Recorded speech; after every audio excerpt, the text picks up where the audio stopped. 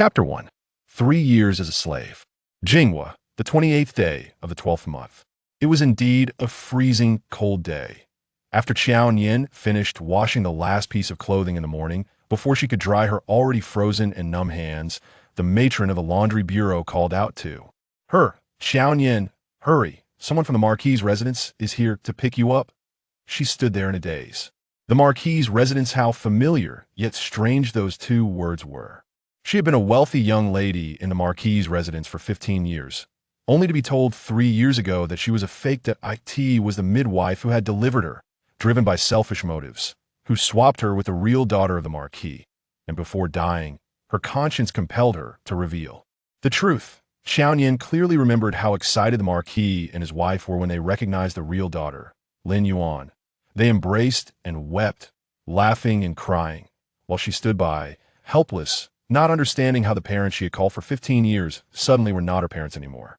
Perhaps noticing her disappointment, Lord Lin assured her that she was still the daughter of the Marquis' residence, even having Lin Yuan call her sister. Lady Lin also said they would still love her as their biological daughter. But that day, they watched as Lin Yuan broke the princess's glass bowl, saw Lin Yuan's maid shift the blame onto her, watched her being scolded by the princess, and watched her being sent to the laundry bureau as a servant. They merely protected Lin Yuan, standing by in silence from beginning to end. She knew then that she could never be their daughter again. "Qiao Nian, what are you dazed for? Don't keep the young Marquis waiting."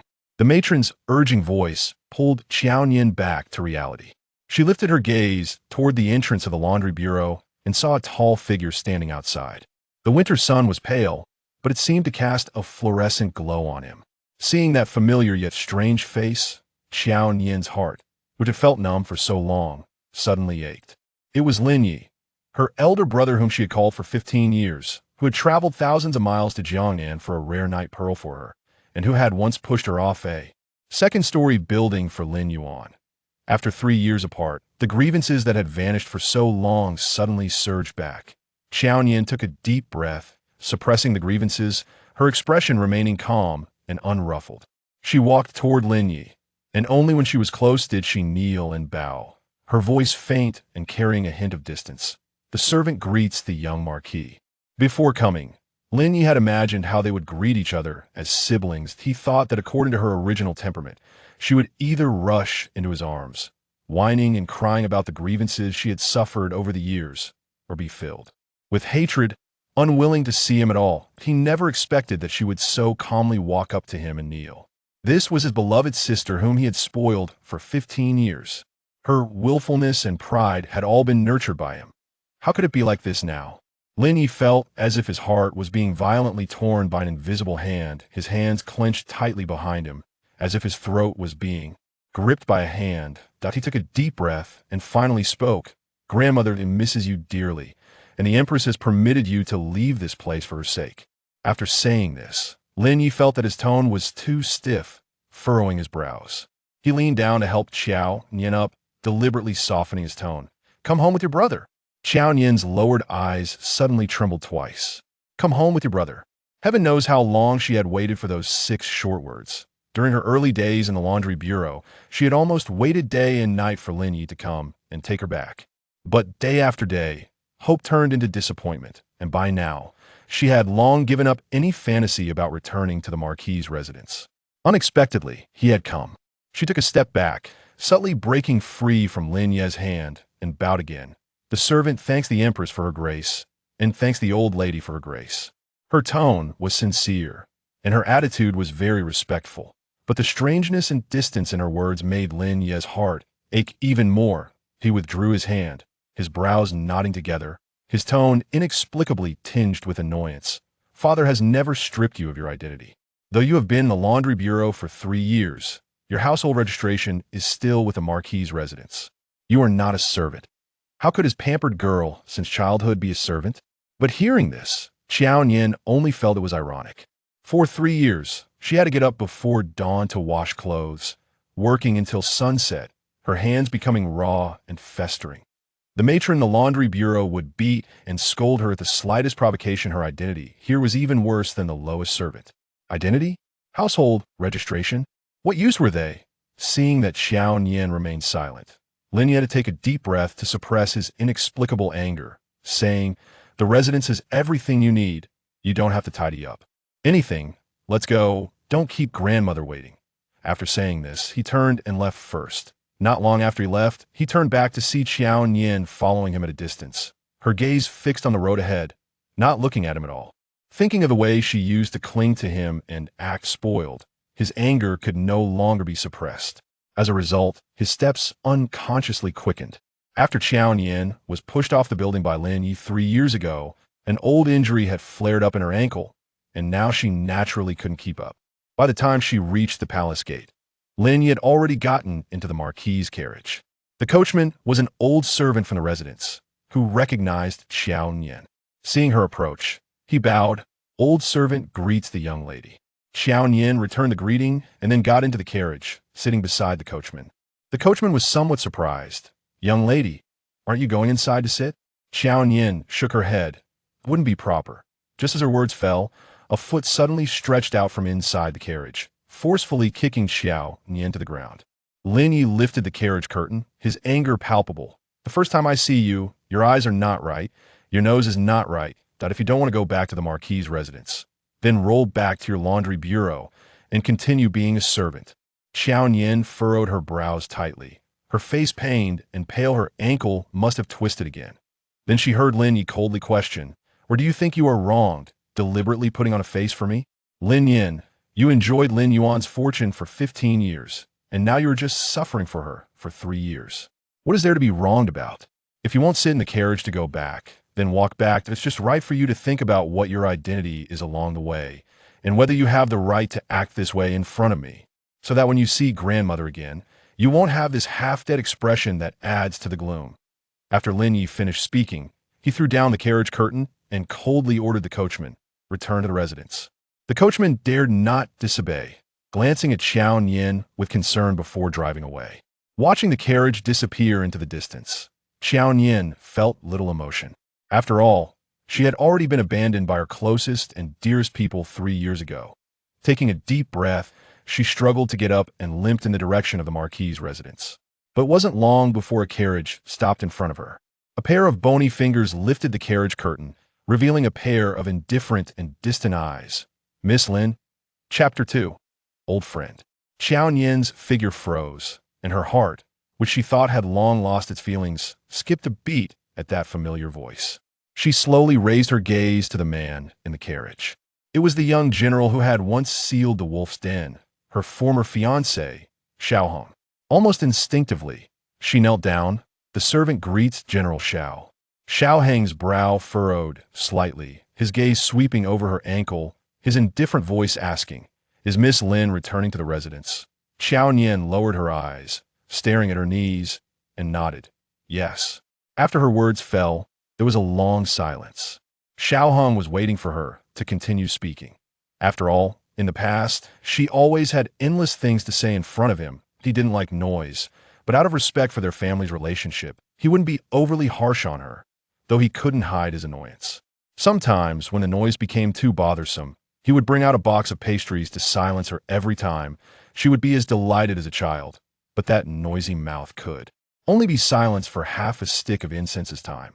Unexpectedly, after not seeing each other for 3 years, she only responded with a brief word.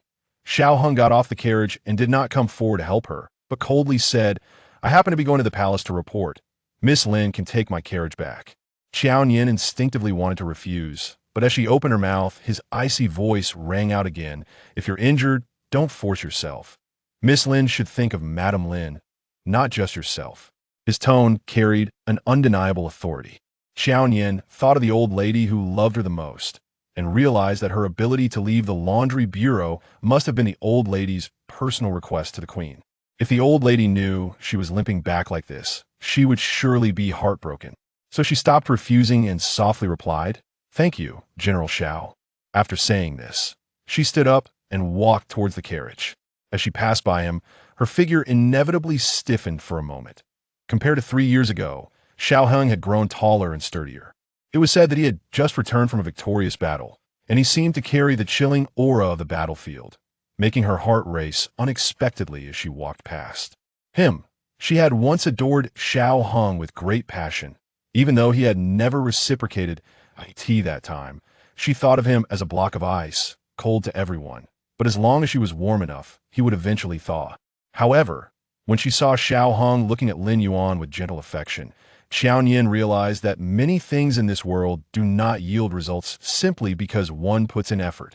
Some people are destined to obtain what others might spend their entire lives unable to achieve without breaking a sweat.So. When she saw Xiao Hong protecting Lin Yuan and warning her with a fierce gaze, all the words she had prepared to defend herself were swallowed back down. Her parents, her elder brother, and the person she loved the most, they all chose to stand by Lin Yuan's side, hoping she would take the blame for Lin Yuan. In fact, Lin had said something very true. She had enjoyed 15 years of privilege in place of Lin Yuan. The 3 years of blame were her repayment to Lin Yuan. But was it unfair? Naturally it was. Clearly, she had done nothing wrong. Yet those who loved and protected her suddenly drew their weapons against her overnight. How could she not feel wronged?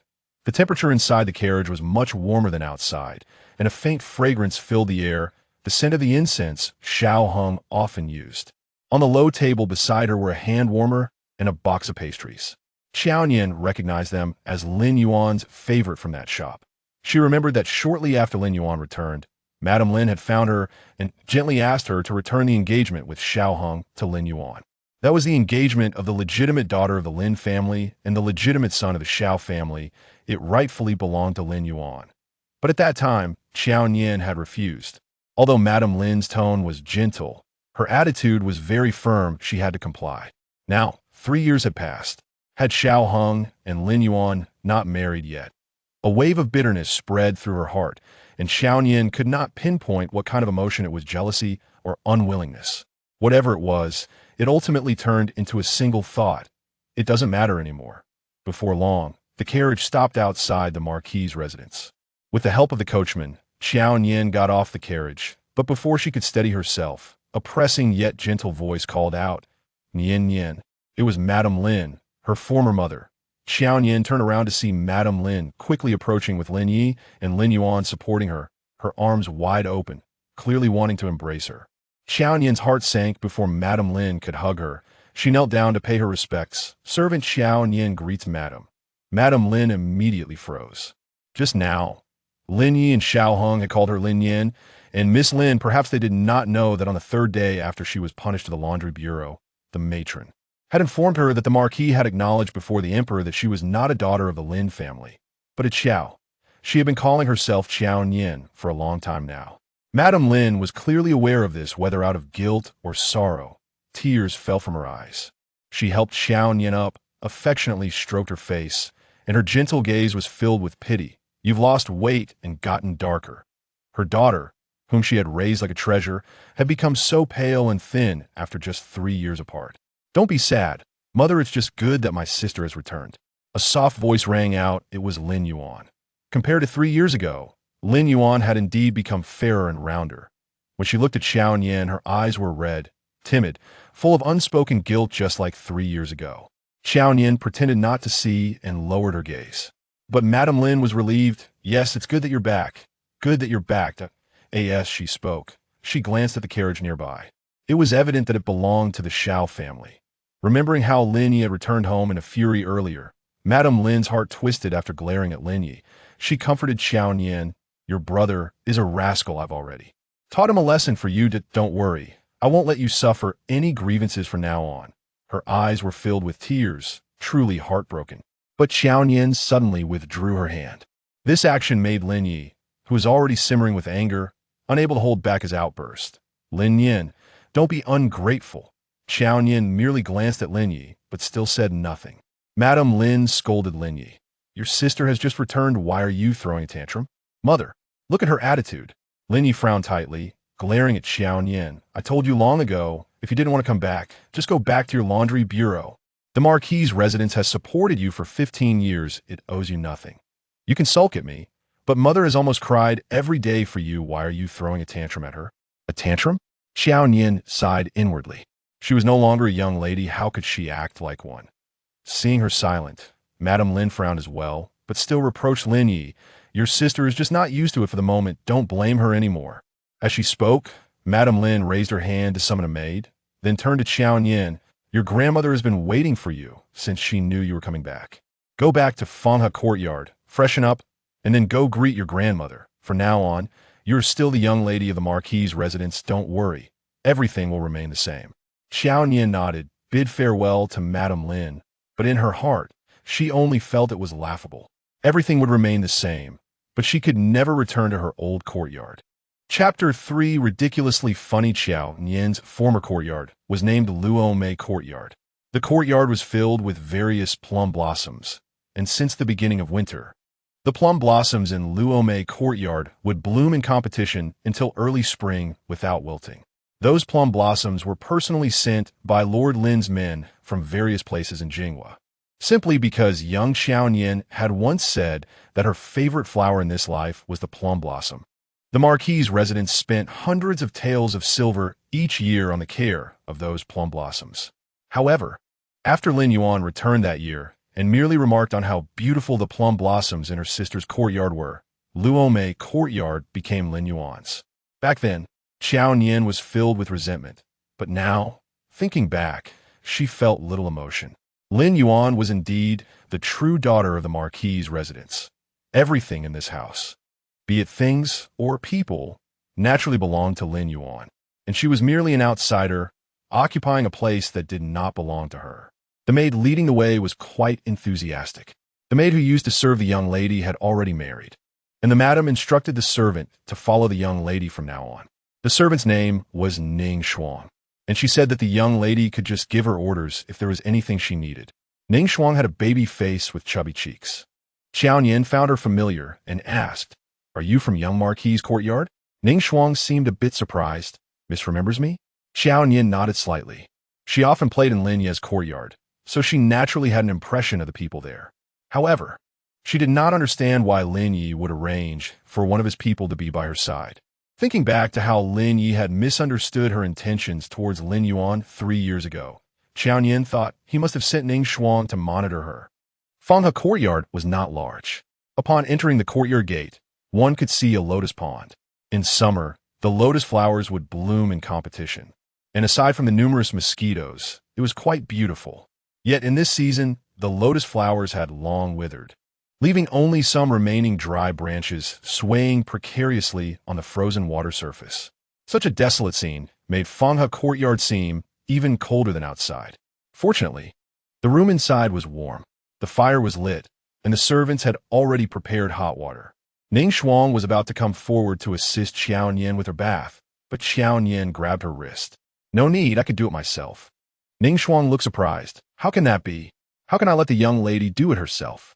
"I can do it myself," Qiao Nian repeated in a calm tone, lacking much emotion, but carrying an undeniable firmness. Ning Shuang had no choice but to put down the clothes in her hands. "Then I'll wait outside. If the young lady needs anything, just call for me." "Okay." Qiao Nian replied softly and ceased speaking until she saw Ning Shuang leave the room and close the door. Only then did she walk to the screen and slowly remove her clothes. An hour later, Qiao Nian finally arrived at the old lady's courtyard. However, as soon as she entered, she was stopped by Lin Yi. "Why haven't you changed your clothes?" Lin Yi's face was filled with anger, impatience evident in his eyes as he looked at Qiao Nian with some disgust. "Are you trying to let grandmother see you in this maid's attire to make her feel sorry for you?" Qiao Nian opened her mouth to explain, but Lin Yi did not give her a chance, pushing her back out. "I warn you, grandmother's health cannot handle any excitement. Quickly hide your ulterior motives. If grandmother feels unwell, I won't spare you." Qiao Nian was pushed out of the courtyard.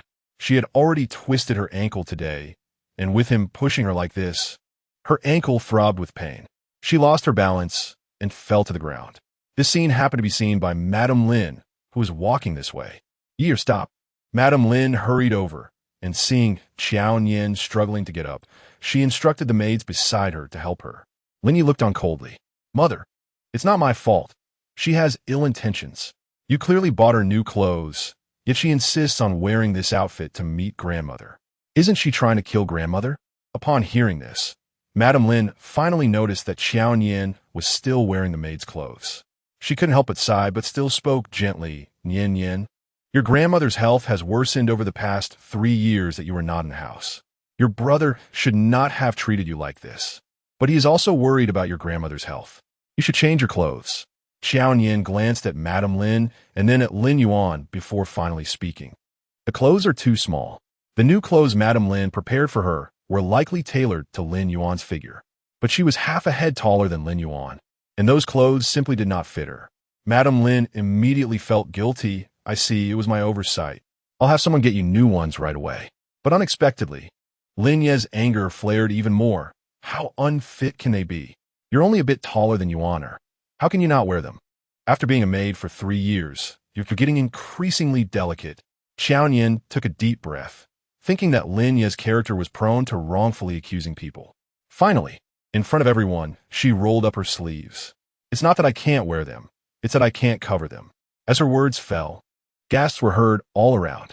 Qiao Nian's hands were bruised and swollen, with many frostbites, and some places even had broken skin, looking extremely ugly. But the most horrifying sight was the injuries on her arms.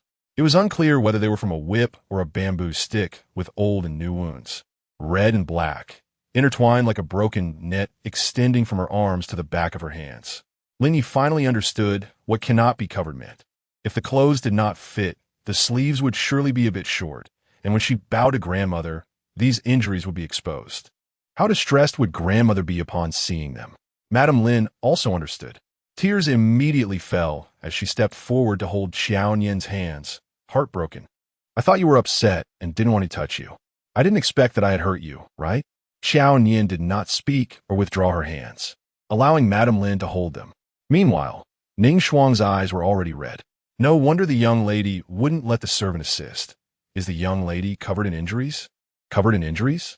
Just the injuries on her arms were already shocking. If she was covered in them. Madame Lin's breath hitched. Quick, go summon the doctor. A maid responded and left, while Lin Yuan was already in tears. How could they treat sister like this? Actually, it was better if Lin Yuan hadn't said this. The moment she did, a surge of uncontrollable malice surged in Qiao Nian's heart. She looked at Lin Yuan and said lightly, Naturally, I was instructed by the princess. Anyone who bullies me can go to the princess for rewards. The harsher the bullying, the greater the reward. After all, I broke the princess's glass bowl. Upon hearing this, Lin Yuan's body stiffened, her eyes wide as she stared at Qiao Nian, tears streaming down her face one after another. It was as if she were the one who had been bullied for 3 years. The maid behind her hung her head, silent. For 3 years. The maid who had wronged her was now standing fine beside Lin Yuan. So Madame Lin's repeated expressions of concern only sounded ridiculous to Qiao Nian. Chapter 4 The Resistance. Seeing Lin Yuan's goodwill rebuffed by Qiao Nian, Lin Yi immediately withdrew the guilt from his heart and coldly said, You don't need to be so sarcastic. Why didn't you speak up about your injuries earlier? Did you lose your voice? If she had spoken up earlier, he would have definitely gone to the Imperial Hospital to get ointment for her. Earlier, she wanted to say that Young Marquis didn't give her the chance. Qiao Nian's voice was calm as she finally withdrew her hands from Madame Lin's grasp. Lin Ye's expression darkened. She had already returned to the residence. Yet she still wouldn't call him brother? The anger in his heart did not diminish as he said, I want to ask, you are also a young lady of our Marquis' residence, raised alongside the martial arts masters in the house since childhood. What kind of expert is there in the laundry bureau that could injure you like this? With one sentence, Qiao Nian's heart suddenly sank. She lowered her gaze and pulled down her sleeves. Her soft voice carried a chilling undertone that sent shivers down one's spine. At first, she had resisted. As the young lord had said, those palace maids were indeed no match for me. But since they couldn't beat me, they resorted to underhanded tactics.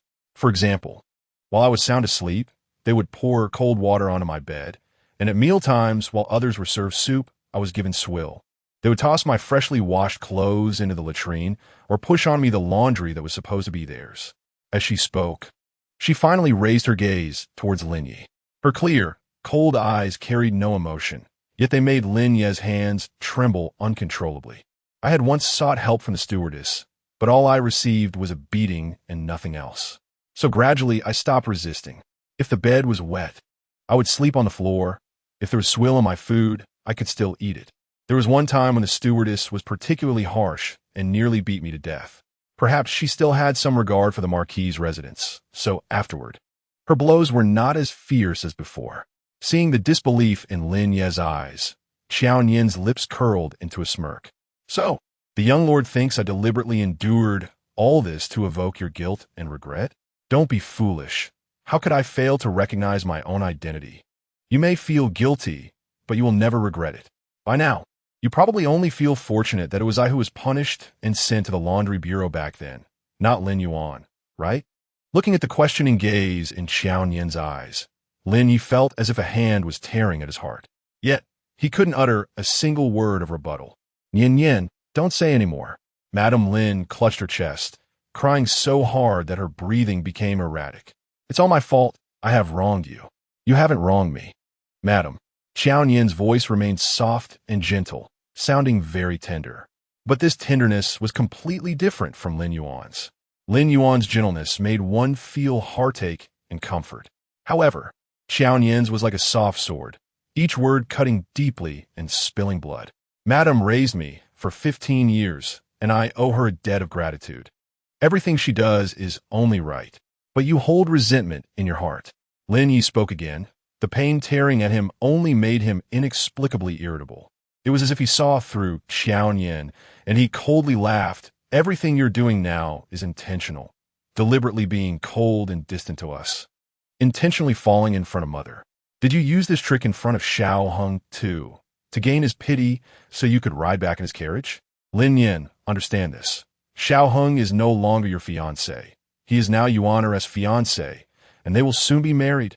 Seeing Lin Ye's face filled with anger, Qiao Nian couldn't help but sigh inwardly. After all, he had been her elder brother for 15 years, and every word he spoke pierced her heart precisely. Fortunately, her heart had been tempered for 3 years and was already immune to all poisons. The young lord, busy as he was, probably forgot that 3 years ago he pushed me off the small building. At that time, I sprained my ankle, and before it healed, I was sent back to the laundry bureau. Over the past 3 years, my foot injury has often flared up. And today, when a young lord kicked me off the carriage, I twisted it again, so I truly couldn't stand firm. As for how Xiao Hung would think he would feel pity for me, do you think too highly of me, or too little of Miss Lin? This speech left Lin Yuan beside them feeling utterly ashamed. Lin Yi couldn't help but glance worriedly at Lin Yuan before he turned to Qiao Nian and shouted, "Don't try to sow discord here. I know your character best. Even after 3 years, you are still the same vengeful person. I warn you, as long as I am here, don't think you can bully Yuan, brother." Lin Yuan's voice, tinged with tears, broke in. "Don't say that. Sister has never done anything to me. Yuan, you're just too kind." Lin Yi frowned tightly, pointing at Qiao Nian. "But she is different from you. Her thoughts are the most profound, and she holds the most grudges. We left her in the laundry bureau for 3 years without a care, and now that she is out, she will certainly seek revenge on us. Knowing that Mother cares for her the most, she deliberately distances herself and acts coldly, revealing all those injuries in front of Mother. Look at how she has made Mother cry." Lin Yuan looked at Madame Lin, who was indeed crying uncontrollably, leaning against a maid and gasping for breath. Listening to Lin Ye's words, Madame Lin seemed to want to refute him, raising her hand to gesture. But not a single word came out. Lin Yuan thought to herself that she had never seen Mother like this. Even when Xiao Nian was sent to the laundry bureau, Mother only shed a few tears and even comforted her. Now, could it be true, as her brother said, that all of this was intentional on Qiao Nian's part? Qiao Nian, truly so calculating? She couldn't help but look at Xiao Nian again, only to find Xiao Nian was also looking at her. Those frost-cold eyes were exceptionally sharp, like a knife deeply cutting into her heart, making her dare not look any longer and hurriedly shift her gaze away. As for Qiao Nian, she merely bowed to Madame Lin and said, "It seems today is not a suitable time for me to visit grandmother. Please tell her I will come to see her tomorrow." After saying this, Qiao Nian turned and left, not casting another glance at anyone from the Lin family. Yet, that limping figure was deeply etched in the hearts of every Lin family member, including Xiao Hung. Lin Yi only saw Xiao Hung after Lin Yuan sent Madame Lin back. He stood not far away in the corridor, having clearly witnessed everything that had just transpired. Lin Yi furrowed his brows in annoyance and approached him. "What are you doing here?" The emperor bestowed some precious medicinal materials, and I thought they would be of no use to me. So I came to offer them to old Madame Lin. Xiao Hong replied calmly, his expression as unruffled as usual. But Lin Yi seemed to sense something and tightened his brows, scrutinizing Xiao Hong from head to toe before speaking. Honestly, did you come for Nian Nian? Chapter 5.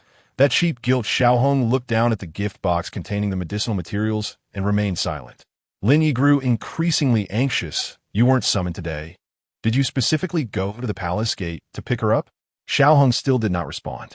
Having grown up with him, Lin Yi knew this was a silent acknowledgement. Lowering his voice, he said, Xiao Hong, are you sick? When Nian Nian used to cling to you, you ignored her. Now that you are Yuan as fiancé, you suddenly care about her? I warn you, I only have these two sisters. Don't force me to end our brotherhood. Upon hearing this, Xiao Hong merely chuckled. Looking at Lin Yi with a mocking expression, Lin brother, your words only show how much you care about Nian Nian. But it was he who had stabbed her heart with every word. Lin Yi was left speechless, staring at Xiao Hong, his mind racing but only managing to utter. What good is it for you? Don't forget, you were there 3 years ago. She resents me, and she also resents you. I know, Xiao Hong replied coldly, his downcast eyes dark and ambiguous. The pastries in the carriage, she didn't touch them. Not only the pastries, but even the hand warmer remained untouched in its original place. She didn't even lay a finger on them. If it weren't for my mention of old madam, she probably wouldn't even have gotten into my carriage. What was the first thing she said to him? The servant has met General Xiao. But clearly, in the past, she loved to say, Nian Nian likes brother Hong. Thinking of this, Xiao Heng's entire demeanor grew increasingly somber. Lin Yi clearly hadn't anticipated this. He could guess that Qiao Nian harbored resentment towards both him and Xiao Hong.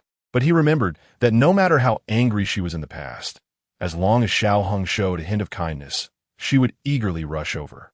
Now, however, despite Xiao Heng's obvious goodwill, she chose to ignore it. Thinking of the injury on her arm, an inexplicable anger ignited in Lin Ye's eyes. How dare those bastards in the laundry bureau lay such harsh hands on his sister, even if it was the princess giving a hint? Nian Nian was, after all, the daughter of the Marquis' household. Did they really have no such consideration at all? There was a dull pain in Lin Ye's heart. He shot a glare at Xiao Hong, asking, Did you bring any medicine from the army? The medicine from Xiao Heng's army was obtained from the Medicine King Valley and was particularly effective. No, Xiao Heng replied coldly, but still took out a medicine bottle from her bosom. But I twisted my ankle. This bottle of medicinal wine should work. Lin Yi snatched it away, saying thanks, and turned to leave. However, after taking a couple of steps, he turned back and grabbed Xiao Heng's collar, warning her in a low voice. Don't entertain any thoughts you shouldn't. Xiao Hong squinted at him, a faint smile playing at the corners of her mouth, looking both amused and indifferent. Her disdainful gaze seemed to say, It's none of your business. Lin Yu was furious. He indeed couldn't control Xiao Hong, but he could control Nian Nian. With that, he snorted coldly and left with a flick of his sleeve. Xiao Hong adjusted her collar with one hand and then raised her hand to call over a maid in the distance, handing her the gift box. Send this to the old lady. After saying that, she also turned to leave. Outside the Marquis' residence, Xiao Heng's deputy, Jing Yin, was waiting outside. Seeing Xiao Hong come out, he couldn't help but be surprised. Why is the general out so quickly? Xiao Hong didn't answer him, but took out a bottle of medicine from her bosom, saying, Take this to Miss Lin. Jing Yin nodded and asked, Is Miss Lin injured? Why didn't the general deliver it personally? As soon as he finished speaking, he received a sharp and cold glare from Xiao Hong. Jing Yin then realized that this medicine was meant for another Miss Lin. He immediately closed his mouth and turned to enter the Marquis' residence. At this moment, Ning Shuang was carefully applying medicine to Qiao Nian, using the medicine she received from the house physician. The young girl had shallow tear ducts, and ever since she saw the injury on Qiao Nian's arm, she had been crying non-stop. Watching her apply medicine while wiping her tears, Qiao Nian couldn't bear it anymore and advised, If you keep crying like this, people will think I bullied you. Ning Shuang quickly wiped her tears, but her voice still carried a sobbing tone. Miss, you've suffered. Despite being Lin Ye's person, she was so distressed for her. Qiao Nian felt a strange discomfort in her heart, sighed inwardly, and stopped speaking. However, once Ning Shuang spoke, she couldn't stop, sobbing as she said, The young Marquis is really a piece of work. Clearly, you're the one who suffered, covered in injuries, yet he keeps defending the second miss. Miss, you are too wronged. Woo-woo. Ning Shuang's tears burst forth again. Qiao Nian felt somewhat helpless watching her cry, so she could only force a smile. Aren't you afraid he'll come back and catch you to question you? I've already been assigned to Fenghe Courtyard. From now on, I belong to the miss, and he can't control me. Ning Shuang angrily wiped away her tears, sniffing, what a waste. I once thought the young Marquis was a good person. Looking at Ning Shuang's furious face, Qiao Nian was momentarily confused about whether she genuinely cared for her or was just putting on a show to gain her trust. After all, she had been abandoned by her closest loved ones one by one. She truly couldn't be sure if someone who had no relationship with her and spoke to her less than 10 times would sincerely care for her. For her, sincerity felt too distant. In this world, apart from her grandmother, would there really be someone who sincerely cared for her? Watching Ning Shuang's small face, Qiao Nian couldn't comprehend and had to turn her gaze away. But when her eyes fell on the half-open window, her brows unconsciously furrowed. She saw 2 people walking across the stone bridge over the lotus pond. One was a servant from Lin Yuan's courtyard, and the other was tall and strong, walking quickly. He looked somewhat familiar, but she couldn't recall who he was. Noticing Qiao Nian's gaze, Ning Shuang also looked outside and exclaimed in surprise, "Isn't that Deputy Jing? Deputy Jing? Jing Yan?" Qiao Nian remembered they had met before. Jing Yan had been Xiao Hang's most capable subordinate since 5 years ago.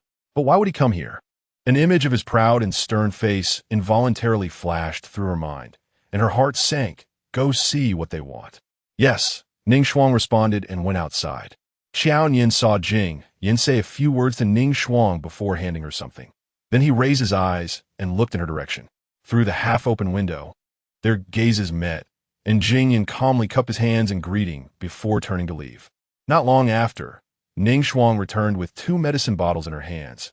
"Miss, this is the medicine sent by General Xiao, and this is the medicinal wine from the Young Marquis." But looking at it, it seems to be military supplies. It was indeed military supplies.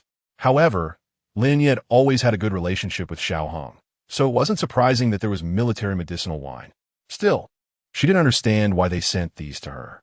Was it for her injury, or to ease their own cheap guilt? Especially Lin Yi. Is it amusing to slap someone and then give them a sweet date? I don't want it, she said coldly, not intending to accept the 2 items. Ning Shuang wanted to persuade her, but seeing Qiao Nian's slightly cold expression, she ultimately said nothing. Chapter 6. Paying respect to grandmother that night. Qiao Nian was unable to sleep until dawn. She didn't know why. Perhaps it was because the heater in the room was too warm, unlike the drafty, rainy, and eerie wooden house she had slept in for 3 years. Or perhaps it was because the bedding was dry and soft and warm. Everything felt so beautiful that it made Qiao Nian feel as if she were in a dream, incredibly unreal. She thought she would spend her life in the laundry bureau. It wasn't until the warm sun rose the next day that she woke from her dream, realizing she had truly returned. Madame Lin had prepared new clothes for her. Presumably bought from the tailor shop, they were still a bit ill-fitting, but at least the sleeves covered the injuries on her arms. Thus, she went to the old lady's courtyard early in the morning. At this hour, the old lady was in prayer, so Qiao Nian stood quietly outside the door, not intending to disturb her. However, as if sensing her presence, the old lady suddenly turned her head and her eyes turned red. "You're back." The 3 low words carried an endless sorrow. Qiao Nian couldn't help but tear up as well. Upon entering the room, she knelt down. Unfilial granddaughter, Qiao Nian pays respects to grandmother. "Come here, let grandmother take a good look at you." The old lady, still in the posture of kneeling in prayer, kept waving her hand at Qiao Nian. Qiao Nian crawled over to the old lady's side so she could see her clearly. The old lady's thin hand trembled slightly as it brushed over her cheek. "You've lost weight." Just those 2 short words made Qiao Nian's tears burst forth completely. She threw herself into the old lady's arms, calling out "grandmother" repeatedly, making the surrounding maids quietly wipe their tears. 3 years ago, when Lin Yuan returned, everyone in the Marquis' residence had almost stood by Lin Yuan's side overnight. They felt sorry for Lin Yuan's experiences, cared for her emotions, and comforted her, saying that from now on, they would all love her. Only the old lady noticed Qiao Nian, who stood in the corner not knowing how to behave. The old lady told her that no matter what happened, she would always be her most obedient and lovable little granddaughter.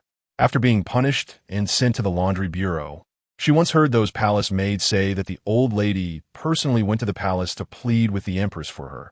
But before she could see the empress, she was humiliated by the princess and chased out of the palace. The palace maids mocked the old lady for being too old and not recognizing her own status. Qiao Nian became furious and beat up those gossipy palace maids. It was also that time that she almost got beaten to death by the stewardess. But she felt no regret at all. After all, since that day, no one dared to say a word against the old lady in her presence. The two of them, grandmother and granddaughter, embraced and cried for a while before gradually calming down. The old lady looked at her with affection, saying, "It's good to be home. With your grandmother by your side, no one can bully you." The same words had been said by Mrs. Lin. But Qiao Nian had not taken them to heart at all. However, hearing them from the old lady now, Qiao Nian felt a warmth in her heart that had been frozen for 3 years. She nodded heavily, looking at the old lady's face, which was full of wrinkles, feeling a pang of heartache. That grandmother must live to be 100 years old, always accompanying Nian Nian. Good. The old lady smiled and shed tears. By the time Mrs. Lin brought Lin Yuan to pay respects to the old lady, Qiao Nian had already finished breakfast with her. Seeing the grandmother and granddaughter sitting closely together, Mrs. Lin felt quite moved but turned to the old lady and said, "Mother, now that Nian Nian is back, can we finalize the marriage with the Xiao family?" Qiao Nian was sitting half-turned towards the old lady and did not look at Mrs. Lin at all. Upon hearing this, she did not react at all. She found it strange that Lin Yuan's marriage with the Xiao family had anything to do with her return. However, unexpectedly, the old lady patted her hand and asked gently, "Nian Nian, tell your grandmother, do you still like Xiao home?" Qiao Nian was taken aback and instinctively looked at Lin Yuan. She saw that Lin Yuan looked nervous but lowered her head the moment their eyes met, resembling a bullied little wife. Mrs. Lin also instinctively held Lin Yuan's hand, leaning slightly towards her, as if afraid Qiao Nian would bully her. Qiao Nian felt a pain in her eyes. Clearly, she had once been the one protected by Mrs. Lin. Qiao Nian withdrew her gaze. It would be a lie to say she felt no heartache at all, but it didn't seem matter anymore. She understood the situation now. The engagement with Xiao Hong still belonged to Lin Yuan, but the old lady was heartbroken for her, knowing she had once loved Xiao Hong intensely. So if she spoke up, the old lady would surely fight for her. The reason Lin Yuan and Mrs. Lin were so nervous was that they were worried Qiao Nian would say something. But clearly, they were overthinking it. Qiao Nian smiled gently at the old lady. "Grandmother, I no longer like General Xiao." Outside, a foot that was about to step onto the stairs suddenly stopped. They heard the old lady's voice from inside. "Really? But you liked that boy from the Xiao family so much back then." Qiao Nian interrupted the old lady. "Besides, the engagement between the legitimate son of the Xiao family and the legitimate daughter of the Lin family has nothing to do with me. Grandmother, my surname is Qiao." Qiao Nian had already told the old lady about her name change. However, hearing it now, the old lady still felt heartbroken. She hugged Qiao Nian and nodded repeatedly. "Good. It's good to be surnamed Qiao. No matter what surname she has, she is still grandmother's most obedient granddaughter." While they were speaking, two figures entered the room one after the other. It was Lin Yi and Xiao Hong. Since he saw Qiao Nian yesterday, Lin Yi seemed to have not smiled at all. Hearing the conversation between the grandmother and granddaughter, his face turned ashen. He stepped forward and paid his respects. Yi pays respects to grandmother. Having said that, without waiting for the old lady to respond, Lin Yi turned to Qiao Nian and said angrily, "The family tree has not been changed. How can you randomly change your surname?" Lin Yi knew that Qiao Nian's biological father was surnamed Xiao, but she was clearly the daughter raised by the Marquis' residence. Why should she take that person's surname? She was still the young lady of a Marquis' residence. Seeing Lin Yi throwing a tantrum for some unknown reason, Mrs. Lin frowned and said softly, "Speak properly." Only then did Lin Yi glance at the old lady. Seeing the displeasure on her face, and his anger slightly subsided. Just then, Qiao Nian's calm voice rang out, like a short and sharp dagger, cutting through the hypocritical facade of the residence. 3 years ago, on the second day I entered the laundry bureau, the Marquis personally told His Majesty that my surname is Qiao. If the family tree hasn't been changed, then the Marquis must be committing treason. Chapter 7 Their Marriage. Lin Yi looked at Qiao Nian in disbelief. He instinctively wanted to accuse her of lying. But when he saw his mother sitting beside her with her head down, not intending to speak, he already had the answer in his heart. But how could this be? Since childhood, his father had always favored Nian Nian. How could she change her surname?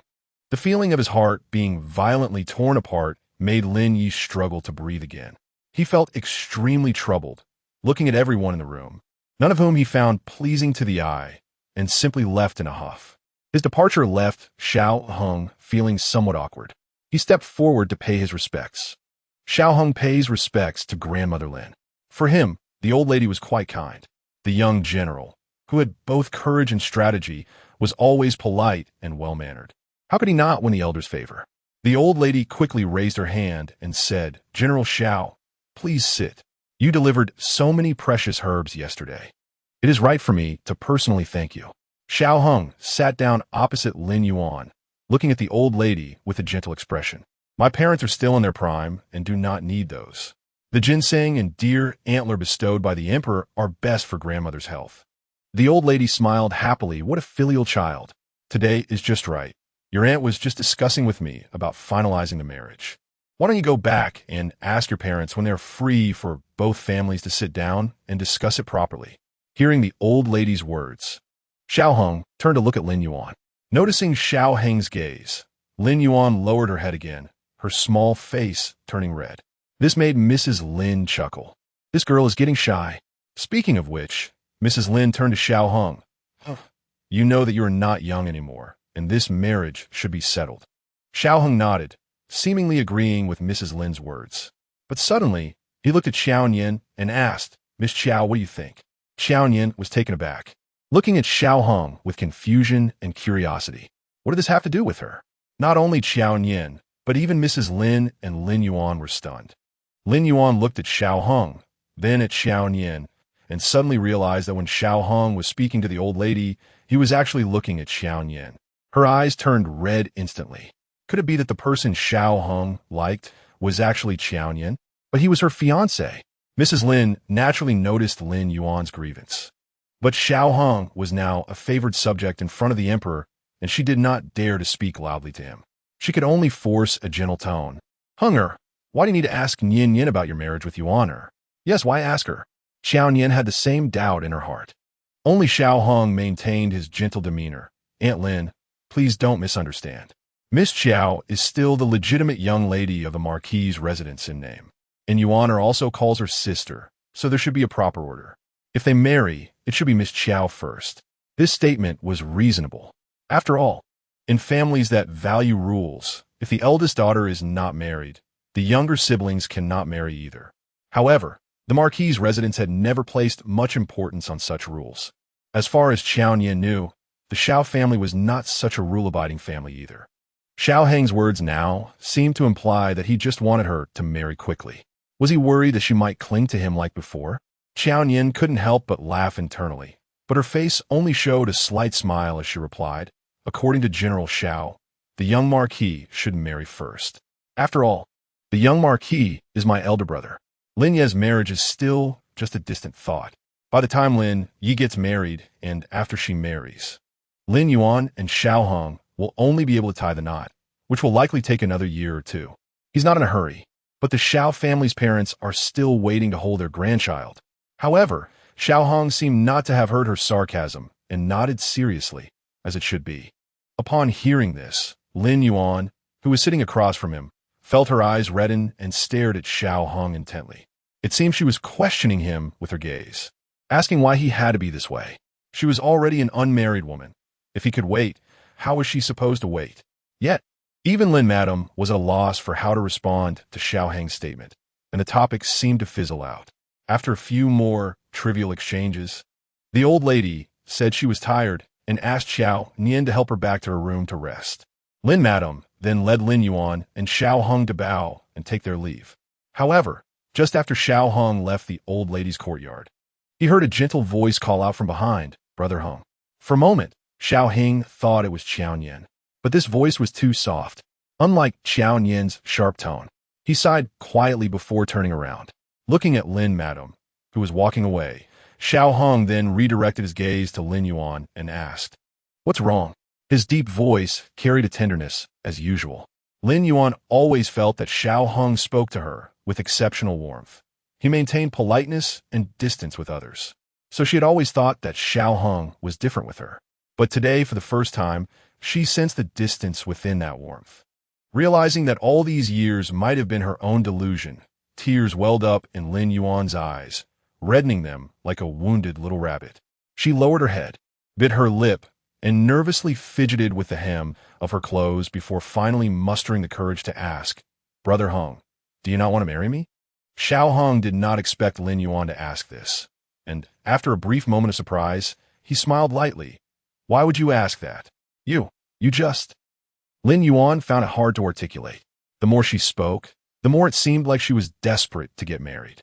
She was a woman, and she still needed to maintain her dignity.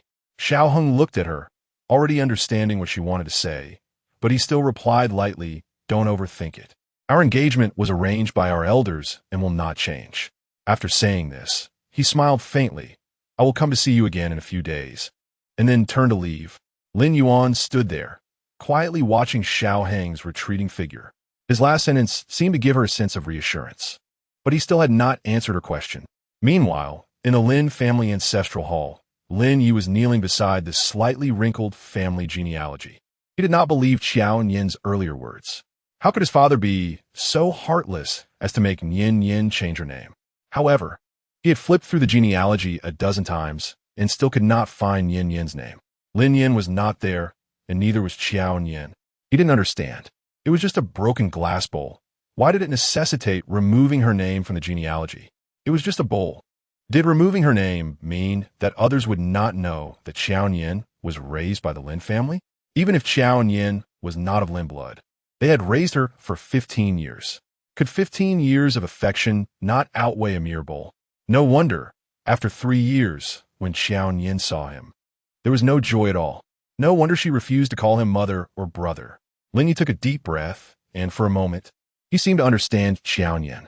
But soon, the strange anger in his heart reignited. After all, this genealogy was just a few sheets of paper. Even if her name wasn't on it, could it erase their 15 years of love for her? Even if they raised a dog, after 15 years of good care, it would wag its tail at them. But what about her? Ultimately, it was still her that held a grudge. They had clearly taken her back, and Mother had said everything would remain the same. Could they not get along as they did before? Why did they have to make their relationship so tense? Thinking of Qiao Nian's indifferent demeanor, Lin Yu felt extremely frustrated. He thought it was time to teach her a lesson. Chapter 8. Why do you want to harm me? Meanwhile, after helping the old lady back to her room, the old lady fell ill. Just as Lin Madam had said, the old lady's health was indeed not as it used to be.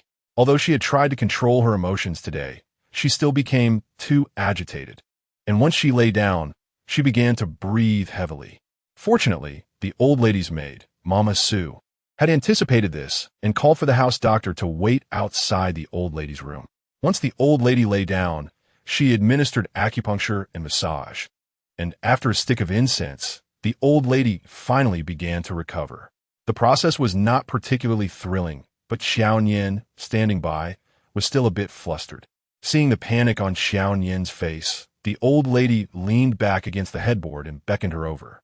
Xiao Nian's nose turned slightly red, and fearing that her emotional outburst might trigger another episode for the old lady, she held back her tears and walked to the old lady's bedside. Scared? The old lady smiled warmly. Xiao Nian sniffled, tightly holding the old lady's hand. Grandmother promised Nian Nian that she would live to be 100. She only had her grandmother left. The old lady looked at Xiao Nian tenderly. Grandmother also wants to live to be 100, to always protect Nian Nian. But she clearly wouldn't be able to protect her for long. Thinking of this, the old lady suddenly asked, "Nian Nian, would you like grandmother to find you a good marriage?" While she was still healthy enough to say a few words in this Marquis household, it would be good to find Nian Nian a suitable match. In this way, she would be protecting her for a lifetime. Xiao Nian understood the old lady's intentions, but still shook her head and lowered her gaze. Nian Nian just wants to stay with grandmother. These past 3 years had made her see too much. Even the closest kin, who had accompanied her for 15 years, could abandon her overnight? How could she entrust her whole life to a stranger, a so-called husband? She thought that she would just accompany her grandmother, and after her grandmother passed away, she would move out of the Marquis household. Even if she had to live a solitary life with a dim lamp and an ancient Buddha, it would be better than getting entangled with the others in this household. The old lady knew that Qiao Nian had always been stubborn since childhood. No one could persuade her to do what she didn't want to. She could only sigh slightly and stop speaking. Qiao Nian stayed with the old lady for a while longer, and after the old lady fell asleep, she finally left. Just as she returned to Fanghe courtyard, she heard Ning Shuang report, "Miss, the second young lady has come to see you." Lin Yuan? Qiao Nian frowned slightly, and before she could speak, Ning Shuang continued. The second young lady came alone. Upon hearing this, Qiao Nian smiled again. Did she ask you to say that? Ning Shuang blinked her innocent eyes and nodded, then said, if the miss does not wish to see her, I can refuse her. Look, even a maid knew that she didn't want to see Lin Yuan. But Lin Yuan didn't seem to know it all. She even specifically asked Ning Shuang to tell her that the maid who had wronged her for breaking the glass bowl didn't come along. It was really laughable. The maid who had wronged her was indeed Lin Yuan's maid, but it was Lin Yuan herself who had watched her maid wrong her without saying a word, tacitly allowing her to take the blame. So Qiao Nian couldn't understand why Lin Yuan thought she would want to see her. She coldly said, just tell her I'm asleep. Yes. Ning Shuang responded and went out. After a while, she returned with a slightly awkward expression, as if she was hesitant to speak. Miss, the second young lady, said, she came today specifically to apologize. If you don't see her, she will stand outside and not leave. It looks like it's about to snow. In fact, Ning Shuang also didn't know why the second young lady insisted on seeing her miss. But the second miss is after all the jewel of the Marquis' residence. If she really gets drenched in the snow outside, I wonder what kind of gossip would spread in the residence. It wouldn't be good for a family's young lady. Qiao Nian frowned slightly, sighed secretly, and finally spoke with some exhaustion, then let her in. Yes. Ning Shuang responded and left. Not long after, Lin Yuan entered. At this moment, Qiao Nian was sitting by the tea table in the outer room, applying frostbite ointment to her hand. Lin Yuan immediately noticed Qiao Nian's fingers, which were blue and purple, and her heart skipped a beat. She stepped forward and bowed. Yuaner comes to greet my sister. Qiao Nian didn't even raise her eyelids and simply said, sit. Her voice was gentle but carried a hint of coldness. Lin Yuan did not sit down but walked closer, saying, Yuaner will apply the medicine for my sister. As she spoke, she picked up the ointment from the tea table, pretending to apply it to Qiao Nian's hand. However, Qiao Nian hid her hand in her sleeve. Finally, she raised her head to look at Lin Yuan, the corner of her mouth curling into a faint sneer. In this freezing weather, Miss Lin, why are you not staying in your own room, but coming here? Perhaps Qiao Nian's icy attitude made Lin Yuan feel somewhat wronged. Her eyes turned slightly red, and she stood there, her voice soft. Yuaner is here to apologize to my sister. It was all Yuaner's fault back then. If it weren't for Yuaner breaking the glass bowl, my sister wouldn't have suffered so much. My sister can hit or scold Yuaner. I have no complaints. As long as my sister can calm down. Lin Yuan looked as if she would kneel down to her. Her words were indeed heartfelt, but Qiao Nian only watched coldly. And after she finished speaking, she asked, do you think that your only fault back then was breaking the glass bowl? This sentence left Lin Yuan speechless. Qiao Nian slowly stood up and walked towards the door, looking at the few lonely branches standing over the frozen lotus pond, and took a deep breath. The cold air instantly penetrated her lungs, chilling her entire aura. You are the legitimate daughter of the Marquis' residence. For the past 15 years, I have taken away your glory and wealth, so I know that the Marquis and Madam should love you. The young Marquis should protect you. And even the falling plum courtyard, which I love the most, should belong to you. Lin Yuan, when you returned back then, I felt guilty towards you. I thought about returning to my biological parents, but the Marquis said my biological parents had passed away, asking me to stay in the residence with peace of mind. For this, I am grateful and secretly vowed to get along well with you in the future, even though I know there will be a gap in my heart. At this point, Qiao Nian turned around to look at Lin Yuan. You asked yourself, have I ever harmed you? Lin Yuan's eyes were red, as if she could cry at any moment. For a moment, Qiao Nian felt somewhat powerless. If others in the Marquis' residence saw this, they would probably wrongfully accuse her of bullying Lin Yuan. Back then, wasn't it because of Lin Yuan's appearance that Lin Yi kicked her down the small building? But clearly, she had done nothing. Feeling cold in her heart, Qiao Nian looked at the little white flower that was about to shed tears, her voice becoming even harder. But why do you want to harm me? Chapter 9, then why didn't you say so 3 years ago? Hearing such a question, the tears in Lin Yuan's eyes finally burst forth. She shook her head repeatedly. No, I have never harmed my sister. It was me who broke the glass bowl. It was my fault, but the one who wronged my sister was Xiao Cui. She desperately tried to tell Qiao Nian that she never harmed her. Unexpectedly, Qiao Nian leaned against the door and gently asked her, then why didn't you say it 3 years ago? Lin Yuan was stunned and momentarily did not react to what Qiao Nian meant. She only saw Qiao Nian's lips curl into a strong sneer. It was you who broke the glass bowl. Why didn't you say these 8 words in front of the queen and the princess 3 years ago? Lin Yuan seemed unsteady and took a step back. I didn't dare. That was my first time in the palace. My first time seeing so many noble people. I was very scared. Then what do you want to say to me now? Qiao Nian interrupted Lin Yuan again. What on earth could she say to make her forget that nothing had happened in the past 3 years? Lin Yuan was sobbing, lowering her head, no longer daring to look at Qiao Nian. As long as my sister can forgive me, I am willing to return everything to my sister. I will tell father, mother, and elder brother that you have never bullied me. The falling plum courtyard. I can also return to my sister, and even brother Hung. I can also return to my sister. Upon hearing this, Qiao Nian finally understood Lin Yuan's purpose for coming today. She shook her head slightly and exhaled a heavy breath. Lin Yuan, I just said that they are your father, mother, and elder brother.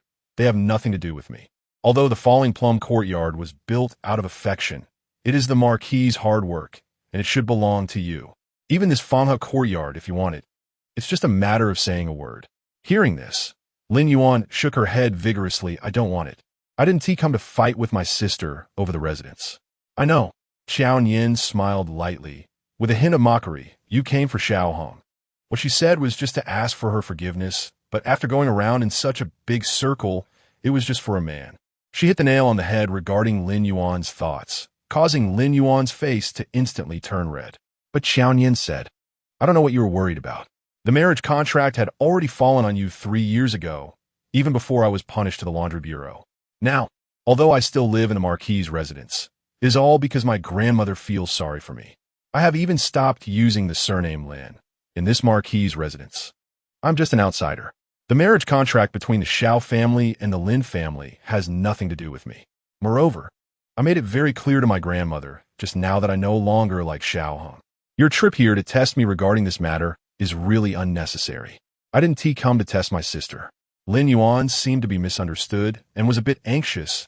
I sincerely seek my sister's forgiveness. It's just. Testing Qiao Nian's attitude was also one of her objectives. But she had to admit that she was indeed somewhat afraid. Xiao Hong's attitude today left her somewhat confused. She was really worried that Xiao Hong wanted to marry Qiao Nian, which was why she hurried over to Qiao Nian. No matter what, my attitude is very clear. My grandmother's health is not as good as before. I just want to take good care of her. As for everything else, I don't want anything. Qiao Nian clearly told Lin Yuan her stance, just hoping that in the future, she wouldn't keep coming to her.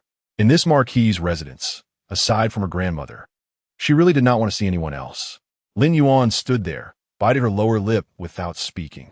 Her face still bore traces of tears, with undried teardrops hanging on her eyelashes. Qiao Nian thought that if Lin Yi came at this moment, he would probably kick her into the lotus pond, just like 3 years ago when he pushed her down the small building, without saying a word. In this freezing weather, falling into the water would probably make her sick for several days. Just thinking about it gave her a headache. Qiao Nian couldn't help but rub her temples. Wanting to send this disaster away quickly, I got up a bit early today, and I'm really tired now. If you have no other matters, I want to see you off. Hearing Qiao Nian's dismissal, Lin Yuan naturally didn't dare to stay stubbornly, so she only nodded. Then, sister, please rest well. I will leave first. After saying this, Lin Yuan bowed and walked out. As soon as Lin Yuan left, Ning Shuang came in. The little girl looked curious and kept peeking outside at Lin Yuan's back. "Miss, what did the second miss come to say to you?" I saw her eyes were red. Has she been crying? Qiao Nian had no mind to deal with Ning Shuang, walking toward the inner room. If you were so curious, why not just ask her directly? Ning Shuang stubbornly followed her. "I am the lady, yes, maid. How could I go looking for the second miss?" As the words fell, Qiao Nian's footsteps also came to a stop.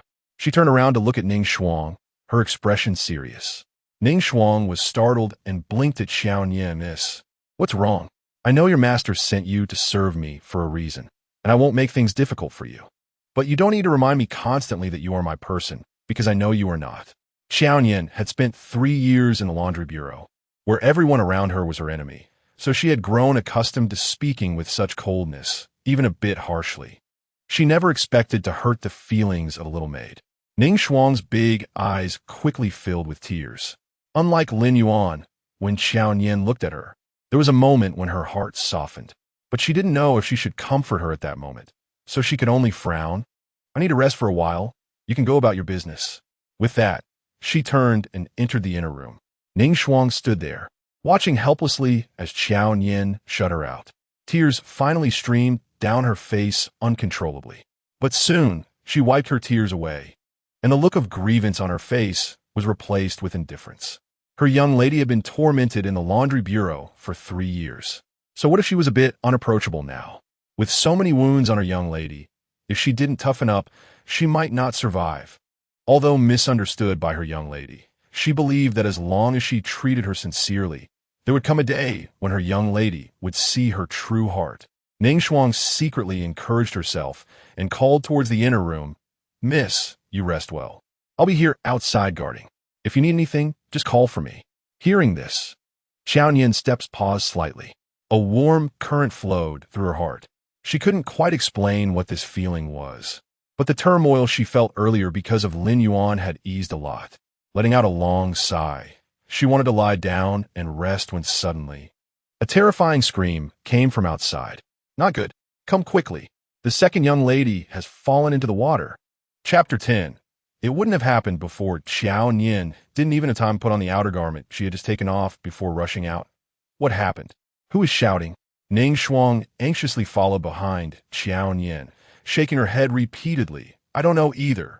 I just heard the shout. Miss, put on some clothes. It's cold outside."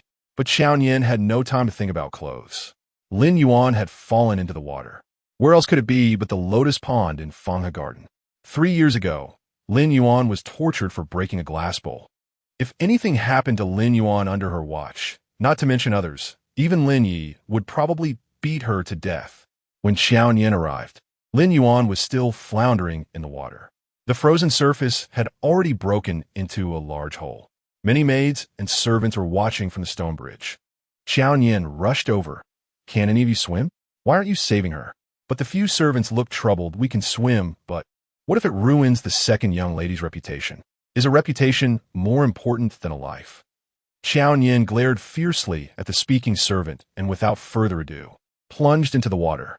The water wasn't very deep, but it was bone-chillingly cold. The riverbed was full of mud, making it impossible to stand steadily.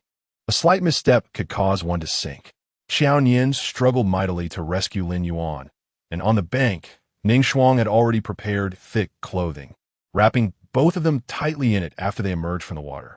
"What are you still standing there for? Call for the physician. You all, help me take the 2 young ladies back to the house.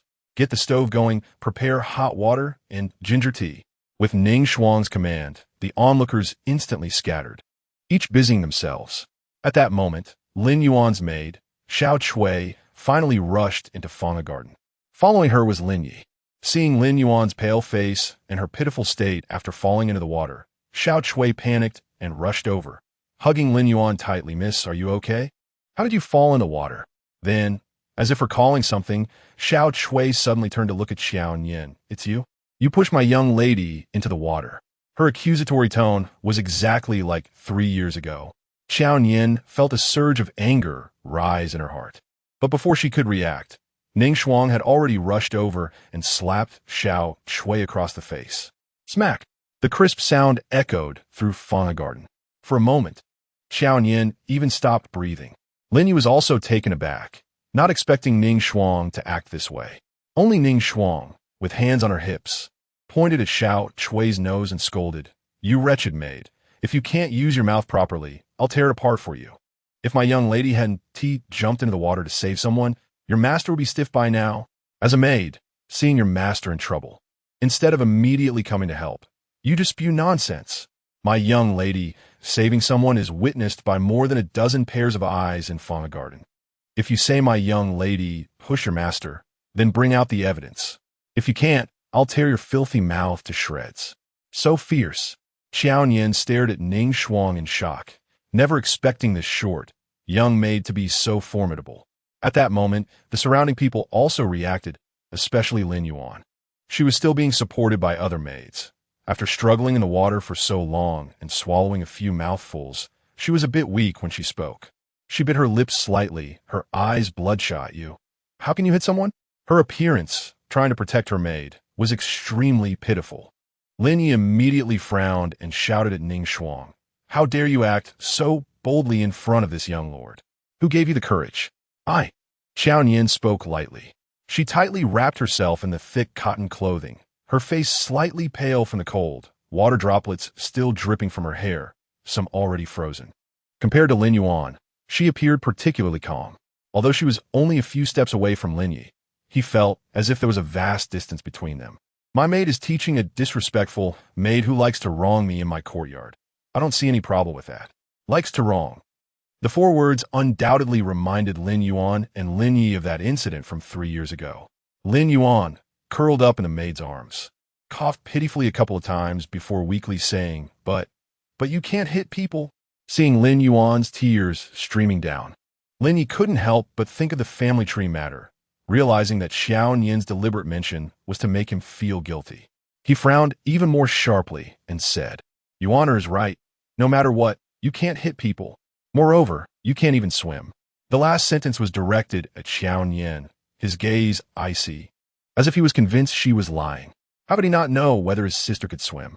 He remembered when they went boating in the countryside together.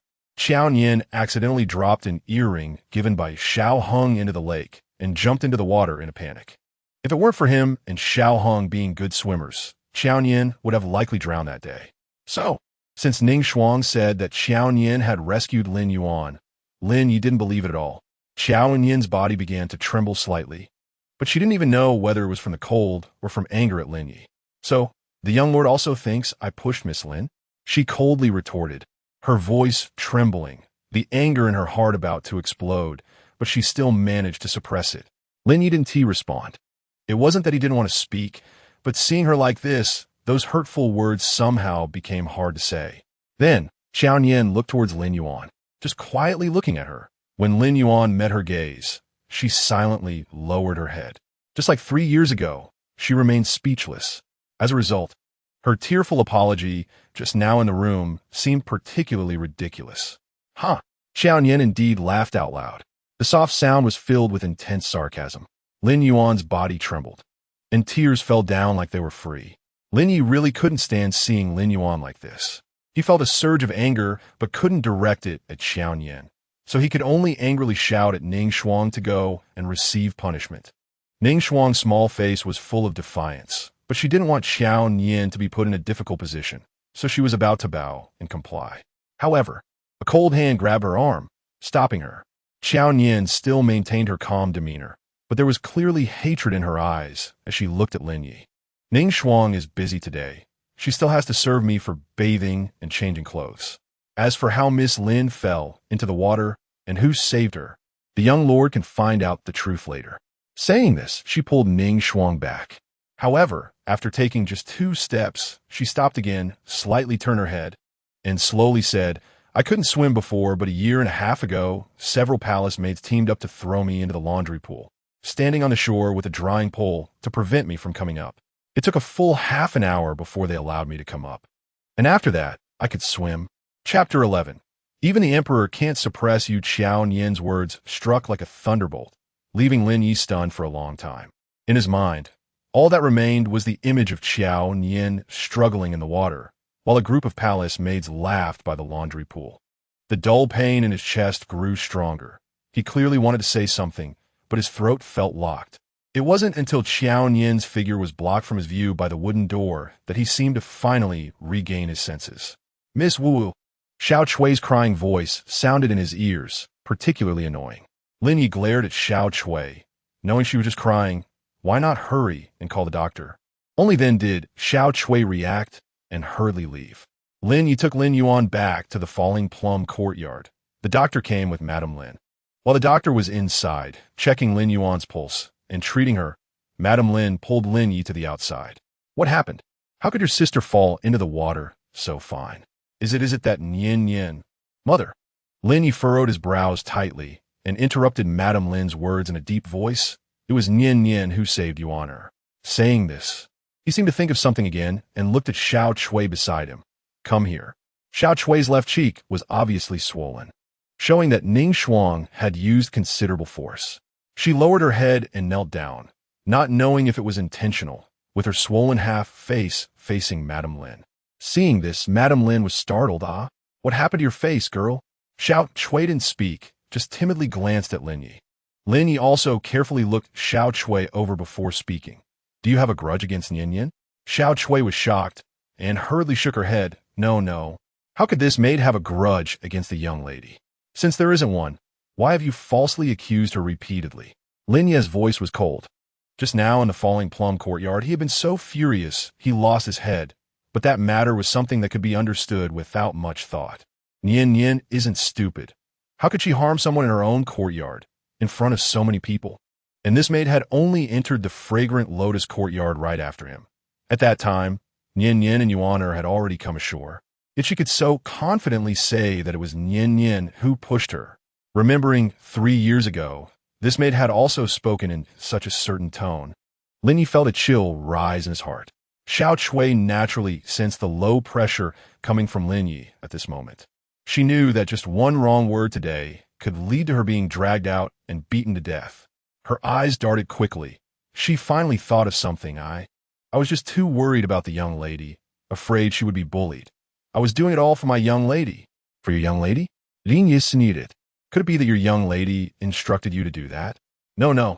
Xiao Chui hurriedly shook her head in denial, but didn't dare to say another word. She thought that saying it like that would evoke Lin Yi's sympathy, but who would have thought that this would drag the young lady down as well? Just then, a faint call from Lin Yuan came from inside. Xiao Chui, her weak and powerless voice sounded particularly heart-wrenching. Lin Yi's brows tightened. All of his anger was suppressed under Lin Yuan's weak calls. He coldly stared at Xiao Chui and warned in a low voice, "If they're essay next time, you one team need Ning Shuang to take action. I'll directly cut off your tongue to feed the dogs. Go serve your young lady." Yes.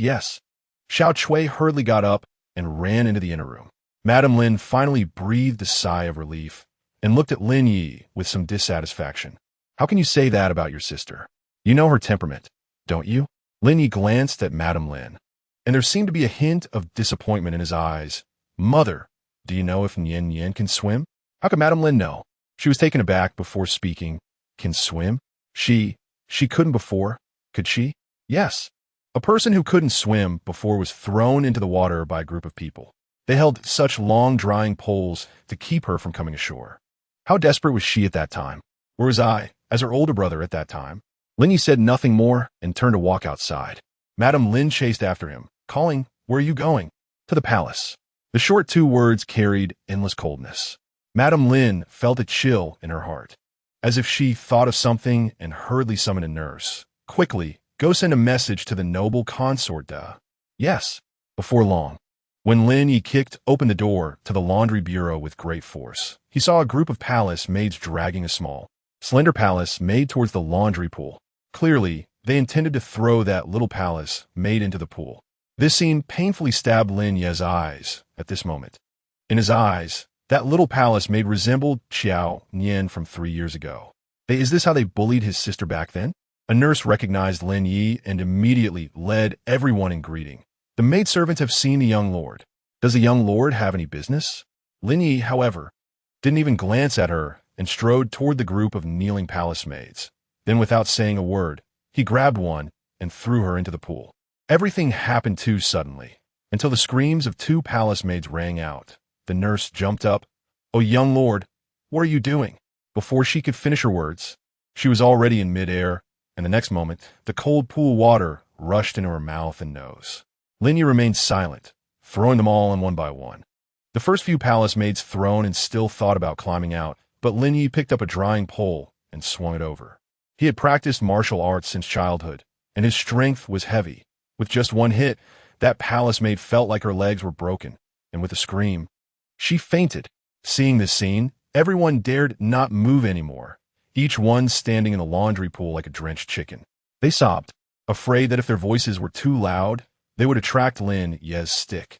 They looked particularly pitiful. But was his sister not pitiful? When his sister stood in the pool crying, did this group of people let her go? The more Lin Yuan thought about it, the angrier he became. The fury in his eyes seemed to want to turn this group of palace maids to ashes. The palace maids looked at him, not even daring to utter a word of plea.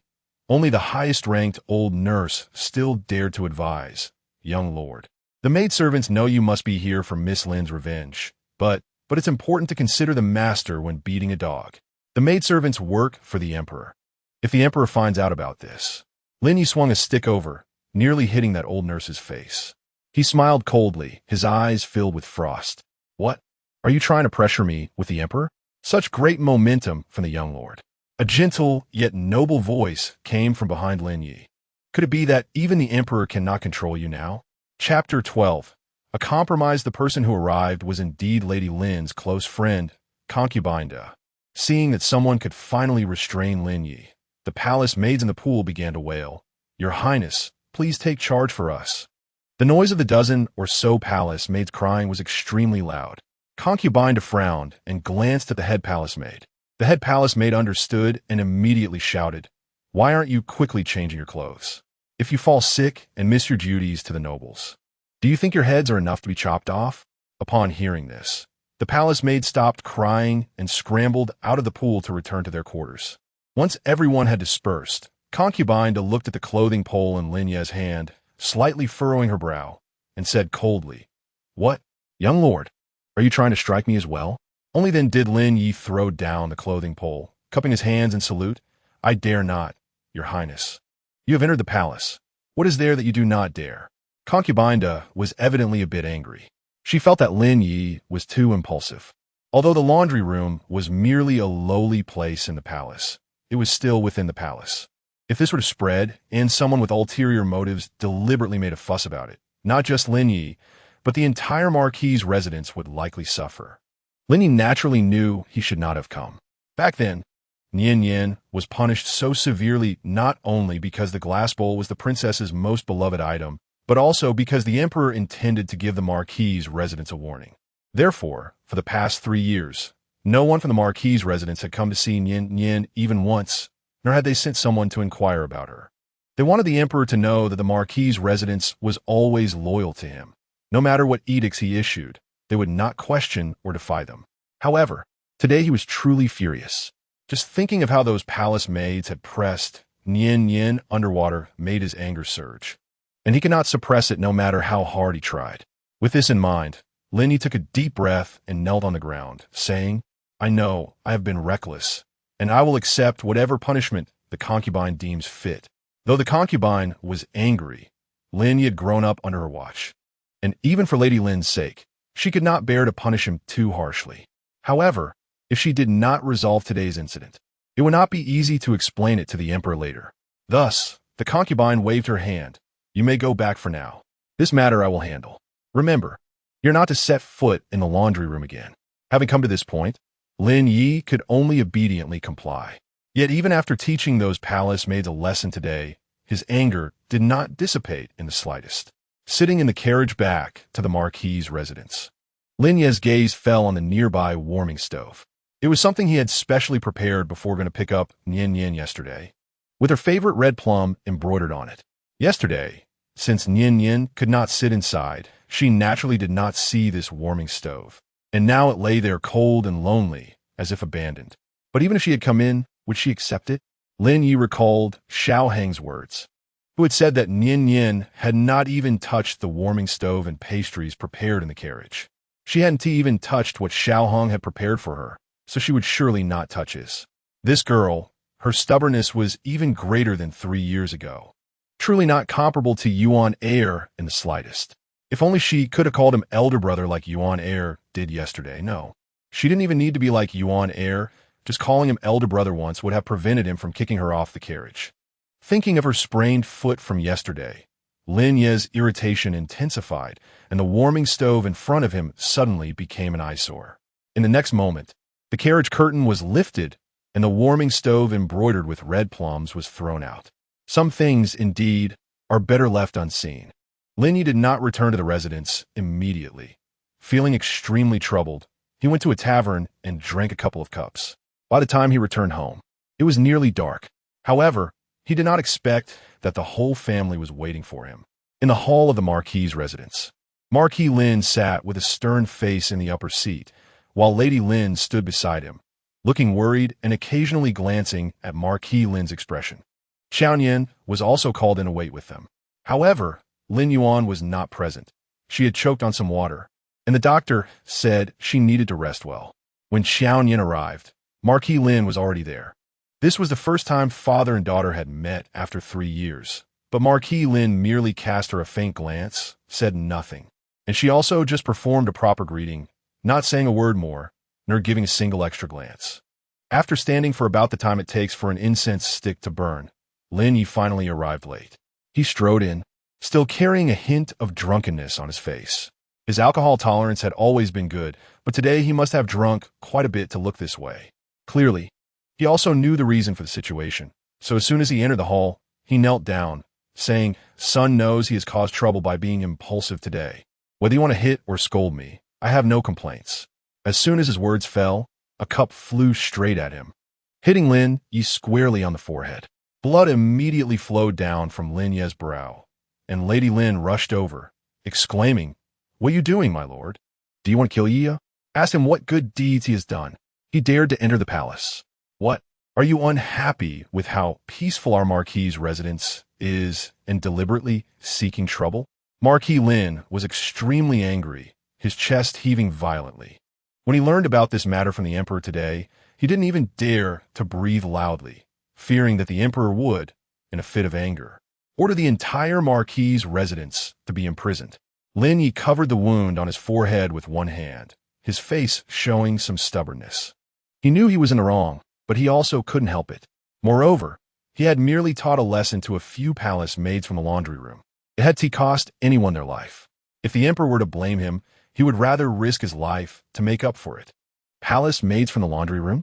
Qiao Nian, standing nearby, felt a slight jolt in her heart, as if she finally understood why Marquis Lin had called her to wait for Lin Yuan. She frowned slightly. Then she heard Marquis Lin shout angrily, "You fool! If this matter could be resolved with just your life, that would be one thing, but your grandmother is already so old. Are you not afraid of bringing disaster upon our entire family? How could it be so serious?" Lady Lin hurriedly defended Lin Yuan. Concubine has already thought of compromise, and the emperor is not unreasonable. This matter will not escalate. As she spoke, Lady Lin's gaze turned to Qiao Nian. As if sensing something, Qiao Nian, who had been keeping her eyes downcast, suddenly looked at Lady Lin.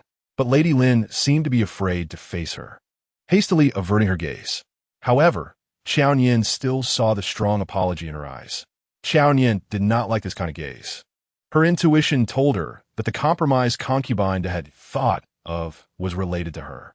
Chapter 13.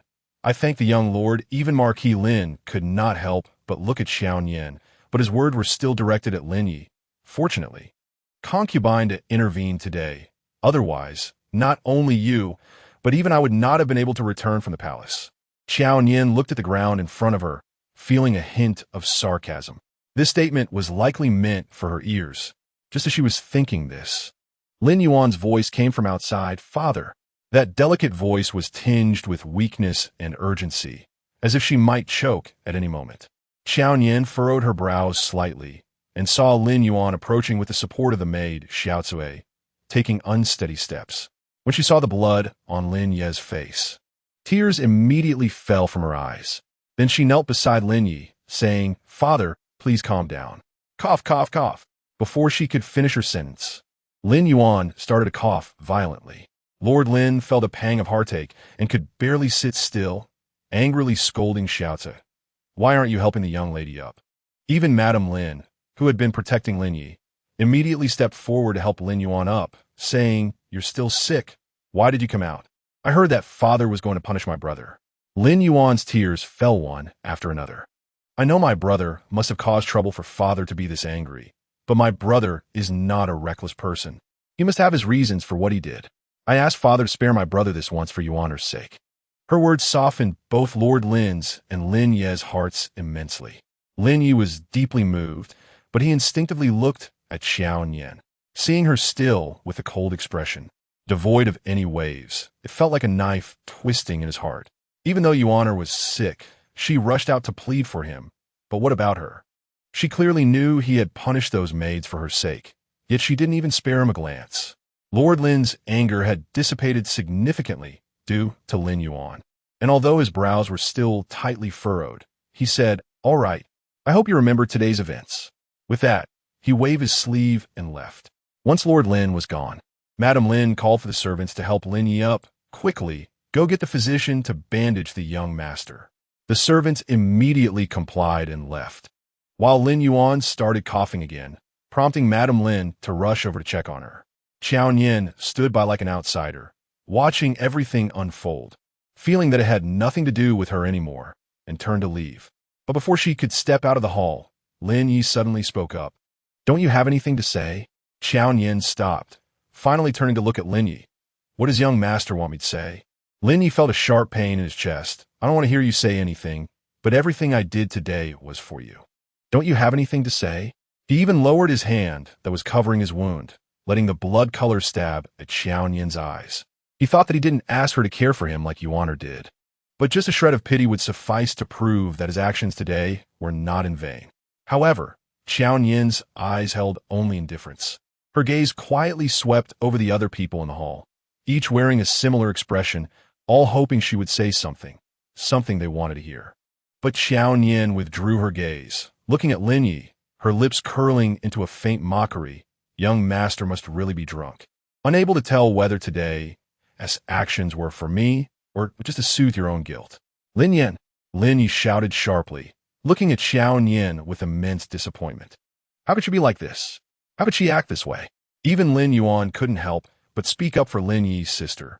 My brother has never been so impulsive. He truly did it for you. If young master truly did it for me, then the first ones to be punished shouldn't have been the maids from the laundry bureau. Qiao Nian replied coldly. Although she didn't look at Xiao, everyone in the hall knew she was referring to her. Xiao was one of the main culprits who had bullied her over the past 3 years. And today she was the one being unjustly accused. Yet what did Lin Yi do? He punished those maids. How ridiculous. Lin Yi se chased violently. His throat felt like it was being choked by a large hand, and he had nowhere to vent his anger. Just then, Butler Lu from the Marquis' residence rushed in with a large bundle. Madam, the favored consort sent a bundle of clothes from the palace. Butler Lu said, but instead of handing the bundle to Madame Lin, he stood beside Qiao Nian, saying, Miss Qiao's laundry skills are excellent. These valuable garments are not to be washed by anyone else, as the favored consort is not at ease. These words were so absurd that even Butler Lu felt guilty saying them, frequently glancing at Qiao Nian's expression. Qiao Nian understood that this was probably the compromise that Madame Lin had mentioned. But how could a young lady from a prominent family wash clothes for a noble? It was an insult to her and also a slap in the face to the Marquis' residence. She turned to signal to Ning Shuang to take the bundle, only to hear Butler Lu say, the favored consort said these clothes need to be sent to the palace early tomorrow morning. The consort is waiting to wear them. If they were to be sent tomorrow morning, then they had to be washed clean tonight. Qiao Nian took a deep breath and nodded slightly before looking at Lin Yi. If I must say something, then I thank young master. Thank him for going to the palace and bringing her this humiliation. With that, Qiao Nian left without looking back, with Ning Shuang quickly following behind, not daring to say a word along the way. Once they returned to the Fanghe courtyard, Qiao Nian asked her to prepare water, and Ning Shuang, holding the bundle, said, Miss, you caught a chill today. You should rest early. I'll wash these clothes. Today, even though you had ginger soup and took a hot bath, you still caught a chill. The second miss is so sick. How could you be completely fine? You can't wash these clothes. You need a rest. But Qiao Nian still yanked the bundle from Ning Shuang's arms. The favored consort said, "She isn't at ease if I don't wash these clothes myself. You saw what happened today. If I don't wash them myself, there might be more trouble tomorrow. Go get cold water. These valuable garments cannot withstand hot water. If they get ruined, it would be troublesome." Ning Shuang didn't move, standing there watching Qiao Nian, her nose feeling sour. Qiao Nian looked at her in confusion. What's wrong? As soon as Ning Shuang opened her mouth, tears began to fall uncontrollably.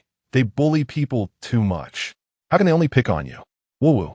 This girl couldn't stop crying. Qiao Nian sighed helplessly. But she didn't know how to comfort her, nor did she know how to respond. She also wanted to know why they picked on her alone. Was it because she wasn't born to them? Fortunately, there weren't too many clothes. Qiao Nian finished washing them before dark and handed them to Butler Lu the next morning, asking him to send them to the palace. However, Butler Lu told her that the favored consort wanted her to deliver them personally. She stood there, stunned, holding the bundle. They wanted her to enter the palace again? Chapter 14. What do you want? Qiao Nian felt very resistant, standing in the courtyard of the favored consort's palace, her heart filled with unease. In fact, during her 3 years in the laundry bureau, she had never been here, but she felt that the atmosphere here was similar to that of the laundry bureau, filled with an unsettling suffocation. She feared that she would not be able to leave once she came in, just like 3 years ago. Not knowing how long she had stood there, feeling her toes were frozen and numb, someone finally came to summon her to see the favored consort. As she pushed open the door, a wave of warmth rushed out, making her nose feel slightly sore.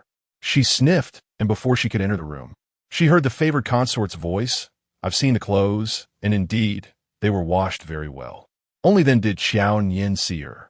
Hurriedly kneeling to pay her respects, this servant has met the favored consort. She had gotten used to being a servant in the laundry bureau, and even though she had been brought back to the Marquis's residence, she still instinctively addressed the noblewoman as this servant upon seeing her. The favored consort was taken aback for a moment, then seemed to remember something, chuckling and shaking her head. "You are indeed just like what your mother said." Qiao Nian thought that the mother the favored consort mentioned must be Madame Lin. She didn't speak, lowering her gaze to her knees. But she could sense that the favored consort had dismissed the other people in the room. The door was closed behind them, and the warmth of the room wrapped around her. She did not feel comfortable at all. Instead, it made her increasingly uneasy. Then, a pair of jade-like hands appeared before her, and the voice of the Fei was gentle to the point of feeling unreal. Qiao Nian felt somewhat uncertain, but still reached out her hand. The Fei helped her up, her gaze falling on Qiao Nian's frostbitten hands. And she couldn't help but sigh softly. "Did you feel wronged yesterday when I asked you to wash the clothes?" The concern in her words was so obvious that Qiao Nian frowned and then shook her head. This little grievance was nothing compared to the past 3 years. The Fei led Qiao Nian to a seat nearby and continued, "Don't blame me. Those palace maids were following someone's orders to bully you. And you must be clear about that. Your brother is too impulsive. If I don't do something, the Empress will certainly not let the whole residence off the hook." Qiao Nian naturally understood. The status of the whole residence had long changed. Life and death depended entirely on the words of the nobles. Otherwise, the young lady of the whole residence would not have been punished to work in the laundry for 3 years over a glass bowl. All of this was just the emperor's way of punishing the whole residence. And she, a mere ant, how could she talk about resistance? "I know you feel wronged." The Fei spoke softly, as if trying to melt the frozen heart of Qiao Nian with a bit of tenderness. However, Qiao Nian remained silent, her gaze lowered. Though she appeared calm and gentle, she was entirely unyielding. If she had indeed broken that glass bowl 3 years ago, then being a servant for a lifetime would be deserved. But it wasn't her fault. So what use was it to know that she felt wronged? The Fei finally sighed again. "Then let yesterday's clothing be considered as a favor I owe you. If you ever need anything in the future, feel free to mention it to me." It was only at this moment that Qiao Nian felt a stir in her heart. She knew that the Fei had no obligation to say such words to her. Perhaps, having watched her grow up, the Fei still harbored a trace of pity. After thinking for a moment, Qiao Nian finally spoke. In the laundry, there's a maid named Lin Yuan. Could you transfer her to serve you? Just a maid for cleaning would be fine. The de Guifei did not expect that the favor she had specially done for Qiao Nian would be used for someone else. And still, a mere maid. She immediately frowned. This maid has a good relationship with you? Qiao Nian shook her head. No one in the laundry dares to have any relations with me. But Lun Yang has a weak temperament. During my 3 years in the laundry, she never bullied me. After I leave, others will likely bully her. She has already suffered enough. Seeing Qiao Nian's quiet yet extremely resilient demeanor, the de Guifei felt quite moved and nodded. All right, I will have someone bring Lun Yang here shortly. Thank you, Your Highness. Qiao Nian stood up and respectfully bowed. The de Guifei suddenly felt a pang of heartache, stood up and gently asked her, what about you? Don't you want anything for yourself? Don't you want to fight for something to make up for those 3 years of unjust suffering? Qiao Nian was grateful for the de Guifei's compassion, and a faint smile appeared on her lips. It was one of the few smiles she had in these 3 years. I just want to take care of my grandmother. I don't want anything else. With those words, she blocked all the de Guifei's intended responses in her throat, until she watched Qiao Nian leave. The de Guifei still felt a tightness in her chest. A senior maid draped a cloak over her shoulders. Watching Qiao Nian's departing figure, she couldn't help but speak. Miss Lin seems much quieter and steadier than a few years ago. Indeed, the de Guifei finally sighed, a slight pain stirring in her heart. What kind of human purgatory must she have endured to turn from that once bright and flamboyant person into this current form? After leaving the de Guifei's palace, Qiao Nian followed the leading maid all the way toward the palace exit. She walked quickly, almost urging the maid to move faster. But it was no wonder. She was too afraid of this place, surrounded by high walls. She feared that if she walked slowly, she would be kept here for another 3 years for various reasons. But the more anxious she became, the more chaotic she felt. Suddenly, Qiao Nian stumbled, and her whole body lurched sideways. But the expected pain did not come. Instead, a familiar yet unfamiliar scent filled her nostrils. I have seen General Xiao. The leading maid had already knelt to pay her respects, and Qiao Nian only then realized. Hurriedly stepping out of Xiao Heng's embrace, she bowed. I have seen General Xiao. Xiao Heng's expression was cold. The sudden emptiness of his embrace seemed to make him somewhat uncomfortable. He clasped his hands behind his back, lowered his gaze to glance at Qiao Nian's ankle, and then spoke. Is your foot still injured, Miss Qiao? Today is the 3rd day. The medicine from Yawang Valley is always excellent. Thinking of this, Xiao Heng frowned. It seemed that she had not used the medicinal wine he sent. What about the wound medicine? His gaze unconsciously flicked to Qiao Nian's arm, where her long sleeves covered her hands, let alone the injury on her arm. Qiao Nian did not expect to encounter Xiao Heng here, nor did she expect him to ask her these questions. He had never cared about her before. Therefore, she did not respond. In fact, she felt that the current relationship between them was such that she should not say a word. But Xiao Heng clearly did not know what Qiao Nian was thinking. He glanced at the kneeling maid coldly and said, You can go about your business. I will take Miss Qiao home. Chapter 15. When did this habit form? Qiao Nian was startled. Even the maid looked up in surprise at Qiao Nian and Xiao Heng, then answered yes. Soon, the maid left on her own. Xiao Heng generously gestured to Qiao Nian, Miss Qiao, please. Reluctantly, Qiao Nian could only stiffen her resolve and walk with Xiao Heng toward the palace gate. However, the path out of the palace today seemed particularly long. Qiao Nian would occasionally glance ahead, but could not see the 2 large palace gates at all. No one spoke. The silence between the two was only broken by the sound of their shoes scraping against the ground. This situation had been rare in the past. In Xiao Heng's impression, she was an extremely noisy girl, chattering all day long without stopping. Thus, the current silence made him very uncomfortable. Finally, he took the initiative to speak. I heard about your brother. The emperor is indeed somewhat stern about it, but it's not too big of an issue. You need not worry. Qiao Nian had not expected Xiao Heng to say such things to her. What was this? Comfort? But she had never worried. She focused on her toes as she walked, not intending to respond. Xiao Heng waited for a while. Seeing that she had no intention of speaking, he continued. The de Guifei's actions are also for the good of the Ho residents. If you feel wronged, just think of the old lady. Qiao Nian thought that she understood this reasoning. Xiao Hong really had no need to specifically say this to her. After all, she did not feel particularly wronged yesterday. Compared to the past 3 years, this little grievance was indeed insignificant. Just as she was thinking this, Xiao Heng's voice came from behind her. Nian Nian. Xiao Nian's heart jumped. She did not expect that, even after 3 years, hearing Xiao Heng call her by her nickname would still make her heart flutter. But this flutter was quickly suppressed. She knew that Xiao Heng was about to become her nominal brother-in-law, and no matter what, she should not have such feelings. Turning around to face Xiao Heng, who had stopped walking at some point, Qiao Nian's eyes were calm and unruffled. However, Xiao Heng's brows were tightly knitted, like a knot that could not be unraveled. When did you develop this habit of not speaking? Clearly, Xiao Heng did not like her this way. The old Qiao Nian would always respond, but today, aside from the sound of her bowing, she was completely silent. Qiao Nian was a bit stunned by his question, and it seemed she just realized that she had been silent all along. She frowned as she thought carefully.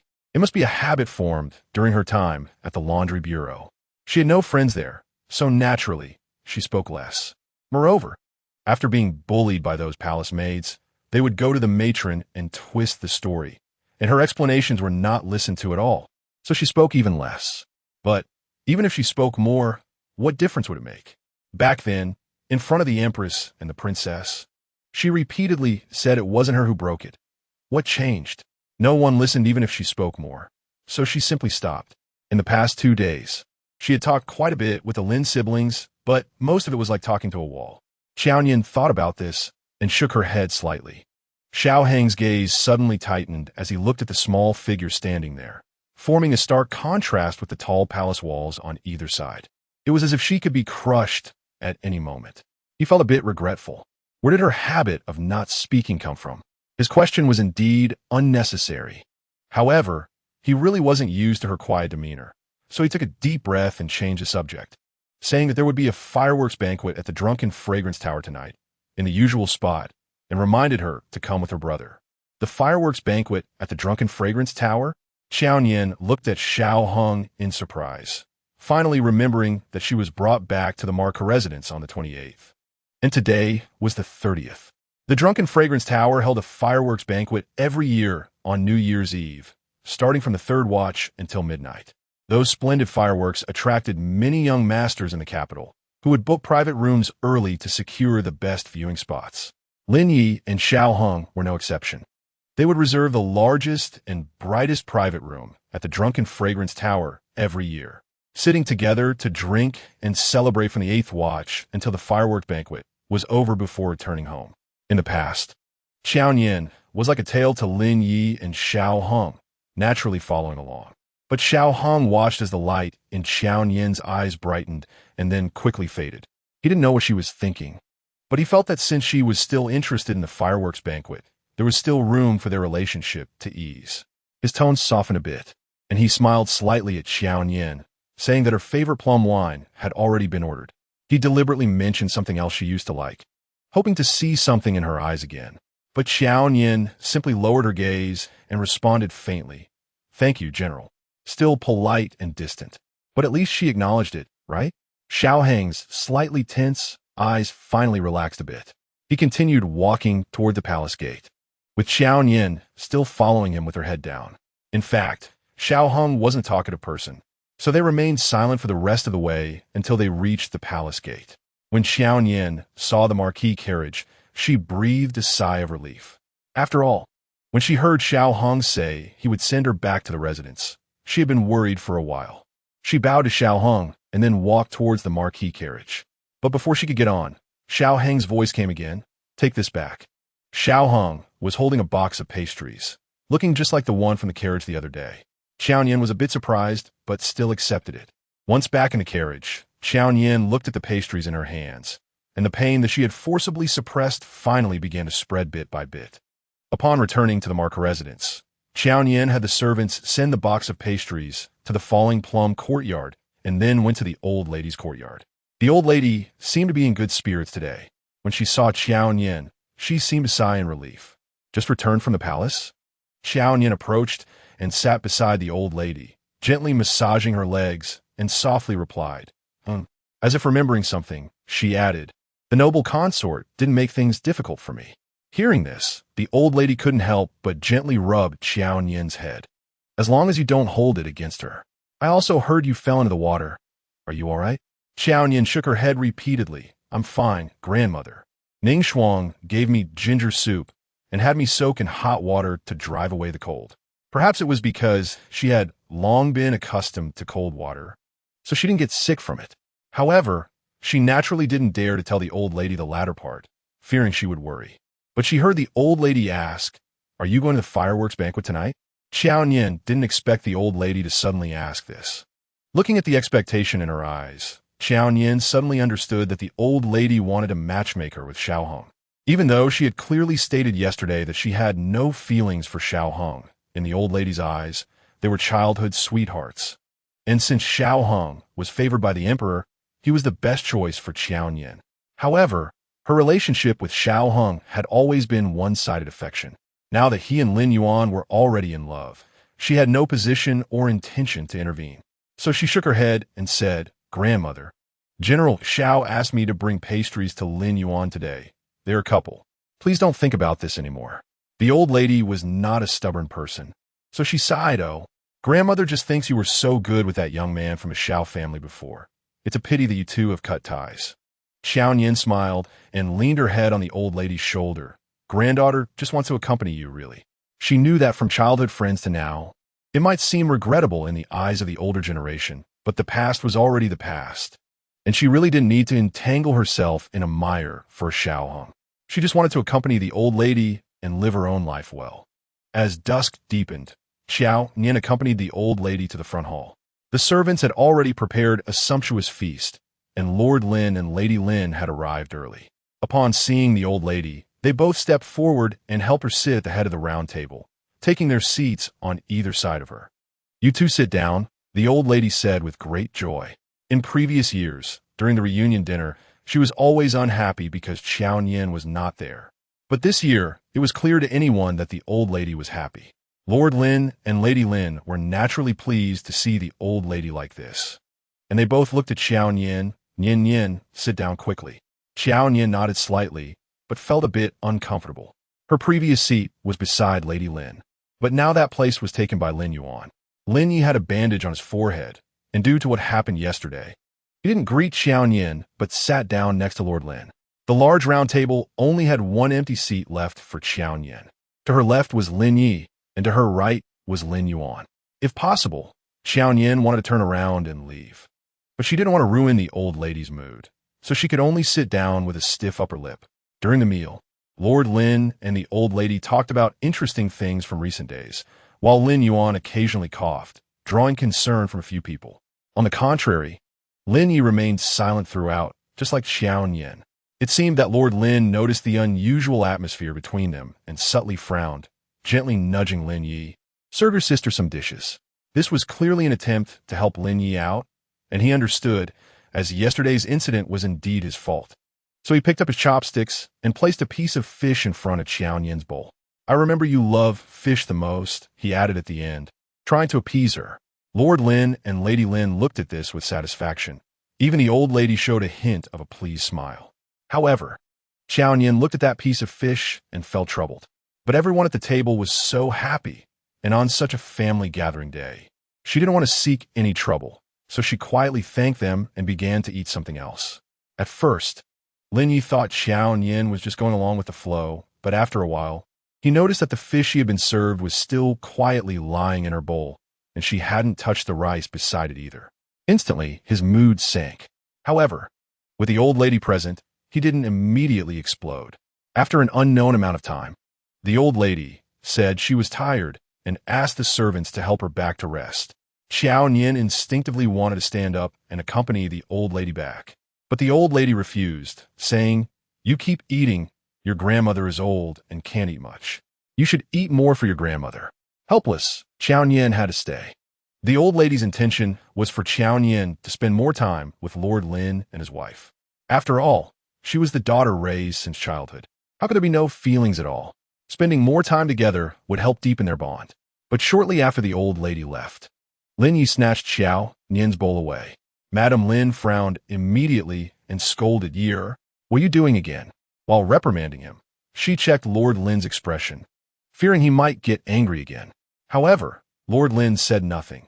Instead, he looked at Qiao Nian and said, "Your biological mother left you in the Marquis' residence for 15 years. During those 15 years, the Marquis' residence has provided you with the best food and drink. Your mother and I have treated you like a precious gem, and your brother has always protected you, getting you anything you wanted." Upon hearing this, everyone in the hall changed their expressions. Madame Lin glanced at Qiao Nian with concern and then poked Lord Lin's back, saying, "Why are you saying this?" Lin Yuan, on the side, even lowered her coughing voice, afraid of upsetting Lord Lin. Yet, Lord Lin did not respond to Madame Lin, but continued to look at Qiao Nian, saying, 3 years ago, the Marquis' residence did indeed wrong you, but what happened that day has already occurred. Whether it was you or Yuan, I know you have suffered and felt wrong these 3 years, but can't you just consider it as compensation for those 15 years? Similar words have been said by Lin Yi before. Clearly, Lord Lin and the others had long accepted that the suffering she endured in the laundry bureau over the past 3 years was not a grievance against her. She was merely compensating for the previous 15 years. A wave of pain surged in her heart, and Qiao Nian lowered her eyes, remaining silent. Seeing her in such silence, Lord Lin grew angry. He stood up, looking at Qiao Nian with disappointment in his eyes. "Since you returned, your grandmother has been worried about you, and your mother has shed tears for your sake multiple times. Yuan personally went to your courtyard to apologize, and your brother, though impulsive, entered the palace to seek revenge for you. Our whole family has been trying to please you, but in the end, the Marquis' residence owes the Qiao family nothing. Why do you have to act so high and mighty? If you truly do not want to stay in the Marquis' residence, feel free to leave. I will not stop you." "Marquis," Madame Lin exclaimed anxiously, glancing at Qiao Nian before lowering her voice. "How much have you had to drink to say such drunken words?" "What my father said is not drunken talk," Lin Yi interjected, placing Qiao Nian's bowl in the center of the table, making sure everyone could see the untouched fish lying there. For a moment, the disappointment in Madame Lin's eyes when she looked at Qiao Nian was evident. Why was she so stubborn? "It's just a piece of fish. What harm could it do to eat it?" Lin Yi coldly stared at Qiao Nian, saying, "Father is right. If you do not wish to stay in the Marquis' residence, just leave. No one will stop you. You don't have to show us your displeasure from morning till night. Ultimately, the root of all this is your mother. My Lin family owes you nothing." Chapter 17. Both married while they had already said this much. If it were possible, Qiao Nian really wanted to turn around and leave. However, she had no money and no friends outside. If she left, she didn't know where she would go. Moreover, her grandmother was still here. How could she bear to make her worry? So, even if Lord Lin and Lin Ye's words were harsh at this moment, she could only listen and endure. Her gaze fell on the bowl of rice placed in the center of the table, and Qiao Nian understood the crux of this drama. Tears were clearly sparkling in her eyes, but she forcibly held them back.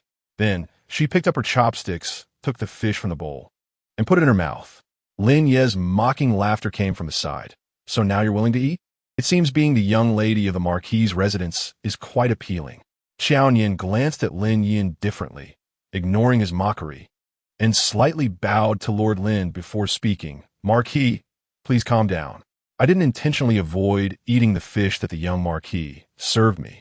It's just that my body has been unwell for the past 2 years, and eating fishy things causes rashes and unbearable itching. So today, not just the fish. I haven't touched any shrimp or crab either." Hearing Qiao Nian's words, Lord Lin and the others were taken aback, looking at the plate in front of Qiao Nian. Indeed, there wasn't even a shell from the shrimp or crab. Lin Ye's heart skipped a beat, but he suddenly thought of something and said, "If you say today that your stomach troubles prevent you from eating, I might believe you, but you clearly used to love eating fish. I've never seen you have any rashes." As soon as he finished speaking, he saw Qiao Nian raise her hand. Her sleeve was rolled up, revealing whip marks and a large area of red rashes on her arm. "How could this happen? Quickly, call for the physician," Madame Lin said, trying to approach. But at that moment, Lin Yuan suddenly started coughing, as if she had choked, and she coughed violently, causing Madame Lin to forget about Qiao Nian and hurriedly called for someone to take care of Lin Yuan. Lin Yi looked at Qiao Nian's arm, feeling flustered. He hadn't meant it. He thought she was deliberately giving them a hard time, which was why he had said those hurtful words. He couldn't understand how his sister, who used to love fish, had now become someone who would break out in rashes from even touching fish. Just that small piece of fish. And now, Qiao Nian's face was starting to show rashes too. Lord Lin was also a bit flustered. He had heard Madame Lin talk about Qiao Nian's injuries, but seeing them in person was different. The sight of those red rashes only made him feel more confused and suffocated, to the point where he didn't dare to look at Qiao Nian. Meanwhile, Lin Yuan was still coughing heavily, so he simply shouted, "What are you all doing? Hurry and help your young lady back to rest." Saying that, he followed the servants to send Lin Yuan away. Madame Lin also left. The hurried physician, seeing the situation, thought he was called for Lin Yuan and also left. In a large hall, only Qiao Nian and Lin Yi were left staring at each other. Lin Yi opened his mouth, but didn't know what to say. Qiao Nian was afraid he might suddenly say something caring, which would leave her unsure of how to respond. So she said, "It's getting late. I will take my leave." After saying that, she turned to leave. Lin Yi stood there in a daze for a while. A wave of indescribable bitterness enveloped him, and suddenly, a thought sprang to his mind. How could it be like this again? Since Qiao Nian returned, in just 3 days, he didn't know how many walls he had hid in front of her. Each time, it was a misunderstanding, and only then would she explain, making it seem as though he had bullied her. But clearly, she could have said those words early on. Just like earlier, if she had mentioned that she couldn't eat when he served her the fish, how could he have said those hurtful things? Lin Ye's chest rose and fell violently, wishing he could just sweep all the delicious dishes off the table. In the end, he merely flicked his sleeves and left. On the other side, Qiao Nian had just returned to Fanghe courtyard and hurriedly asked Ning Shuang to fetch cold water. Ning Shuang was confused and just did as she was told to fetch cold water, but unexpectedly, Qiao Nian took the basin of cold water and poured it directly over herself. With a splash, she soaked from head to toe. Ning Shuang was stunned. What was the young lady doing? She hurriedly brought a towel and kept wiping Qiao Nian, saying, "You fell into the water just yesterday. Why are you treating yourself like this again today?" However, Qiao Nian grabbed Ning Shuang's hand and smiled, shaking her head. Only by doing this can these rashes go away. This was something Qiao Nian had discovered by accident. When she had a rash all over her body, she was pushed into the laundry pool by a few palace maids. And when she climbed out, she found that the rashes had disappeared. Since then, whenever she had rashes and unbearable itching, she would pour cold water over herself. With red eyes, Ning Shuang watched as the large area of red on Qiao Nian's face gradually subsided, feeling relieved. She brought clean clothes and waited until Qiao Nian felt it was enough before helping her change. She also brewed ginger soup for Qiao Nian to drink. Qiao Nian sat by the window, wrapped in a heavy cloak, holding the ginger soup that Ning Shuang had made. While thinking about the conversation between Lord Lin and Lin Yi earlier, a chill kept rising in her heart. Even though she had long prepared herself for living under someone else's roof and knew that they no longer loved her. Hearing her former father and brother say those words still made her heart ache uncontrollably. But what could she do?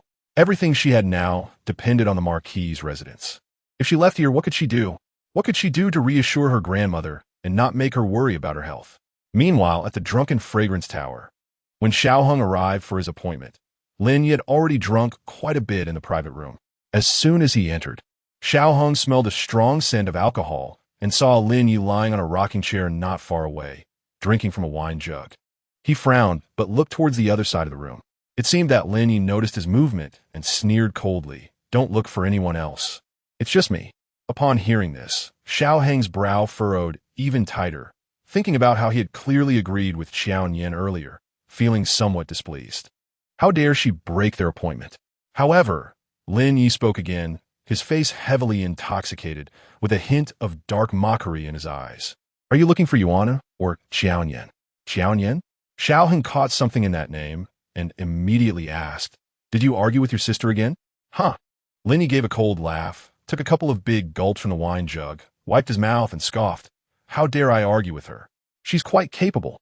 Knowing he was just speaking drunken nonsense, Xiao Hung didn't respond and simply sat down at the table and poured himself a drink.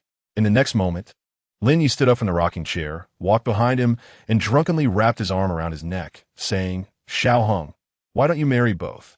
This sudden proposal stirred something in Xiao Heng's heart. But before he could respond, Lin Ye's fist came swinging at him. Fortunately, Xiao Heng reacted quickly, dodging the punch.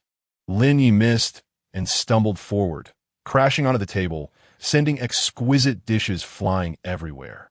He then grabbed a handful of food and threw it at Xiao Heng. Xiao Heng quickly stepped back just in time, his expression growing increasingly displeased. What madness is this? He intentionally avoided saying drunken madness because the Lin Yi of the past wouldn't behave like this even when drunk. Today, it was clear that Lin Yi was hiding something in his heart. Lin Yi then stood up, his luxurious clothes stained with food. He didn't notice at all, only raising his hand to point at Xiao Heng. "I warn you, if you dare to wrong Yuan, don't blame me for turning against you." Xiao Heng's brows were cold as he brushed off his chest and scoffed. "You've said the same thing before, Lin. But back then, it wasn't about Yuan. It was about Nian Nian." Lin Yi choked for a moment, but quickly regained his composure. "But now it's Yuan you're engaged to. Xiao Heng, you can't be too greedy." "Those were your words, not mine," Xiao Heng replied indifferently, sitting down to the side. Lin Yi scoffed. "You and I have been brothers for so many years. Even if you don't say it, I know what you're planning. That pastry Nian Nian didn't take that day. You specially went to deliver it to her today." But do you know? As soon as she returned to the residence, she had someone send that pastry to Yuan's courtyard. "Xiao Heng, Nian Nian has no feelings for you anymore. Don't be foolish and cling to her." Cling to her? Xiao Heng thought to himself. It was she who had always clung to him back then. Now, does she think she can just stop? He didn't speak, merely raised a glass and took a small sip. Lin Yi also sat down next to Xiao Heng, taking a couple of gulps from the wine jug, but the image of the scars and rashes on Qiao Nian's arms lingered in his mind. Laughter and cheers occasionally erupted from the neighboring private rooms, but the largest private room was eerily quiet. After an unknown amount of time, a sudden explosion rang out from outside, followed by the entire drunken fragrance tower erupting in excitement. Everyone was cheering, looking at the sky filled with brilliant fireworks. Xiao Heng and Lin Yi both raised their eyes to look outside, and in a daze, they seemed to see a charming figure leaning by the window, constantly waving at them, her bright smile and exuberant personality rivaling the dazzling fireworks. This year's fireworks banquet at the Drunken Fragrance Tower seemed particularly grand. The sounds of explosions disturbed half the capital. Qiao Nian sat on the edge of the bed, soaking her feet, holding the hand warmer that Ning Shuang had stuffed into her arms. Outside, the maid's exclamations and the sounds of fireworks echoed back and forth. But her gaze remained fixed on her toes. Ning Shuang entered with ginger soup, her face showing some excitement. "Miss, the fireworks outside are beautiful. Drink this bowl of ginger soup, and let us go watch together." Qiao Nian took the ginger soup and drank it all in one go, but shook her head. "No, I don't like watching fireworks." "Don't like?" Ning Shuang was taken aback, but she clearly remembered that in previous years, the young lady was happiest when going to watch fireworks with the young Marquis. Considering the young lady's experiences in the residence these past few days, Ning Shuang finally couldn't help but ask, "Is it because you were hurt by the young Marquis?" "It has nothing to do with the young Marquis." Qiao Nian interrupted Ning Shuang in time, raising her eyes to smile at her. "I just simply don't like it." Of course, she used to love it very much.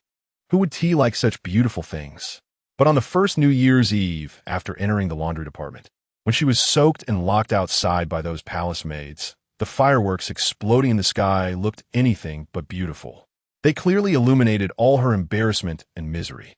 15 years of embarrassment and misery. Since then, Qiao Nian had no longer liked fireworks. Ning Shuang didn't speak again, just quietly stood by Qiao Nian's side. The fireworks outside remained splendid, and the maids' cheers were still loud. Yet this new year still felt lonely. The next day, January 1st, Qiao Nian got up early to pay her respects to the old lady. But as she reached the entrance of the old lady's courtyard, she saw several maids rushing out, all looking anxious. A wave of ominous premonition hit her, making her feet feel weak. Hastily arriving at the old lady's door, she saw Mama Su standing outside. Upon seeing Qiao Nian, Mama Su hurriedly saluted and said before Qiao Nian could speak, "The old lady has fallen ill and probably cannot see you today." In an instant, tears filled Qiao Nian's eyes, her lips trembling as she asked, "What's the situation?" "They have already sent someone to call for the physician, Mama," Su replied truthfully. "As for the situation, we will have to wait for the doctor to arrive before we can discuss it." Soon, the doctor hurriedly came, followed by Lord Lin, Lady Lin, and even the sickly Lin Yuan. It wasn't until half an hour later that the doctor finally came out of the old lady's room. "How is it?" Lord Lin was the first to approach, his expression anxious. The doctor bowed to Lord Lin and then spoke, "My lord, I have informed you of the old lady's condition some time ago." Though he didn't elaborate, Lord Lin's face instantly turned pale. Lady Lin ordered the doctor to leave. And only then did Qiao Nian couldn't help but ask, "Is grandmother's condition very bad?" Hearing this, Lord Lin sat down dejectedly beside them, remaining silent, while Lady Lin sighed and said, "The doctor said that your grandmother is getting older and her health is deteriorating day by day. I'm afraid." Lady Lin didn't finish her sentence, but Qiao Nian could guess what was left unsaid. Beside them, Lord Lin spoke in a suppressed voice. "The Empress agreed to let you return because she considered your grandmother's condition." Although his voice was hushed, one could still detect a hint of tears. This made Qiao Nian's eyes redden in an instant. Lin Yuan was the first to shed tears. "Father, mother, why not invite a doctor from the palace to take a look?" Upon hearing this, both Lord Lin and Lady Lin fell silent. However, Qiao Nian knew that the family doctor was from the Medicine King Valley and had been saved by Lord Lin years ago, which is why he became the family doctor. His medical skills were at least as good as those of the palace doctors.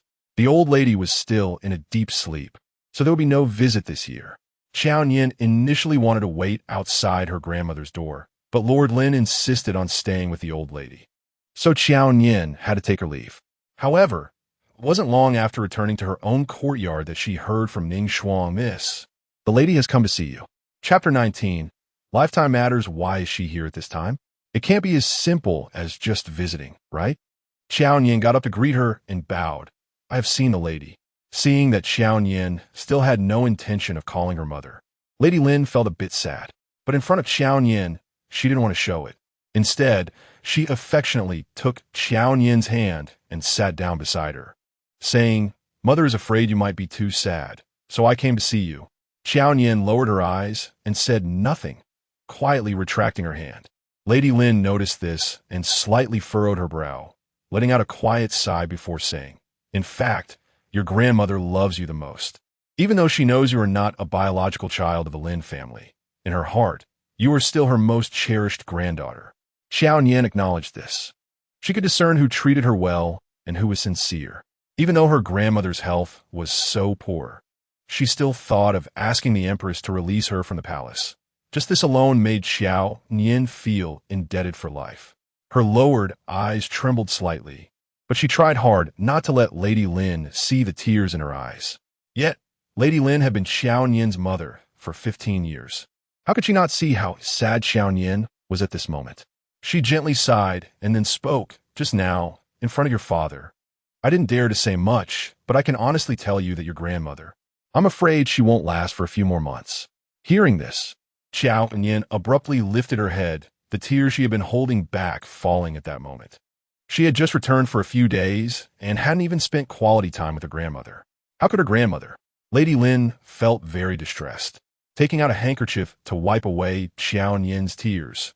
"Mother knows you love your grandmother the most too, but at this point there's really nothing we can do. The only thing we can do is to let your grandmother rest assured, right?"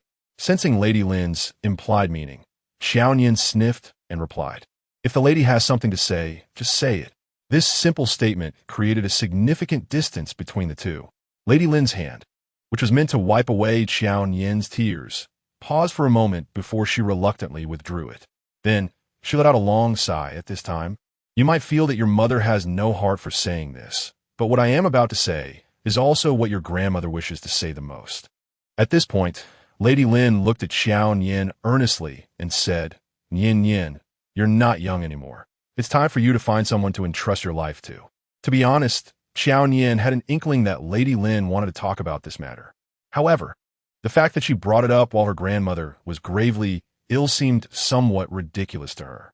She knew that her lifetime matters were indeed of great concern to her grandmother, But at this moment, Lady Lin specifically came to her courtyard to discuss this, which made Qiao Nian realize that Lady Lin was not doing it for her grandmother or for her, but for Lin Yuan, to fulfill Xiao Heng's earlier remark that she should marry first. With the tears still fresh on her face, Qiao Nian sniffed and finally spoke, since the lady mentions this.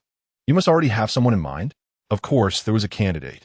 In fact, after Xiao Heng made that statement, Lady Lin had begun to think. However, it was not convenient for her to say more at the moment, only assuring, "Don't worry, mother will not make you suffer in this matter. I will make sure you're satisfied and that your grandmother is satisfied." Yes, using the excuse of letting her grandmother rest assured. The choice should naturally be one that her grandmother would be pleased with. Qiao Nian took a deep breath and said, "In that case, I will trouble the lady." Her tone was calm, revealing no joy or anger.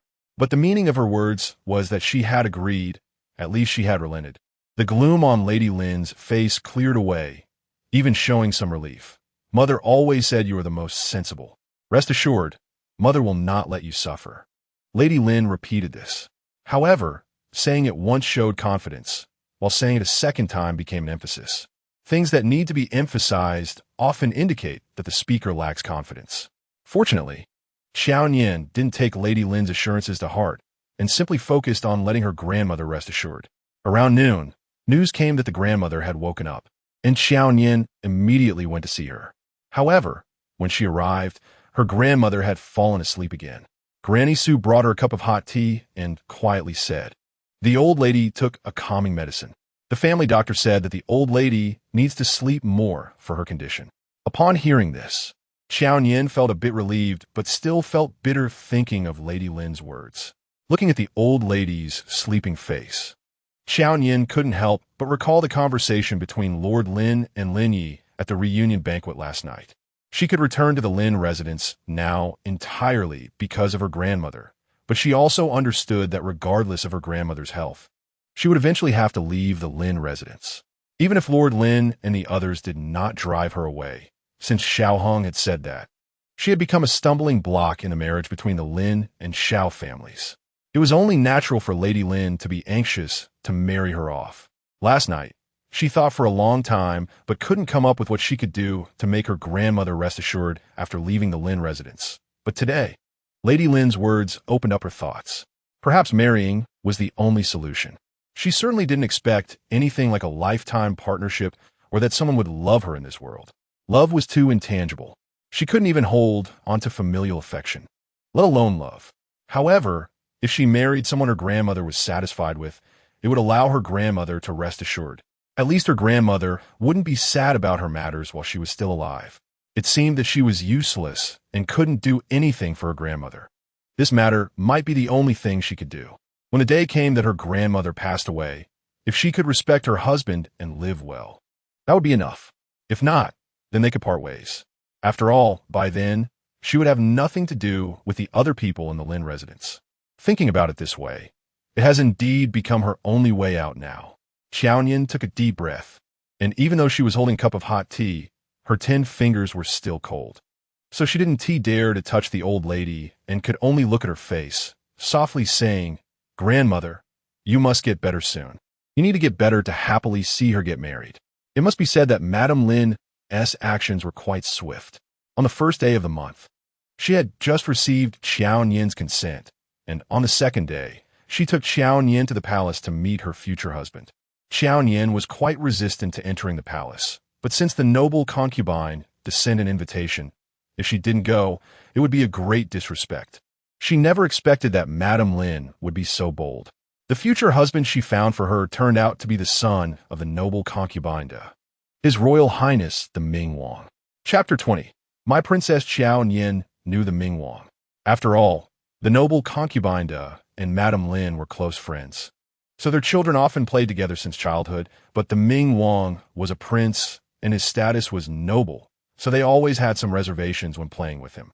Later, as they grew older, the Ming Wang had a heavy academic load and couldn't often leave the palace, so their interactions decreased. Thus, their relationship could not be considered too close. They could only say they knew each other. Qiao Nian had seen the Ming Wang once after entering the laundry bureau, but at that time, She was dressed in the clothes of a palace maid, kneeling behind the matron to pay her respects. So the Ming Wang probably didn't see her. At this moment, the Ming Wang was sitting next to the noble concubine, wearing a plain yet elegant robe that highlighted his refined demeanor. He was tall, and even while sitting, he towered over the noble concubine. The Ming Wang resembled the emperor, with strong features, but his pair of eyes was very much like the noble concubine does, warm and gentle, sometimes even revealing a hint of compassion and pity. Just like at this moment, he looked at Qiao Nian, and the pity in his eyes was almost overflowing. Qiao Nian disliked such gazes. They made her feel like the most pitiful person in the world. But that wasn't true. Get up. The noble concubine to step forward and personally help Qiao Nian up. Your mother sent someone to inform me about this matter yesterday. It's rather late. Otherwise, I should have pulled you to talk for a bit a few days ago. Qiao Nian lowered her eyes and said nothing, appearing shy. But in reality, she didn't know what to say. Madame Lin was pleased to see how much the noble concubine liked Qiao Nian, and her gaze inadvertently fell on the Ming Wang beside her. Seeing him staring intently at Qiao Nian made her even happier, and she couldn't help but speak up. Your Highness, you are truly becoming more and more handsome and extraordinary. Upon hearing this, the Ming Wang stood up and bowed to Madame Lin, saying, Aunt, you flatter me. The term aunt immediately closed the distance between them. The noble concubine and Madame Lin exchanged satisfied glances. However, Qiao Nian couldn't understand. The noble concubine clearly knew she was not the legitimate daughter of the Marquis' household, nor even a legitimate daughter at all. Moreover, she had spent 3 years in the laundry bureau, which unfairly burdened her with the status of a servant. With the Ming Wang's high status, there were countless noble young ladies available. Why would the noble concubine be satisfied with her? But it was clear that the noble concubine was indeed intent on matchmaking, as she gave the Ming Wang a meaningful glance. Cheer, take Nian Nian to stroll around the imperial garden. This was creating an opportunity for the two to be alone. The Ming Wang respectfully complied and made a gesture inviting Qiao Nian to go. Qiao Nian returned a courtesy and followed the Ming Wang. It was a sort of one in front and the other behind. She followed closely behind the Ming Wang, maintaining a polite distance, so throughout the way, the Ming Wang had no chance to speak with her until they entered the imperial garden. The imperial garden had flowers blooming all year round, and in winter, it was naturally the plum blossoms that bloomed. The Ming Wang walked to a red plum tree, reached out to pluck a branch, and presented it to Qiao Nian, saying, I remember you like red plums. Very few people could remember her preferences, and even though Qiao Nian no longer liked them, she still accepted it with both hands and replied, Thank you, Your Highness. You don't need to be so formal with me. In less than 3 months, you will be my princess. The Ming Wang said with a faint smile, his words shocking Qiao Nian. 3 months? She stared at him in surprise. So soon? The Ming Wang's smile deepened. Since I have been conferred the title of prince, I naturally need to return to my fief. 3 months later, I will leave for Gu City, and you will accompany me. Qiao Nian was completely stunned. She knew she had entered the palace today to meet her future husband. But she never expected that just after meeting, they would be getting married. Wasn't this too fast? Seeing Qiao Nian's dazed expression, the Ming Wang found it amusing and couldn't help but reassure her, Don't worry, Gu City is located in Jiangnan, and the scenery there is beautiful. Even in winter, it won't be as cold as in the capital, so your frostbite won't flare up again.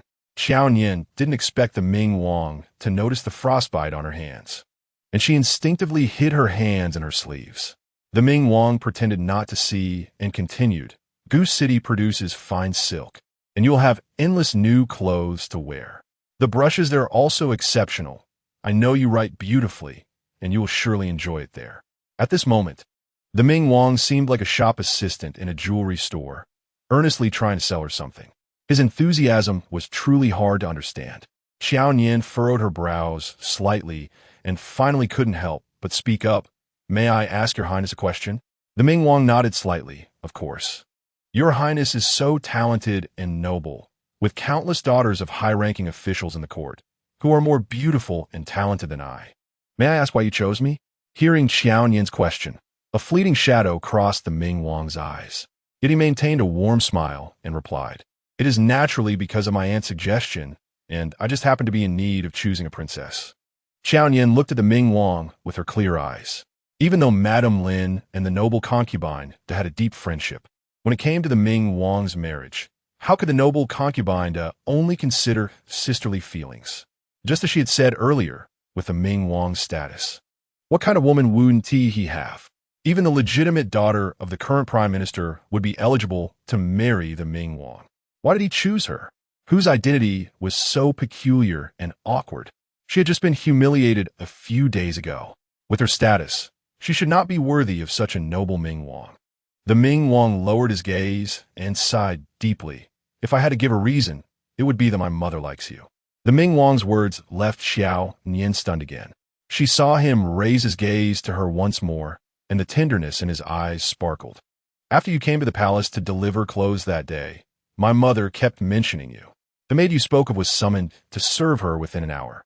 To be honest, I have never seen my mother care so much about anything." That maid, Lin Yuan, Qiao Nian had seen from afar today. She was indeed cleaning in the noble concubine's palace. Qiao Nian slightly furrowed her brows. She and T expected the noble concubine to care so much and felt quite grateful. However, unexpectedly, the Ming Wang suddenly moved a step closer to Qiao Nian. He was tall, and she had to look up at him. Now, with his towering figure leaning down, it forced her to lower her head. Then, she heard his warm voice coming from above her head, "And I have already taken a liking to you." Qiao Nian was taken aback, quickly raising her head to look at the Ming Wang, only to fall into a pair of gentle, watery eyes. The distance was too close. So close that she momentarily lost her composure, her mind going blank, not knowing what to do. In the next moment, a cold voice sliced through everything like a sharp blade. "I pay my respects to His Royal Highness." It was actually Xiao Hong. Chapter 21, No More Entanglements. Perhaps the coldness in this voice was too familiar, causing Qiao Nian to panic, and she hurriedly stepped back 2 steps. However, in her flurry, her foot slipped, and she almost fell to the ground. Fortunately, the Ming Wang was quick to react and pulled her back. But this pull brought them a bit closer together, making it look from afar as if the Ming Wang was embracing Qiao Nian. Xiao Heng's sharp gaze fell on the Ming Wang's hand that was tightly grasping Qiao Nian's arm, his dark eyes deepening with an ominous shade. "Are you okay?" the Ming Wang asked gently with concern. Qiao Nian shook her head, feeling inexplicably guilty. But what was there to feel guilty about? Not to mention that she and Xiao Hong no longer had any relationship. Even if they did, it was merely a nominal kinship. Who she was with and what she did had nothing to do with Xiao Hong. In fact, Xiao Hong probably didn't care at all. It was her own heart that was in turmoil. Taking a deep breath, Qiao Nian suppressed the chaotic emotions within her. And with a slight bow to the distant Xiao Hong, she said, "I've met General Xiao." The Ming Wang also looked toward Xiao Hong. "General Xiao has returned to the palace to report?" The word again subtly carried a hint of sarcasm. Xiao Hong finally shifted his gaze away from that hand and looked at the Ming Wang, stepping closer. "Recently, the bandits in Behe County have been rampant. The local government has failed in several attempts to eradicate them, and the emperor has summoned me to discuss countermeasures." This matter was not unknown to the Ming Wang. Even Xiao Nian had heard of it. She had overheard the palace maids mention it while at the laundry bureau. They said that those bandits in Behe County were not ordinary bandits, but rather groups composed of soldiers who had retired from the battlefield years ago. They were well-trained and exceptionally skilled. Not to mention ordinary officials and soldiers. Even a proper troop might not easily subdue them. Thinking of this, Qiao Nian's expression involuntarily darkened. Beside her, the Ming Wang's voice was extremely gentle. "There's no need to worry. The people of Guqing are simple and honest, and every household is well off. There are no bandits." Qiao Nian opened her mouth, unsure how to explain to the Ming Wang that she wasn't too worried about this matter. But Xiao Hong had sensed something was amiss. "Miss Qiao is going to Guqing?" he asked. He remembered that not long ago, the emperor had granted Guqing to the Ming Wang as a fief. Before Qiao Nian could respond, the Ming Wang answered first. "Nian Nian will become my princess and go to Guqing with me." The latter part of the sentence was directed at Qiao Nian. Qiao Nian felt quite unaccustomed to this, so she lowered her gaze as if she hadn't seen anything. Naturally, she didn't notice the intense gloom in Xiao Hong's eyes. Xiao Hong glanced at Qiao Nian, and his tone became noticeably colder. I haven't heard of this matter.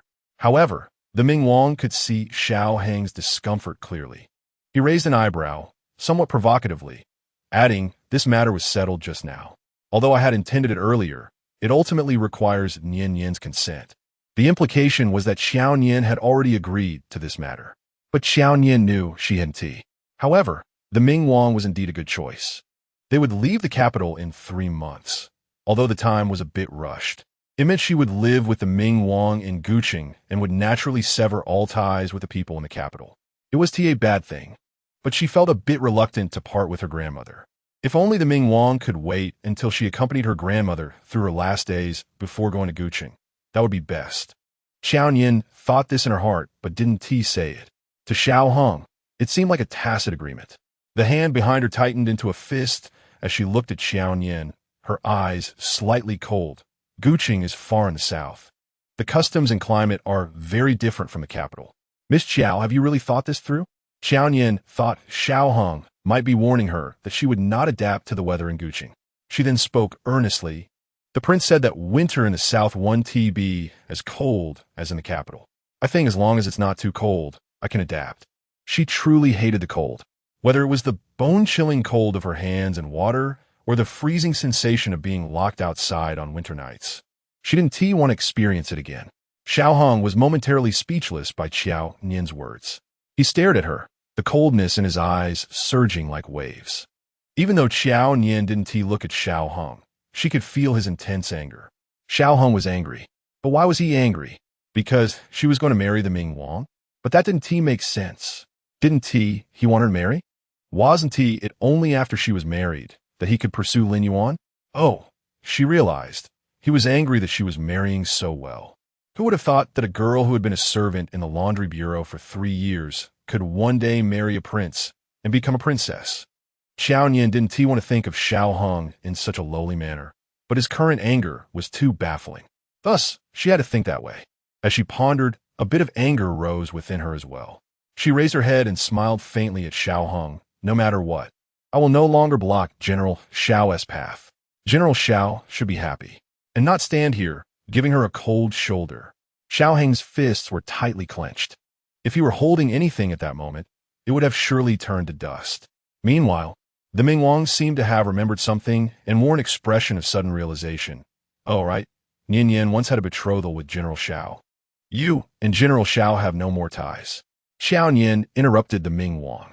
She really didn't want to hear another word about how she was once the beloved pearl of the Lin family, Lin Yi's favored sister, and Xiao Heng's fiancé.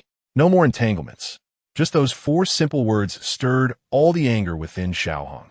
Infuriated to the point of laughter, he raised his lips, a sneer appearing. Yes, the woman I am going to marry is the legitimate daughter of the Lin family, Lin Yuan. I hope the Ming Wang and the princess will honor us with their presence. He deliberately emphasized the words legitimate daughter of the Lin family. While the words princess were spoken with a hint of sarcasm, Qiao Nian took a deep breath, suppressing the surging anger within her, and smiled lightly. That's natural. Natural? Xiao Heng stared intently at Qiao Nian, the smile on his lips growing colder. But Qiao Nian no longer looked at him.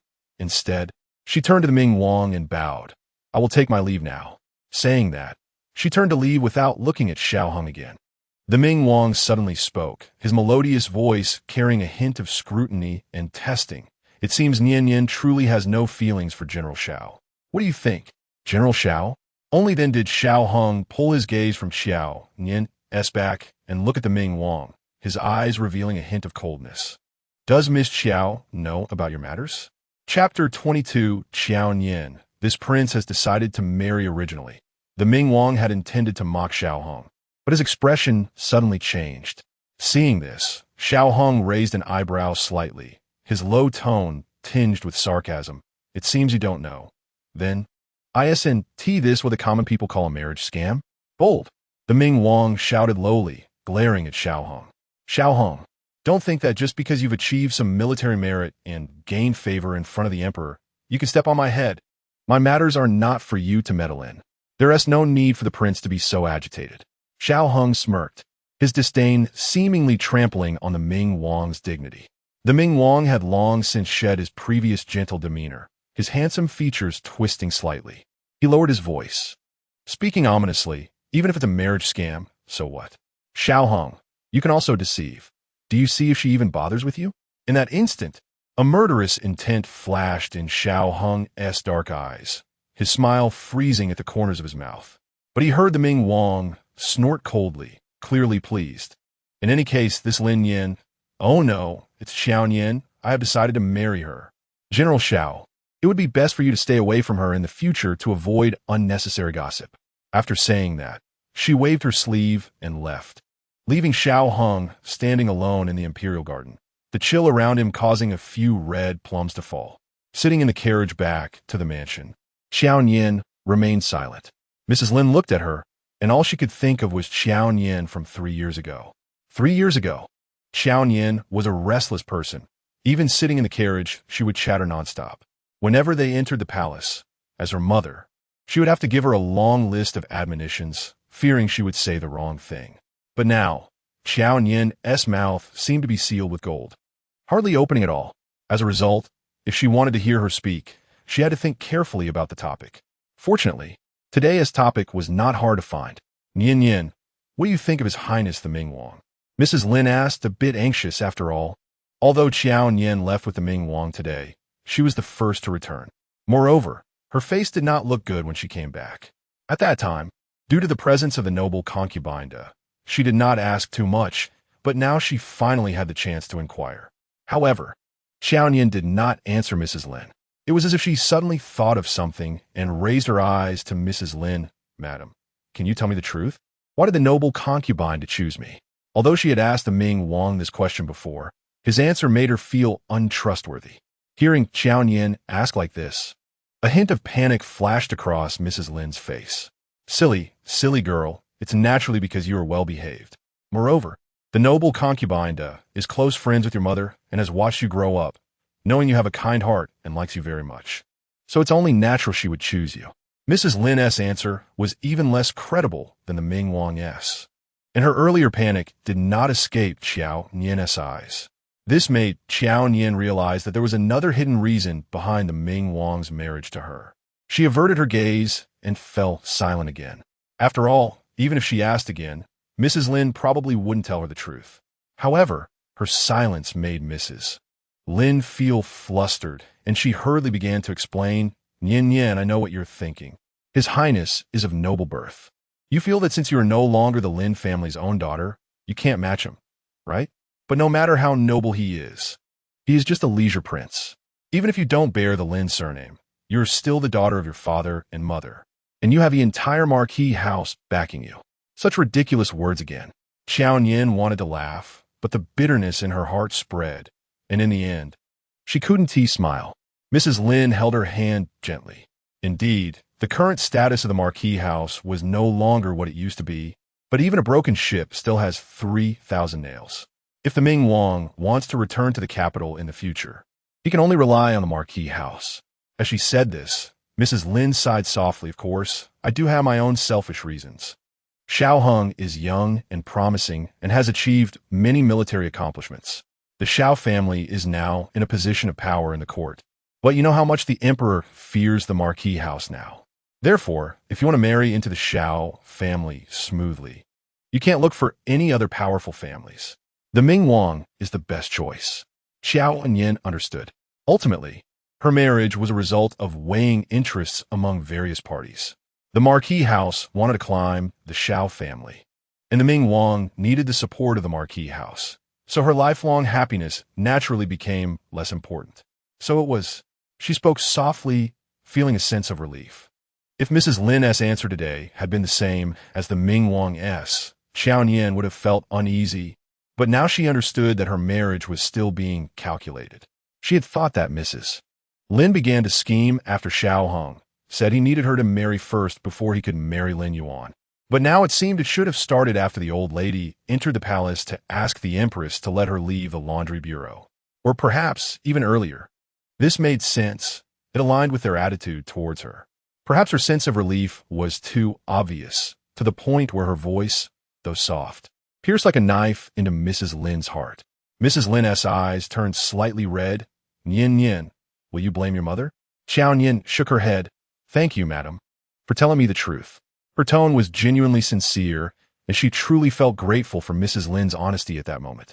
But the more sincere she was, the more Mrs. Lin felt guilty towards her, her eyes reddening further. By the time the carriage stopped outside the Marquis house, Mrs. Lin's tears had already fallen. Qiao Nian looked at Mrs. Lin's tears and frowned. She did not understand what was wrong. Clearly, she had done nothing, even agreeing to this marriage and fulfilling their wishes. Yet why did Mrs. Lin suddenly start crying? Qiao Nian thought that in this regard, Lin Yuan might have taken after Mrs. Lin. She did not get out of the carriage, but sat quietly waiting for Mrs. Lin. Mrs. Lin also realized that she had lost her composure and hurriedly wiped her tears. Forcing a smile, I lost my composure. Let us get off the carriage. All right, Qiao Nian replied lightly and got out of the carriage first. Just then, Lin Yi walked out from the mansion. Seeing Qiao Nian, his brows furrowed, as if he wanted to step forward and say something to her. After all, he had indeed been in the wrong that night during the Lantern Festival. But before he could get close, he saw Mrs. Lin also coming down from the carriage. Her eyes red and still glistening with tears, clearly having cried. Lin Yi's heart sank instantly, and he rushed up in 3 steps, grabbing Qiao Nian's arm and pulling her harshly. Qiao Nian, do you have any conscience? What did you say to mother, making her cry like this? His stern question immediately pinned the blame on her. Chapter 23. What happened? Qiao Nian once liked her brother very much, because he would chase away those rude suitors for her, bring her the best fruits in the world, and even deliver the world's only luminous pearl right to her. In her heart, her brother Lin Yi was an omnipotent and impressive figure. But ever since Lin Yuan returned, that impressive brother had vanished, leaving only a fool who constantly wronged her, splashed dirt on her, acted thoughtlessly and impulsively, just like now. Qiao Nian's arm was being gripped painfully, her brows furrowed tightly. Before she could speak, Mrs. Lin had already slapped Lin Yi's arm. What are you doing? Let go of your sister. Mother, why are you protecting her? There are only the 2 of you in this carriage. Does she dare to say that it wasn't her who made you cry? Lin Yi glared at Qiao Nian fiercely. I warn you, even if I have wronged you in some way, it has nothing to do with mother. Don't put on a show in front of her. If you make her cry again, I will never let you off. After saying this, Lin Yi violently pushed Qiao Nian away. Qiao Nian stumbled back 3 steps, her already injured ankle sending a sharp pain. But fortunately, Ning Shuang was standing behind her and steadied her immediately. What are you doing? Mrs. Lin pushed Lin Yi again, but Lin Yi was strong, and she could hardly budge him. Seeing Lin Yi still standing firmly, Mrs. Lin hit him a couple of times. It has nothing to do with your sister. I cried on my own. Can't you change your impulsive nature? Mother, don't you find this funny? Lin Yi thought that Mrs. Lin was favoring Qiao Nian. When she was back, when did you ever cry on your own? But she has only been back a few days, and you've already cried so many times. Today is just the 2nd day of the month. Qiao Nian, don't think that those 3 years in the palace are something remarkable. A gentle and calm voice interrupted Lin Yi's words. Qiao Nian looked at Lin Yi, her eyes showing little emotion, and quietly asked, those 3 years were debts I owed the Marquis house, debts I owed Lin Yuan. It was just repayment. Is the young Marquis trying to say this? Of course. Lin Yi wanted to tell Qiao Nian not to keep bullying their mother with those 3 years. But these were clearly the words he had wanted to say all at once. How could they suddenly come out of Qiao Nian's mouth and make his heart feel inexplicably uncomfortable? It was as if something had violently torn her apart again. Qiao Nian continued, Young master, there's no need to remind me repeatedly. I already know. I will keep my place and won't cause any trouble for the Ho residents again. However, for the next few months, I hope you won't bother me. After saying this, she slightly bowed to Madame Lin and turned to enter the residence. Before today, she felt like a guest in the Ho residence, even enduring grievances for her grandmother. But now it was different. The Ho residents needed her to marry the Ming Wang, so she could firmly tell Lin Yi not to bother her. Even after Qiao Nian entered the residence, Lin Yi was still somewhat taken aback. He knew that Qiao Nian had changed since returning from the laundry bureau. She was indifferent and distant, wishing to stay far away from them. Even when angry, she would only show a colder attitude. However, today, an inexplicable sense of unease surged within him. Lin Yi turned to Madame Lin and couldn't help but ask Mother, "What happened?" Madame Lin frowned slightly, knowing she couldn't hide this from Lin Yi, and quietly said, "Let's talk about it at home." Lin Yi followed Madame Lin to the falling plum courtyard. Lin Yuan's illness had improved under the care of the residence's physician, apart from occasional coughs. She was no longer in serious condition. When Madame Lin and Lin Yi arrived, Lin Yuan was in the yard admiring the plum blossoms. Seeing her dressed so lightly, Madame Lin frowned and said, "How can you be out when you're still sick? You're only in such little clothing. Hurry, go inside." She ushered Lin Yuan into the house and called for Xiao Chui to bring hot water. Then she took out a small medicine bottle from her bosom, saying, "The Empress heard you were coughing badly and specially had someone bring this pill from the Imperial Hospital. It's said to come from the Medicine King Valley. The Empress coughed for half a month before getting better with this." Lin Yi watched Madame Lin personally feed Lin Yuan the medicine and understood why she was so anxious to come to Lin Yuan upon returning to the residence. He naturally worried about Lin Yuan, but seeing her complexion was normal and not having heard a cough since arriving, he believed there was no serious issue. However, he was currently worried about something else. "Mother, you still haven't told me what happened between you and Nian Nian. Why were you crying in the carriage? Also, Nian Nian just mentioned the next few months. What does that mean?" Madame Lin watched Lin Yuan swallow the pill and sighed deeply. "I found a marriage for Nian Nian. 3 months from now, she will go to Gu City with the Ming Wang. So for these 3 months, you should stay put and not seek her troubles. Once she leaves, we don't know when she'll come back." As she spoke, Madame Lin felt a lump in her throat, her eyes reddening slightly. But Lin Yi was shocked. "With the Ming Wang? Mother, are you out of your mind? How could you marry Nian Nian to the Ming Wang?" Lin Yuan, confused, asked, "Brother, why are you so angry? Although His Highness is just a leisurely prince, his status is noble. Sister will naturally be respected as a princess in the future. What's wrong with that?"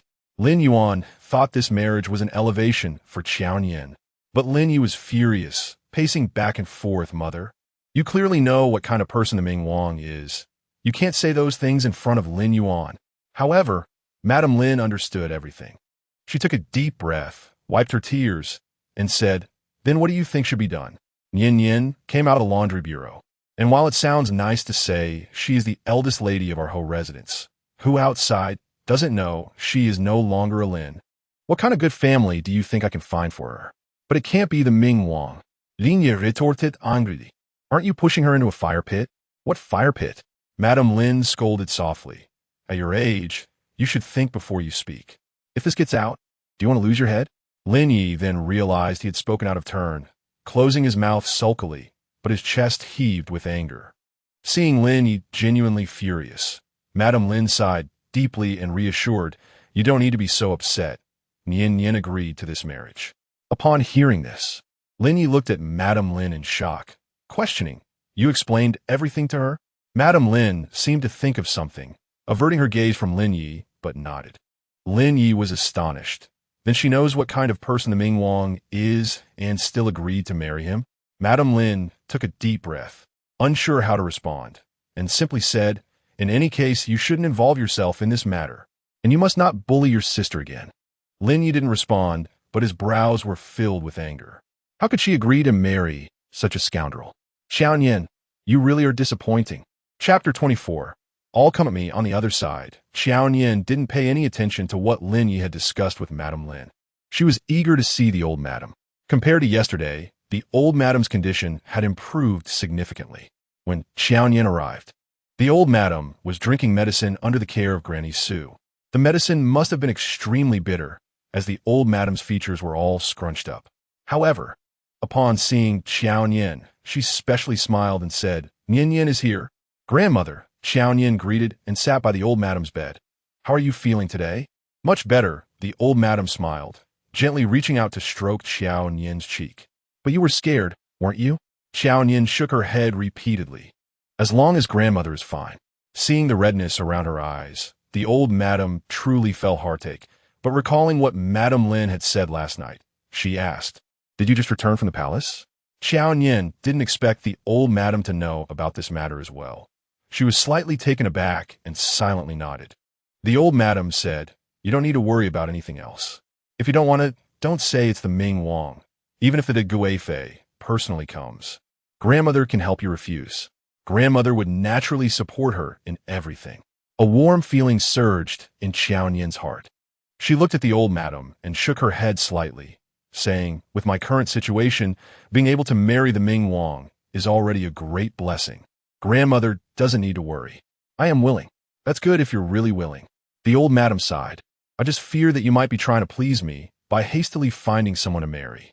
Nian Nian, this is a lifetime matter. It must not be taken lightly. In the entire Ho residence, only the old madam truly regarded her marriage as a significant matter. Qiao Nian couldn't help but rush into the old madam's embrace. Tightly holding her, grandmother, don't worry, I am truly willing. As long as it can make grandmother happy and no longer worry about her matters. She is willing to do anything. In the following days, Qiao Nian accompanied the old madam every day. With her company, the old madam was cheerful all day long, and her spirit improved significantly. Lin Yuan indeed didn't come looking for Qiao Nian again. Qiao Nian thought to herself that if every day could be like this, it would be wonderful. But, unfortunately, things didn't go as she wished. On the morning of the 8th day, before Qiao Nian even finished her breakfast, she heard Ning Shuang reluctantly report, Miss, the second miss, is here again. The addition of again showed how much Ning Shuang disliked Lin Yuan now. Qiao Nian frowned, and before she could speak, Ning Shuang continued, I have already told the second miss that the water in the lotus pond outside Fanghe courtyard is deep and dangerous. She should tell me if she has anything to say, but she insists on seeing you. The words deep and dangerous were clearly meant as a sarcastic jab at Lin Yuan. Qiao Nian couldn't help but let out a faint sigh. After all, she was the legitimate daughter of the Ho residence. You saw what my position is in this residence now. If you truly anger her, I won't be able to protect you. But upon hearing Qiao Nian's words, Ning Shuang instead looked delighted. Miss wants to protect me? Does that mean you truly accept me? This girl, Qiao Nian, didn't know how to respond. She thought to herself that even if she was Lin Ye's person, it would still be quite rare for her to protect herself at a crucial moment. For those who protect her, she would return with sincerity. Seeing that Ning Shuang was completely missing the point, Qiao Nian finally sighed and decided to let her in. All right, don't worry, miss. I will stick closely to the second young lady, so she won't accidentally fall into the water again. Ning Shuang giggled and went out, looking as if she hadn't listened to her words at all. Qiao Nian sighed helplessly before tidying up and going to see Lin Yuan. Before long, Ning Shuang followed Lin Yuan in. Watching Ning Shuang truly stick to Lin Yuan's side, Qiao Nian almost laughed out loud. Lin Yuan entered the room and greeted Qiao Nian, noticing the smile at the corner of her mouth, and she felt relieved, thinking that Qiao Nian was in a good mood today. I came early. I hope I didn't disturb you, sister. Qiao Nian was taken aback, genuinely not understanding what Lin Yuan was here for, and, after a slight sigh, she asked, Is there something you need? I came to invite sister to go to Fahua Temple. Lin Yuan looked quite excited. Qiao Nian suddenly remembered that today was the 8th day of the first month, which was also the holy festival at Fahua Temple. It was rumored that on the holy festival, as long as one sincerely made a wish before the Buddha, whatever one wished for would be very effective. In previous years, she would go to Fahua Temple every holy festival, not only to pray for her family's safety and smoothness, but also to see Xiaohong. Now that it had been 3 years since she last visited, she naturally did not want to pray for her family's safety, nor did she want to see Xiaohong. However, for the old lady's sake, she could go once. She would pray to the Bodhisattva to bless the old lady to be happy and carefree for a few more years. But since the holy festival only came once a year, many nobles would go to Fahua Temple today, and naturally, she would encounter those young ladies she knew from before. Her current identity was no longer comparable to the past, and she feared that she would attract quite a bit of gossip. But what were a few whispers compared to the old lady? After barely hesitating, Qiao Nian agreed. All right, I will go prepare. Since they were going to the temple to pray, she naturally couldn't go empty-handed. Unexpectedly, Lin Yuan said, Sister doesn't need to prepare anything. I have already prepared everything we need. Saying this, Lin Yuan actually stepped forward and affectionately linked her arm with Qiao Nian's. In her view, Qiao Nian agreeing to accompany her to Fahua Temple today proved that their relationship had broken the ice. Plus, with Qiao Nian soon to become a princess, she no longer had to worry about Xiao Hong harboring any thoughts towards Qiao Nian, and her mood naturally became even happier, leading her to naturally lean closer.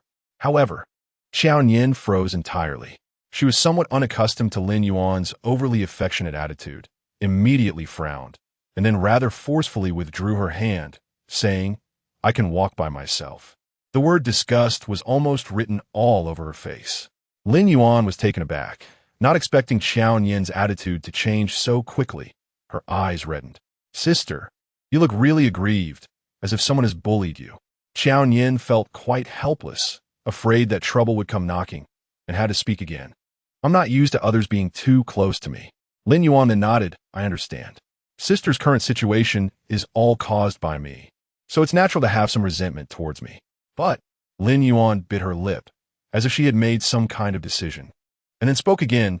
"But Mother really cares about you, sister. You should try not to make Mother angry anymore. Mother has been so worried about your matters that she has lost her appetite and has become much thinner. Sister, if you have any anger in your heart, just direct it at me. Don't bully Mother anymore." Chapter 25. Who says she has no backing? Qiao Nian didn't understand. She just wanted Lin Yuan to let go of her hand.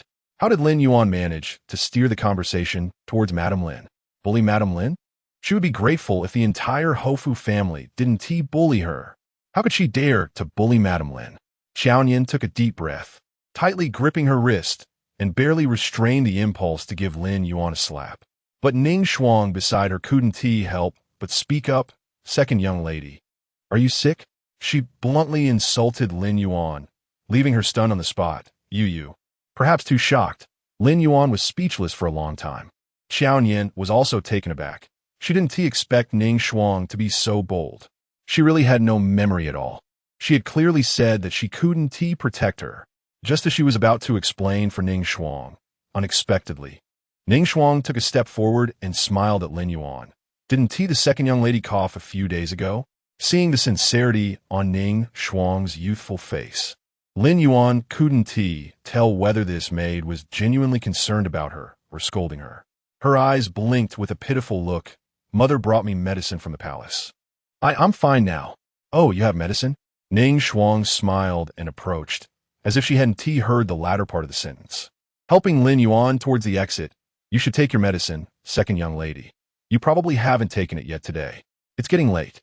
Let me help you back to take your medicine." Though she said she was helping, Ning Shuang was clearly half forcing Lin Yuan to leave. During this time, Lin Yuan kept wanting to turn back and say something to Qiao Nian, but was blocked by Ning Shuang. By the time they were sent out of Fanghe Garden, Lin Yuan still hadn't figured out whether Ning Shuang was scolding her or not. On the other hand, seeing the returning Ning Shuang, Qiao Nian couldn't help but scold softly. "You really have some guts.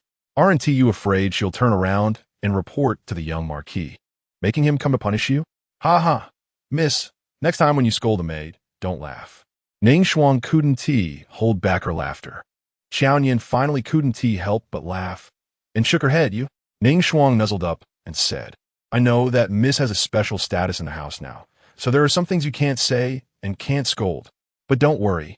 In the future, if there are people you can't scold, I will scold them for you.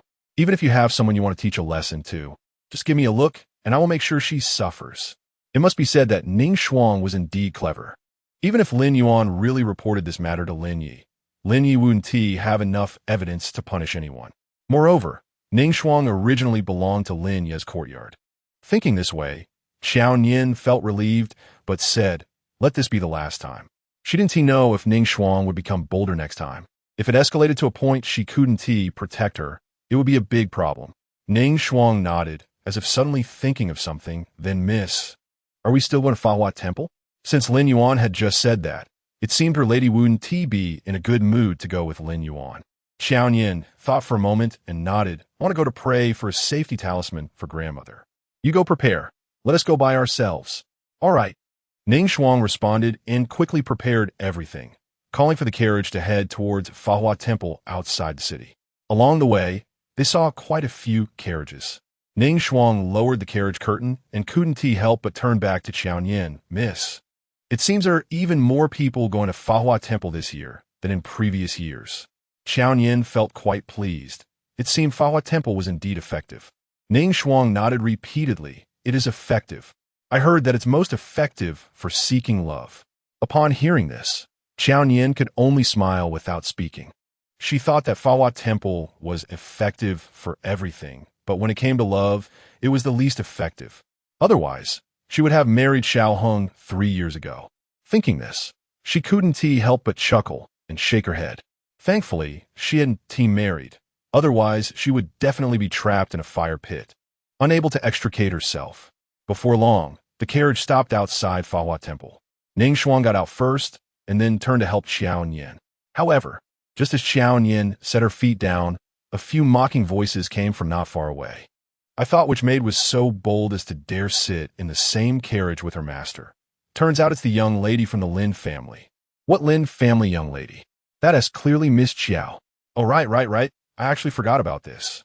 The voice was too familiar. Qiao Nian didn't even need to look to know who it was.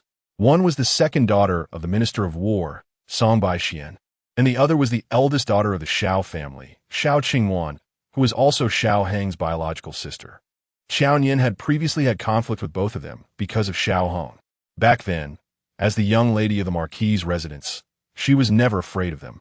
The three had even fought before, but Song Baixian and Xiao Qingwan together could not defeat her, especially since her status was higher than theirs. Therefore, in their past encounters, Song Baixian and Xiao Qingwan had always been at a disadvantage. But now was different. Xiao Qingwan was approaching Qiao Nian. She was not tall, a head shorter than Qiao Nian, yet extremely proud, always holding her chin high. Xiao girl, have you become friends with servants after being a maid for 3 years? Seeing Qiao Nian being bullied, Ning Shuang naturally couldn't stand by. But before she could step forward, Qiao Nian pulled her behind her. Qiao Nian then slightly bowed to Xiao Qingwan and said, "Greetings, Miss Xiao." Xiao Qingwan was taken aback. Although Qiao Nian had returned for some time, Xiao Heng had never mentioned her to Xiao Qingwan. Even if Xiao Qingwan specifically asked, Xiao Heng would pretend not to hear. Thus, she did not know that Xiao Nian's temperament had changed significantly. She stared at Xiao Nian, recalling that if she had made such a sarcastic remark in the past, Xiao Nian would have surely fought back. Yet now she could still politely greet her. She actually bowed to me. For some inexplicable reason, Xiao Qingwan felt uncomfortable. She believed Qiao Nian should not be like this. However, Song Baixian couldn't help but laugh. Did I see wrong? The once proud young lady of the Lin family is now so humble? Oh, that's right. After all, she no longer bears the Lin surname, and without her support, she should indeed be more humble. Song Baixian's words were clearly intended as a mockery, but Qiao Nian was not angry at all, because what Song Baixian said was very true. When a person has no support behind them, they should honestly lower their head. This lesson was one she learned after being pushed into the laundry pool by palace maids countless times and whipped by the head maid many times. Unexpectedly, a loud voice rang out from behind Qiao Nian, each word carrying a sense of high-handed pressure. Who said she has no support? Chapter 26. A resounding slap, everyone was taken aback. His Highness the Ming Wang? They quickly knelt and paid their respects. Qiao Nian also wanted to kneel, but was stopped by the Ming Wang. The Ming Wang narrowed his eyes and glanced at everyone, not allowing them to rise. Instead, publicly taking Qiao Nian's hand. From now on, her support is this king. Whoever dares to speak disrespectfully to her is disrespecting this king. Do you all understand? For the past 3 years, Qiao Nian had been the one kneeling to others. Even during her 15 years of being pampered in the Marquis' residence, she had never experienced the feeling of everyone kneeling before her. At this moment, standing beside the Ming Wang and looking down at the wealthy young ladies and gentlemen around her, she felt no sense of triumph or pride. Instead, it felt surreal, and that surreal feeling made her anxious. She wanted to pull her hand back, but the Ming Wang held it tightly. She struggled slightly, but it was futile. However, she didn't dare to move too much. After all, the Ming Wang was supporting her at this moment. How could she publicly embarrass him? So, she silently lowered her gaze. To outsiders, this looked like she was relying on him like a little bird. Xiao Qingwan looked at Qiao Nian standing next to the Ming Wang and felt inexplicably displeased. She couldn't care about etiquette anymore and spoke directly to the Ming Wang. Your Highness, she is merely a lowly bloodline born of servant. How can she stand together with someone as noble as you? Nowadays, everyone in the capital knew that Qiao Nian's birth mother was once a midwife for the Marquis' residence, who, without regard for the family's ties, even swapped her master's child. Truly lowly and despicable. How could a child born of such a person stand with a prince as esteemed as you? Xiao Qingyuan was genuinely furious, but the Ming Wang's gaze darkened slightly, and the warmth in his eyes revealed a hint of murderous intent. It seemed that Miss Xiao had not heard what this king said clearly. Someone, help Miss Xiao clean her ears. With this command, two attendants immediately stepped forward and roughly grabbed Xiao Qingyuan. She was startled, and Song Baixian was also frightened, hurriedly saying, Your Highness, Miss Xiao merely spoke her mind without any other intention. Please show mercy. If she were truly taken to have her ears cleaned, she might return deaf. Qiao Nian hadn't expected the seemingly gentle Ming Wang to have such methods. Seeing Xiao Qingyuan genuinely about to be taken away, she finally reached out and tugged at the Ming Wang's clothing. The Ming Wang was taken aback and turned to see the small hand clutching his garment. Her fingers looked well cared for, but the scars from frostbite were still quite obvious. Following that little hand, he saw Qiao Nian frowning, looking troubled. Your Highness, today is a holy day. It will be better not to stir up trouble in the Buddhist temple.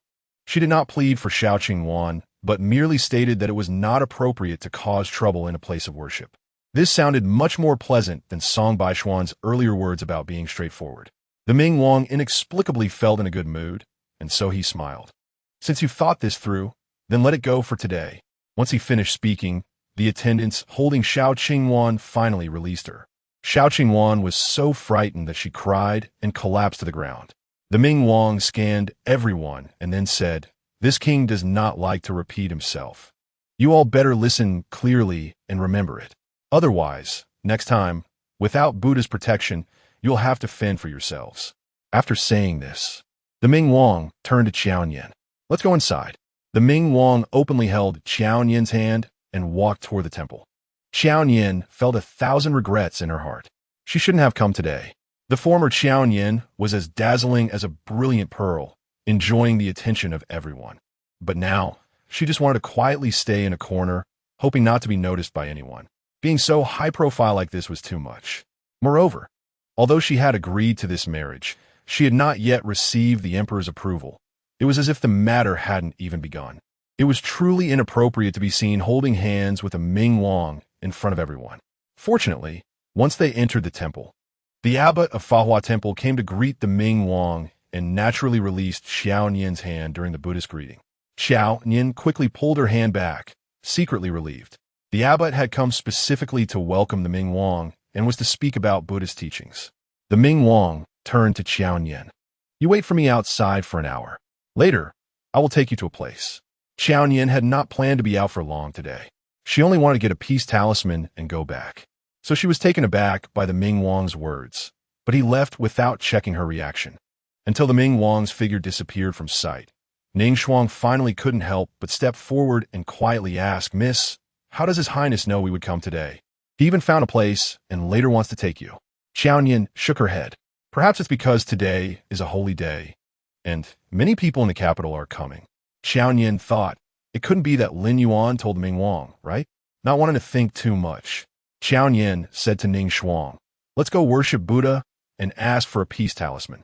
After saying this, she led Ning Shuang inside. Kneeling in front of the largest statue of Guanyin in Fahua Temple, Qiao Nian clasped her hands together and sincerely worshipped.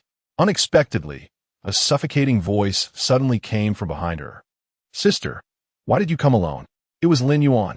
Qiao Nian was forced to open her eyes and saw Lin Yuan kneeling beside her.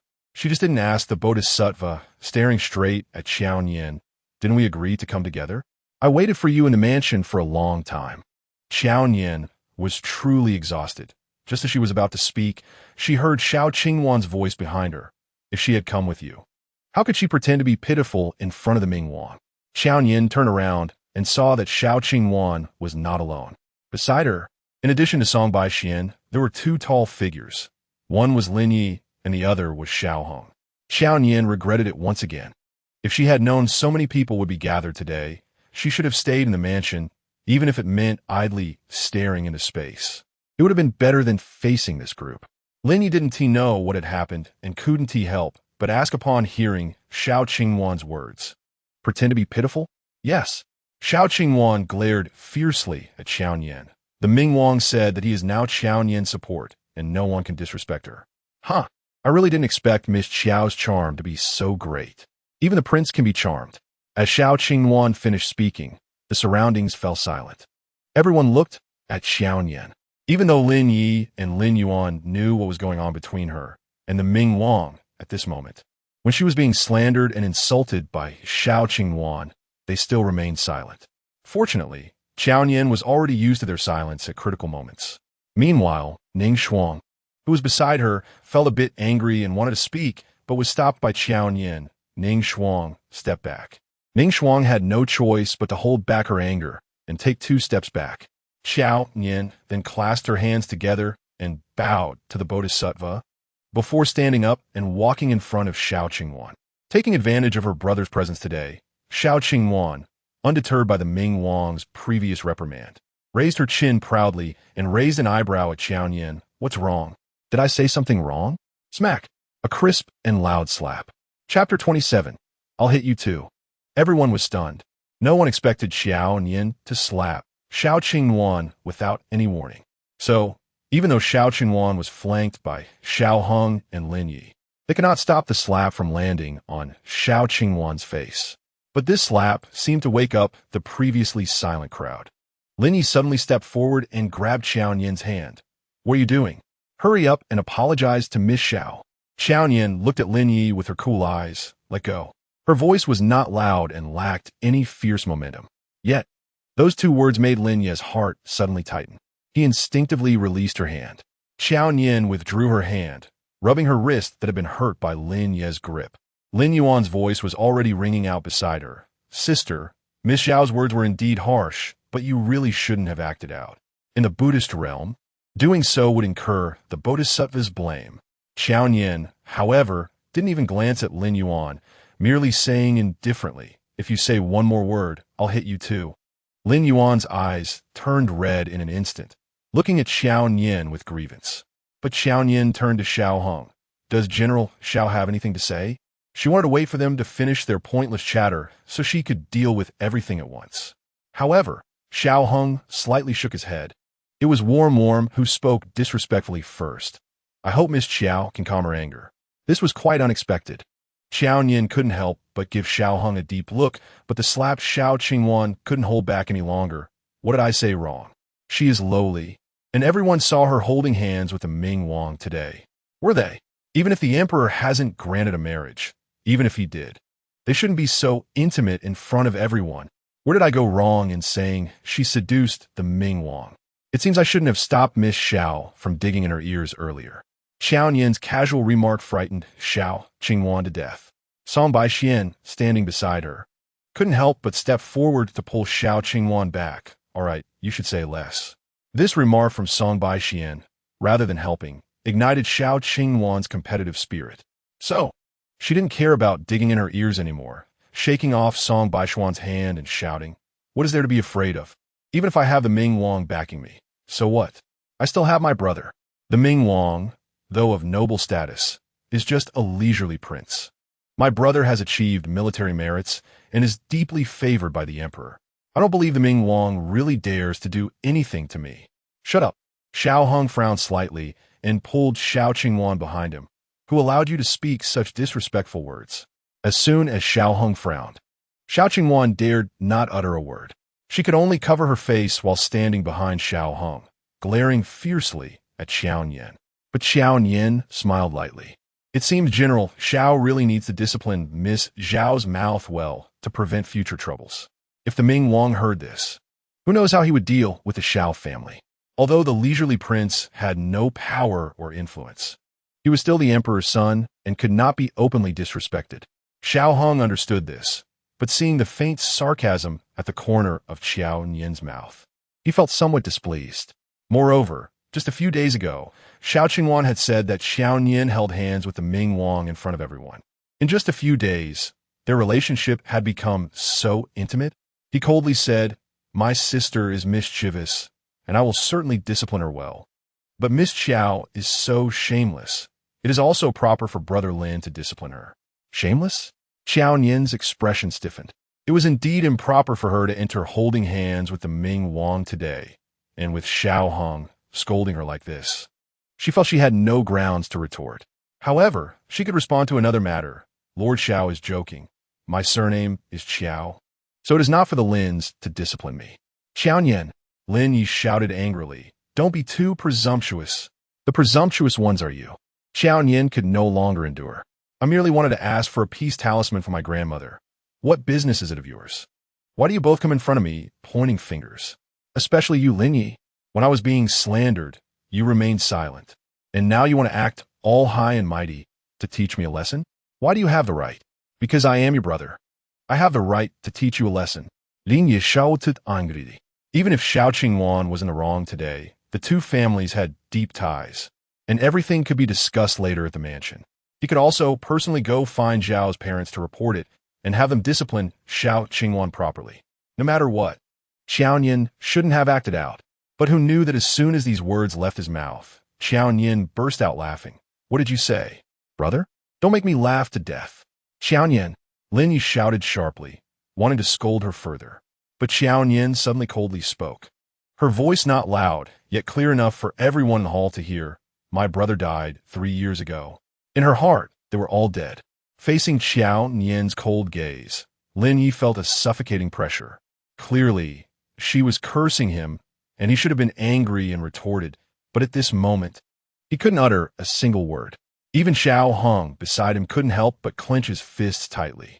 An indescribable emotion surged from his heart, instantly invading his entire being, causing his blood to boil, yet making him feel like an iceberg standing frozen in place. At this moment, even Song Baixian and Xiao Qingwan sensed the unusual atmosphere, realizing something was off with Qiao Nian. Yet, Lin Yuan was oblivious. She slowly reached out to grab Qiao Nian's hand. Sister, how can you say that? Brother is living well. That is your brother. Qiao Nian shook off Lin Yuan's hand, glancing back at her indifferently. I am not your sister. After saying this, she intended to leave, but unexpectedly, Lin Yuan suddenly knelt down. Sister. This action shocked everyone. Qiao Nian never expected Lin Yuan would kneel, but she not only knelt down, she cried and said, Sister, it's all my fault. I shouldn't have come back 3 years ago. I shouldn't have entered the palace. And today, I shouldn't have told Ming Wang that you came here. It's all my fault.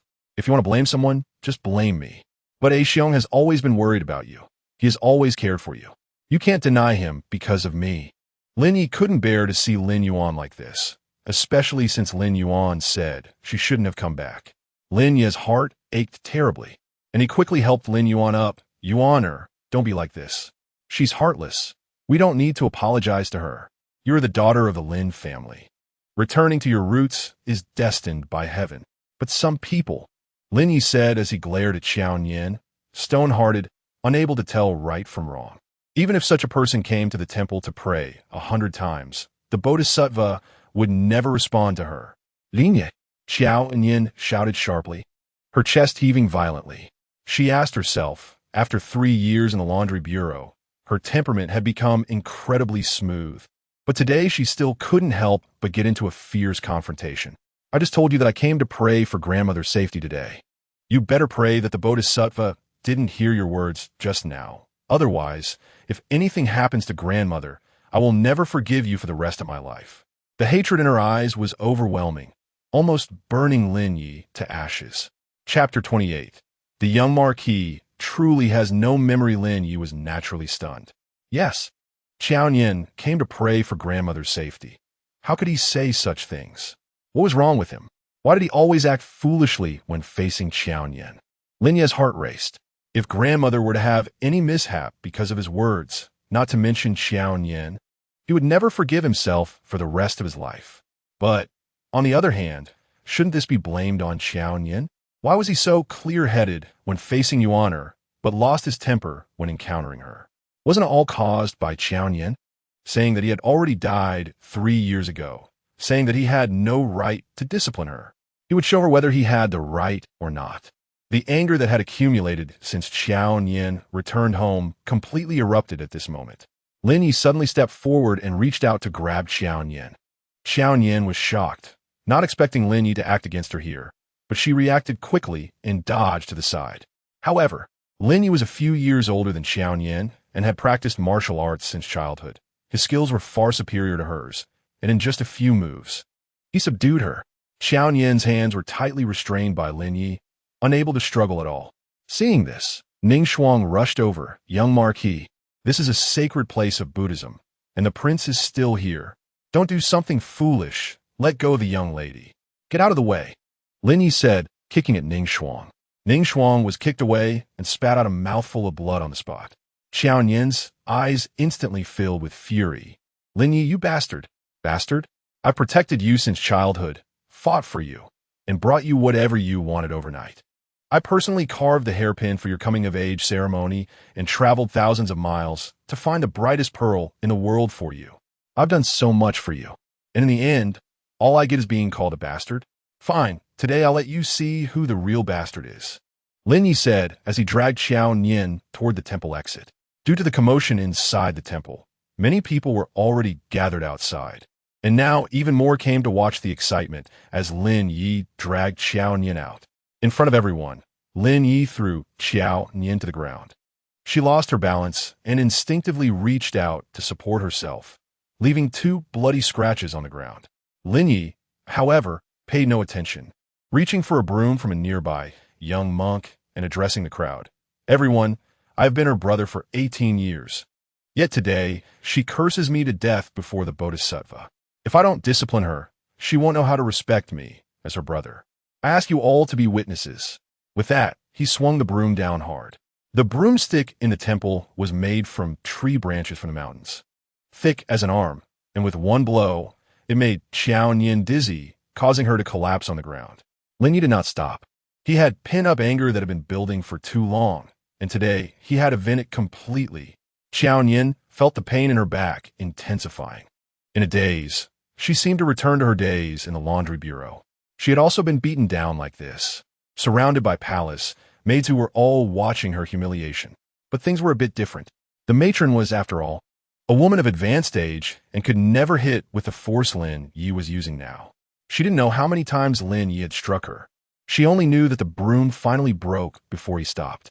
Ironically, Lin Yi seemed to tire out as well, standing to the side and breathing heavily.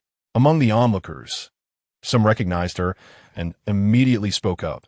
Isn't this the Qiao girl from the Marquis mansion? I'm not saying this, but everyone in the capital knows how well your brother treats you. How could you say such vicious words?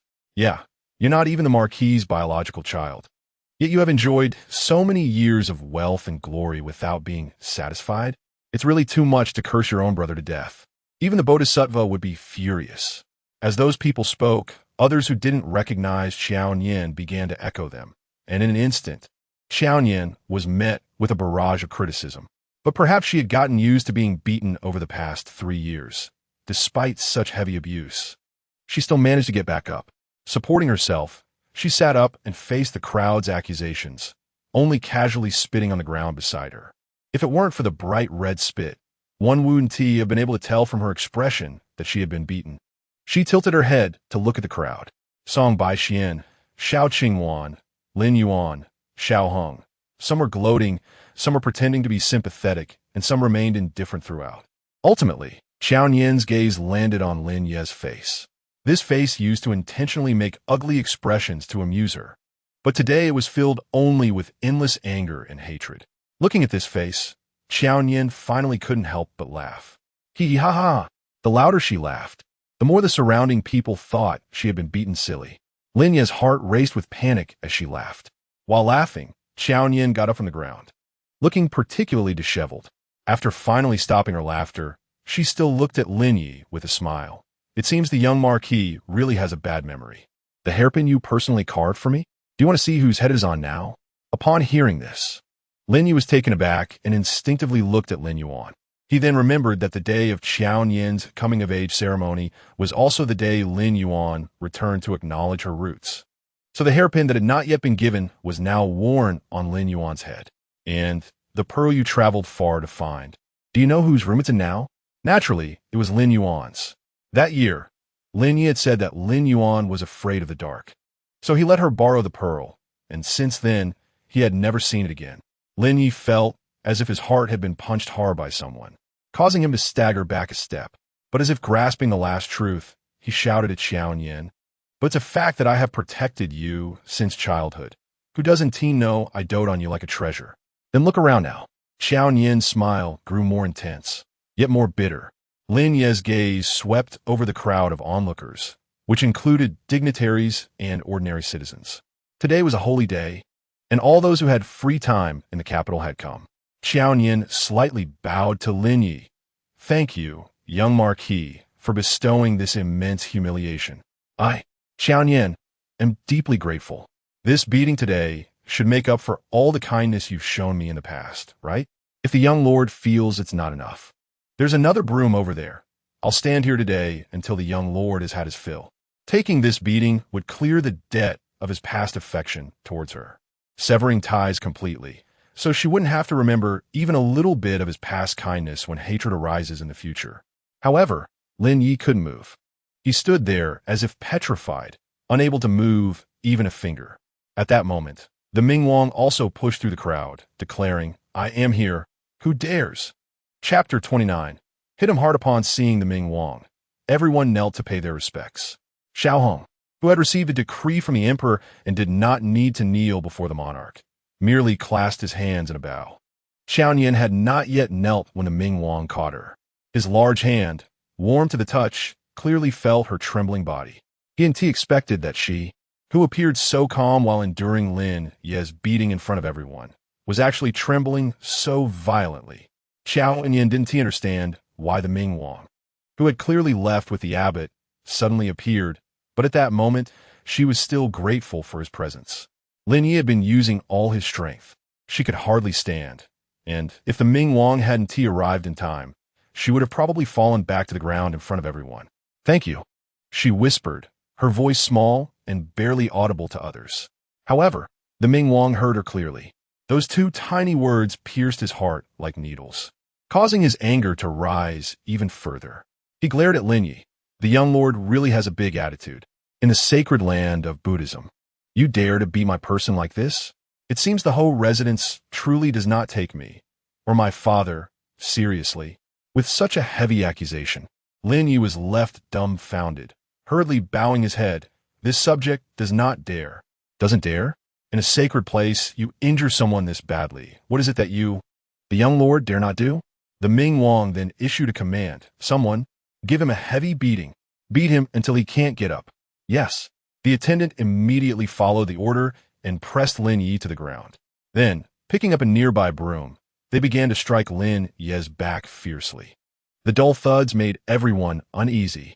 Just then, a figure rushed towards Lin Yi, throwing herself on his back, crying, "Don't hit my brother. If you want to hit someone, hit me instead." It was Lin Yuan. The attendants using the punishment were momentarily at a loss, unsure whether to continue beating. Qiao Nian watched the scene and silently averted her gaze. She sometimes truly admired Lin Yuan for always stepping up to protect Lin Yi and the entire Lin family during critical moments. This was why 3 years ago, her silence had made Qiao Nian resent her so much. The Ming Wang silently glanced at Qiao Nian. Seeing her already pale lips trembling slightly made his heart tremble as well. Resolutely, he spoke in a deep voice. "Since Miss Lin insists, I will comply. Attack!" The attendants raised their brooms high in response to the order. But unexpectedly, 3 voices rang out simultaneously. "No, you can't. Wait." It was Lin Yi, who had already shielded Lin Yuan and the Xiao siblings. At this moment, they no longer remained silent. Xiao Qingwan's eyes were slightly red, looking more aggrieved than after being slapped by Qiao Nian. "Your Highness, today's matter has nothing to do with Miss Lin. Please do not involve the innocent." The Ming Wang didn't even glance at her, sneering softly, showing disdain. "What are you, to dare to be presumptuous before me? Please forgive my sister's rudeness, Your Highness." Xiao Hong stepped forward and bowed, his words respectful, yet his attitude was neither servile nor overbearing, clearly indicating he was not afraid to stand up to the Ming Wang. His gaze fell on Qiao Nian, leaning against the Ming Wang, and something dark flashed in his eyes as he spoke in a deep voice. However, I asked the Wang to think carefully. If this matter reaches the emperor, it may not end well for you. You're threatening me? The Ming Wang raised an eyebrow. Although he feared the emperor, if someone dared to ride on his head, even the emperor would be useless. Facing the Ming Wang's sharp gaze, Xiao Hong returned it with equal intensity. This subject only prioritizes the greater good. Since the Ming Wang intended to ally with the Ho residents through marriage, he couldn't let things get too ugly. But as soon as he spoke, the Ming Wang scoffed. General Xiao truly has a grand vision. With such a grand vision, why was he mute just now? Did his mouth get sewn shut when Qiao Nian was being beaten? Hearing the Ming Wang's question, Qiao Nian felt a sharp pain in her heart. Yet, she had already given up on Xiao Hong, clearly seeing that he did not like her. Why did her heart still ache so much? She gently bit her lip, hating her own uselessness, suppressing the warm tears welling up in her eyes. Xiao Hong instinctively observed Qiao Nian's expression, but from his angle, she was half hidden behind the Ming Wang, their posture intimate, making him feel increasingly frustrated. His tone became sharper. As for today's events, who is right or wrong is clear to everyone. The young lord punishes his sister, even if he was a bit harsh. It is ultimately a family matter of the Ho residents. This subject cannot interfere with, and your highness probably cannot either. Using family matters as an excuse indeed put the Ming Wang in a difficult position. Even though he was a prince, it was unreasonable to meddle in someone else's family affairs.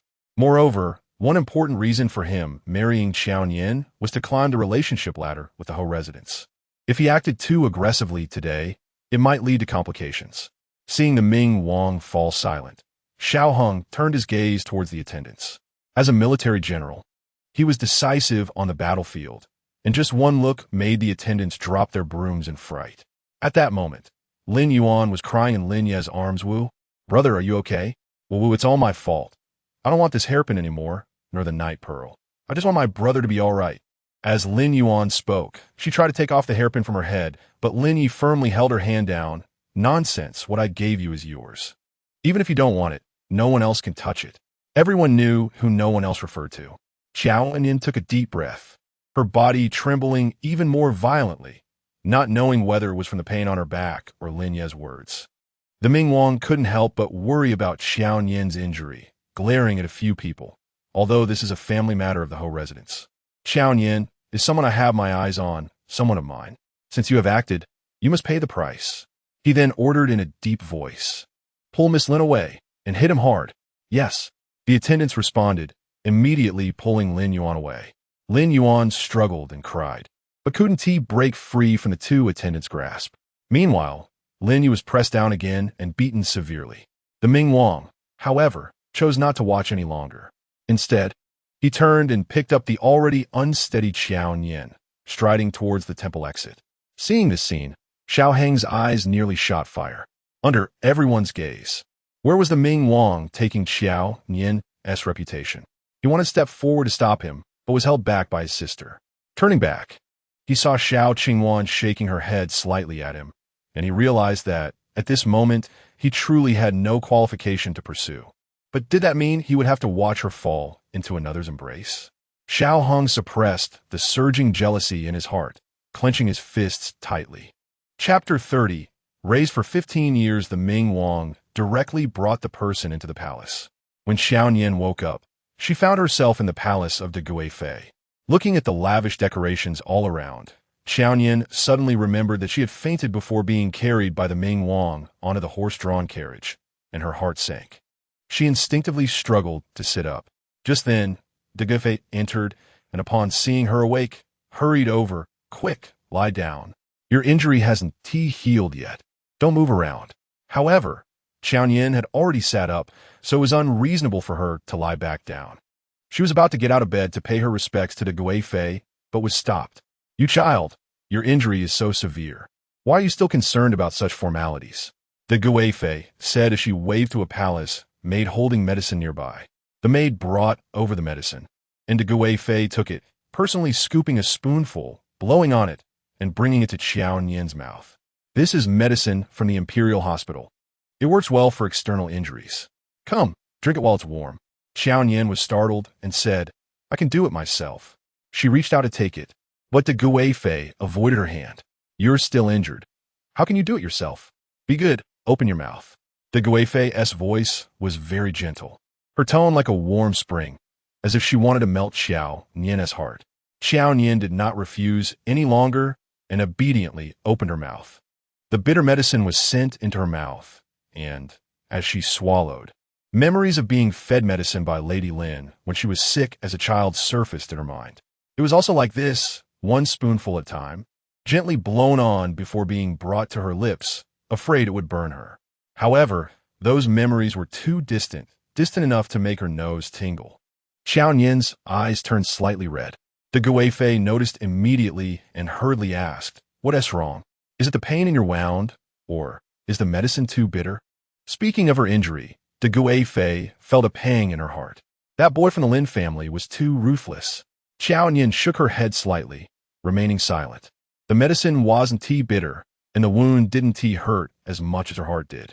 She simply recalled memories from a long time ago. Back then, she still had family. Her family treated her well, doting on her and loving her. But later, all that remained were strangers, wearing the faces of her relatives, bullying her and wronging her. She thought of the wounds on her back, wounds that even the matron of the laundry bureau could not inflict with all her strength. But in front of so many people, Lin Yi was able to strike her so hard. He even dared to claim he was her elder brother? Her elder brother wouldn't hit her like this. A faint smile appeared at the corners of her mouth. It was more bitter than the bowl of medicine into Gui Fei's hand. She hadn't yet thanked His Highness the Ming Wang for saving her today.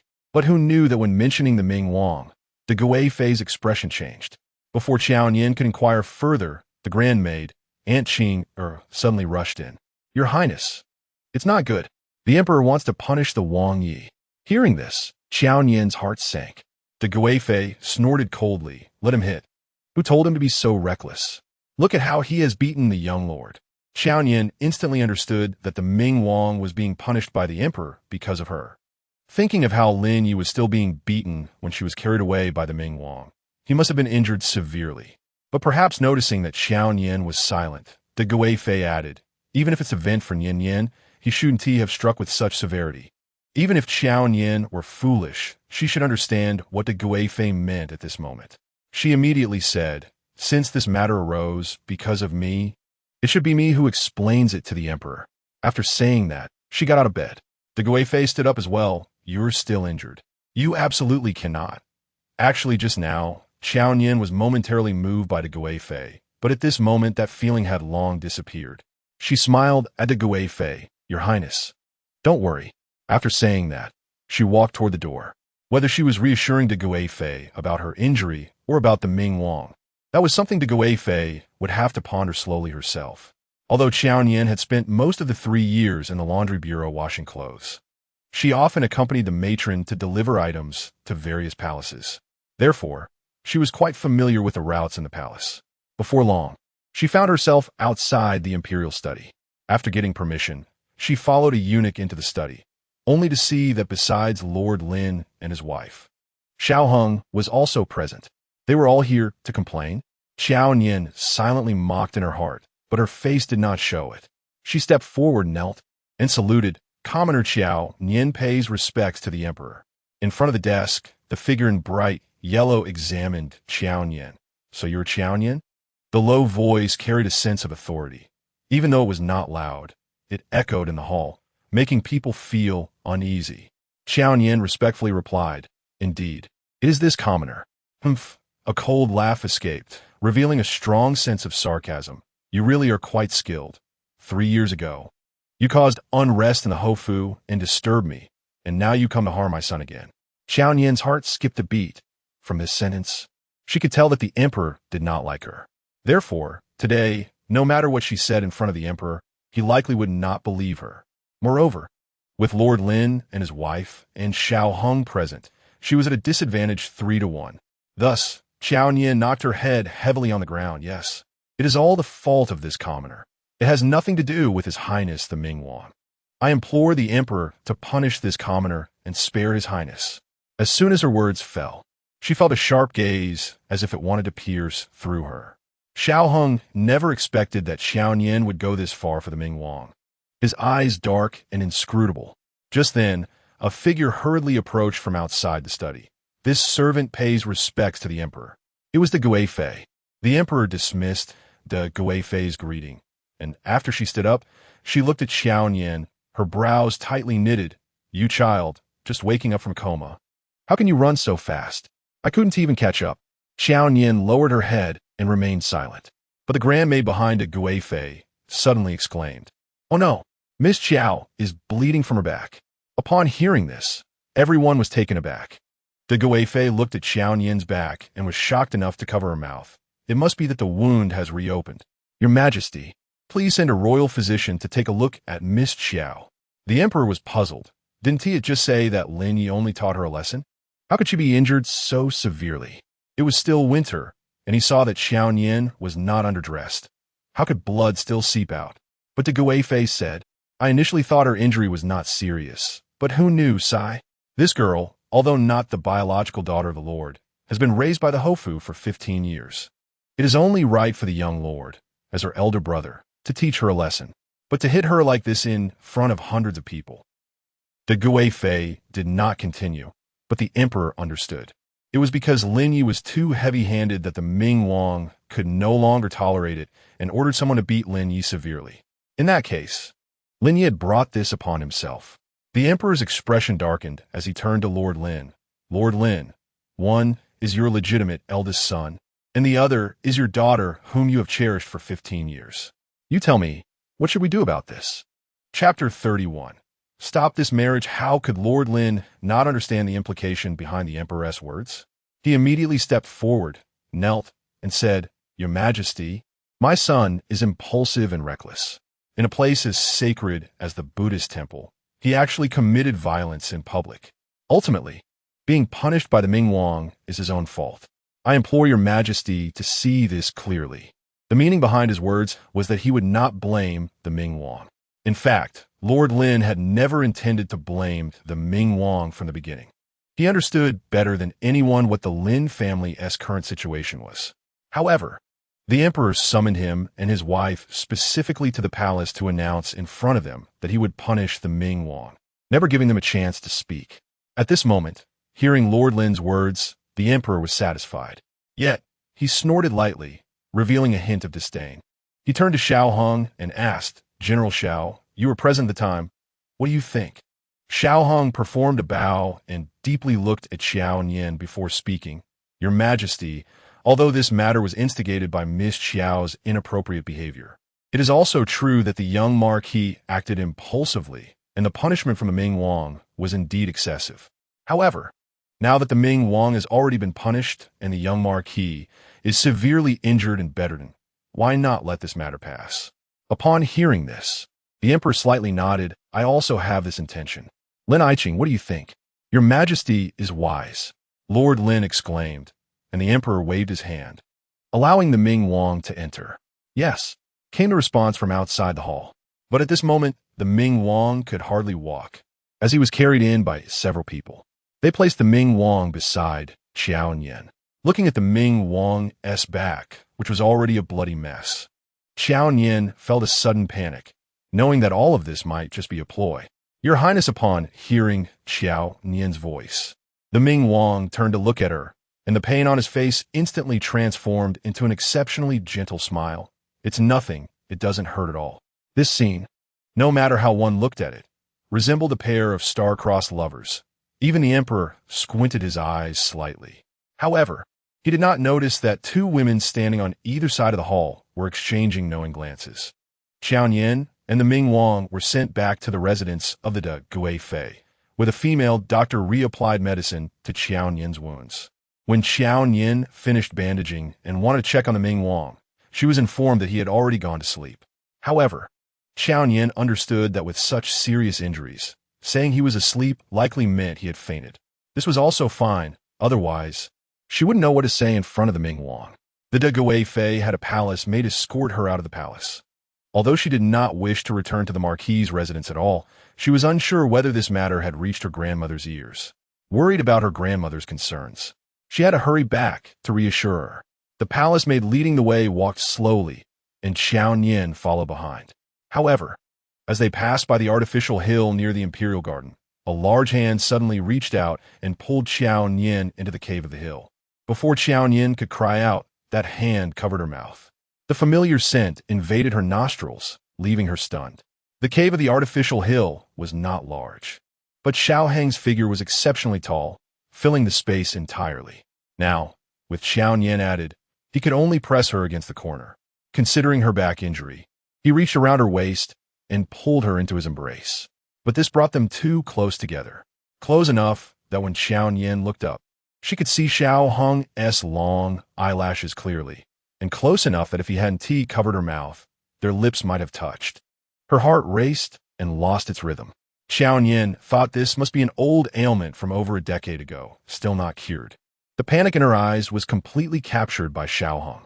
Yet for some reason, this version of her made him particularly moved. However, thinking of how intimate she had been with the Ming Wang earlier, his jealousy flared up again. After 3 years, how could he still be so naive? Qiao Nian's panicked heart finally calmed slightly, and she pushed Xiao Heng with all her might. But the space in the cave was limited, and no matter how hard she tried, it was futile. Even if she could pull away his hand covering her mouth, she glared at him angrily. "Xiao, General, you brought me here just to talk about this?" Xiao Heng's gaze darkened slightly, with a hint of disappointment. "Don't tell me you haven't realized that today's events were all set up by the Guifei? Your injury, even if serious, wouldn't cause bleeding just from running a few steps, unless her wounds were never treated in the first place." But it was clear that Qiao Nian was aware. The feeling of being rebandaged was too different from before. Yet she felt nothing and instead scoffed. "Are you saying that even the Young Marquis hitting me was also a plot by the Guifei? If so, then her tactics are too brilliant. If not, then the true culprit behind today's events is still Lin Yi." Seeing her now acting as if she were impervious to harm, Xiao Heng's gaze grew even colder. "The Ming Wang is not a good person, and the Guifei is not as simple as you think. Marrying him will leave you with nothing." "Then who does Xiao General think I should marry?" Qiao Nian retorted, with strong sarcasm in her eyes. "If not the Ming Wang, then how about marrying you?" Her intention was merely to embarrass him. She knew Xiao Heng did not like her. Even with their engagement years ago, he had always been indifferent. So she wanted to tell Xiao Heng that since he wouldn't marry her, he should not meddle. But unexpectedly, a hint of threat emerged in Xiao Heng's eyes. He did not scold her for being ungrateful or dreaming. He just fell silent. His breathing grew heavier. Qiao Nian finally panicked. She pushed Xiao Heng again, and although she couldn't push him away, she tried to maintain the already dangerous distance between them. "Whether the Ming Wang is a good person is not for you to worry about. After today, the emperor will surely issue a marriage decree. My marriage with the Ming Wang is a done deal." How could she not know that today's act was for what purpose? Even though the Marquis's residence had fallen, the marriage alliance with the Ming Wang would still make the emperor wary. But if the Ming Wang had a conflict with the young Marquis, and the one he was to marry was merely the adopted daughter of the Marquis's residence, then from the emperor's perspective, the Marquis's residence would be of no help to the Ming Wang. Therefore, the imperial decree for marriage would likely arrive at the Marquis's residence tomorrow. Unexpectedly, Xiao Heng's eyes suddenly turned red. "Then why do you think I took the risk to stop you here? If he were not in a hurry, he could have left the palace and analyzed these things with her later. But he could not wait even a moment. As long as she told him she was unwilling to marry, he could immediately go find the emperor and do everything he could to stop this marriage." Qiao Nian had never seen such a Xiao Heng. In her eyes, he had always been calm and indifferent, just like when he watched her being bullied by Lin Yi at the temple. Occasionally, he would show gentleness, but mostly it was directed at Lin Yuan. But now, he seemed to have lost control. His crimson eyes concealed too many emotions, making it hard for her to distinguish or understand. Yet, she still softly replied, "It has nothing to do with the general." Chapter 32. You and Miss Lin are a perfect match. Xiao Heng's aura suddenly turned gloomy. "Are you really going to marry him?" His low voice carried a chill. Qiao Nian met his crimson gaze, her tone calm. "Yes. Even if he is a cripple?" Xiao Heng's words left Qiao Nian silent. Seeing this, Xiao Heng thought she didn't know, so he continued, Do you know who he is? I know. Qiao Nian interrupted Xiao Hong. She was aware of what he was about to say. The palace maid who had led her was Lin Yuan. And those secrets she had previously been unaware of, Lin Yuan had quietly shared with her. Xiao Hong was taken aback. She knew yet still insisted on marrying? As if recalling something, his voice became slightly hoarse, if it's because of what I said before. I can go find Madame Lin. He thought she was acting on his previous words that she had to marry someone before he could marry Lin Yuan. But little did he know that Qiao Nian interrupted him again. It's not because of you, General. It's because I want to marry the Ming Wang. It was because her grandmother's health could not hold out much longer, because the Marquis' residence was not her future home, and because she needed to find a way out for herself. There were many reasons, but none of them were because of him. Nian Nian Xiao Hang's tone inexplicably softened, almost using a tone Qiao Nian had never heard from him before.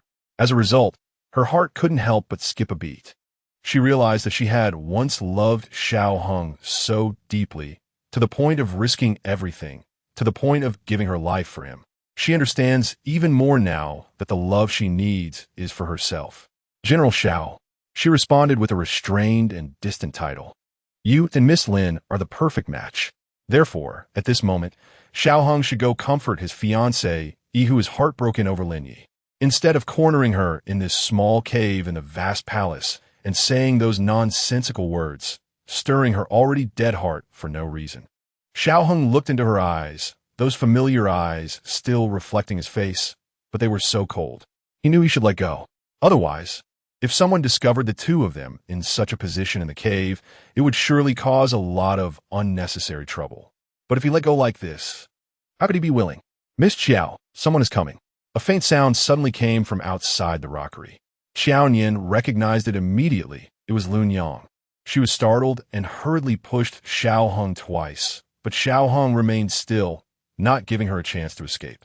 Qiao Nian's eyes filled with a hint of panic, and she couldn't help but whisper, General Xiao, do you think my situation isn't miserable enough?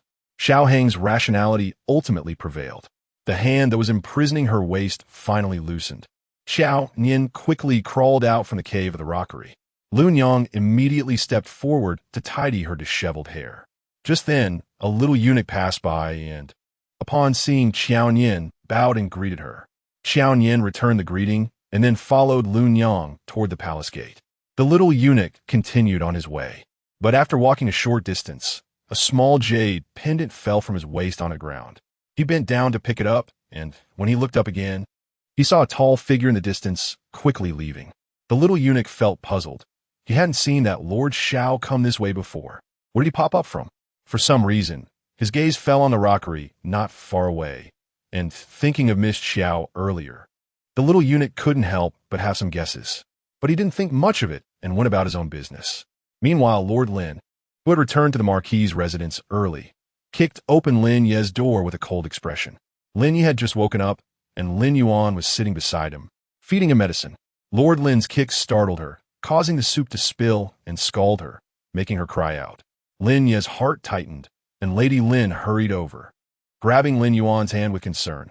Oh no, quickly, come with me to apply medicine, she said, trying to pull Lin Yuan out. But Lin Yuan refused to leave. Tears streaming down her face, I won't go. Father, you will surely punish brother like this. I have to stay to protect him. Lord Lin's heart softened a little at Lin Yuan's tearful appearance. Lin Yi frowned deeply, his mind filled with the image of Qiao Nian saying in front of everyone that he had already died 3 years ago. He couldn't help but wonder, how could there be such a big difference? They were both his sister. One disregarded her injuries for him, while the other could be so cruel to him. Just then, Lord Lin suddenly shouted, shouldn't he be punished? In front of everyone, he beat his own sister like that. Are you even human? You're nothing but a beast. Today's actions by Lin Yi were not a punishment for Qiao Nian. They were clearly trampling the face of the Marquis' residence into the ground. Now everyone in the capital knew that the daughter the Marquis had raised for 15 years had turned against them, and after going through everyone's gossip, how many good words could remain? Lin Yi knew he was in the wrong, and he was also confused by his anger. Even in his confusion, he shouldn't have beaten her like that. Lady Lin, holding Lin Yuan, thought of Qiao Nian's back soaked in blood and couldn't bear it. But brother already knows he's wrong. The prince still punish him like this. Father, mother, Don't blame brother anymore. Lin Yuan's words finally shifted Lord and Lady Lin's attention to Lin Ye's back. Thinking of how Lin Yi looked when he was brought back, they couldn't help but feel a bit of sympathy.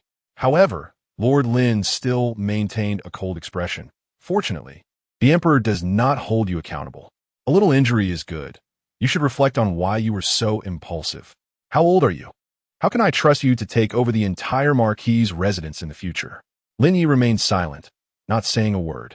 Lady Lin then said, all right. Yi should know he was wrong. Lord Lin sighed heavily and turned to leave. Lady Lin also took Lin Yuan out. Yuan, come, I'll take you to apply medicine. But Lin Yuan kept looking back worriedly at Lin Yi. Lin Yi smiled at Lin Yuan, tried to reassure her until the door was closed, and his smile faded at an observable speed. Then, as if remembering something, he reached under the bedding and fumbled for a while, finally pulling out a carving knife and a piece of wood. Thinking of Qiao Nian's accusations at Fa Temple earlier, Lin Yi couldn't help but curl his lip. It was just a hairpin. He could carve her another one. What was there to hold a grudge about? And about that night pearl. He had heard the new one had been found in the East China Sea recently, even bigger than the previous one. He could just go get it again once he healed. They were all just material things. How could she be so ungrateful as to curse him to death? As Lin Yi carved, he thought that when this hairpin was presented to Qiao Nian, she would surely be so moved that she would cry. With this thought, his mood inexplicably improved, but unexpectedly, the carving knife slipped, cutting a chunk of flesh from his index finger. Blood gushed out. He hurriedly covered his injured finger, wincing in pain. However, the bright red blood dripped onto the uncarved wood piece, and a sense of inexplicable unease spread through him, enveloping his entire body. Chapter 33. Then why don't we switch? After Qiao Nian returned to the Marquis' residence, she wanted to pay her respects to her grandmother, but was told that her grandmother had already gone to bed. She thought that since her grandmother could sleep, it meant she hadn't heard about what happened at Fa Temple today, which relieved her a bit. When she returned to Fenghe courtyard, Ning Shuang was waiting for her with a pale face. Qiao Nian remembered Lin Ye's kick earlier, and her heart tightened. However, Ning Shuang seemed as if nothing had happened, stepping forward to assist Qiao Nian with changing her clothes. But Qiao Nian thought for a moment and finally spoke. Ning Shuang, do you have anywhere else you want to go? Upon hearing this, Ning Shuang was taken aback, her already pale face losing even more color. Did the young lady want to send her away? Qiao Nian shook her head. I'm not trying to send you away. I'm just afraid of dragging you into this. If it weren't for her today, Ning Shuang wouldn't have suffered this unwarranted disaster.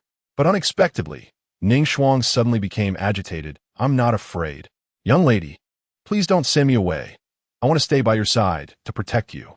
Perhaps she was too emotional. As soon as she finished speaking, she started to cough violently, and after a few moments, she spat out a mouthful of blood.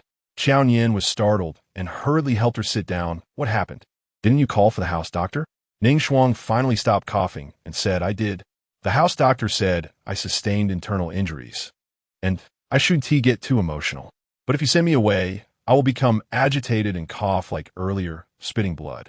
Qiao Nian understood what Ning Shuang meant, and although she didn't understand why Ning Shuang was so adamant about staying by her side, thinking of how she had disregarded everything to protect her earlier made her heart soften. A smile crept on her lips. All right, I understand. Then I will try not to make you angry. You haven't made Ning Shuang angry.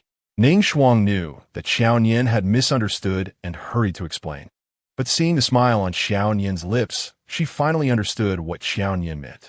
With red eyes, she held Qiao Nian's hand and promised that she would protect her well in the future and that she would never let her suffer such grievances again. The little girl's tears were very touching. Qiao Nian felt like crying too, unable to help but sniffle and smile. Silly girl, before you protect me, you need to protect yourself first. Otherwise, I really might not want you anymore. Okay. Ning Shuang nodded vigorously, but in her heart, she thought that with her lowly status, there was nothing worth protecting. In the future, she still had to protect her young lady. The next day, the imperial edict granting a marriage indeed came down, followed by a stream of rewards entering the Marquis' residence. There were gifts from the emperor as well as from the imperial concubine. Looking at the countless gold, silver, and jewels, Lin Yuan stood aside with a look of envy, thinking that the emperor and the imperial concubine must really like her sister. Her sister was so lucky. Lucky! Qiao Nian turned to look at Lin Yuan, seeing her joyfully gazing at her, and confirmed that Lin Yuan was not mocking her. However, seeing Lin Yuan's faint smile, she thought, since her sister is so envious, why don't we swap places? Upon hearing this, Lin Yuan was momentarily stunned. Swap? Let her marry the Ming Wang? But her brother had clearly said that the Ming Wang was a fire pit. Marrying him was like jumping into a fire pit. She absolutely did not want to marry him. She liked Hung Gij, and she was going to marry Hung Gij. Thinking this, Lin Yuan hurriedly shook her head, her eyes showing a hint of fear, truly as if she was afraid that Qiao Nian would take something away from her. This reaction was quite ridiculous compared to what she said earlier. Qiao Nian couldn't help but shake her head slightly and chuckled. Madame Lin clearly knew that Lin Yuan's earlier words were inappropriate and quickly interjected. The Ming Wang is still recovering from his injuries. He sent word saying he will take you to the place you agreed upon after some time. The place we agreed upon? Qiao Nian frowned slightly, remembering that the Ming Wang had mentioned taking her somewhere after the end. But this couldn't be considered an agreement, right? He didn't even wait for her to agree before leaving. Just as she was thinking, Lin Yuan leaned in again. Where did His Highness the Ming Wang agree to go with you? Is it fun? Seeing her joyful face, Qiao Nian suddenly thought of something. She looked at Lin Yuan and asked in a deep voice, "Did you tell His Highness the Ming Wang that I would go to Fa Temple yesterday?" She remembered that Lin Yuan seemed to have mentioned it. Upon hearing this, Lin Yuan was taken aback and then nodded. Qiao Nian's brows furrowed. Why did you do that? If it weren't for her inviting her, she would not have remembered the festival and naturally wouldn't have gone to Fa Temple. If it weren't for the Ming Wang standing up for her outside the temple and pulling her in, Xiao Qingwan wouldn't have said such unpleasant things in front of her. So, all the suffering she endured yesterday was instigated by Lin Yuan. Lin Yuan had seen Qiao Nian angry before, and at this moment, seeing her expression, she knew Qiao Nian was mad. She was startled and stepped back 2 paces. I just heard about your matter with the Ming Wang and thought to give you a little push to bring you two together. So, am I supposed to thank you? Qiao Nian smiled coldly, her lips curling with strong sarcasm. As the legitimate daughter of the Marquis' residence, why are you so interested in someone else's marriage? Should I praise your enthusiasm or your lack of shame? Nian Nian, Madame Lin called out softly, hurriedly shielding the nearly crying Lin Yuan behind her. Don't say such harsh words. Your sister only meant well. She has no other intentions. Don't be angry. Only then did Qiao Nian's gaze shift from Lin Yuan's face. She glanced at Madame Lin, her smile not reaching her eyes. Did Madame Lin think she could make her laugh with such words? That she would be reluctant to see anyone suffer? Where was she when Qiao Nian was wronged and bullied over the past 3 years? Was she busy comforting Lin Yuan and pampering her? How could she so shamelessly say such things? This was the first time Qiao Nian had spoken back to Madame Lin like this since returning from the laundry bureau. In the past, she had always seen through it, but chose not to speak out. But some people, after telling lies too many times, began to believe them as truths. And in the end, they treated her as the villain. So, she felt it was necessary to clarify things. Madame Lin never expected Qiao Nian would speak to her like this, and her breath caught, tears instantly falling. This scene happened to be seen by Lin Yi. He had heard about the emperor granting a marriage and bestowing many gifts, and wanted to take the opportunity to ease the relationship with Qiao Nian while she was in a good mood today. Therefore, even though he needed the servant's support, he limped over. Little did he know, he saw his mother and sister both crying from being bullied. He was immediately furious and shouted at Qiao Nian, what are you doing? Relying on the emperor's marriage edict, are you now bullying my mother so openly? Chapter 34. Are you chasing me or am I chasing you? Qiao Nian didn't know when it started, but she felt extremely annoyed upon hearing Lin Ye's voice. She turned to look at him and saw him push away the servant who was helping him, limping quickly toward her. Apologize to my mother. Qiao Nian sized him up. Perhaps because of his injury, Lin Yi was not standing straight, and there was even a lot of cold sweat on his forehead, clearly indicating that walking quickly had caused him great pain. But despite this, he could still come to blame her without caring about anything. Actually, thinking back, Lin Yi had always been this way since childhood. It was just that back then, he charged forward recklessly to protect her, but after Lin Yuan returned, He began to recklessly target her and wronged her. Qiao Nian felt a chill in her heart, but said, "Little Marquis, after you told me to apologize yesterday, you were beaten up. What kind of punishment are you preparing to receive today?" Mentioning yesterday's incident, Lin Yi couldn't help but take a deep breath. But he still stubbornly believed that it was all Qiao Nian's fault. He frowned and questioned, "You don't harbor a grudge against me for hitting you yesterday. So today you take it out on my mother, right? Which of your eyes saw me throwing a tantrum?" Qiao Nian retorted. She admitted that her tone when questioning Madame Lin was too sarcastic, but she simply couldn't help it. It certainly couldn't be considered throwing a tantrum. In fact, it was Lin Yi himself who was always throwing tantrums in front of her. Seeing Lin Yi and Qiao Nian arguing again, Madame Lin hurriedly came forward to mediate. All right, it's not a big deal. Year, why are you out here instead of resting in your room while your injury isn't healed yet?" As she spoke, Madame Lin's peripheral vision caught sight of the white bandage on Lin Ye's finger, and she was startled again. "What happened to your hand?" "Mother, I'm fine." Lin Yi softened his tone to reassure Madame Lin, but thinking about how he had injured his finger while making a hairpin for Qiao Nian. Yet Qiao Nian was here bullying his mother and sister. He couldn't suppress the anger in his heart. He glared at Qiao Nian with resentment. It's all because of certain misfortune. Qiao Nian was certain that Lin Ye's misfortune was aimed at her. If it had been before yesterday, these 3 words would have made her feel uncomfortable, but now she felt nothing at all. Compared to being beaten up in front of hundreds of people, these lightly spoken 3 words were truly insignificant. Moreover, she knew she was not one. The entire Marquis' residence was built on using her and bullying her. How could she possibly be a misfortune? Madame Lin lightly tapped Lin Yi. "How can you say that about your sister?" Qiao Nian chuckled softly, gently adding, "Yes. How can the little Marquis say that about Miss Lin?" This made Lin Yuan's eyes widen in surprise at Lin Yi, tears streaming down one after another. Lin Yi felt a sudden halt in his breath, afraid that Lin Yuan would misunderstand him, and immediately shouted at Qiao Nian, "I'm talking about you." However, this angry rebuke only elicited a mocking smile from Qiao Nian. Remembering what she had said before the Buddha yesterday, Lin Yi felt a heavy discomfort in his chest. He pointed at Qiao Nian and sternly questioned, "You don't acknowledge me as your brother, and I won't blame you. But what about mother? She cared for you day and night when you were sick since childhood. Do you not recognize her either?" Lin Yi probably wanted to use such words to awaken Qiao Nian's conscience. But Qiao Nian's heart had long since died in the laundry bureau. At that moment, she merely curled her lips in a light laugh, looking at Lin Yi with a hint of disdain. The young lord, after finishing with the talent, claimed not to blame her, truly had a bit of a sense of wanting to build a reputation while having done something wrong. Her wounds on her back were still hurting. Although Lin Yi was knocked unconscious yesterday, none of the brooms used to hit him broke, and he didn't have any major wounds on his back, which is why he could get out of bed today. But what about her? Just a few strikes had broken a broom, the force so great that the broken ends deeply scratched her spine.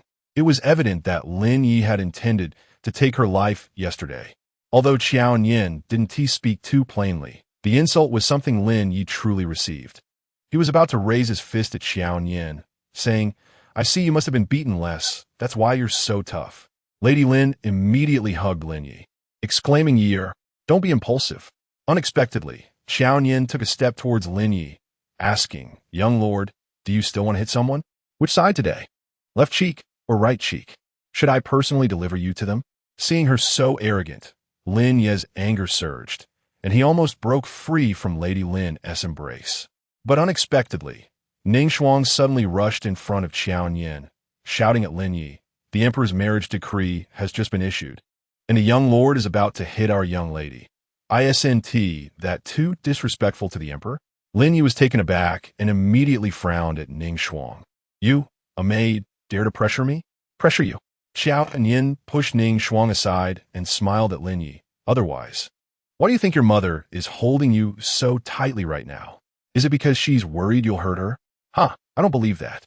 Previously, when she was repeatedly harmed and slandered, Lady Lin, this so-called mother, never stood up for her even once. So now, Lady Lin was merely worried that Lin Yi, in a fit of rage, would offend the emperor's authority and bring disaster. Lin Yi was truly furious. But Lady Lin was already crying while holding him, and he couldn't struggle anymore. He could only angrily shout at Qiao Nian, "I shouldn't have brought you back. You've only been back for a little while. And you've already caused the whole family to be in disarray." "Yes, the young lord shouldn't have brought me back." Qiao Nian lowered her eyes, her mocking smile deepening. "But the Marquis' residence needs me."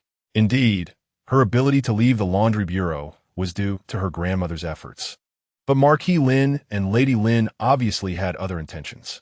Without her, who would marry the Ming Wang and ensure the temporary stability of the Marquis' residence? Lin Yuan? How could they bear to marry their precious daughter to a cripple and have her live as a widow for the rest of her life? If it weren't for Lin Yang revealing the truth, she might still think of herself as living under someone else's roof. How ridiculous that she previously demeaned herself to prove she couldn't eat fish.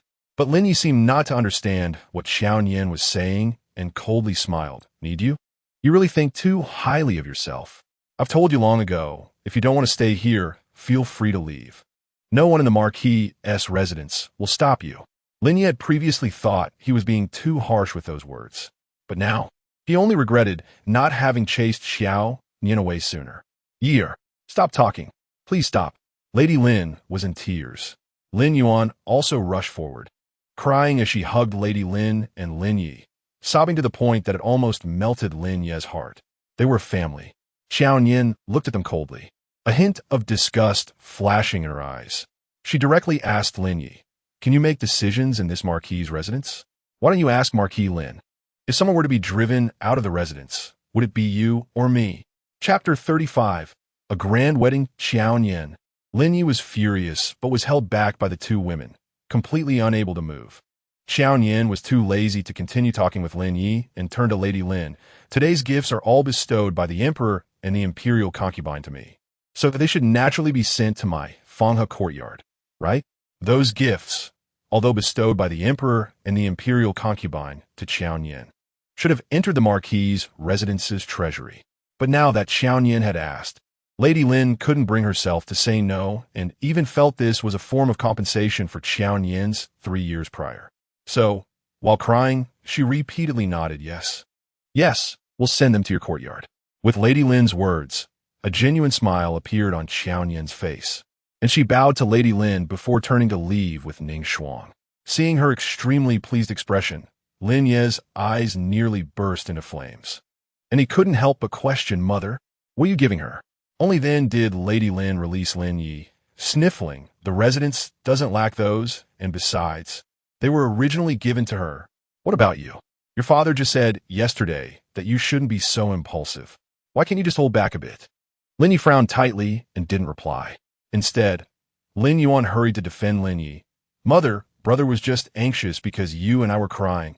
Please don't blame him." Upon hearing this, Lady Lin felt a pang in her heart. Yes, after all, he was her own flesh and blood, and regardless of anything, she would still feel pain for him. But what about Qiao Nian? Although not her biological child, she had raised her for more than 10 years, calling her mother for over 10 years. How could the words spoken cut like a knife, deeply stabbing her heart?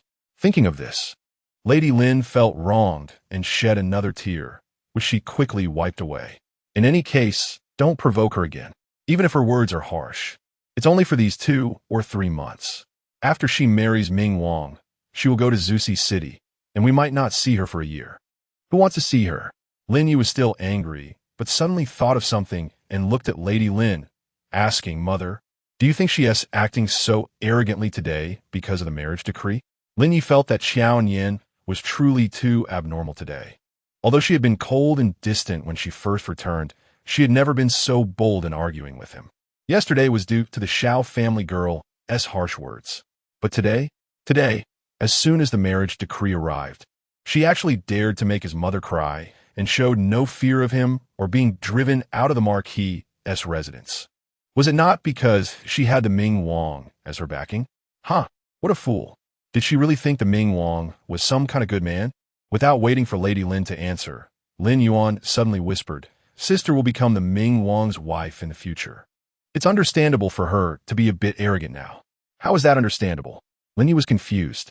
She can bully both you and mother before even becoming the Ming Wang's wife. If she really becomes the Ming Wang's wife, wouldn't she not even put father in her eyes and walk all over our Marquis's residence? The more Lin Yi spoke, the angrier he became, and he suddenly felt that even though the emperor had already bestowed the marriage, he absolutely could not let this marriage happen. Qiao Nian returned to Fanghe courtyard not long after, and those gifts were soon delivered as well. Ning Shuang brought people to record and count them one by one, and Qiao Nian generously took out a few pieces of jewelry and let Ning Shuang distribute them to the other servants in the courtyard, including those who came to deliver the gifts. The servants were overjoyed, praising Qiao Nian endlessly. After the gifts were distributed, Qiao Nian went to find the old lady. As for the other members of the family, Qiao Nian now felt completely justified. But for the old lady, she felt a bit guilty inexplicably. She didn't know if the old lady would scold her for being impolite if she knew that she was going to accept the emperor's and the imperial concubine's gifts. At this point, the old lady should be awake. Sure enough, when Qiao Nian arrived, the old lady was taking her medicine. Qiao Nian took a deep breath, adjusted her posture, and then entered the room to pay her respects, afraid that the old lady would notice her injury. The old lady was very happy to see Qiao Nian and waved at her. I heard that the imperial decree for your marriage has arrived. Qiao Nian sat down beside the old lady, took her hand, and nodded, yes, it has arrived. The emperor and the imperial concubine have bestowed quite a few gifts, and I will accept them all. Qiao Nian's tone was a bit guilty. She was afraid her grandmother would say she was greedy. In this world, her only family was her grandmother. But to her surprise, the old lady smiled and said, good, well done. My little Nian Nian is finally being smart for once. Qiao Nian was taken aback. Her grandmother wasn't blaming her for being inconsiderate. What good is being considerate? The old lady laughed. How much silver can being considerate bring? You will be going to Zicheng with the Ming Wang in the future. If the two of you can live in harmony, that's fine, but if not, having some silver on you will make your grandmother feel at ease. At this point, the grandmother leaned closer to Qiao Nian and whispered, I'll let you in on a secret. I've prepared a lot of dowry for you, ensuring that you can marry in style, and in the future, even the Ming Wang cannot look down on you. Qiao Nian could perhaps guess a figure that would allow her to marry in style. But how much would that dowry be to ensure that the Ming Wang wouldn't look down on her at all? Qiao Nian looked at the old lady in shock. She then heard Su Mama beside her laughing, Miss, you don't know, but the old lady has included her own dowry too. Her grandmother's own dowry? Qiao Nian knew that her grandmother was originally a young lady from a wealthy merchant family, and when she married into the Marquis family, her 10-mile bridal procession shocked the whole court. The implication that she included her own dowry meant that her grandmother was giving her even more than that. Qiao Nian was astonished. But how can that be? That's all your things. What belongs to grandmother is also yours. How can it not be? The old lady said seriously. But, Qiao Nian frowned again, what about Lin Yuan? After all, she is marrying before me. If grandmother gives me such a large dowry, the Marquis and his wife might not be able to provide an equal amount for Lin Yuan. Will Lin Yuan blame grandmother for that? Will the Marquis and his wife also blame you? Especially Lin Yi. He always speaks without thinking. Will he say something irritating and upset you? To her surprise, the old lady didn't care at all. What do I care about her? She has her parents to take care of her. If her parents are incapable, are they going to blame an old woman?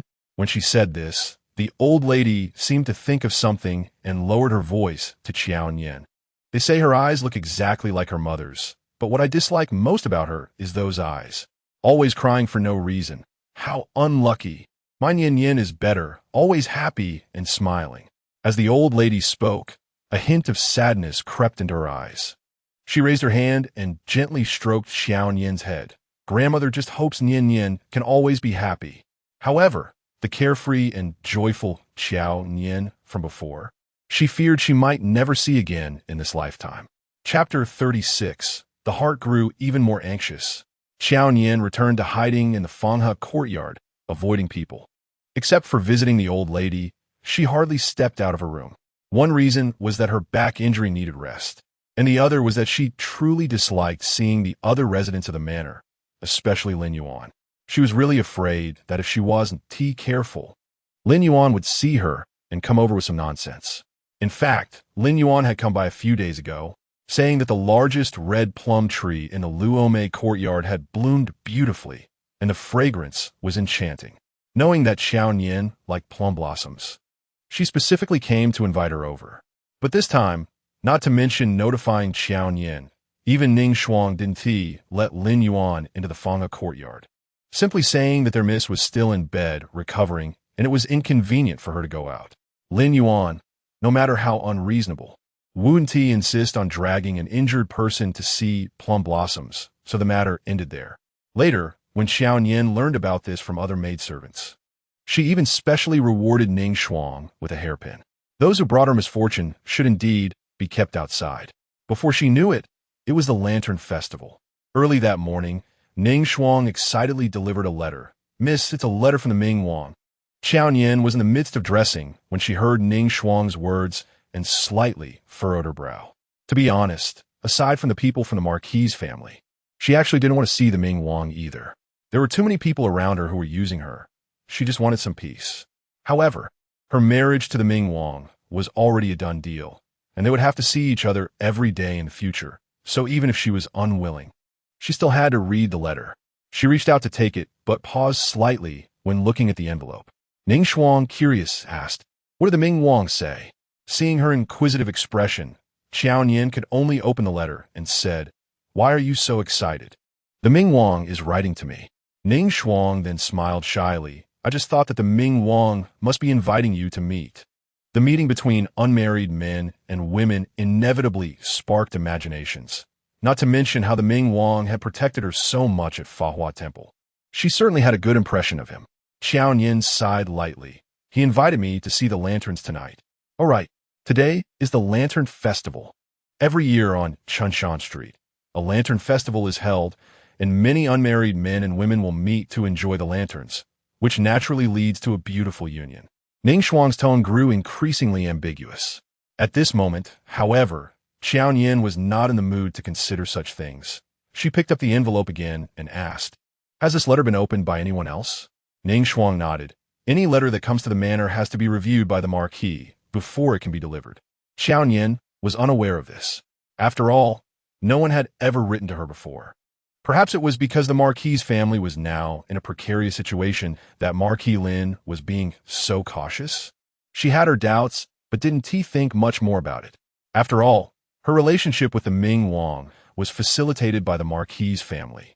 So even if Marquis Lin knew about the Ming Wang inviting her, he wouldn't say anything. That day, when dusk fell, Qiao Nian set out with Ning Shuang. The Ming Wang had invited her to meet at the Fulai Tea House on Chunshan Street. Qiao Nian knew that tea house. It was indeed a good place to enjoy the lanterns. However, before their carriage even reached Chunshan Street, they were blocked by the crowd of people going to see the lanterns. The coachman helplessly called out from inside the carriage, "Miss, the carriage can't go any further. You might have to walk a few steps. Just one more intersection, and they would be on Chunshan Street." Qiao Nian glanced at the crowd ahead, which was truly packed, and then replied, "All right." She and Ning Shuang got off the carriage, instructed the coachman to come back for them later, and then followed the crowd toward Chunshan Street. Although they hadn't yet reached Chunshan Street, many stalls were already set up along the roadside, selling various interesting little trinkets. Ning Shuang, being young, was particularly excited when she saw these and exclaimed, "Miss, look, this mask is so beautiful." She quickly ran to a stall, picked up a mask painted with a traditional opera face. "Miss, you would look great in this." Qiao Nian didn't like it much and frowned, but before she could speak, Ning Shuang had already bought the mask. She rushed back to Qiao Nian with excitement. "Miss, try it on." Seeing her so happy, Qiao Nian couldn't refuse, so she could only put on the mask. However, after putting it on, she found that Ning Shuang's figure had disappeared from her sight. Startled, she heard Ning Shuang's voice coming from the crowd, not far away. "Miss, look at this little thing. It's so fun."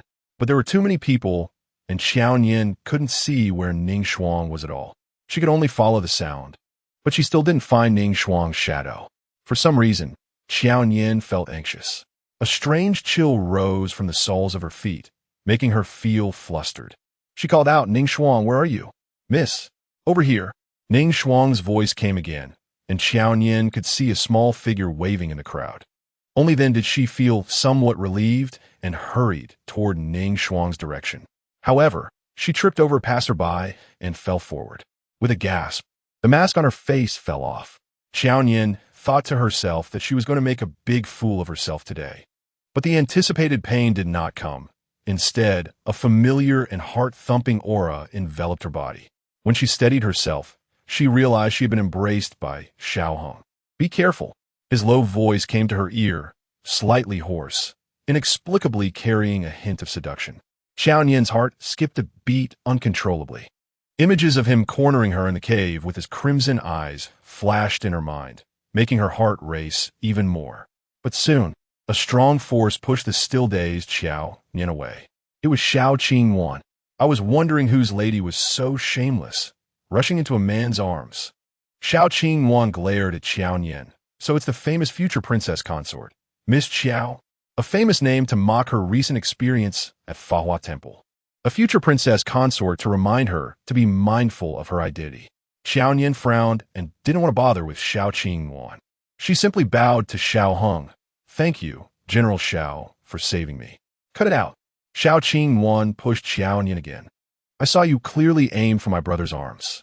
Qiao Nian, do you have no shame? My brother's legitimate fiancé, he is still right here."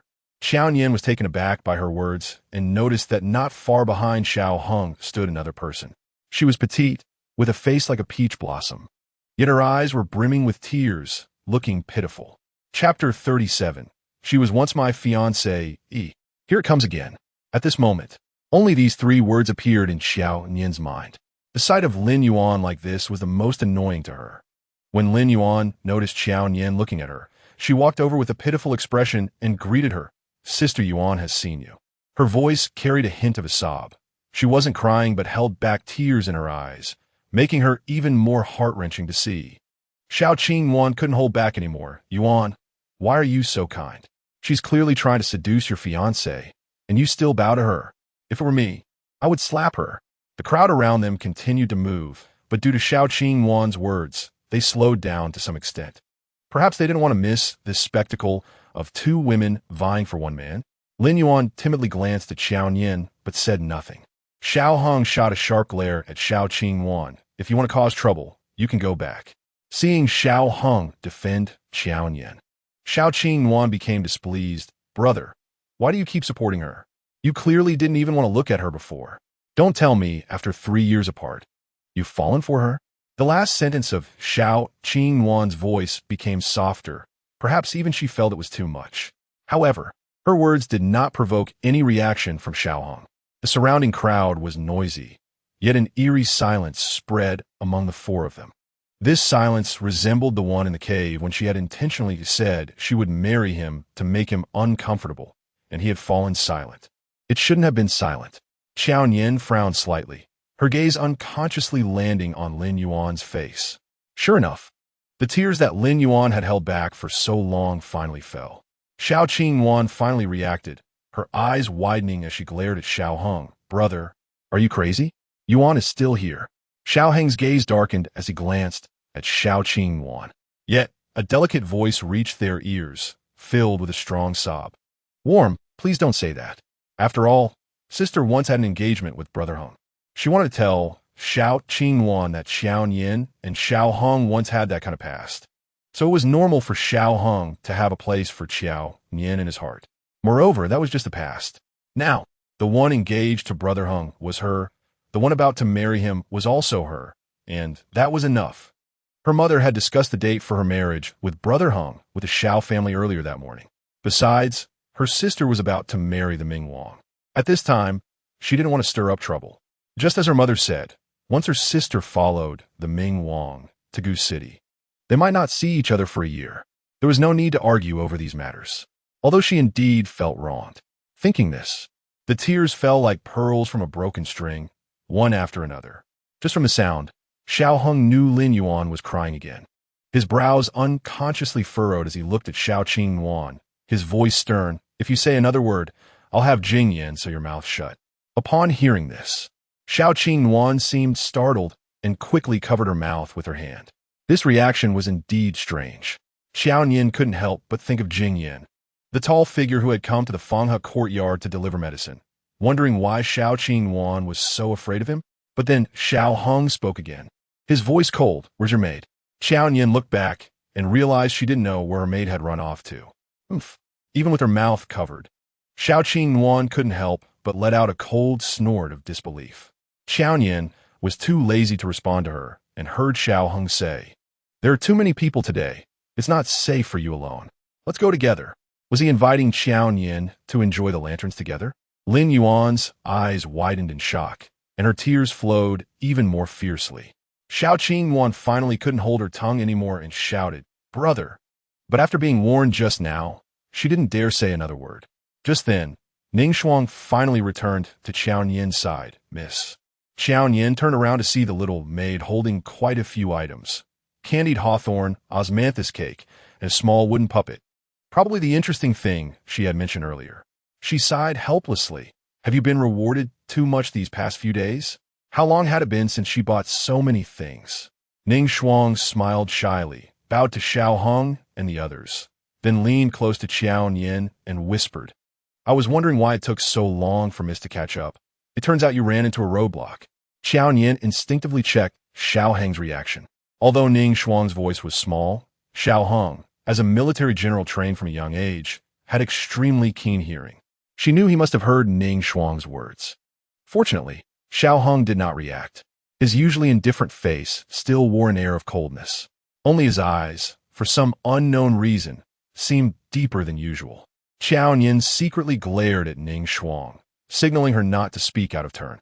Then she said to Xiao Hong and the others, "I have an appointment with the Ming Wang, so I won't accompany General Xiao." After saying that, without waiting for Xiao Heng's response, she turned and left with Ning Shuang.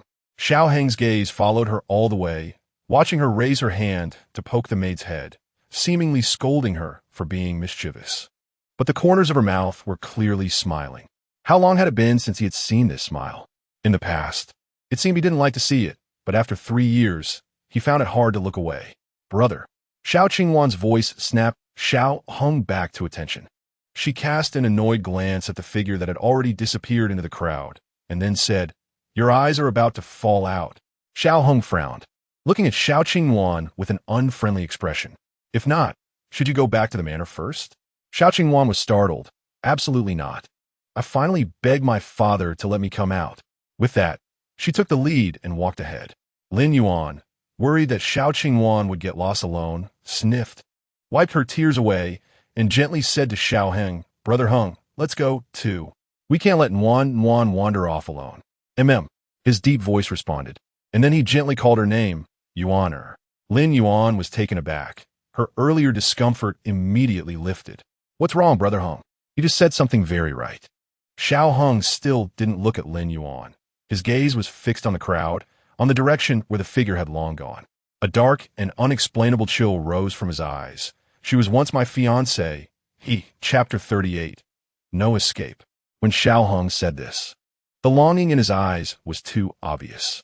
Even though Lin Yuan was just standing beside him and couldn't look directly into his eyes, she could clearly see his inner desire. Desire for Qiao Nian. She panicked. She finally understood that Xiao Hong truly had feelings for Qiao Nian. What about her? What did she count as? The grievances in her heart surged, and Lin Yuan hurriedly lowered her head, letting the tears fall one by one onto the ground. Unexpectedly, a handkerchief suddenly appeared before her eyes. It was Xiao Heng's handkerchief. Lin Yuan's heart trembled slightly as she reached out to take it. Xiao Heng said, "Let's go," and walked ahead. Lin Yuan stood in place with the handkerchief, watching Xiao Heng's tall figure, and another thought surged in her mind. It's normal for a man to have multiple wives. It's reasonable for Xiao Heng to still have a place for Qiao Nian in his heart after having been engaged to her for so long. Otherwise, wouldn't he be a heartless man? But he and Qiao Nian were things of the past. The emperor had already arranged a marriage. No matter how bold Xiao Heng was, he couldn't possibly compete with the emperor's son for a woman. So, he and Qiao Nian were impossible. The person he wanted to marry would always be herself. Just like this handkerchief, in the end, it was still held in her hand, and that was enough. Thinking this way, Lin Yuan managed to comfort herself. She then sniffed, hid the handkerchief in her sleeve, and hurried to catch up. "Brother Heng, wait for me." she called out in her usual soft tone. However, Xiao Heng's pace did not slow down. He continued walking at his own pace. Lin Yuan quickened her steps and soon caught up. The Lantern Festival today seemed livelier than in previous years, and the stalls along the street had more novel items. Even Lin Yuan couldn't help but stop in front of stall, Brother Hung. Look at how unique this mask is. Lin Yuan held up a mask in front of Xiao Hung and shook it. Xiao Hung was momentarily taken aback, suddenly recalling that the mask Qiao Nian had been wearing earlier was exactly the same. However, that mask had fallen to the ground and was unknowingly kicked away by passing pedestrians.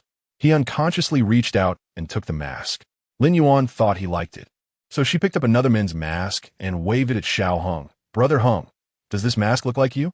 The dramatic face on the mask was handsome and fierce, clearly resembling a military general. It did bear a slight resemblance to him. Just as they were lost in thought, the stall owner laughed and introduced, the mask in the gentleman's hand and the one in the lady's hand are a pair. Upon hearing this, Lin Yuan's face instantly turned red, and she almost dropped the mask in her hand, feeling shy. But she didn't explain.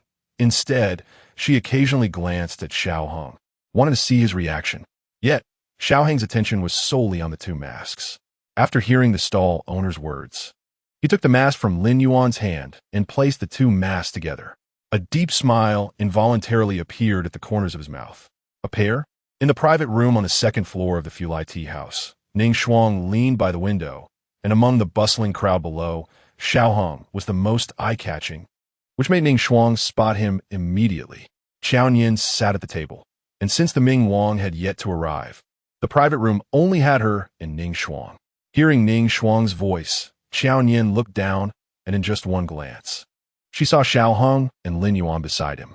Watching Lin Yuan's face devoid of the earlier grievances and tears, now instead filled with joy, Qiao Nian couldn't help but snort coldly.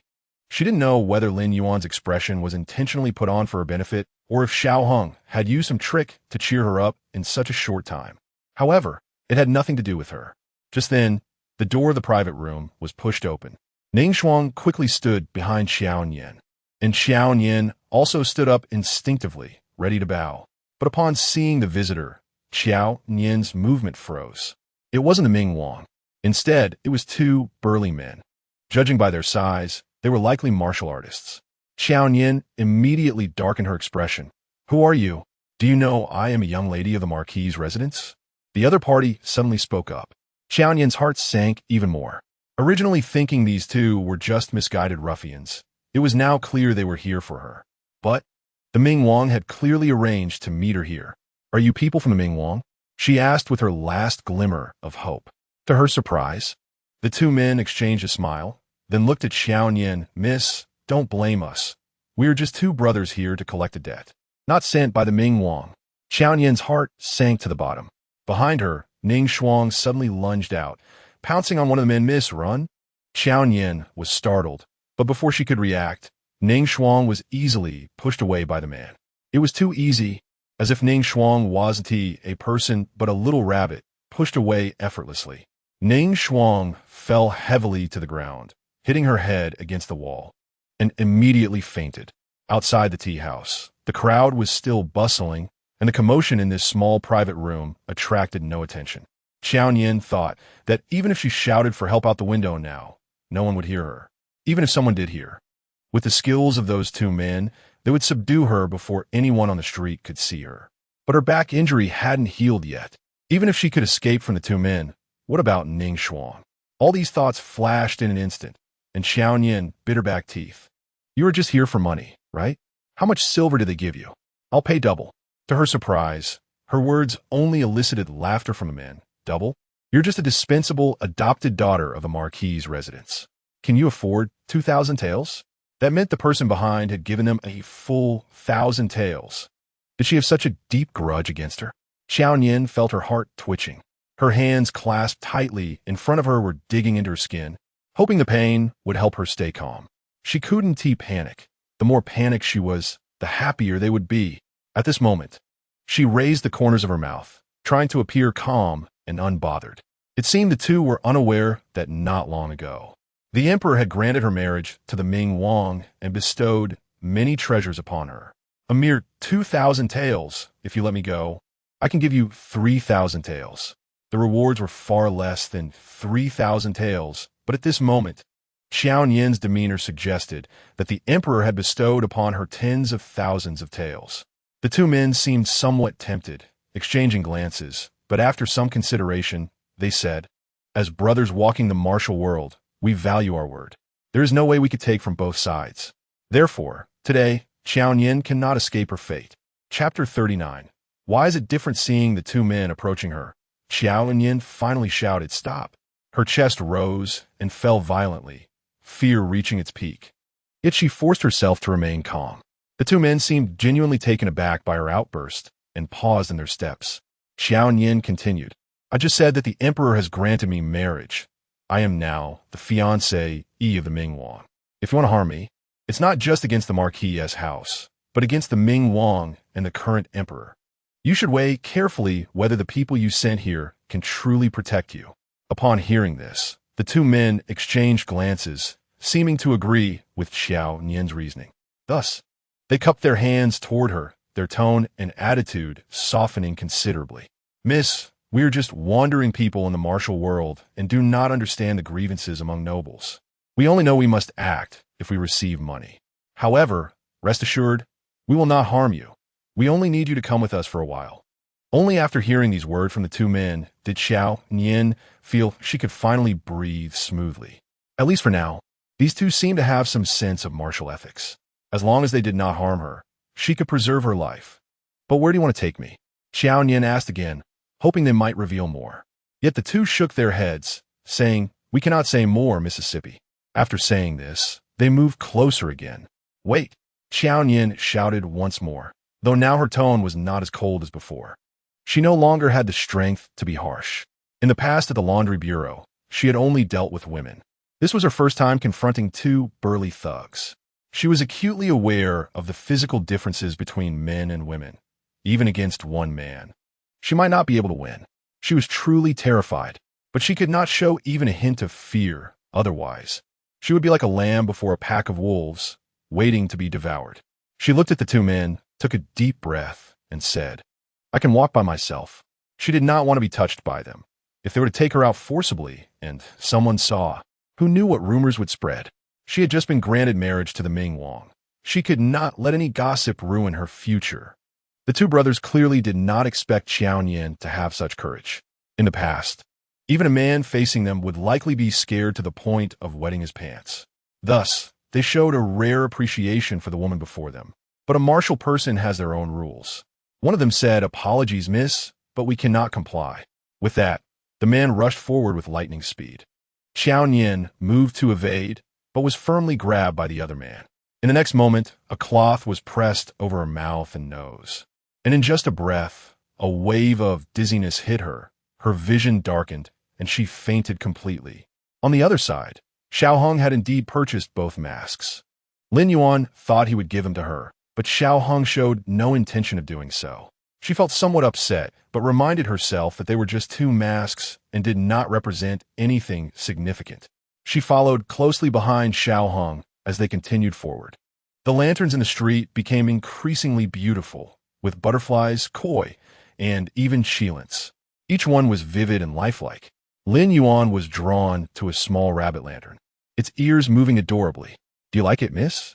The vendor, sharp-eyed, quickly noticed Lin Yuan and took down the rabbit lantern, offering it for 5 taels of silver. Xiao Hong was quite prompt and handed over the silver. The vendor smiled as he handed the lantern to Xiao Hong, but before he could pass it to Lin Yuan, the crowd behind them suddenly stirred, as if something significant had happened. Lin Yuan and Xiao Hong were also drawn to the commotion. Being tall, Xiao Hong could see farther than Lin Yuan. Over the crowd, he quickly spotted a maid covered in blood. She looked somewhat familiar. It seemed to be Qiao Nian's maid. He was startled and hurried towards Ning Shuang.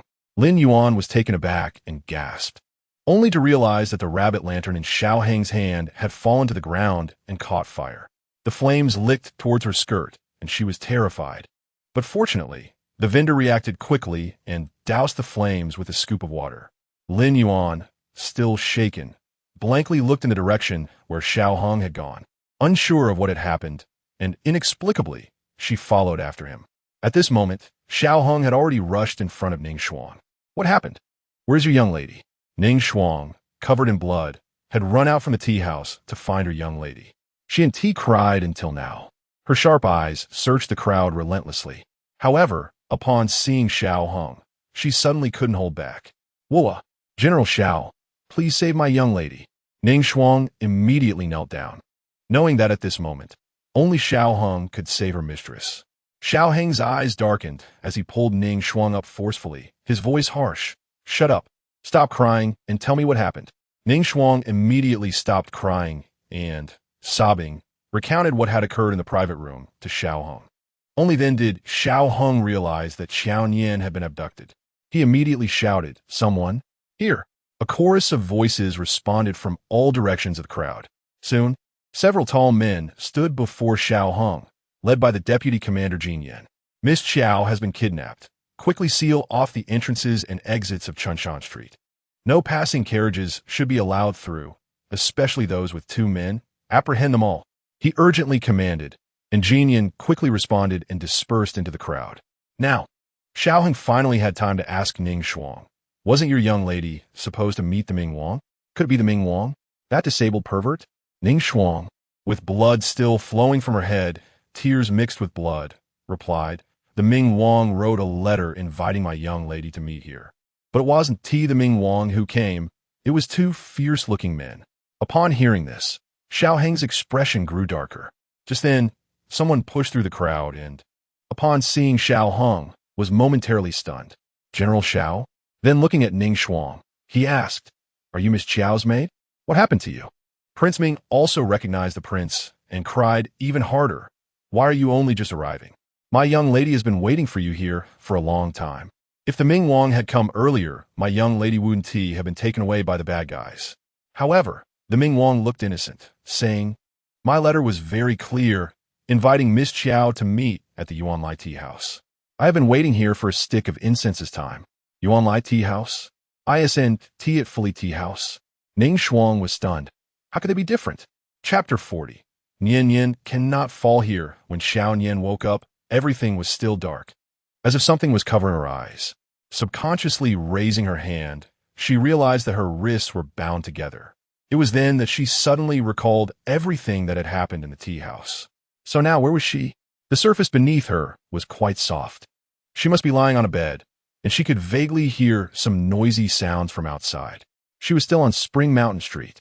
This must be some inn on Spring Mountain Street. However, her eyes were covered, and she couldn't determine where she was or what time it was.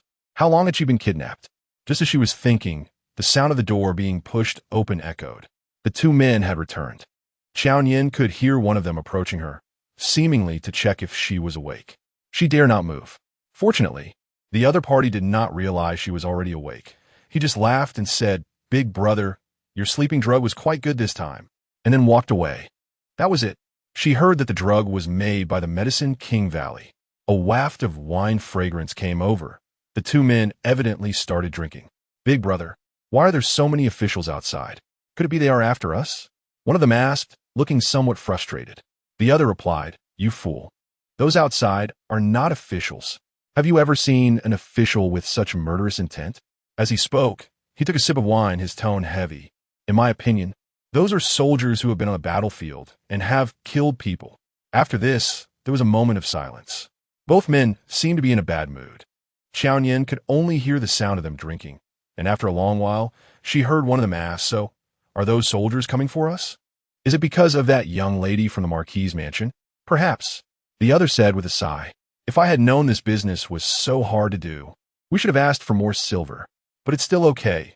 We are hiding in the inn and not showing ourselves, even if the streets are full of soldiers.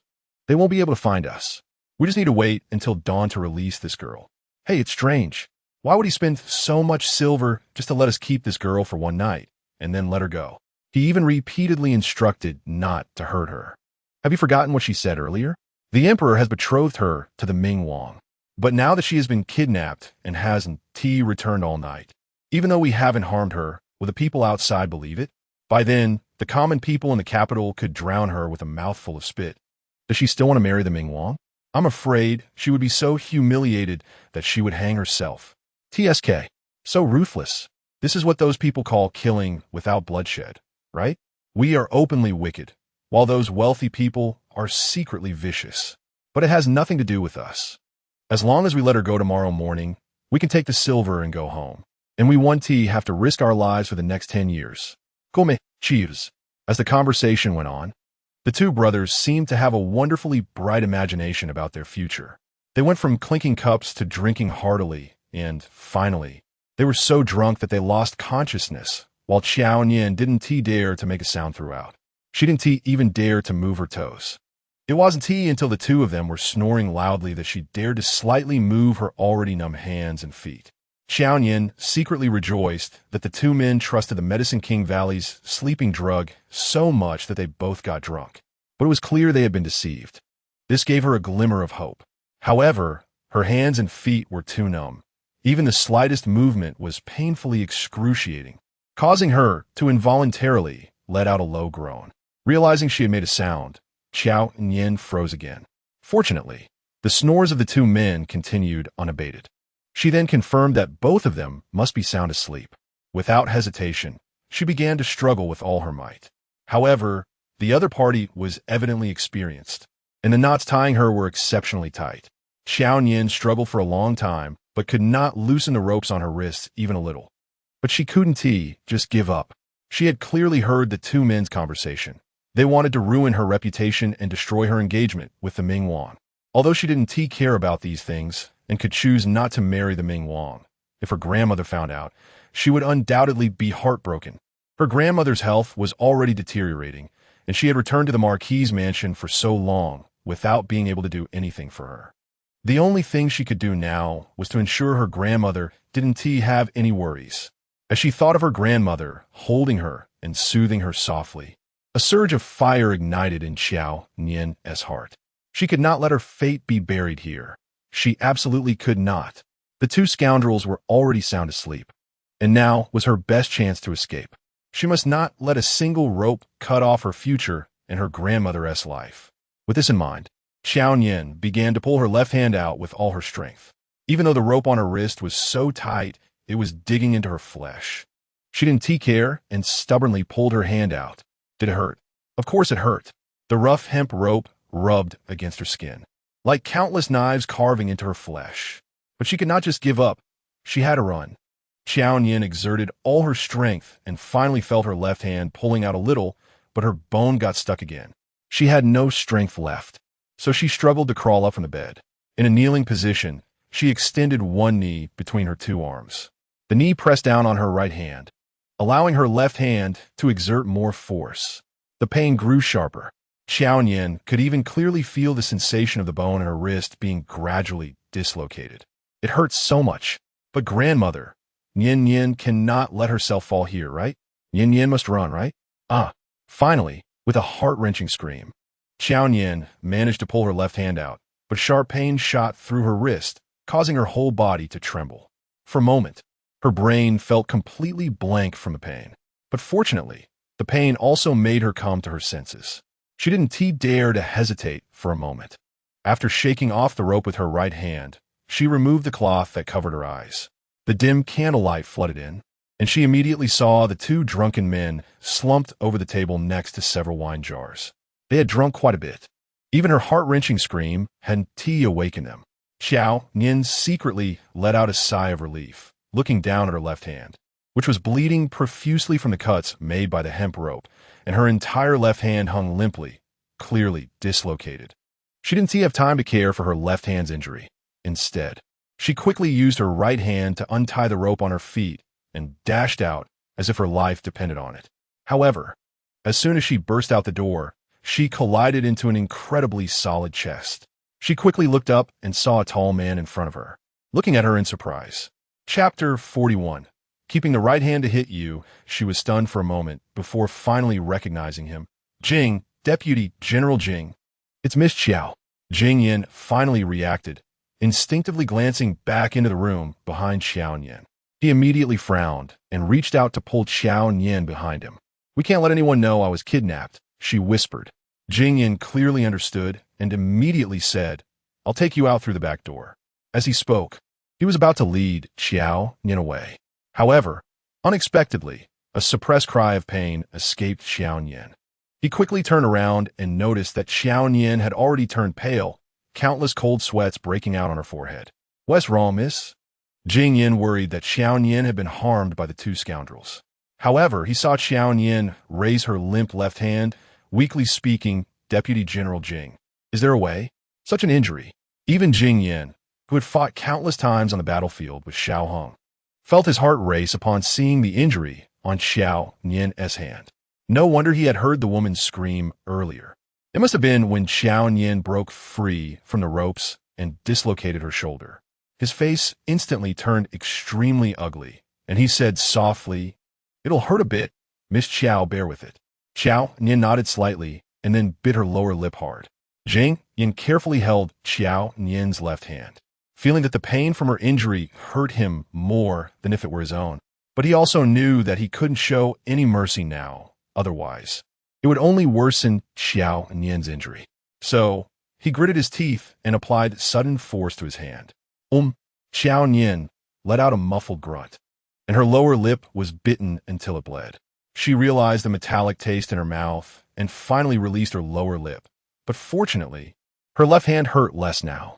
So she smiled slightly at Jing Yin and said, "Thank you, Deputy General Jing."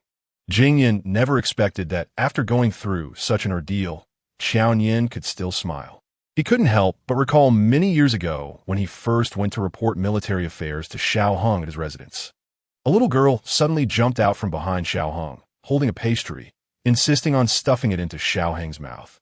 When Xiao Hong became truly annoyed, he had no choice but to open his mouth and eat it, after which she giggled with great satisfaction. Later, that girl even gave him a piece of pastry. He was flattered and bowed to thank her, but she waved her hand and skipped away. Deputy General Jing.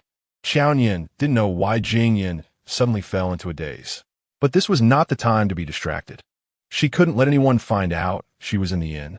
Even if she appeared well-dressed, there was still a man standing beside her. If those people spread rumors like Xiao Qingwan, she would really be done for. Jing Yin then reacted and immediately said, "Miss, come with me." Saying that, he led Xiao Nian toward the back door of the inn. By the time Xiao Hong received the news and arrived at the Marquis' residence, the physician had already bandaged Xiao Nian's left hand. In the hall of the Marquis' residence, except for the old lady, all the Lin family members were present. Xiao Heng's gaze fell upon Xiao Nian's left hand. His eyes darkened. Jing Yin informed him of everything, and he had also seen the rope tightly knotted. He truly couldn't imagine what kind of willpower Qiao Nian had to break free from it. Beside him, Lord Lin stepped forward to bow and said, "Today, I troubled General Xiao. My daughter is mischievous and ran away, causing worry for the general." This was the official explanation. As for Ning Xuan, it would be said that she accidentally tripped and fell, and when she couldn't see her young lady, she thought her young lady had been abducted. After all, a woman's reputation is of utmost importance. But everyone present knew this wasn't the truth. Xiao Hong returned the bow, but looked at Xiao Nian, asking, "Why did the Yuan tea house become Fulai tea house?" Xiao Nian was sitting beside him, her injury already bandaged, but it still hurt to move slightly. The physician had said that while her injury wasn't too serious, it shouldn't be taken lightly. She couldn't exert herself for at least a month. Hearing Xiao Heng's question, Xiao Nian stood up and replied, "When I received the letter, it clearly stated Fulai tea house. That letter should still be on my dressing table." At this point, Xiao Nian turned to look at Lin Yi.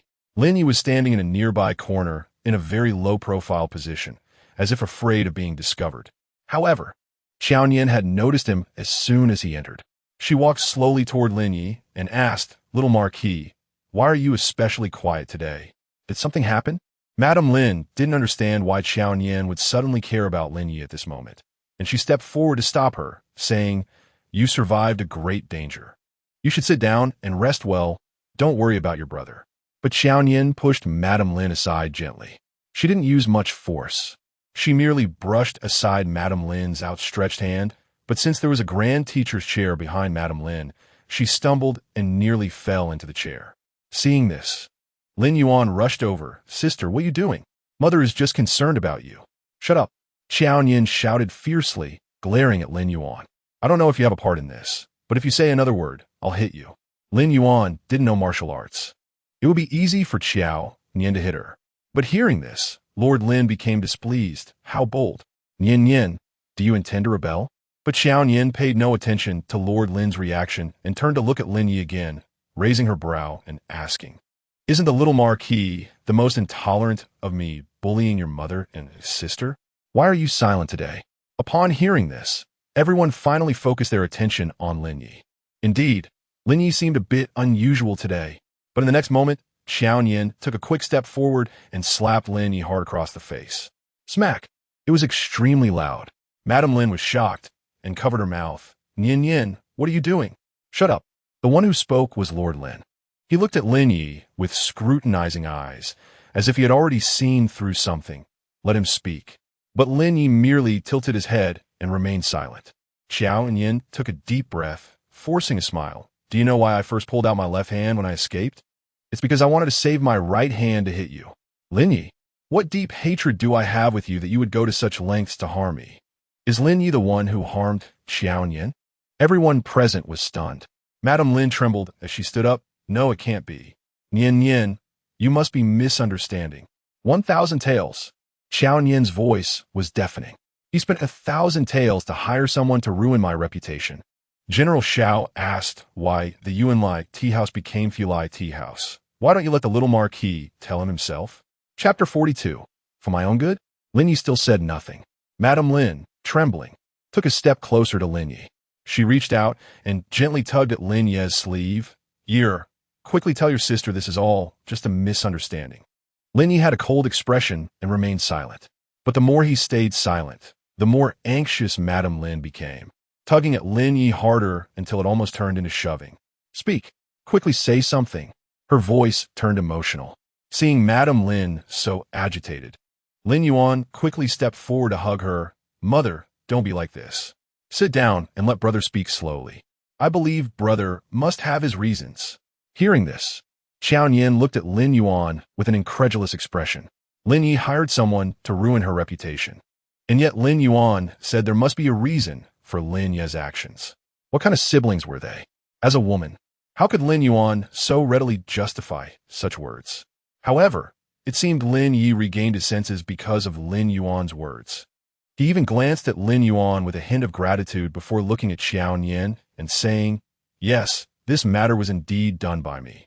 As he spoke, his attitude was surprisingly righteous. "I opened the letter, and I changed in like Fulai tea house. The two people from the Jianghu were also hired by me." But Qiao Nian, ask yourself if they harmed you. He had repeatedly instructed them not to harm Qiao Nian. So he was very clear that Qiao Nian's injury was caused by her own escape. But clearly, if she had just stayed until dawn, she could have returned unscathed. It was she who insisted on making this matter so significant. Lin Yi's tone suggested that everything was Qiao Nian's own doing. Looking at the face that had once cherished her so much now showing such an expression, Qiao Nian's heart couldn't help but ache fiercely. She truly wanted to slap him again, but she found that her body felt drained of all strength due to Lin Yi's shameless words. And at this moment, she couldn't move at all.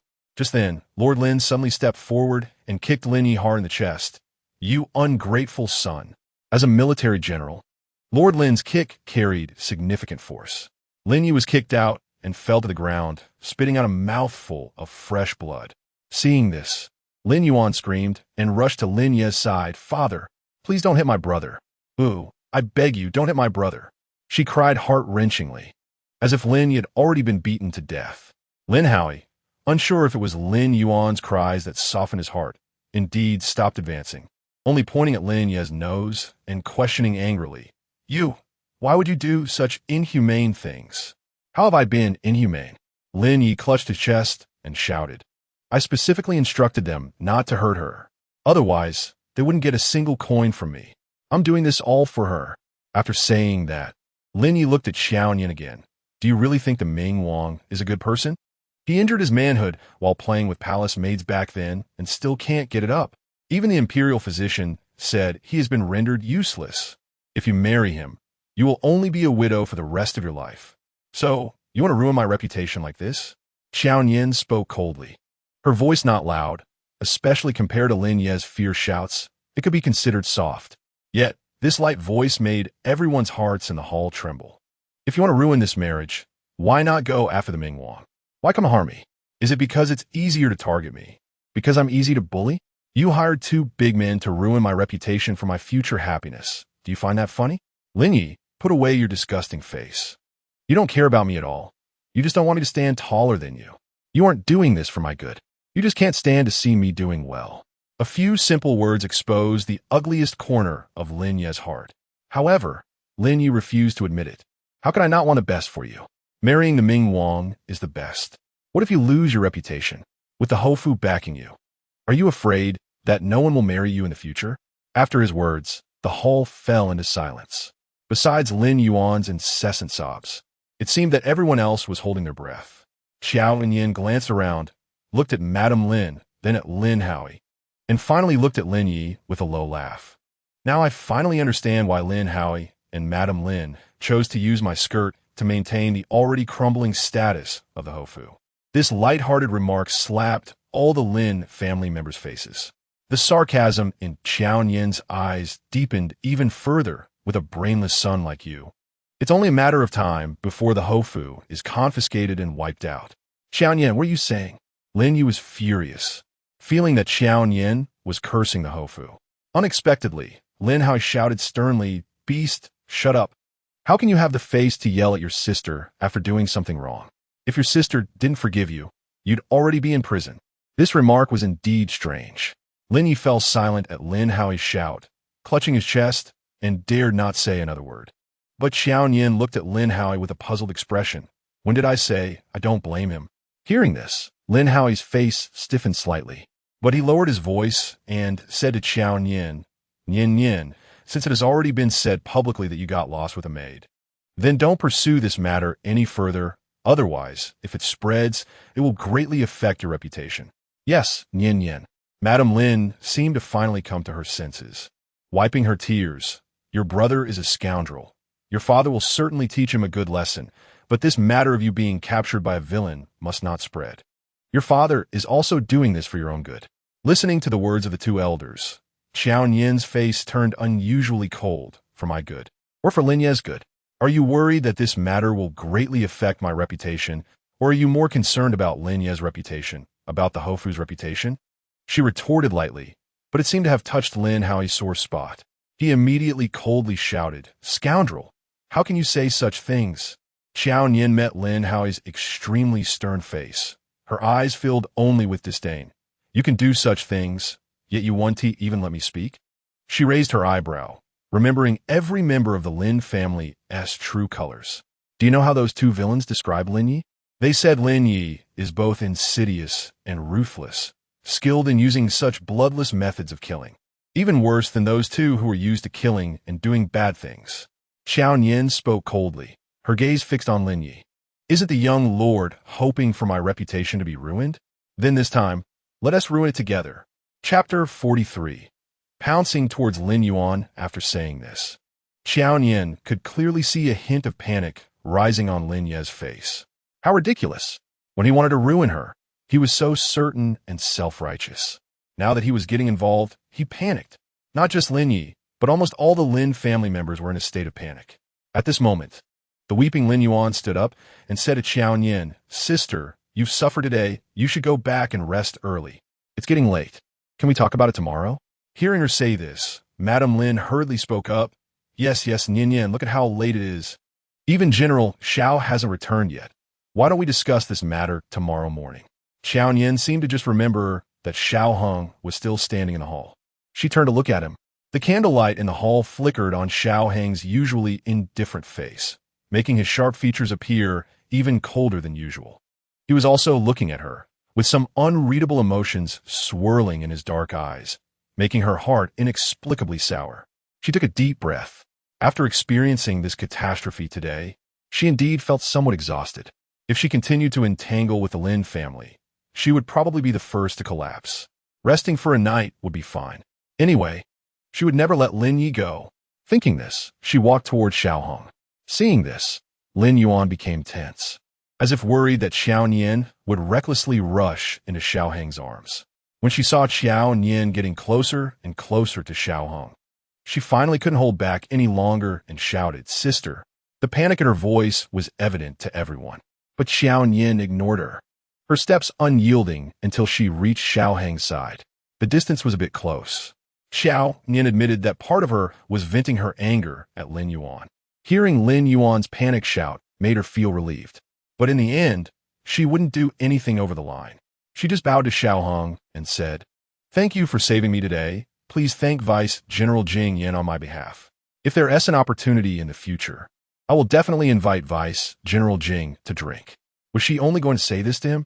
Xiao Hong did not speak. Only his eyes trembled slightly. He thought she was coming to him to ask for protection. Alone, how could she fight against the entire Hofu? As long as she spoke, he could seek some justice for her. But she only said she wanted to invite Vice General Jing for a drink. After Qiao Nian finished speaking, she waited for Xiao Hang's response. She thought he would at least say something like no need to be polite, but unexpectedly, he fell silent again. Could it be that after 3 years, Xiao Hong had become adept at responding to everything with silence? She didn't think too much, turned around and left. Not even glancing at the people from the Hofu in the hall, heading straight to her Fanghe courtyard.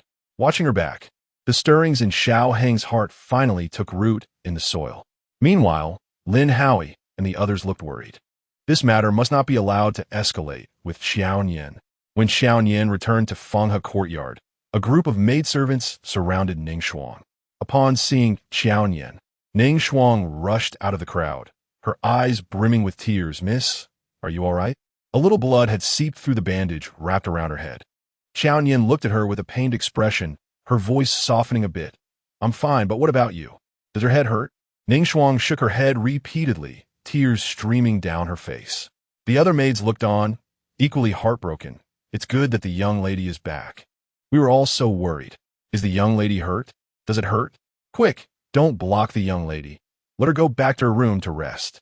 Yes, clear the way." The maids chattered excitedly, creating quite a commotion. But at this moment, Qiao Nian only felt warmth. She had always thought that the Marquis's residence was too cold as an ice cellar, with only her grandmother able to warm her up a bit. But her grandmother's health was not good, and all her grievances and pain could not be known to her. She thought she would silently digest these emotions alone tonight. However, as soon as she stepped into the Fanghe courtyard, her heart was already warmer. Although her hand was injured, Ning Shuang insisted on helping her back to the room. As soon as she sat down, a maid brought in hot tea. "The young lady must have been scared today. This is the calming tea I just brewed. Drink it and sleep well. Everything will be fine by tomorrow. I'll go fetch hot water for the young lady to wash up." "Young lady, the bedding is already warmed. After you finish your tea and freshen up, you should rest well." These tasks were supposed to be done by Ning Shuang. But today she was also injured, so the young maids volunteered to take over her duties. Perhaps the maids were too enthusiastic. Qiao Nian felt her eyes getting warm as well. She urged Ning Shuang to rest early, drank her tea, and under the maid's care, washed up and got into bed. Snuggling into the soft bedding, she wished she could bury her head in it completely, wanting to erase all thoughts of the Lin family from her mind. She wished she had never been the daughter of a marquis and had no ties to the Lin family at all. The calming tea indeed worked well. Qiao Nian fell asleep quickly, but she had dreams all night. In her dream, she was being chased by 2 strong men, and just as she was about to escape, Lin Yi suddenly appeared and pushed her into an abyss. Qiao Nian woke up from the fright of the dream, still disoriented when she heard Ning Shuang's voice outside. "Miss, it's bad. The old lady has fainted." Qiao Nian almost jumped out of bed, hastily putting on her clothes as she rushed outside. What happened? Why did grandmother suddenly fall ill? Ning Shuang had already prepared a cloak outside and hurriedly draped it over her as she emerged. "I don't know. I just heard that the second young lady went to the old lady's courtyard early this morning, and shortly after she left, the old lady fell ill." Lin Yuan? A chill flashed through Qiao Nian's heart, but she said nothing more and hurried toward the old lady's courtyard. When she arrived, Lord Lin and others were already there. Lin Yuan stood timidly behind Lady Lin, looking as if she had done something wrong. Upon seeing Qiao Nian, Lin Yuan noticeably shrank back behind Lady Lin. Qiao Nian glanced at her and, before she could speak, saw the house doctor walking out of the old lady's room. She rushed him. How is grandmother? The house doctor bowed to Qiao Nian. Miss, don't worry. The old lady is not in serious danger, but her health cannot withstand any more stimulation. In the future, it would be best to keep any matters in the house from her. Hearing this, Qiao Nian understood. She stood there without saying anything. After Lord Lin thanked the doctor, he personally escorted him out. Lady Lin approached and gently patted Qiao Nian's arm. Nian Nian, since the doctor said it's fine, don't worry too much. At her words, Qiao Nian finally reacted. She turned to look at Lady Lin, then suddenly, as if possessed, lunged at Lin Yuan. Chapter 44. Bloodied and beaten, Qiao Nian's speed was too fast. Her lunge at Lin Yuan was as swift and fierce as when she had charged at the palace maids who bullied her before, to the point where Lady Lin only saw something flash by, and by the time she reacted, Lin Yuan was already pinned beneath Qiao Nian. Lin Yuan screamed, but the next moment, Qiao Nian covered her mouth. The old lady was still resting inside. She could not let Lin Yuan disturb her, but the fire in her heart had to be released. While covering Lin Yuan's mouth with one hand, she forcefully restrained her, not allowing her to struggle. With her other hand, she ruthlessly slapped Lin Yuan. She had wanted to hit Lin Yuan for a long time, but before today, she had been holding back. She thought Lin Yuan was despicable and hateful, but perhaps it was just her nature. Lin Yuan shared the same blood as the Lin family, which was why they protected her so fiercely, and Lin Yuan always prioritized her family. Even though their actions had deeply hurt her, Qiao Nian had always restrained her urge to strike Lin Yuan. But today, she could no longer endure it. Lin Yuan had crossed her final line. Slap! The crisp sound of the slap made Lin Yuan's tears instantly spill from the corners of her eyes. Lady Lin finally reacted, rushing forward to pull Qiao Nian away. Nian Nian, what are you doing? Let go of your sister. But Lady Lin's attempts to pull her away were nothing to Qiao Nian. Back in the laundry room, when she was on top of the other person hitting her, at least a dozen palace maids had come to pull her off. Some were grabbing her neck. Some were pulling her hair, all hoping she would get off the other person. But Qiao Nian had honed her skill of locking onto an enemy. Once she set her sights on someone, she would never let go easily. Lady Lin tugged a few times, realizing she not only couldn't move Qiao Nian, but that Qiao Nian had slapped Lin Yuan a few more times. Lady Lin was heartbroken, and Lord Lin was even more anxious, shouting sternly at the surrounding maids. Are you all blind? Hurry up and protect your young lady. This young lady naturally referred to Lin Yuan. A group of maids rushed forward, just like those palace maids in the laundry room, trying to pull Qiao Nian away. But soon, Ning Shuang led another group of maids forward. What are you doing? Let go of my young lady. The two groups of maids began to grapple with each other, leaving Lady Lin and Lord Lin at a loss for what to do. Qiao Nian, however, seemed to hear nothing, her eyes fixed on Lin Yuan as she continued to slap Lin Yuan's already swollen cheeks. She wished she could break Lin Yuan's teeth so that she could never slander her in front of grandmother again. The commotion in the courtyard eventually attracted the attention of those inside. When Granny Su came out, she saw the chaotic scene. She immediately spotted Qiao Nian. Noticing that although Qiao Nian's hair was disheveled from being pulled, she showed no signs of having been wronged, so she just stood there and watched. After all, the old lady's room was in the inner chamber, and she had taken her medicine. The noise here couldn't possibly disturb her. But that second young lady, Granny Su's gaze turned cold as she looked at Lin Yuan. She had come early today, claiming to be concerned about the old lady's health. And Granny Su had thought she was a filial daughter. Who would have thought that upon seeing the old lady? She started crying and blabbering about all sorts of dirty matters, which angered the old lady enough to fall ill shortly after. She deserved a good beating to learn a lesson. Granny Su observed coldly but suddenly saw Lady Lin running away. Was she going to get help? Just as she was thinking this, unexpectedly, Lady Lin ran back. But this time, she was holding a large stone. Granny Su was taken aback, and before she could react, she heard Lord Lin shout loudly, "Madam, don't." It was still a step too late. The huge stone crashed heavily onto Qiao Nian's head. In that moment, Qiao Nian felt her mind go blank, and she could hear nothing but a sharp, piercing whine in her ears. It wasn't until a drop of blood slid down from the corner of her eye, followed by a second and a third, that she finally reacted, slowly raising her head to look at Madame Lin beside her. Madame Lin was also flustered upon meeting Qiao Nian's blood-stained eyes. She seemed to realize something and quickly threw the stone in her hand away.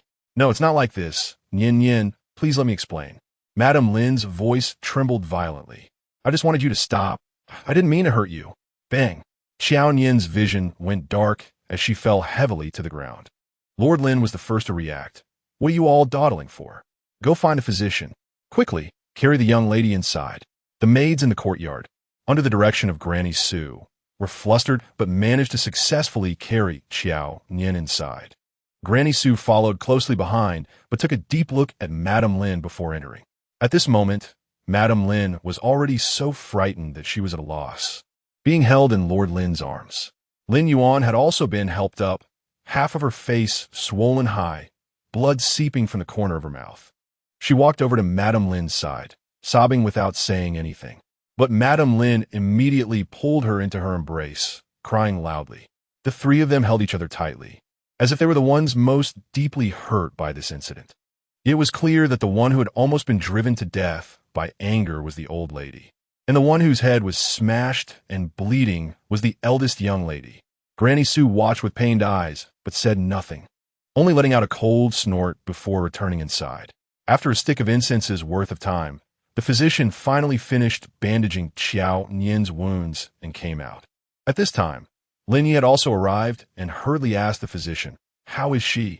Is she seriously injured?" "Just external injuries, nothing serious," the physician replied blandly. The four members of the Lin family all breathed a sigh of relief. The physician initially thought they were worried about Qiao Nian's injuries, but little did he know that Lin Yuan, crying, clung to Madame Lin and said, "Mother, it's okay. You didn't kill anyone." It turned out they were worried that if Qiao Nian died from being smashed, Madame Lin would bear the guilt of murder. The physician's eyes grew slightly colder. Just as he was about to leave, he heard Lin Yi say, "Please have the physician take a look at my sister."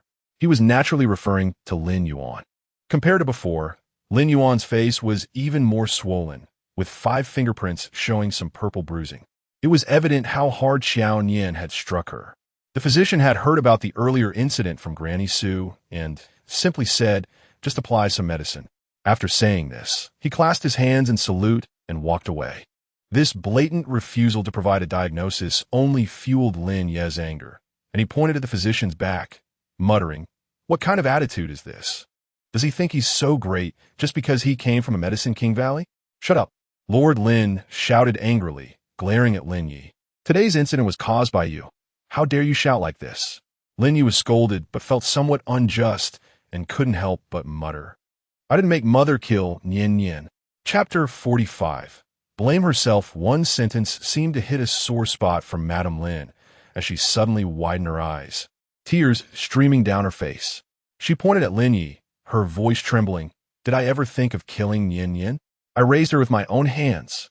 By the end, she was sobbing uncontrollably.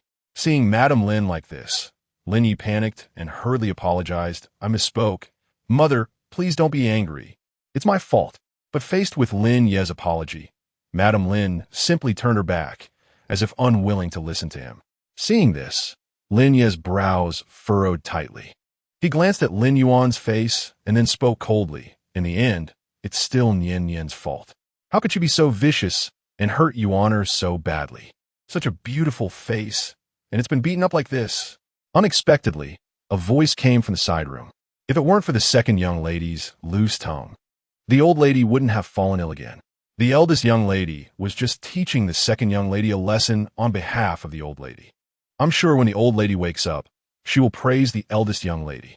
It was Granny Su speaking. As she spoke, she walked over to the 4 of them and bowed to Lord Lin. Granny Su was an old servant of the Marquis' residence. She had followed the old lady into the Marquis' residence when she married in and had watched Lord Lin grow up. Although she was technically just a servant, to Lord Lin, Granny Su was more like a senior. Thus, he immediately returned the gesture. Granny Su continued, "Recently, everything that has happened in the Marquis' residence.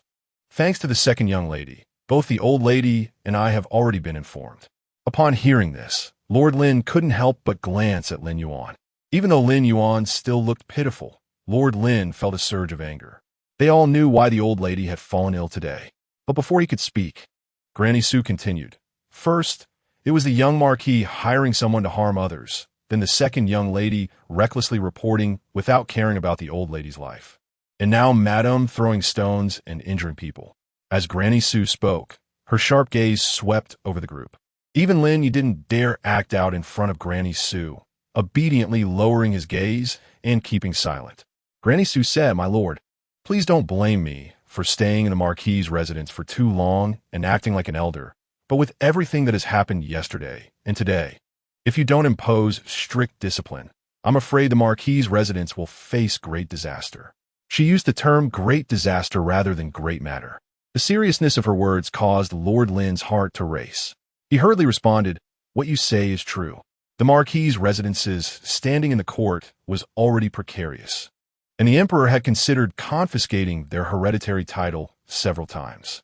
He had been entirely focused on how to protect this honor, and indeed had neglected the discipline of the household.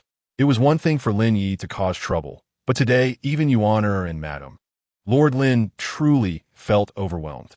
Fortunately, Granny Sue stopped at that, turning to leave after saying this. Otherwise, Lord Lin would have been utterly humiliated.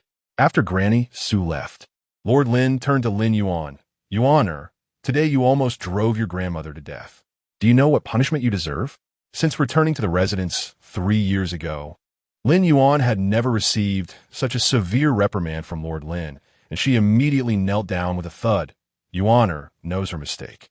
Yuan only thought that sister respected grandmother the most, and if grandmother pleaded for mercy, she wouldn't make things difficult for my brother. Boo-hoo. Yuan didn't know grandmother would fall ill. If I had known, I wouldn't have said anything, even if it meant death. In truth, Lord Lin had also considered that Lin Yuan came to the old lady because of Lin Yi. The bond between the siblings was deep, and yesterday Qiao Nian had repeatedly threatened to drag Lin Yi down with her, so it was understandable that Lin Yuan was so worried. Meanwhile, Madame Lin hurriedly advised, "My lord, Yuan just meant well, but ended up causing trouble. Look at how badly Nian Nian has beaten her. How can you still bear to punish her?" Lord Lin's gaze fell on Lin Yuan's swollen half-face, suddenly recalling how thin she had been when she returned 3 years ago, almost skin and bones. She was their daughter, lost for 15 years, and had suffered for those 15 years. Yes, how could he bear to be harsh? Taking a deep breath, Lord Lin finally shifted his gaze to Lin Yi. Without further ado, he kicked out, "All of this trouble was caused by you, you little brat." This time, however, Lin Yi seemed to have been prepared and dodged skillfully. Lord Lin missed his kick and wanted to follow up, but Lin Yi quickly hid behind Madame Lin. "Mother, yesterday, I got kicked by father, and my chest still hurts. If you kick me again, I might get kicked to death." With Madame Lin shielding him, Lord Lin had no choice but to retract his foot. Seeing Madame Lin's hesitant expression, he knew she wanted to plead for Lin Yi. He immediately put on a mournful face. "Madam, look at what this ungrateful son has become because of your indulgence. If you continue to protect him, then it will truly be as Su Momo said. The whole residence will face great calamity." Madame Lin had no words in response, but Lin Yi was very stubborn. "What's wrong with me? I just want to ruin the engagement between Nian Nian and the Ming Wang, who told her to be so arrogant after being betrothed. If she hadn't made my mother and Yuan cry first, how could I have targeted her like this?" Upon hearing this, Madame Lin quickly interjected, "Indeed, Nian Nian has been somewhat overbearing since the engagement, and while Yi is at fault, he is also feeling sorry for me and Yuan, so it could be considered justified. Ho Yi has also hurt you." Seeing Madame Lin so protective of her son, Lord Lin was so furious that he couldn't say a word, only pointing fiercely at Lin Yi before sweeping away in anger. He strode outside, wanting to find a quiet place to clear his mind, but unknowingly walked to the outside of the falling plum courtyard. Through the one-person-high courtyard wall, he could clearly see several plum trees in the courtyard blooming vibrantly. In his mind, he couldn't help but recall the time when Nian Nian rode on his shoulders to admire the flowers. She was so well-behaved back then. Although she loved riding on his shoulders, she was always afraid he would tire, and after a while, she would insist on getting down. Then, she would coax him to sit down, and those chubby little hands would pinch his broad shoulders. Though the strength was not great, at that time, he felt extremely comfortable. Lord Lin suddenly felt a bit dazed. He realized that there had indeed been such warm moments between him and Nian Nian. But then he thought, They had lived under the same roof for 15 years. She was his daughter whom he had raised for 15 years. How could such warm moments be lacking? It was just that she had changed after returning this time. She was cold, distant, and carried a hint of sarcasm towards everyone, as if they all owed her something. Just because she had spent 3 years in the laundry bureau, could the familial bond of the previous 15 years be erased? No wonder Yi felt heartbroken and angry. Today, that girl riding on Yuaner's back even made him feel a bit scared, and his usually gentle and dignified wife was actually frightened into action. This girl was truly too capable, Lord Lin thought, and his brows tightened. So he turned around and returned to the study, picked up a pen and paper, and wrote a letter to be sent to the Mingwan. He thought it was time to make Qiao Nian understand what her true identity was. Chapter 46. But have you asked her if it hurts? Qiao Nian did not faint for long, just a stick of incense this time, before she opened her eyes. She was very clear-headed. She knew exactly where she was now, and clearly remembered why she was here. The scene of Madame Lin hitting her on the head with a stone was engraved in her heart. So much so that just thinking of Madame Lin now made her heart ache terribly. The pain was so intense that even her breathing became a bit erratic. But hadn't she already figured some things out? In the hearts of the Lin family, she would never measure up to Lin Yuan, who shared the same blood. They always insisted that she would always be their daughter, but from the day Lin Yuan returned to the Ho residence, they had already cast her out of their hearts.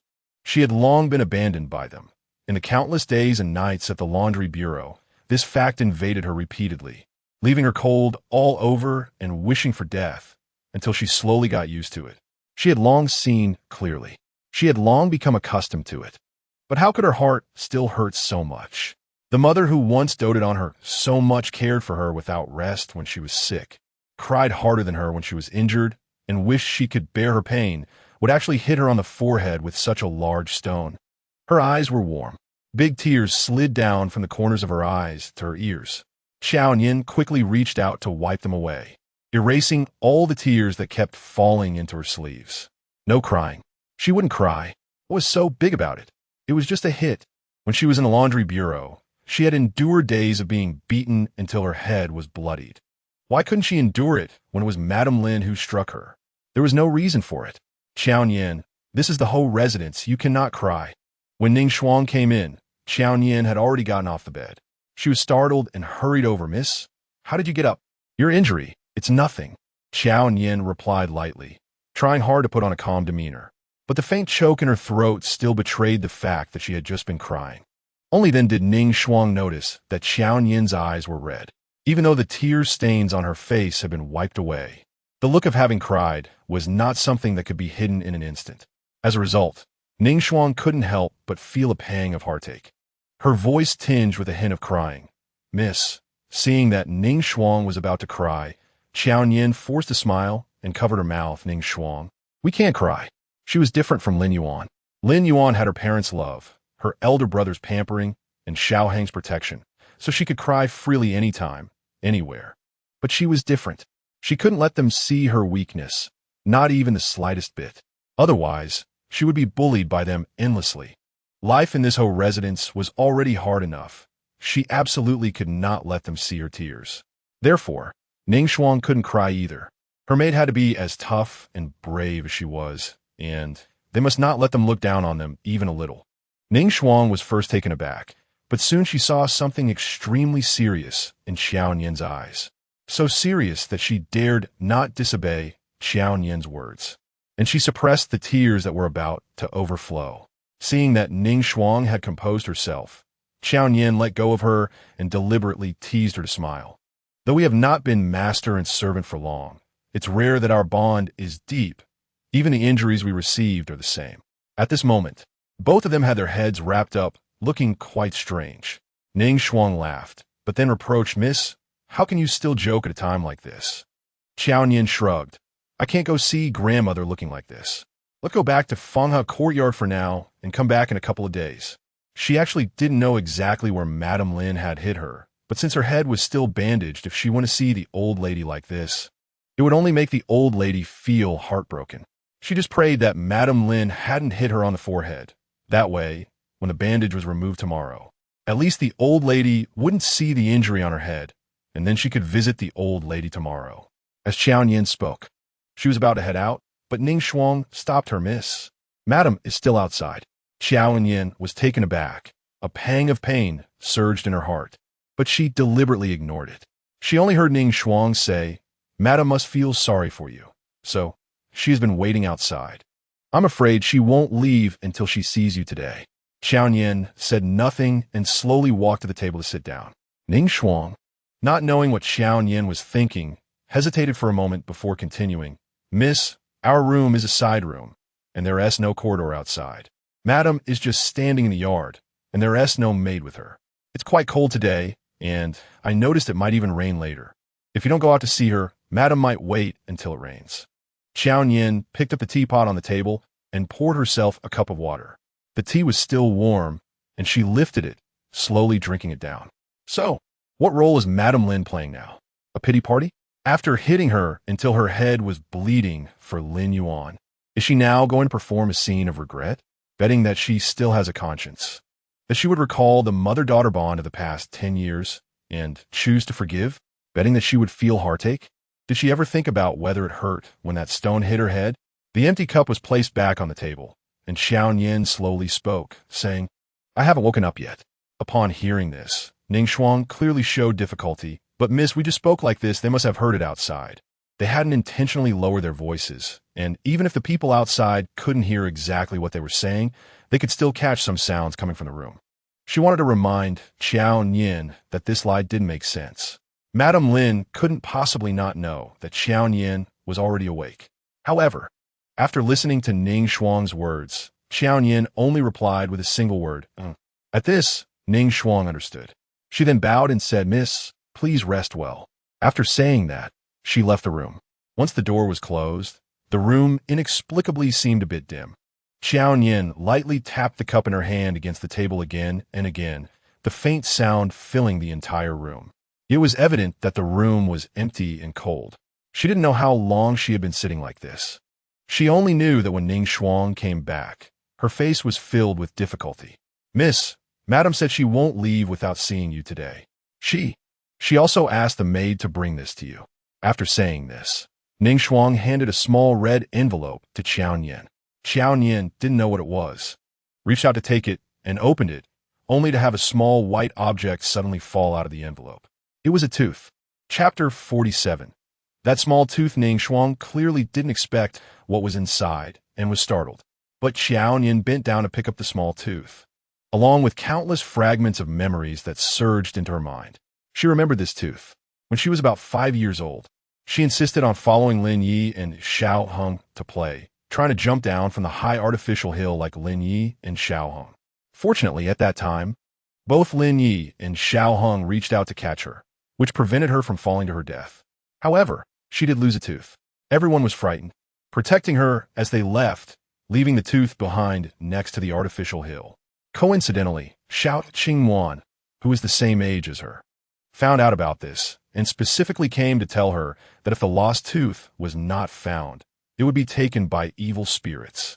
She was terrified and started crying and refusing to sleep at night, afraid that if she fell asleep, evil spirits would come and catch her.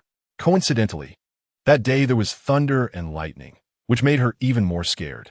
Even though Lord Lin held her and comforted her, it was of no use. Until, drenched from the rain, Madam Lin came back, holding a small tooth in her hand. She remembered Madam Lin saying, Nian Nian, look, I found your tooth. Don't worry. No evil spirits will come for you. Even if they do, I will stand in front of you. She also said, Nian Nian, don't be afraid. I won't let anything happen to you. Mother won't let anything happen to you. At that time, Qiao Nian was deeply moved, crying as she hugged Madam Lin, saying, Thank you, Mother, you are so good. But now, Qiao Nian only felt irony. She understood very well what Madam Lin meant by taking out this tooth today. However, her feelings back then were real, and the injury on her head was also truly painful. She wrapped the small tooth back into the cloth pouch, nearly spilling her tears again, which she held back. She said nothing. Naturally, Ning Shuang didn't dare to ask. The two of them remained in the room in silence until the sound of rain began to patter outside. Ning Shuang was slightly startled and hurried to the window. Opening it a crack, she saw that it had indeed begun to rain outside, and Madame Lin was still standing in the courtyard in the rain. She felt anxious and walked to Qiao Nian's side. Whisper, miss, it's raining, and Madame hasn't left yet. Qiao Nian finally stopped being expressionless, her brows slightly furrowing. Go persuade her. Implicitly, she still did not want to see Madame Lin. Ning Xuan couldn't help but let out a long sigh, but she ultimately agreed. She opened an umbrella and quickly ran to Madame Lin, putting the umbrella in her hands. Madam, Miss is still not awake. It's not a solution for you to wait like this. Why don't you go back first, and when Miss wakes up, I'll come and notify you, okay? Unexpectedly, Madame Lin shook her head, even rejecting Ning Xuan's kind offer, pushing the umbrella back. I know she doesn't want to see me. You go tell her. Mother really knows she was wrong. Please, give me a chance to apologize. Madam, please. Madame Lin's attitude was so firm that Ning Xuan suddenly felt that Mrs. Stubbornness was somewhat like Madame Lin's. They were both so obstinate. For a moment, she didn't know whether to leave or not, so she could only stand by Madame Lin's side, holding the umbrella for her. At that moment, two figures rushed in from outside. Mother! Mother! It was Lin Yi and Lin Yuan. Both of them were accompanied by maids and servants. And although they were also holding umbrellas, they were somewhat wet due to the heavy rain. Seeing that Madame Lin was almost soaked, Lin Yi was startled and immediately wanted to pull Madame Lin away. Mother, why are you torturing yourself like this? Can it wait until tomorrow? Let go. Madame Lin forcefully shook off Lin Yi's hand, took a deep breath, and said, This matter has nothing to do with you. You all go. Lin Yuan was crying, throwing herself into Madame Lin's arms. Mother, don't be like this. It's all my fault, I'm sorry. Please go back with brother. I'll stand here for you and apologize to sister. Lin Yuan's maid, Xiao Chui, saw this and hurriedly came over to hold the umbrella for her young lady. Busing Ning Xuan kasite. Ning Xuan was suddenly pushed and stumbled, falling to the ground. The umbrella in her hand broke. But perhaps it was because the rain was too heavy, Madame Lin and the others didn't notice at all. Lin Yi, seeing that he couldn't persuade his mother, angrily went to knock on Qiao Nian's door. Come out. Stop pretending to be dead. I know you're awake. What child hasn't been scolded by their parents? Today, mother was indeed a bit impulsive, but right now, she just wants to apologize. What do you mean by closing the door and not seeing anyone? Can't you see how heavy the rain is outside? Qiao Nian, has your conscience been eaten by a dog? As soon as he finished speaking, the door opened with a bang. Lin Yi, who was still about to knock, was instantly frozen in place, facing Qiao Nian's gaze that contained no warmth, and the hand that was half raised forgot to lower. Qiao Nian glanced at Lin Yi lightly, then her gaze fell on Ning Xuan. Seeing her struggling to get up from the ground, her eyes suddenly darkened. Is the way the Marquis' residence apologizes to me by bullying my maid? Only then did everyone's eyes fall on Ning Xuan. Ning Xuan ignored everyone and hurriedly ran towards Qiao Nian. Qiao Nian also ignored them, urging Ning Xuan to quickly change her clothes. After Ning Xuan left, Lin Yi took a deep breath, lowered his hand, and said, She fell by herself. We didn't pay attention at all. I believe that, Qiao Nian replied lightly, her sharp gaze piercing through the heavy rain as she stared at Madame Lin. Have you ever cared about anyone else's life or death? Have you ever cared about her life or death? Those words seemed to stab Madame Lin, and she hurriedly walked toward Qiao Nian. It's not like this, Nian Nian. She reached out her hands, seemingly wanting to grab Qiao Nian's hand, but saw Qiao Nian take a step back, folding her hands behind her back. Madame Lin's hands fell empty, and her tears flowed even more fiercely. Mother really didn't mean it. I was just anxious for a moment. I couldn't pull you back, so you chose to kill me? Qiao Nian retorted, even lifting the corners of her mouth in a mocking smile. Madame Lin shook her head repeatedly, crying so hard that she didn't know what to say. It was Lin Yuan who followed up, Sister, how can you say that? You know mother is weak. She can't even kill a chicken. How could she kill someone? Lin Yu was also cold, saying, Don't push your luck. Mother has already apologized to you. What more do you want? Suddenly, Qiao Nian lowered her head and took out that small tooth from a tiny red envelope. Lin Yi clearly recognized it as well, and his eyes lit up. Qiao Nian said, How could you not kill someone? You killed Lin Yan. Chapter 48. That is not hers, the Lin Yan who was once cherished like a pearl in the Ho residence. The Lin Yan whom everyone doted on and loved. The Lin Yan who once loved them back, valuing them more than her own life, had already been killed by their own hands. That small white tooth fell to the ground, rolling twice before landing in a nearby flower bed. Qiao Nian's gaze was fixed directly on Madame Lin, as if to tell her that it belonged to Lin Yuan, not her, and Lin Yuan was already dead. At that moment, Madame Lin couldn't say a word. She even forgot to cry. She stared at Qiao Nian, the emotions flickering in her eyes gradually breaking down, ultimately shattering into pieces. Qiao Nian's eyes, however, seemed calm from the beginning to the end, so calm that it didn't seem like a human emotion.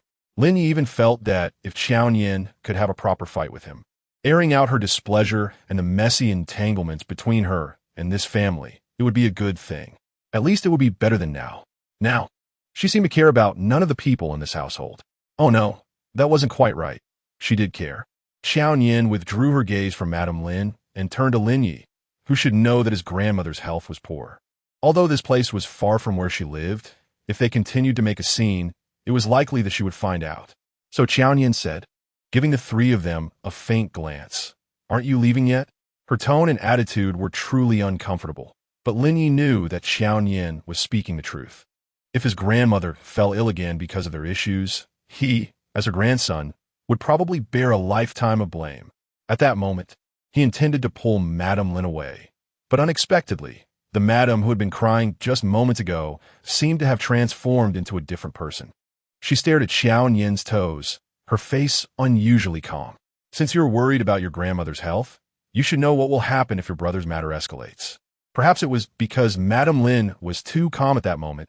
Even her tone didn't sound like something she would say. Lin Yi couldn't help but call out softly, "Mother." Even Lin Yuan looked at Madame Lin in confusion, not understanding what had happened in such a short moment. Madame Lin continued, "Your brother is the only male heir of the Ho residence. If something happens to him, the whole Ho residence will be finished. How would your grandmother think about it then? Can her body withstand such a terrible news? Will she still care for you? Think carefully." Although Qiao Nian was also surprised by Madame Lin's performance at this moment, she wasn't as shocked as Lin Yuan and Lin Yi. After a brief moment of daze, she gave a sarcastic smile. "So, was Madame Lin's drama just to say this? No matter how you think about it, concerning the survival of the Ho residence, I absolutely cannot let you act recklessly." Madame Lin's tone was firm, but her body was slightly trembling. Qiao Nian didn't notice, but Lin Yuan, who had been supporting Madame Lin, felt it. She gently called, "Mother." Lin Yuan's voice was soft and small, very different from Qiao Nian's current tone, but at first glance, it was somewhat similar to Qiao Nian's voice when she was 13 or 14.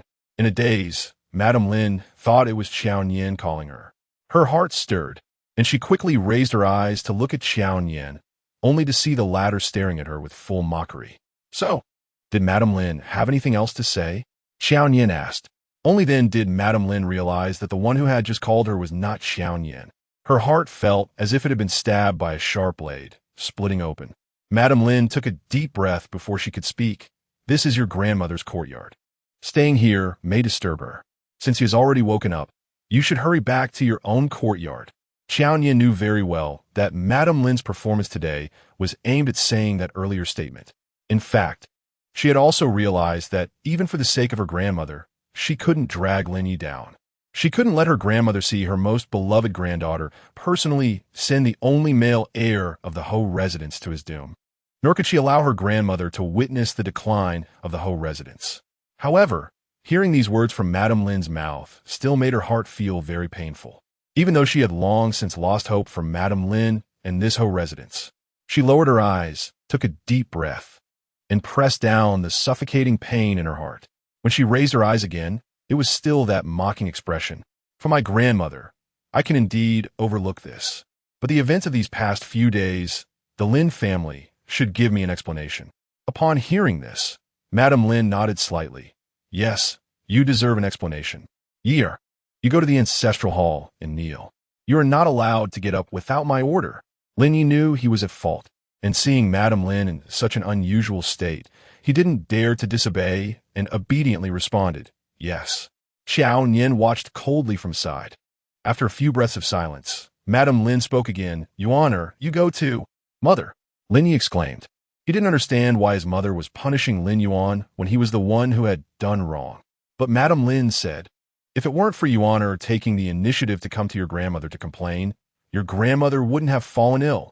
Luckily, nothing happened today. Otherwise, if she had been angered to death, you, in your honor, would have to die to atone for your sins." With those words, Lin Yi was left without the strength to retort. Lin Yuan, however, began to cry, sniffing as she took a few steps back. "Yes, your honor is at fault. I will go to the ancestral hall to apologize to our ancestors." After Lin Yuan said this, she hurriedly ran off. "Miss!" Xiao Chui exclaimed and immediately chased after her. Lin Yi, worried about Lin Yuan, quickly followed as well. The servant behind him, holding an umbrella, glanced at Madame Lin and then at Lin Yi, ultimately deciding to stay behind to hold an umbrella for Madame Lin. Qiao Nian glanced at the conflicted servant and, for some reason, couldn't help but smile, albeit with some bitterness. It seemed that in Lin Ye's heart, Lin Yuan's importance had already surpassed that of Madame Lin. She didn't understand what kind of charm Lin Yuan possessed. The smile at the corner of her mouth was somewhat bitter. Madame Lin stared at her intently, but felt she couldn't see her clearly. Just then, Ning Shuang returned in a change of clothes. Seeing this, Qiao Nian saluted Madame Lin and turned to leave. In a large courtyard, only Madame Lin and the servant holding the umbrella were left. Seeing Madame Lin staring blankly at Qiao Nian's retreating figure, the servant couldn't help but speak up. "Madam, you're all wet. You should hurry back." Unexpectedly, after Madame Lin suddenly regained her senses, she suddenly rushed towards the nearby flower bed. The servant was shocked and hurriedly followed, only to see Madame Lin disregarding her muddy hands, searching for something in the flower bed. Just as he was about to ask, he saw Madame Lin pick up a small white object from the mud. He recognized it as the thing that had just been thrown away by the young lady. Chapter 49. Next time, it will be even worse the next day. When Qiao Nian woke up, she felt that the injury on her head was even more painful than yesterday. As a result, she felt dizzy and weak. Ning Shuang looked quite energetic, and after helping Qiao Nian wash up, she hurriedly served her breakfast. Qiao Nian forced herself to appear spirited, not wanting to worry Ning Shuang. After inquiring about the old lady's condition and learning that she was fine, she finally felt relieved and began to eat breakfast. However, she caught a glimpse of Ning Shuang, who seemed to want to say something but hesitated several times. Seeing this, she had no choice but to put down her chopsticks. "If you have something to say, just say it." Ning Shuang then leaned closer and said to Qiao Nian, "Miss, I heard that the Young Marquis and second Miss knelt in the ancestral hall all night. This morning, the second miss couldn't hold on and fainted. So that's what happened." Qiao Nian picked up her chopsticks again and said, "Then her health is quite poor. Just kneeling for one night, and she couldn't hold on? Back when I was at the laundry bureau, I knelt day and night." Ning Shuang thought for a moment and felt that Qiao Nian was right. Yes, it's indeed not great. I wonder where all those precious medicinal herbs went. Qiao Nian just smiled and remained silent, thinking that perhaps Lin Yi couldn't bear to see Lin Yuan punished, and specially suggested that she pretend to faint. Seeing the smirk at the corner of her miss's mouth, Ning Shuang felt a little uneasy and said, "But miss, rest assured, the young Marquis is still kneeling. The madam forbade anyone from sending him food and said he must kneel for 3 days and nights before he can get up. The Marquis must have tacitly approved of this punishment." Listening to Ning Shuang's tone, which seemed to be meant to comfort her, Qiao Nian couldn't help but look at her and softly ask, "Do you think this punishment is serious?" Ning Shuang was taken aback and then thought of what happened that night. Those two strong men barged in, and when they pushed her, their strength made her realize what it meant to be overconfident. Remembering the panic and fear she felt when she woke up that night and didn't see her miss, a trace of hatred slowly emerged in her eyes. She shook her head. "The young Marquis's punishment is not serious at all. If it were up to me, he should be taken to report to the authorities so that everyone knows what kind of character the young Marquis really has. How could he even do something to harm his own sister's reputation? He doesn't deserve to live well. Now, he is only kneeling for 3 days and nights. This punishment is indeed too light." Moreover, the second miss, who almost gave the old lady a heart attack, only knelt for one night and then went back. She knew that the old lady was more important in her miss's heart than her own life. If it weren't for the old lady this time, her miss would never have swallowed her anger. Qiao Nian was very satisfied with the layer of hatred in Ning Shuang's eyes. It was just right. After eating a few more bites, she couldn't eat anymore. She pointed her head and said, "You take off the gauze and let me see. If the injury is not visible, we will go to grandmother's place." "Yes." Ning Shuang stepped forward and removed the gauze from Qiao Nian's head. After being wrapped for a night, deep impressions were left on her forehead, but fortunately, the injury on her head should be hidden in her hair bun. It shouldn't be visible unless looked at closely. Qiao Nian looked in the bronze mirror, confirmed that there would be no clues for the old lady to discover, and then said, "Then let's go pay our respects to grandmother first. I wonder how grandmother is feeling today." As Qiao Nian spoke, she stood up, but suddenly felt a darkness in front of her eyes and fell back onto the stool. "Miss?" Ning Shuang was shocked and asked worriedly, "What happened to the miss?" "I'll go find the doctor." "No need." Qiao Nian reached out to stop Ning Shuang and slowly opened her eyes, seeing that her vision had cleared before speaking. "I must have stood up too suddenly. It's nothing serious." Previously, when she was at the laundry bureau, she had experienced this situation before. As long as she sat down and took a moment to rest, it would be fine. It was not a big problem. However, Ning Shuang was still worried. "But miss, you just got hit on the head yesterday. You should let the doctor take a look." Qiao Nian slowly stood up, smiled at Ning Shuang, and said, "The doctor might be with grandmother. Let's go there first." Hearing this, Ning Shuang felt it made some sense and nodded, stepping forward to support Qiao Nian as they walked outside. But Qiao Nian felt that Ning Shuang was being overly dramatic. Why couldn't she walk by herself? Once they exited the Fanghe courtyard, she let Ning Shuang release her. Fanghe courtyard was on the west side of the Marquis' residence. Luomei courtyard was on the east side, while the old lady's courtyard was in between the two. Moreover, since Ning Shuang clearly said that Lin Yuan fainted this morning, whether true or false, even if she was pretending, she should still pretend for a while. Thus, Qiao Nian did not expect to see Lin Yuan outside the old lady's courtyard. Even more unexpectedly, Xiao Hong was there. However, it seemed that Lin Yuan was prepared. Upon seeing Qiao Nian, her eyes visibly reddened. "Sister," that voice carried a hint of a whimper, timid as if she was extremely afraid of her.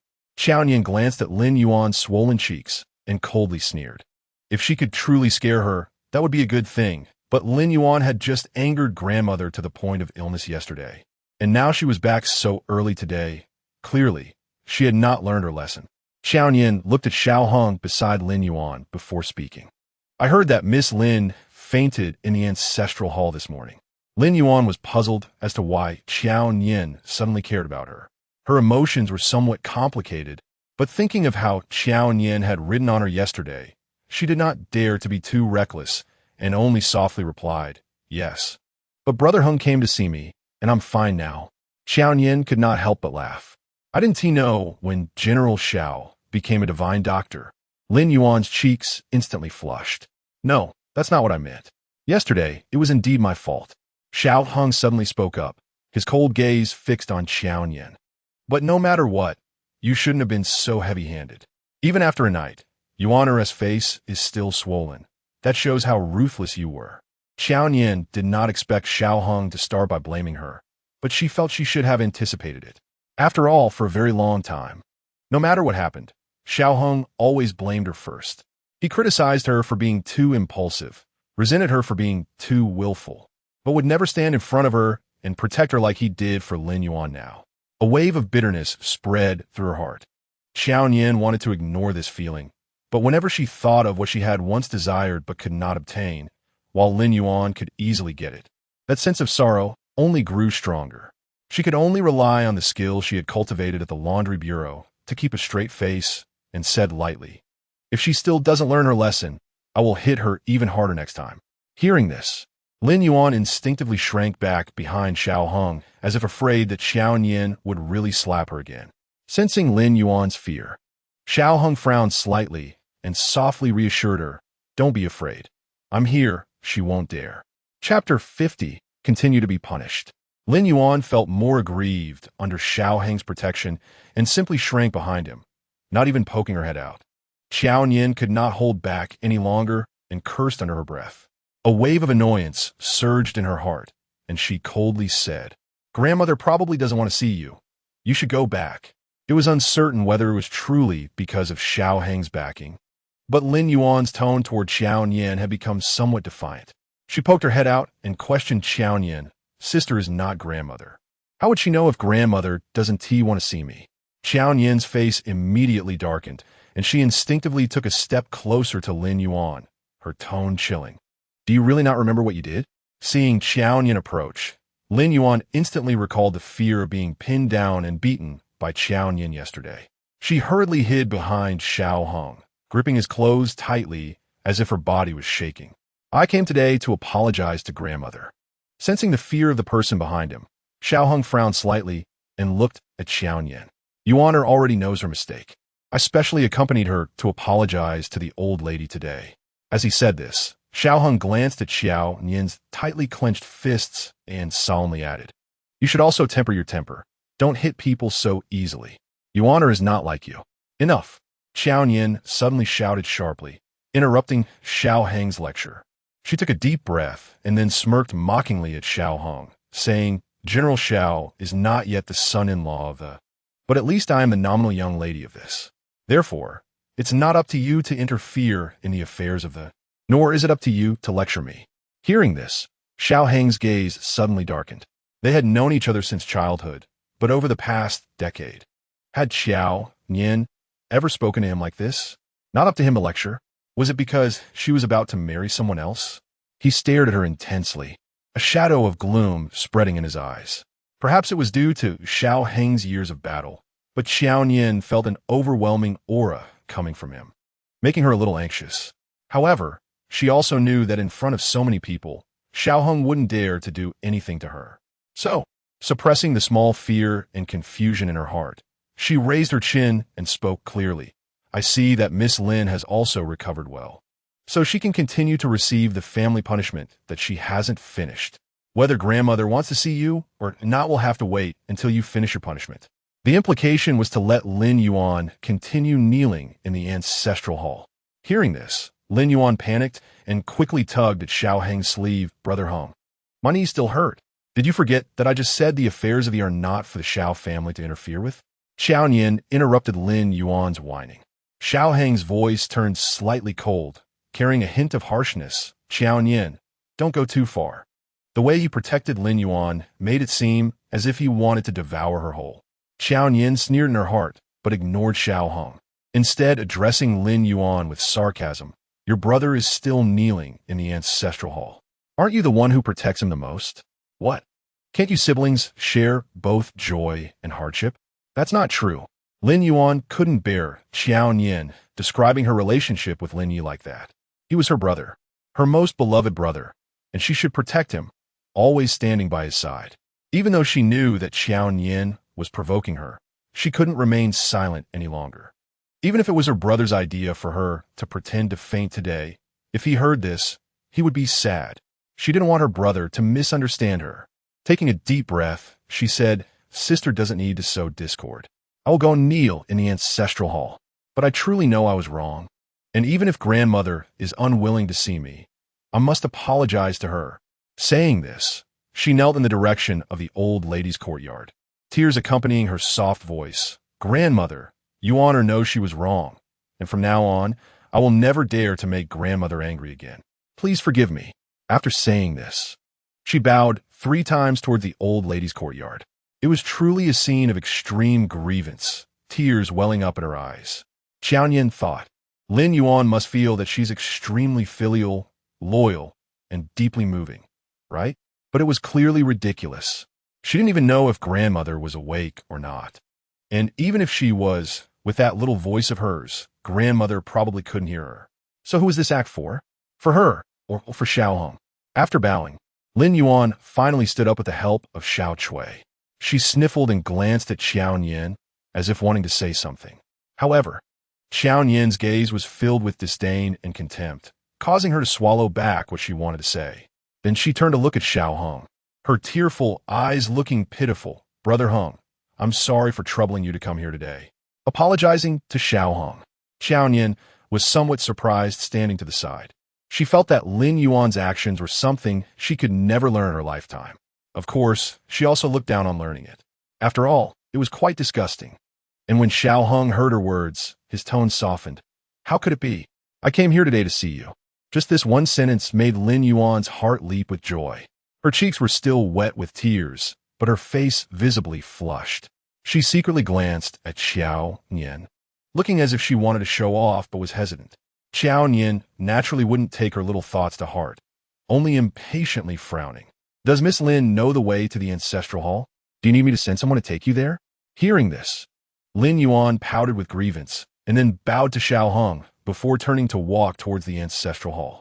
However, her 3 steps turned back seemed to be waiting for Xiao Hong to stop her or for Qiao to take back her previous words. Qiao Nian, however, was too lazy to look at her again, nor did she want to look at Xiao Hong, and said, "Then I won't disturb General Xiao." After saying that, she turned ahead toward the old lady's courtyard.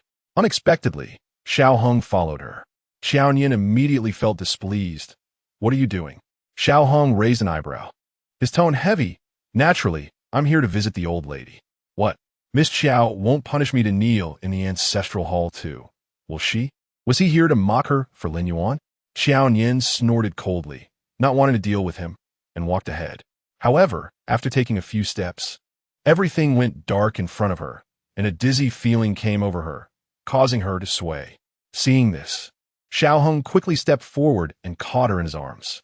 This scene was just seen by Lin Yuan, who was still turning back every few steps. She widened her eyes, not knowing why Xiao Hong and Qiao Nian suddenly embraced each other. Suddenly, Xiao Qingwan's voice echoed in her mind. She said that Xiao Nian was deliberately trying to seduce Xiao Hong. So, Xiao Nian letting her kneel in the ancestral hall earlier was to distract her and seduce Brother Hong? She was in a panic, wanting to rush over to question them. But she was also very scared. The words Xiao Hong said on Chunshan Street echoed in her ears. She somewhat understood Brother Heng's feelings, and she was afraid that her questioning would resemble those original wives in stories who were unloved. She feared Xiao Hong would stand next to Qiao Nian, protecting her as he had protected her earlier. If that were the case, wouldn't her position in Xiao Heng's heart change drastically compared to Qiao Nian? No, she didn't want that. She allowed there to be a place for Qiao Nian in Xiao Heng's heart, but she wanted to occupy the largest piece of it. So, she immediately averted her gaze, letting the hot tears blur everything. Xiao Chui couldn't help but worry, "Miss, why don't we go find the master and mistress?" If they knew the young lady was so shameless as to rush into General Xiao's arms, they would definitely punish her. But unexpectedly, Lin Yuan scolded softly. "Are you saying you dislike my relationship with my sister too much? She already hates me like that." But Xiao Chui still wanted to say something, but was interrupted by Lin Yuan. "All right, accompany me to the ancestral hall." After saying this, she strode away, no longer daring to look back. But if she could turn back, even just for a glance, she would see how Qiao Nian pushed Xiao Hong away and how she retreated several steps. In that moment, it truly seemed like she regarded Xiao Hong as a ferocious beast.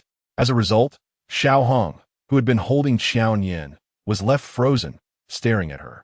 She used to love clinging to him, and if there was a chance to get close, she would never let it go. But now was it really because she was already promised to someone else and thus kept her distance? Thinking of this, a hint of displeasure emerged in Xiao Heng's eyes. Qiao Nian understood Xiao Hong the best, and she was most familiar with his expression. But wasn't he the one who had kept her at a distance before? She took a deep breath, looking at the anger in Xiao Heng's eyes, and unconsciously took a step back. But that step seemed to have stimulated the last nerve of Xiao Hong. He raised his eyebrows slightly and then walked toward Qiao Nian. His pace was slow, but each step carried a terrifying danger. Qiao Nian instinctively stepped back, only to see a smile tugging at the corner of Xiao Heng's mouth. Qiao Nian was all too familiar with what that expression meant. She knew very well that the formidable general in front of her, who had achieved great military success and lived in a lofty position, was far from the upright gentleman he appeared to be. She had witnessed Xiao Hong forcing the concubine who had insulted his mother to jump into a well. At that time, Xiao Hong wore the same expression. Although that concubine was later rescued, she never dared to appear before Xiao Heng's mother again. And now, Xiao Hong was looking at her with that same expression. A surge of fear rose in Qiao Nian's heart, causing her retreating steps to falter. Ning Shuang seemed to sense the situation was turning dire and stepped forward. "General Xiao, My young lady was seriously injured yesterday and is still weak. She can't handle any stimulation. Xiao Heng's gaze was drawn to Ning Xuan, finally shifting away from Qiao Nian's face. "What are you?" he asked coldly, his light tone striking like a heavy stone, easily pushing Ning Xuan back. Ning Xuan dared not utter another word, fearing that if she said anything more, Xiao Heng might cut out her tongue. She could only think that, at least in the General Xiao wouldn't dare to lay a hand on her young lady, no matter how angry he was. Xiao Heng turned his attention back to Qiao Nian, and the image of the girl who had once beamed with joy at the sight of him began to merge with the one before him, now filled with fear. An odd feeling surged within him, growing stronger. He furrowed his brows and asked in a low voice, "Are you coming over, or shall I come to you?" It seemed he wanted to reclaim his dominance over her with this threatening question. However, Qiao Nian stood her ground, not moving. She didn't understand what Xiao Heng meant by this question at that moment, but she knew the answer. "General Xiao need not come over, and I will not go to you. The distance between us now is the best distance from now on." Even though she knew Xiao Heng was angry, and even though she was aware of how dangerous he was at that moment, and even though she felt some fear towards him in her heart, she still had to say this. This distance of 2 or 3 steps was neither too close nor too far. It allowed them to maintain a semblance of politeness without crossing boundaries. She would never cross that boundary. He wouldn't either. Xiao Heng naturally picked up on the implication in Qiao Nian's words, and he immediately chuckled darkly. "Does Miss Xiao think I want to do something?" His laughter carried a hint of ridicule, as if mocking Qiao Nian's self-indulgence. Qiao Nian felt a moment of embarrassment. Yes, what could he do to her? When she loved him so deeply and chased after him, he had never even glanced at her. How could he possibly do anything now? A wave of inexplicable pain spread through her heart, and Xiao Nian bit her lip, ultimately saying nothing. She simply bowed to Xiao Heng, and then turned to walk towards the old lady's courtyard. Unexpectedly, his voice came again, "Nian Nian." The familiar voice and tone made Qiao Nian momentarily feel as if she had returned to 3 years ago. But was it good 3 years ago? No, not at all. 3 years ago, she always placed Xiao Heng first. For a mere glance from him, she couldn't even muster the words to defend herself. She hated her past self from 3 years ago. Yet, that one call stopped Xiao Nian in her tracks. She stood still, her back to him, lacking the courage to turn around. She heard his voice behind her, deep and slightly hoarse. "The Ming Wang is not a good match. You cannot marry him." Even though the imperial decree had already been issued, he still couldn't help but advise her. Perhaps it was out of concern for their past relationship. But as Qiao Nian listened, she found it ridiculous. She knew Xiao Heng could see the oddities in this marriage and surely knew that this was not something she could decide. So what was the point of these words? She still did not turn to look at Xiao Heng, but replied flatly, "All right, if General Xiao can call off the marriage, I won't marry." After saying this, she strode away without pausing, because she knew Xiao Heng would never call off the marriage, and she could not avoid marrying. Ultimately, she and he would only become strangers. Because she did not look back, Qiao Nian naturally did not see the surge of unspoken desire in Xiao Heng's eyes as he watched her leave. Chapter 52. The Ming Wangs concerned Qiao Nian finally saw the old lady. When she arrived, the old lady had just taken her medicine and was leaning weakly against the headboard of the bed. It wasn't until Su Mama announced Qiao Nian's arrival that the old lady seemed to regain some strength and sat up. "Grandmother." Qiao Nian hurried over. Before coming, she had told herself not to shed tears upon seeing her grandmother, as it would only make her grandmother unhappy. But seeing her grandmother looking so thin and weak, her tears fell uncontrollably. How long had it been? The old lady was no longer the same person she had been when they first returned to the... Not only was her face devoid of color, but she also exuded a sense of impending frailty. Just one glance at the old lady made Qiao Nian's heart feel like it was about to break. The old lady, however, smiled and raised her hand to wipe Qiao Nian's tears. "My good girl, you've suffered." The old lady was unaware of Qiao Nian being struck on the head by Madame Lin. She was referring to the harm caused by Lin Yi. To comfort the old lady, Qiao Nian quickly shook her head. No, granddaughter escaped. Granddaughter is strong." Good. The old lady nodded appreciatively. "My Nian Nian is certainly the strongest. She will not be harmed by those petty people." The old lady referred to her only grandson as a petty person. Qiao Nian felt a twinge in her heart and couldn't help but call out softly, "Grandmother." It seemed that just calling her this way made all the grievances she had endured feel less significant. The old lady lovingly caressed Qiao Nian's cheek. "Grandmother knows you were worried about me, which is why you kept it from me. I also know you gave up on suing your brother for my sake. But Nian Nian, in grandmother's heart, you are the most important. So if you want to do something, just go ahead. Grandmother only wishes for Nian Nian to be safe and sound. Everything else is not important." Qiao Nian looked at the old lady in surprise. She had thought the old lady would say some comforting words for the only male heir of the. Unlike Lord Lin and Madame Lin, the old lady truly meant what she said, and Qiao Nian would never blame her because she understood the old lady's difficulties and concerns. However, she never expected the old lady to stand resolutely by her side, even though she was facing the only male heir of the, or even the entire. Her lips unconsciously curled down, and Qiao Nian hugged the old lady tightly. All the grievances she had suffered burst forth at once, yet in the old lady's embrace. They all dissipated. She thought her grandmother was the best grandmother in the world, and the person she loved the most.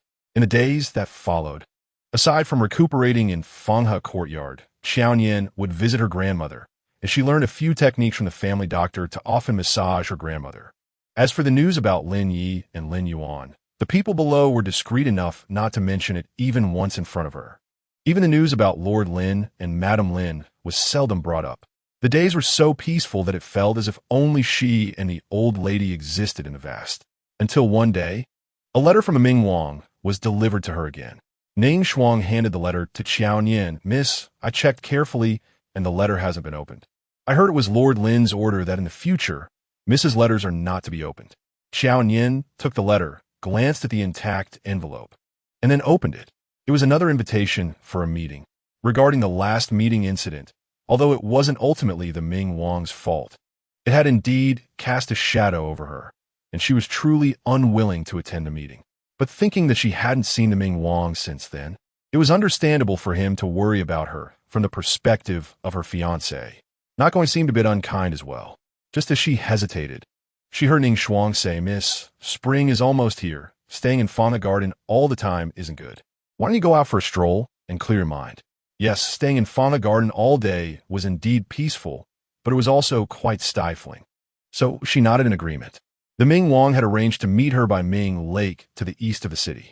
The weather was nice today, with no wind, and the sun shone warmly on her.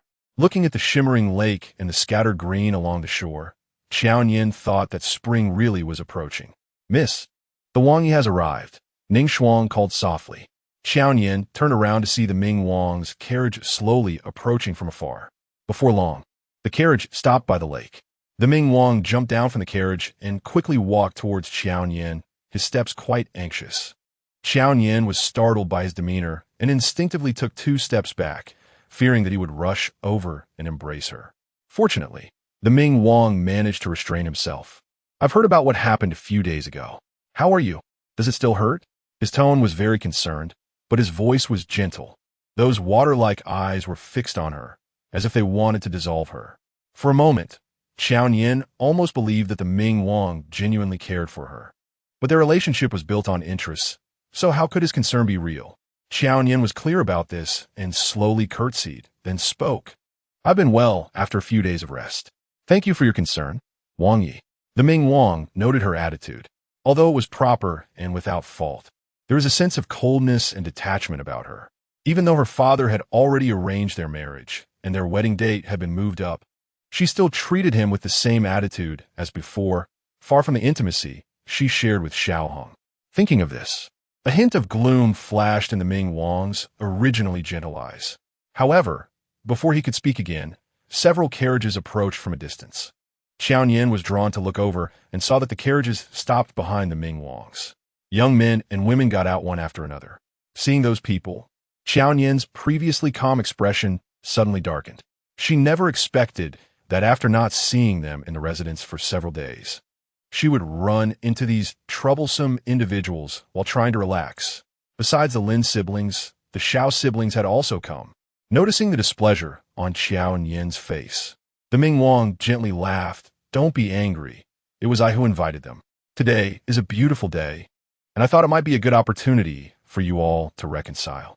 At this point, the Ming Wang deliberately lowered his voice and said, "After all, you will be going to Suzhou with me in the future, so there's no need to make things too awkward with them, right?" Qiao Nian understood the Ming Wang's intention. Their marriage was built on the connection with the Marquis family. Lin Yi was the future heir of the Marquis residence, and if she made things too difficult for Lin Yi, it wouldn't be good for the Ming Wang either. However, looking at them, Qiao Nian couldn't muster a pleasant expression and could only turn away, looking back at the lake. In fact, besides the Lin and Xiao siblings, there were other young ladies and gentlemen present, such as the second young lady of the Minister of War's residence, Song Baixian, who had a very good relationship with Xiao Qingwan. These people were all there today because of the Ming Wang. To put it nicely, it was for a spring outing. But to put it bluntly, it was just the Ming Wang trying to use the crowd to ease the relationship between Qiao Nian and Lin Yi. Yet, the Ming Wang had previously severely injured Lin Yi for her sake. Looking at the shimmering surface of the lake, a chill rose in Qiao Nian's heart. The young ladies and gentlemen came forward to pay their respects to the Ming Wang. But since it was agreed that they would be enjoying the outing and not to worry about formalities, their greetings were not very proper.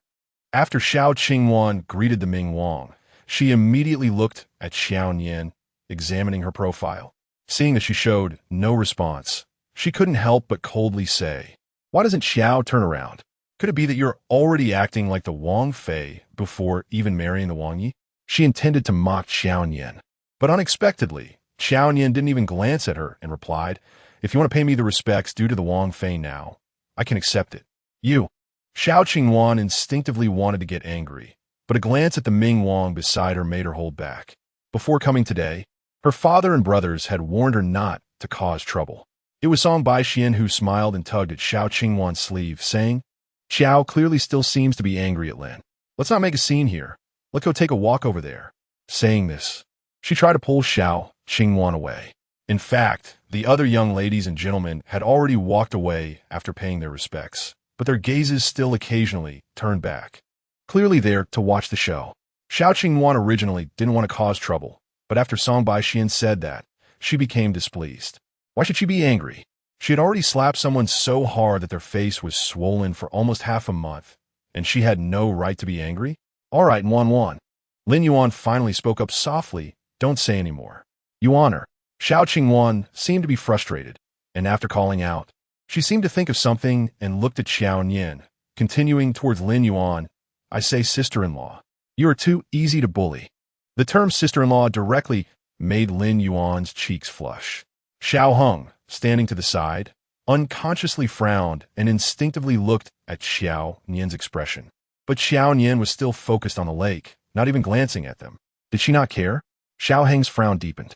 Remembering what Xiao Nian had said to him that day, his anger surged again. His hands clenched unconsciously. Lin Yuan, who had initially been elated by Xiao Qingwan's address, became alert when she noticed Xiao Heng's gaze fixed on Qiao Nian. She shook her head at Xiao Qingwan, signaling her not to say anything. But the more Lin Yuan tried to silence her, the more Xiao Qingwan felt aggrieved. She looked at Qiao Nian and said, "Fine. I don't want to cause trouble today either, but since everyone is here, I have a question for Qiao." Qiao Nian sighed inwardly. Such a beautiful scenery had been disturbed by their noise. Seeing that Qiao Nian still ignored her, Xiao Qingwan grew even angrier. It felt like her fists, despite all her effort, were hitting cotton, amplifying the frustration inside her. She suddenly raised her voice and questioned, "May I ask what feelings Qiao has for my brother?" "Why? Knowing that you are already engaged to the Wang Yi and that my brother is to marry Yuaner, do you still repeatedly throw yourself into my brother's arms?" As her words fell, everyone was stunned. Those young ladies and gentlemen who had been waiting nearby to watch the fun all showed expressions of surprise. Qiao Nian suddenly turned to look at Xiao Qingwan, her eyes filled with a fierce warning. But Xiao Qingwan maintained her righteous demeanor, raising her chin slightly. Qiao need not be surprised. These are all things Yuaner witnessed with her own eyes. You deliberately sent Yuaner away that day, and as soon as she left, you dove into my brother's arms. And that day on Chunshan Street, you were also... watch out. A sudden exclamation interrupted Xiao Qingwan's words. Following, there was a large pot of water, splashed all over Xiao Qingwan's face. Ah!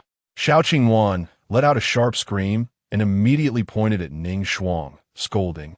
"You lowly maid, how dare you splash me?" Ning Shuang looked innocent and hurriedly hid behind Qiao Nian, saying, "No, I just almost tripped and accidentally splashed." But Qiao Nian noticed the sly smirk on Ning Shuang's innocent face. This girl did it on purpose. She secretly chuckled in her heart. But her face remained expressionless as she coldly stared at Xiao Qingwan. "My maid accidentally splashed you, yet you insist she did it on purpose. Just like that day when I accidentally tripped and fell into General Xiao's arms. You insisted I did it on purpose. Miss Xiao, you are a young lady from a respectable family, yet you speak so recklessly and spread rumors. I wonder which fortunate family will be able to marry you in the future." Upon hearing this, Xiao Qingwan's face suddenly flushed red, and her eyes instinctively glanced at Lin Yi beside her. With that one glance, Qiao Nian understood everything. She had never realized before that Xiao Qingwan had feelings for Lin Yi.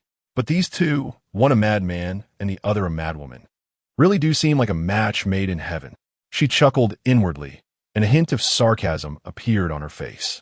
However, seeing Xiao Qingwan at a disadvantage, Lin Yuan could no longer hold back and said, "Sister, don't insult Nian Nian like this. She's just standing up for me." As Lin Yuan spoke, she walked in front of Xiao Qingwan and took out a handkerchief to wipe her face. Perhaps recalling the scene she had seen that day, feeling indignant, she continued, "Even if Nian Nian wronged you that day on Chunshan Street, what about a few days ago? I saw with my own eyes." Her words trailed off, as if she was hesitant about something. But whether she finished her sentence or not, it made no difference.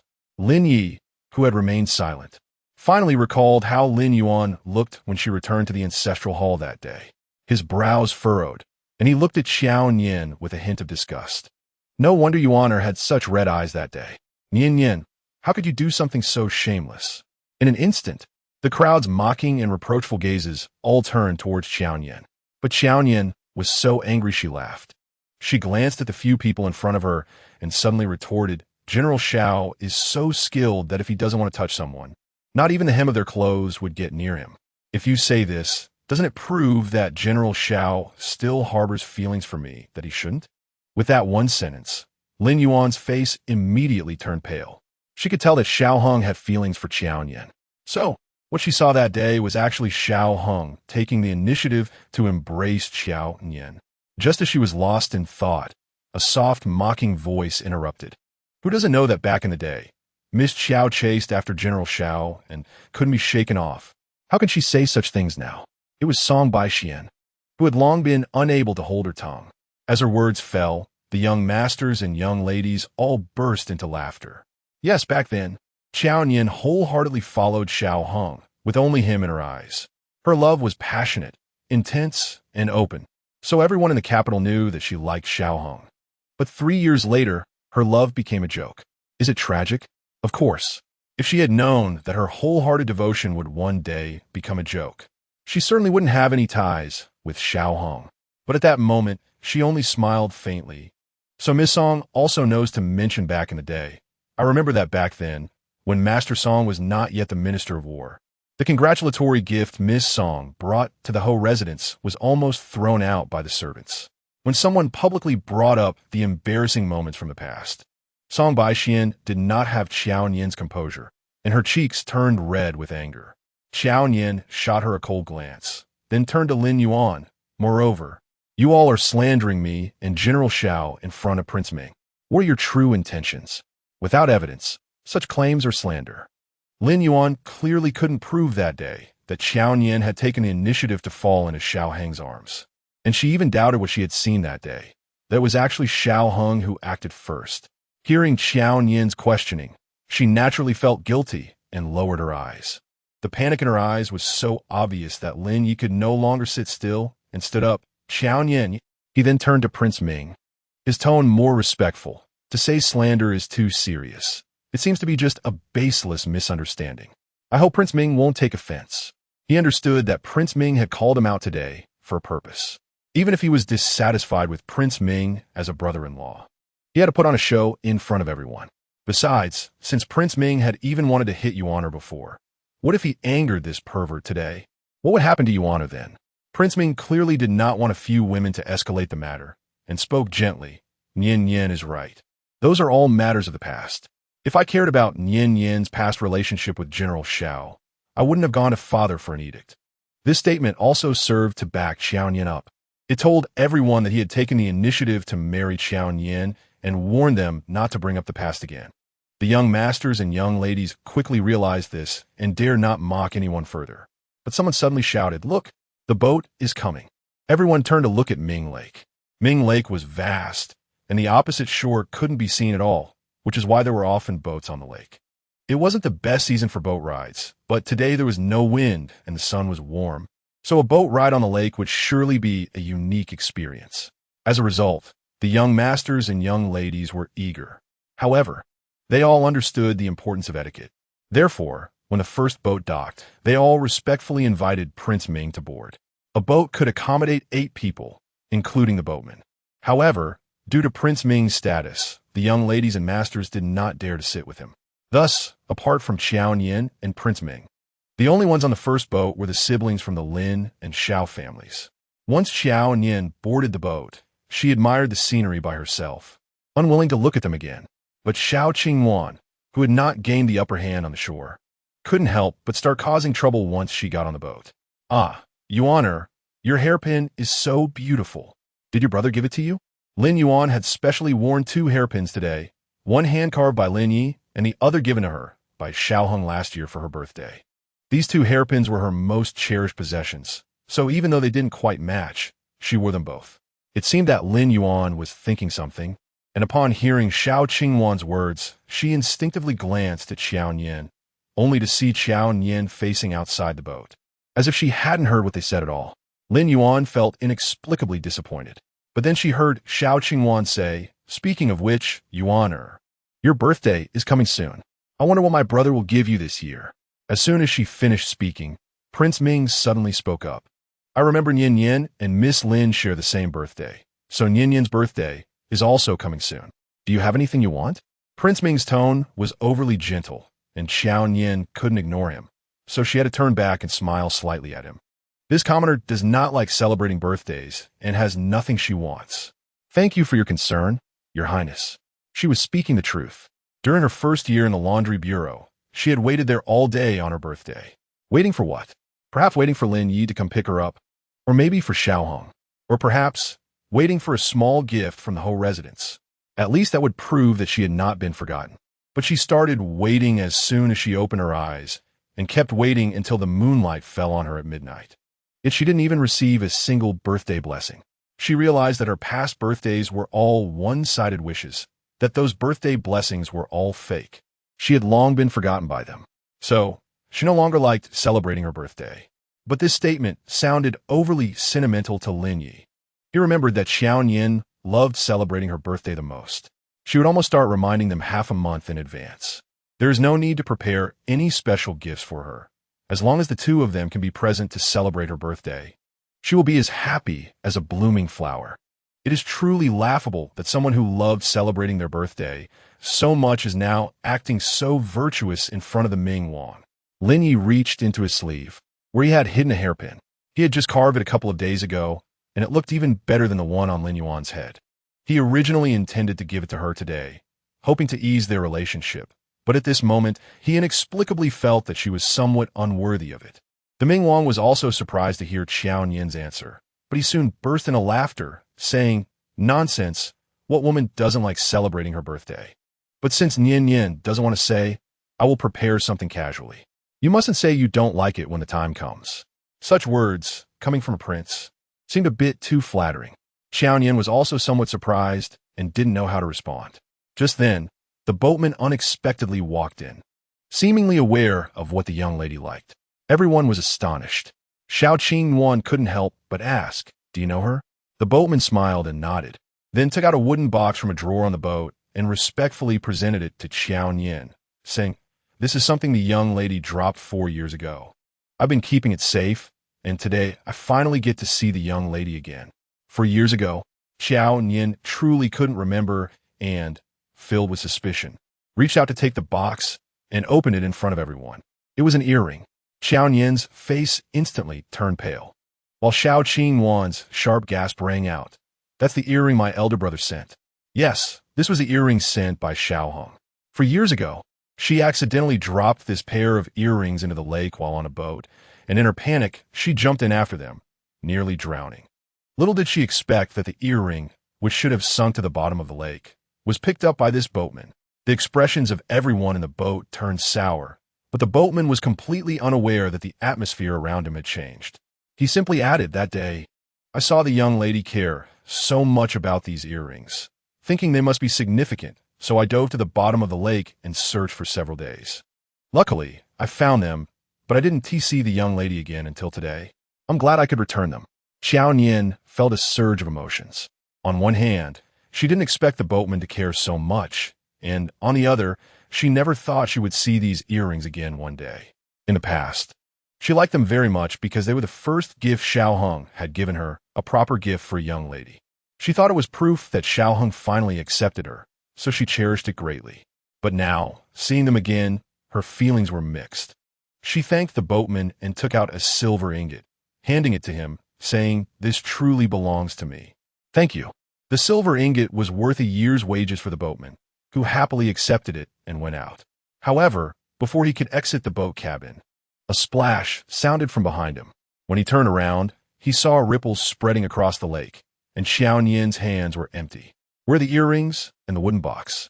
Xiao Qingwan was the first to exclaim. "Qiao Nian, are you crazy? That was something my elder brother worked hard to get." But she didn't finish her sentence, as Xiao Heng's face had turned extremely dark. Qiao Nian ignored Xiao Qingwan and sat down by herself. Meanwhile, the Ming Wang's gaze fell on Xiao Hong, who was glaring fiercely at Qiao Nian. He felt inexplicably pleased, although he did not show it on his face, pretending to be concerned and asking, "Why did you throw it away? Wasn't that a gift from General Xiao?" Qiao Nian finally responded, "Indeed, it was given to me by General Xiao, but since it was given to me, I have the right to dispose of it. I am about to marry the prince. It would be inappropriate to keep something given by another man." The Ming Wang nodded repeatedly, agreeing with her. His gaze glanced at the sullen Xiao Hong, and he couldn't help but smile. However, perhaps Xiao Heng's stare was too intense, causing Lin Yuan beside him to redden her eyes and gently tug at Xiao Heng's sleeve, softly calling Brother Hong. Only then did Xiao Heng's gaze leave Qiao Nian. But he did not look at Lin Yuan. Instead, he stared at the lake. The atmosphere in the boat became even more awkward due to the earrings. Lin Yi silently hid his left hand, which held the hidden hairpin, behind him. He thought to himself that since Qiao Nian even threw away something given by Xiao Hong, his hairpin would likely meet the same fate. Thankfully, he hadn't given it earlier. Otherwise, it would have been a humiliation. Forget it. After all, Qiao Nian is not worthy. Unknowingly, the boat had reached the center of the lake. Looking around, the water glistened with golden light, and a gentle breeze brought refreshing moisture with each breath. Qiao Nian felt her mood involuntarily improve. "Yuaner, come look, there are fish," Xiao Qingwan called out, stepping out of the cabin. However, Lin Yuan seemed a bit seasick and remained seated, looking sluggish. Xiao Qingwan, feeling a bit disappointed, suddenly thought of something and called out to Qiao Nian, "Miss Qiao, come see, there are huge fish." Qiao Nian was somewhat surprised that Xiao Qingwan would call for her at this moment, but since she did, Qiao Nian stood up and walked over. "Look, such a big fish." Xiao Qingwan enthusiastically beckoned. Qiao Nian stood beside her and leaned over the edge of the boat to look at the lake. But where were the fish? Right there. Xiao Qingwan pointed under the water and stepped back behind Qiao Nian.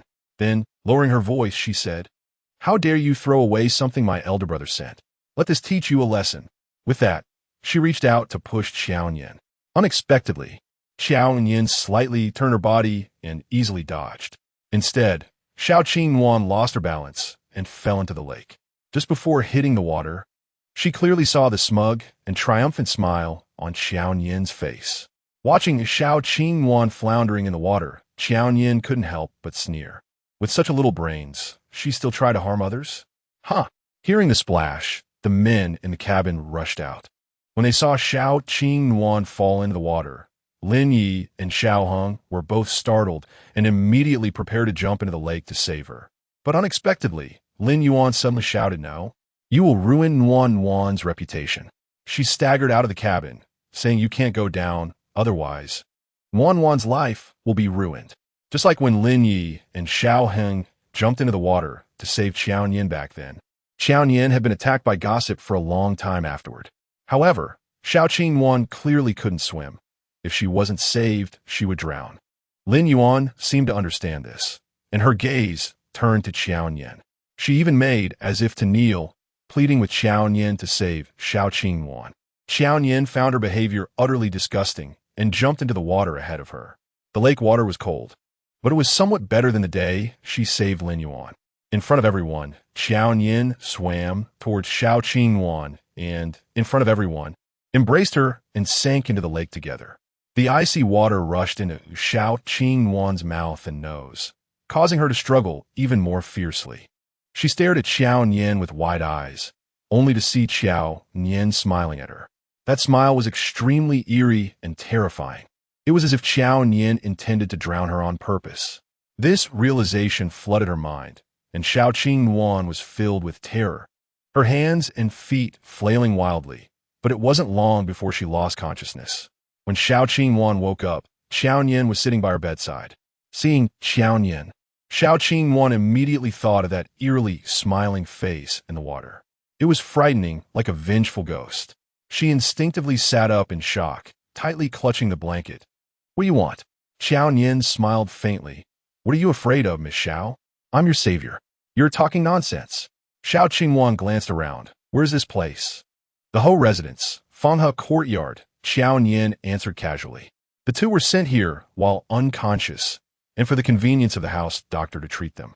They were both brought to Fanghe courtyard. But in fact, Qiao Nian was pretending.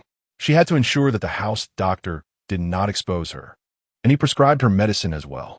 However, knowing her situation now, Xiao Yuan shouted loudly, "Where is Yuan? I want to see Yuan." Qiao Nian coldly smiled.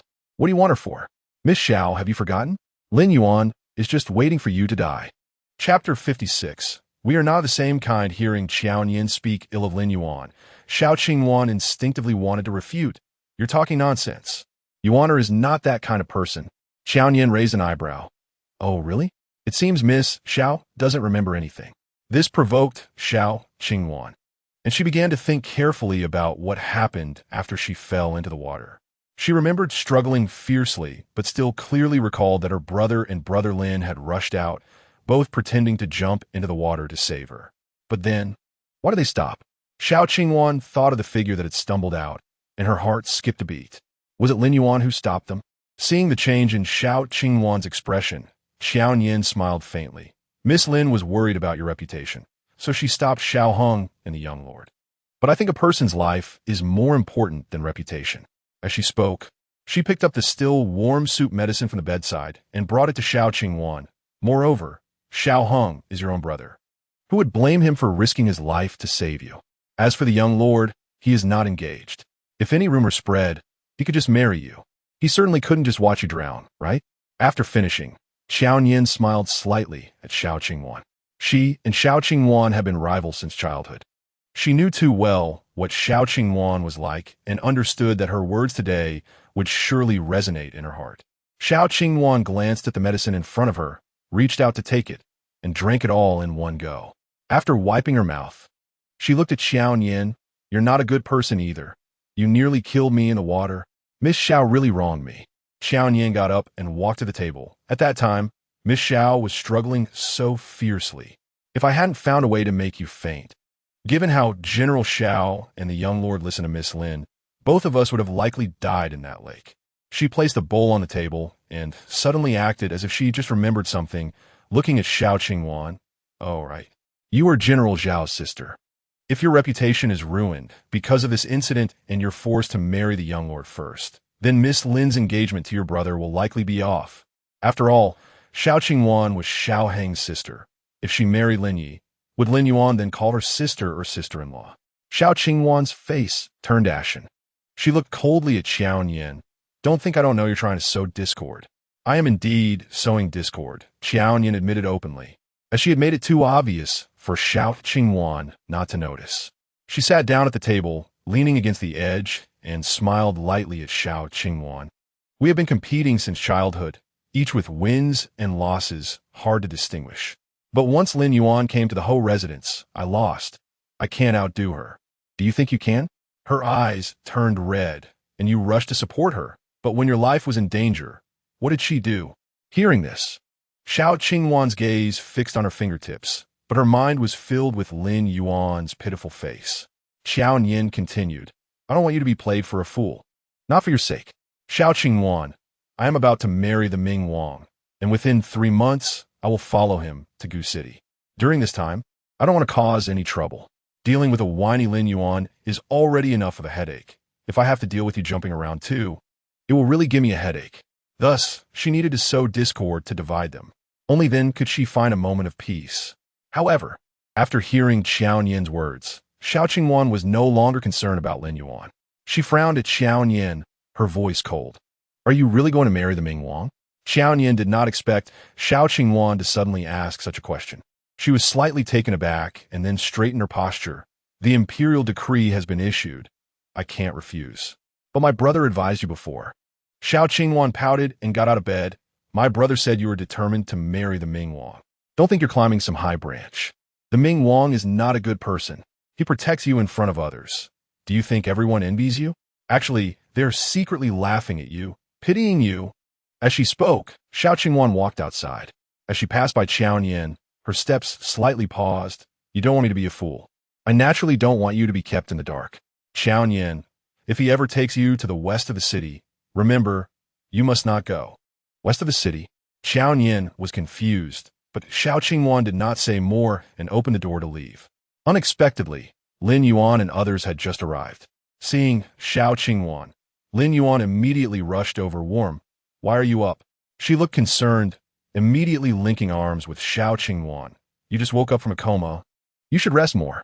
As she spoke, Lin Yuan anxiously looked past Xiao Qingwan at Qiao Nian, still sitting in the room, then added, If you don't want to stay here, you can come to my courtyard for a couple of days.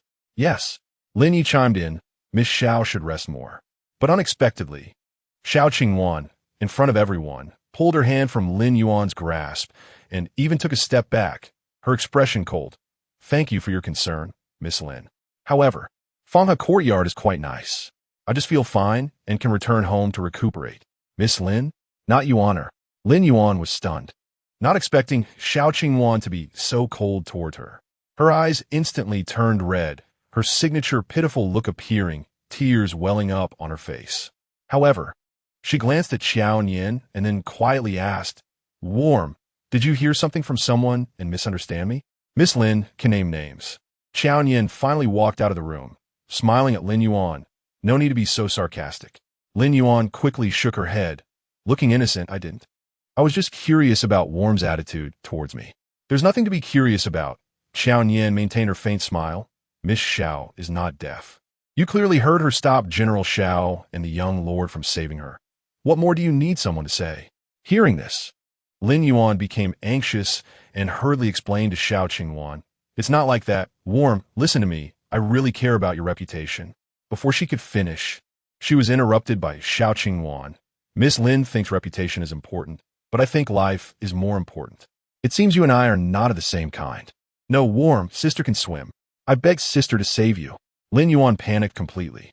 Xiao Qingwan was Xiao Heng's only sister. If she angered her, wouldn't it affect how Xiao Heng felt about her? However, unexpectedly, as soon as these words came out, Qiao Nian let out a low, cold laugh. When you caused trouble, you knew to push it onto me, but when I did a good deed, you desperately wanted to take it for yourself. Miss Lin really has a way. Xiao Qingwan also chimed in. I never heard you beg Qiao Nian to save me. Did I not pay attention and miss it? Chapter 57, Apologize. Of course, it wasn't that you missed it. It was just that at that time, Lin Yuan hadn't had the time to speak before Qiao Nian had already jumped into the water. As Lin Yuan's embarrassment grew more intense, Qiao Nian couldn't help but secretly laugh. How did she guess it right? Originally, she was unwilling to save Xiao Qingwan. After all, Xiao Qingwan had harmed her first, and it was a case of retribution. However, what Lin Yuan said later made Qiao Nian increasingly feel that something was wrong. All the men present could swim, and even the boatman was a better swimmer, but Lin Yuan wouldn't allow them to jump into the water to save her. because she wanted to protect Xiao Qingwan's reputation. The remaining two women, one was Lin Yuan and the other was her, so naturally, it had to be the one who could swim that went into the water to save her.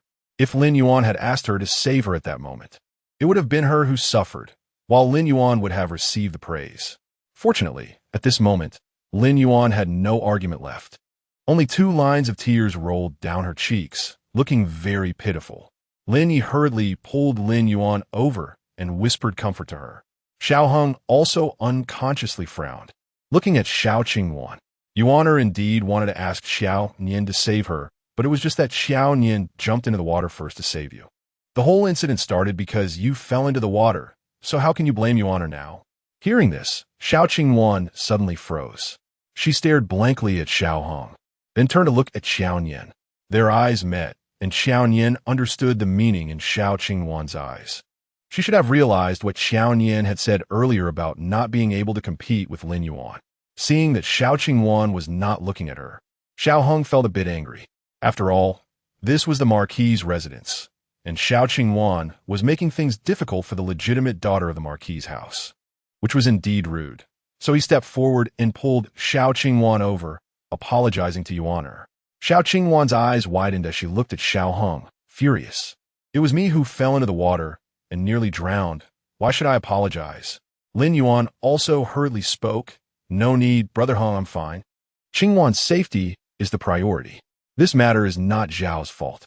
Lin Yi also spoke up, but then shot a fierce glare at Xiao Nian, saying that Xiao was simple-minded and must have been provoked by someone. Xiao Nian stood still, coldly staring at Lin Yi. Ever since Lin Yuan returned, she had become the villain in Lin Yi's eyes. No matter what happened to Lin Yuan, he could always put the blame on her. Right now, it was clearly a conflict between Lin Yuan and Xiao Qingwan, yet he still treated her the same way. He really had a talent for this. But at this moment, there was no need for Qiao Nian to speak. Xiao Qingwan's impulsive personality immediately flared up. What does it have to do with Qiao Nian? The words came out of Lin Yuan's mouth. You two don't blame Lin Yuan, but instead blame me and Qiao Nian. Why? Just because I and Qiao Nian can't cry? It's not like that, Qingwan. Lin Yuan cried as if she had been wronged greatly, sobbing uncontrollably. How can you think of me like this? Boo-hoo, I really care about you. You're talking nonsense.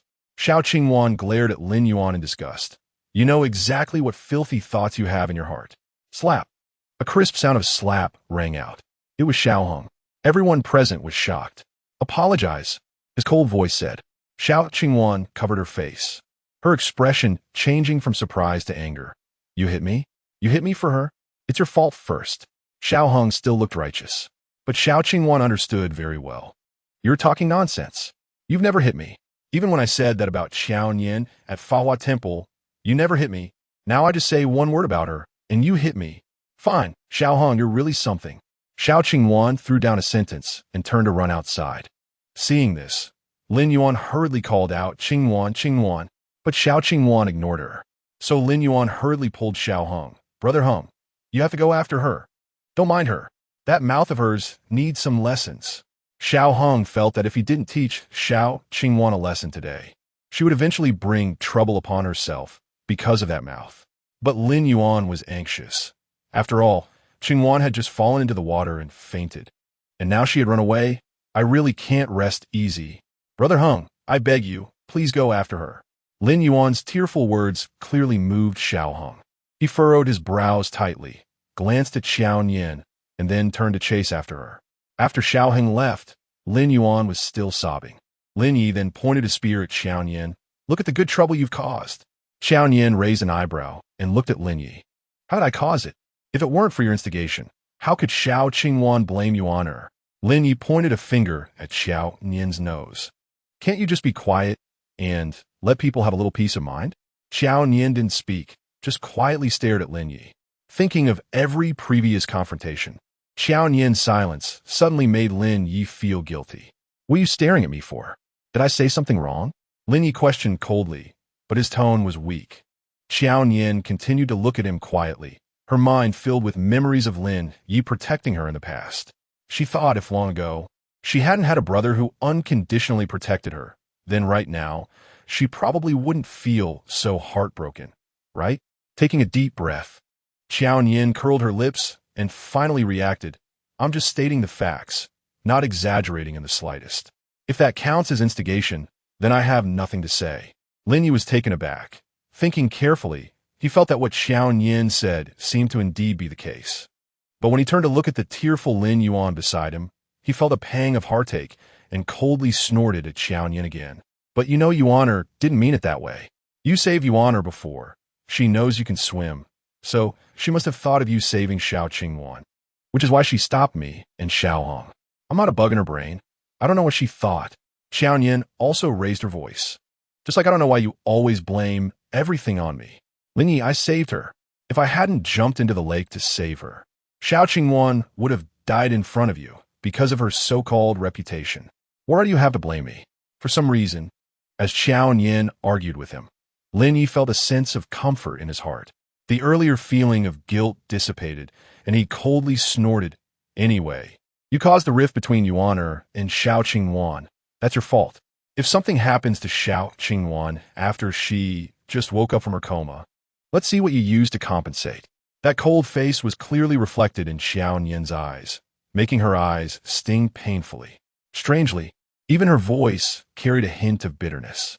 She stared at Lin Yi, suddenly losing the strength to argue, and gently asked, Then do you know? I just woke up from a coma too? Chapter 58, he doesn't care about her, although Qiao Nian was pretending. But in the eyes of outsiders, she was carried into the Marquis' residence, into this Fanghe garden, just like Xiao Qingwan. She also received treatment from the house doctor, like Xiao Qingwan. But why? At this moment, would Lin Yi feel heartache for Lin Yuan and even worry about Xiao Qingwan, who had nothing to do with him, yet completely forget about her? His former sister? Didn't he used to care about her the most? Didn't he seek the best things in the world for her? Wasn't he willing to fight others to the point of injury for her? Why now? He cares about everyone but her. And Lin Yu was also shaken by Qiao Nian's light question. For a moment, he even dared not look into Qiao Nian's questioning eyes, not knowing how to respond. But Lin Yuan beside him was crying hard, almost leaning her whole body against him, sobbing. Lin Yi knew that Lin Yuan had suffered a great injustice today. Thinking of how Lin Yuan was insulted by his best friend because of Qiao Nian, the guilt he felt towards Qiao Nian vanished completely. He glared at Qiao Nian with resentment. I see you looking so spirited. Doesn't he seem like you would have any problems? Otherwise, how could you have the energy to instigate? I warn you, Yuaner has always been pure and kind. If she ends up with a bad reputation because of this matter, I will not let you off. Yuaner, let us go. Lin Yi embraced Lin Yuan and left. Qiao Nian stood in place, coldly watching, secretly mocking herself. After experiencing so much and understanding so much, her heart still felt cold and painful. Ning Shuang appeared at some point, draping a cloak over Qiao Nian's shoulders. She scoffed at Lin Yi and Lin Yuan's backs, questioning whether they cared about reputation now. There are differences between men and women. So Lin Yi and Xiao Hong couldn't save Xiao Qingwan. But Lin Yuan cried pitifully. So Lin Yi can embrace her and leave? What kind of logic is this? Hearing Ning Shuang's words, Qiao Nian couldn't help but laugh, but the smile was both bitter and sour. She turned and walked into the house, unwilling to waste another moment looking at the two of them. Ning Shuang followed Qiao Nian into the house and said, Miss, I just saw His Highness the Ming Wang. Qiao Nian froze just now. Yes. Ning Shuang nodded on the stone bridge, but I don't know why he didn't come over. Qiao Nian frowned. She had been too focused on the drama of Xiao Qingwan and Lin Yuan's falling out to notice anyone on the stone bridge. But when Xiao Qingwan ran out, she clearly saw that the Ming Wang was not there at all. Did he leave? Qiao Nian thought for a moment, then waved her hand, letting it go. She didn't have the energy to care about the Ming Wang anymore. However, she couldn't help but recall Xiao Qingwan's warning, never go to the west of the city. The next day, Qiao Nian was summoned to the palace. It was to see the noble concubinda. Following the eunuch leading the way to concubinda's palace, Qiao Nian felt a bit uneasy about being suddenly summoned, possibly due to Xiao Qingwan's warning, which was so vague that she felt a chill in her heart. Just then, the leading eunuch suddenly stopped. This servant has seen General Xiao. Qiao Nian was taken aback, realizing that it was Xiao Hong blocking the way.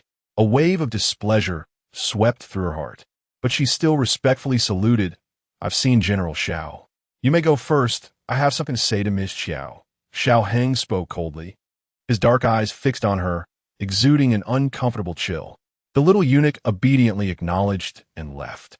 Qiao Nian took a deep breath, wondering if Xiao Heng was blocking her so brazenly because of Xiao Qingyuan. Did something happen after Xiao Qingyuan left yesterday? Or was it because of Lin Yuan? Qiao Nian felt the latter was more likely. She lowered her eyes, remaining silent, just waiting for Xiao Heng to finish speaking before leaving. However, unexpectedly, a pair of boots suddenly appeared in her line of sight. That familiar aura enveloped her, and Xiao Nian was startled, quickly looking up to find that Xiao Heng had walked right up to her. So close. Close enough that if someone else saw, it would surely stir gossip. She instinctively wanted to distance herself from him, hurriedly taking 2 steps back. Unexpectedly, a sudden sharp pain tugged at her earlobe. Qiao Nian hurriedly covered her ears and was shocked to find a pair of earrings dangling from them. She had dressed plainly when entering the palace today and hadn't worn any accessories. So this earring was put on her by Xiao Heng just now? The thought struck her, and Xiao Nian was taken aback, looking back at Xiao Heng, who was still holding another earring in his hand. The dark red agate pendant swayed lightly at his fingertips. But she had thrown that earring away along with the wooden box yesterday. Did he pick up the earring that she had thrown into the lake? Qiao Nian looked at Xiao Heng in confusion. What does the general mean? Facing the shock and questioning on Qiao Nian's face, Xiao Heng remained cold as ever. "This is a gift from me." His voice was low, carrying an oppressive weight. "You publicly discarded it, which is tantamount to throwing away my face." Qiao Nian frowned. His self-reference had changed to this general, which showed that her act of discarding the earring had indeed embarrassed him. But what did it mean to put it back on her now? Suddenly, Xiao Heng reached out, presenting the other earring before her and coldly ordering, "Put it on." Qiao Nian glanced at the earring, then raised her hand to remove the one from her left ear. "Since I threw it away, I don't want it anymore. If the general likes it, take it back." After saying that, she placed the earring in Xiao Heng's hand. Unexpectedly, Xiao Heng twisted his wrist, firmly grabbing her hand. In that instant, the pair of earrings was held in both of their palms. In front of everyone, he held her hand like that. Qiao Nian was startled and hurriedly tried to pull her hand back, but he held it tightly, not giving her any strength to resist. The cold and handsome face bore an even more chilling expression. "This general will visit the old lady shortly. Whether you wear this earring or not, it's up to you." After saying that, he released her hand, leaving the pair of earrings in Xiao Nian's palm. Xiao Nian understood that Xiao Heng was threatening her. He clearly knew that her only concern now was her grandmother, but he used her grandmother to threaten her. If she didn't wear it, what would he say to her grandmother? That she fell into the water again yesterday? Or that the Ming Wang was a cripple and that marrying him would only bring her a life of hardship? No matter which it was, her grandmother would definitely be heartbroken. He knew very well that her grandmother's health was poor. Seeing Qiao Nian stunned and motionless, Xiao Heng's lips curled into a cold smile. "Miss Qiao, you're going to meet concubine, right? Then wearing this pair of earrings is just right. Just right for the Ming Wang to see." Chapter 59. Wedding dress. After Xiao Heng said that, he left, as if he didn't care whether Qiao Nian would put on the earrings or not. But when Qiao Nian saw the little eunuch waiting for her ahead, glancing at her from time to time, she understood that he must have received orders from Xiao Heng. Thinking further, a little eunuch from concubine's palace could so easily give way to Xiao Heng's obstruction without a hint of hesitation. She had heard in the laundry bureau that the current General Xiao was well connected, but she didn't expect him to even have access to the inner palace. Taking a deep breath, under the gaze of the little eunuch, she put on the earrings. Seeing this, the little eunuch approached, respectfully greeting her before continuing to lead her to concubine's palace. Concubine seemed to have waited for her for a long time. Before Qiao Nian could greet her, she enthusiastically came forward. "Since we are all family, there's no need for formalities." She pulled Qiao Nian up, her brows and eyes filled with gentle concern. "I heard from Qi that you fell into the water yesterday while saving someone. How are you feeling? Better? The imperial physician is coming to check on me soon. Should I have him check on you as well?" Qiao Nian smiled in response. "Thank you for your concern, Your Highness. I am fine." "That's good," concubine said, her gaze finally drawn to the dark red earrings. Noticing that Qiao Nian's outfit today was quite plain, except for the pair of agate earrings that seemed out of place, she asked, "These earrings are quite unique. Do they have any special meaning?" Qiao Nian's expression stiffened slightly, but she still smiled and shook her head. "No, nothing special." Concubine seemed to ponder for a moment before saying, "Oh," and no longer probed further, just pulling Qiao Nian to sit down beside her. "I called you here, not for anything else, but because I was worried about your health, and I had to see you to be at ease." As she spoke, she pointed to a table not far away, just in time for the tailoring bureau to measure your size today. "You should choose a festive floral pattern. The wedding dress should be made soon." Following the direction of the Guifei's finger, Qiao Nian saw a table full of bright red fabrics. Although the emperor had already arranged the marriage, she also knew that she was to marry the Ming Wang. But it wasn't until the Guifei mentioned the words wedding dress, and she saw so many fabrics for wedding dresses, that she truly felt how close the matter of marriage was to her. Just as she was thinking, the Ming Wang entered from outside. What was mother talking to Nian Nian about? His tone sounded cheerful. Qiao Nian immediately stood up to bow. The Guifei also walked towards the Ming Wang, saying, "Mother is discussing the wedding dress with Nian Nian." "Oh, right, and Nian Nian's earrings, look, aren't they exquisite?" Qiao Nian had not yet risen, her eyes downcast, focusing on the ground while listening to the Guifei's words, and her brow involuntarily furrowed. She knew the Guifei was intentionally bringing it up. The Ming Wang clearly recognized the earrings as well. The air seemed to freeze for a moment. Qiao Nian did not raise her eyes to see the Ming Wang's expression, but soon he had already walked to her side and helped her up, saying, "These earrings are indeed beautiful, but they are not worthy of Nian Nian. Later, I will give you a pair that matches you." Qiao Nian looked at the Ming Wang in surprise, unexpected that he did not directly question her about the earrings. After hearing this, the Guifei seemed unconcerned about the earrings anymore, walking to the table and waving at the Ming Wang and Qiao Nian. "Come and take a look at these fabrics. Choose the material first, and then we will measure the size." It was as if the earlier mention of the earrings was just a casual remark from the Guifei. Qiao Nian's heart tightened slightly, and she remained silent. On the contrary, the Ming Wang naturally took her hand and walked towards the Guifei. Looking at the fabrics on the table, he casually flipped through them.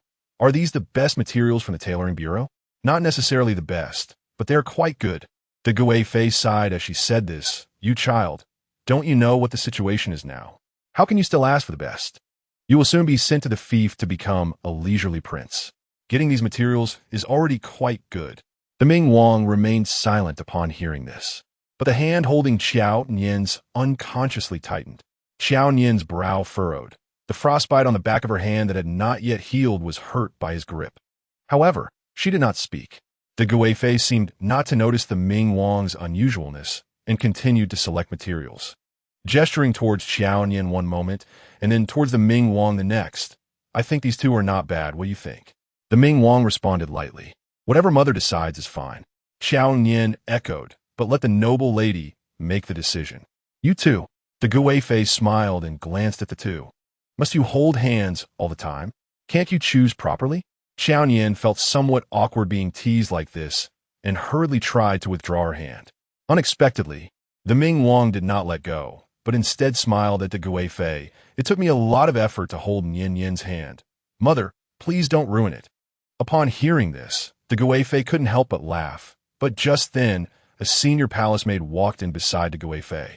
After greeting, she looked at the Guifei with a hint of embarrassment and finally spoke. "Your Highness, the maids from the tailoring bureau have all been called to the Empress.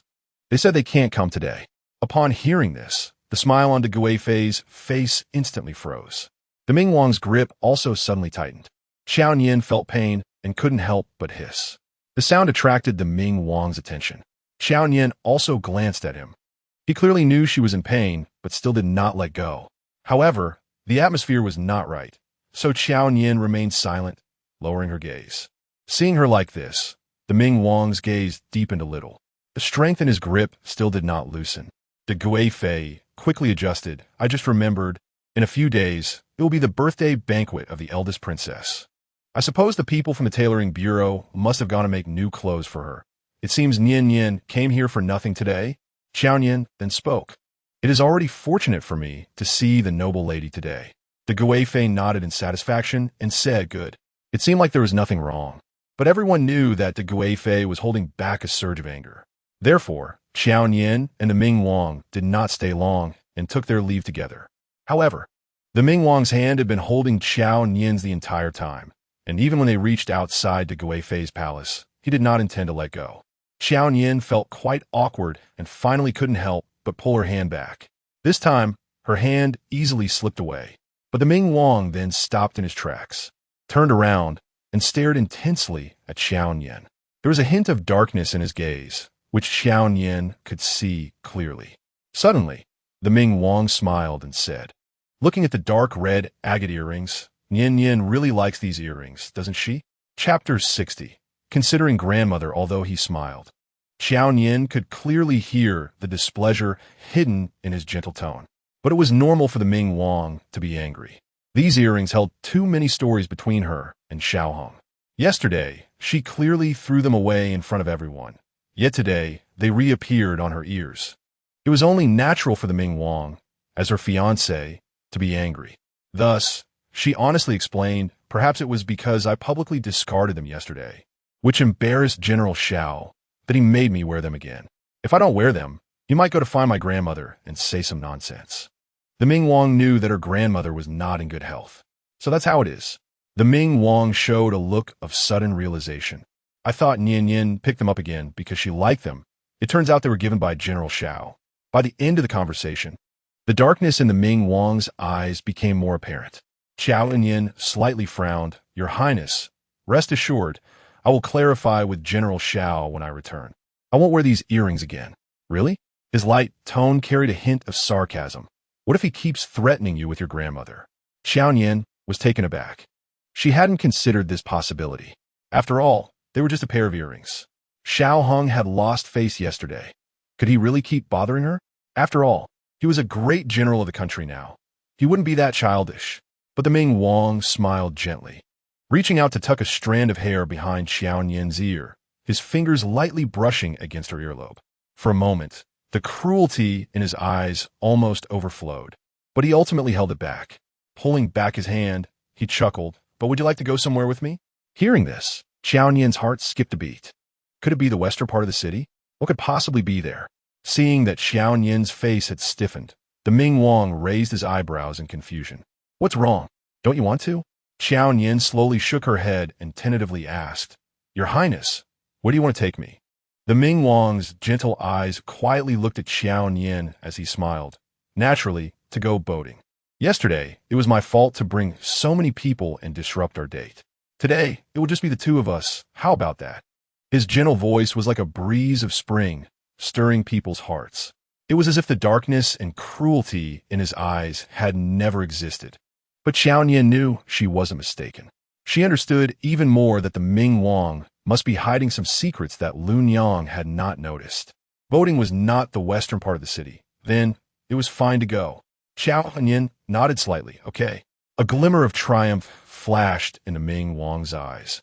Then I will have someone prepare it right away. When he said preparation, it was just preparing a carriage. Qiao Nian sat upright in the carriage, adjusting her posture quickly even when the carriage jolted occasionally. This scene made the Ming Wang laugh. Nian Nian, are you nervous? Qiao Nian was taken aback and then shook her head. It's not that she was nervous, but the carriage was not large. And if she relaxed her legs, even a little, they would touch the body of the Prince Ming. It was already against the rules for unmarried men and women to share a carriage, and she didn't want to have any more unnecessary physical contact. Suddenly, she heard Prince Ming ask if she had been this tense when sitting in the carriage with General Xiao in the past. Qiao Nian's expression stiffened as she looked up at Prince Ming, but all she could see was his gentle smile. It seemed as if he was genuinely just curious. However, Qiao Nian had never sat alone in a carriage with Xiao Hong. In fact, there were very few times she had genuinely been alone with him, as there was always Lin Yi or maids and servants nearby. Although she liked Xiao Hong, she had never crossed that forbidden line. Seeing that Qiao Nian didn't answer, Prince Ming's smile grew more pronounced. I was just asking casually. Nian doesn't need to take it to heart. He continued to ask, what do you like about General Xiao? This time, he did not wait for Qiao Nian's answer. Instead, he began to speak for himself, asking whether she liked his handsome demeanor, his martial skills, or both. Xiao Hong was indeed a rare talent. Not just Nian Nian, but even Xu Yuan liked him. That was why, after you broke that glass bowl, she deliberately exaggerated the situation and sent you to the laundry bureau. Xu Yuan is the name of the current Princess Chong. Qiao Nian was taken aback. She never expected that there was such a connection to what had happened 3 years ago. No wonder Princess Xu Yuan insisted on punishing her by sending her to the laundry bureau and had been directing the palace maids to deal with her for the next 3 years. But right now, she was not worried about Princess Xu Yuan at all, but about Prince Ming. She took a deep breath and finally asked, "Why did you suddenly bring this up, Your Highness?" Prince Ming did not answer, but instead said, "You naturally like him. You once risked your life for Xiao Hong. No, even just for the earrings he gave you, you would risk your life. For someone you like so much, how could you say you don't like them anymore, right? I allow you to like him." Prince Ming still smiled, but more and more of a sinister gleam emerged in that smile. Looking at that smile, Qiao Nian's unease grew stronger. It was as if she suddenly realized something. She quickly reached out to lift the curtain of the carriage, and they had already arrived in the outskirts. The surroundings were desolate. This was not the road to Ming Lake. Had someone said something to Nian Nian? Suddenly, Prince Ming's voice sounded right above her head. Qiao Nian was startled, only to see that Prince Ming had somehow come to her side, leaning over her, almost pressing his entire body against hers. The dangerous aura surrounding him made Qiao Nian's heart involuntarily tighten. Yet she forced herself to remain composed, not revealing any hint of fear. She looked directly at Prince Ming and said calmly, "I don't understand what you were talking about, Your Highness." Unexpectedly, Prince Ming suddenly laughed. He looked down at her, like a beast staring at prey that could not escape, his eyes filled with bloodlust no longer restrained, shining brightly. "What I like most is this side of you, clearly in pain yet enduring, clearly afraid yet not speaking.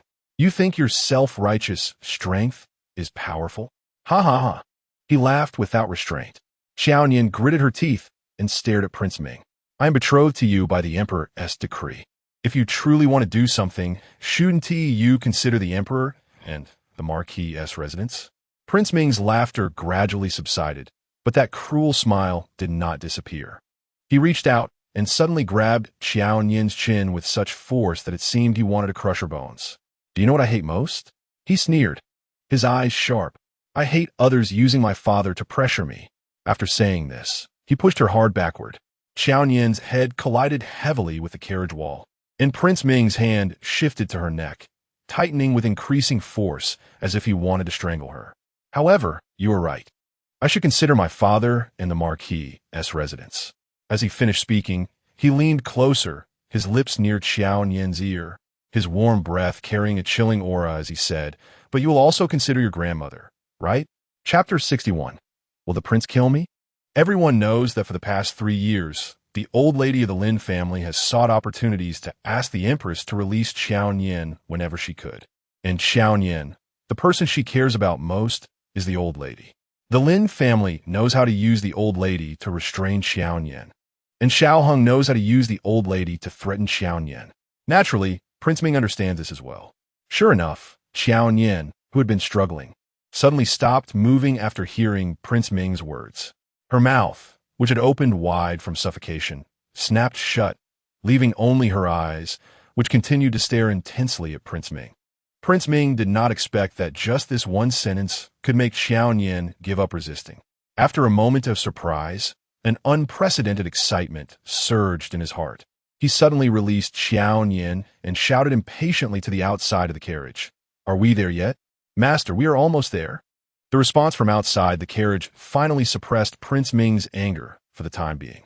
He returned to his seat, tilting his head as his sharp gaze assessed Qiao Nian from top to bottom, as if considering where to strike next. At this moment, Qiao Nian could only cover her neck and breathe heavily.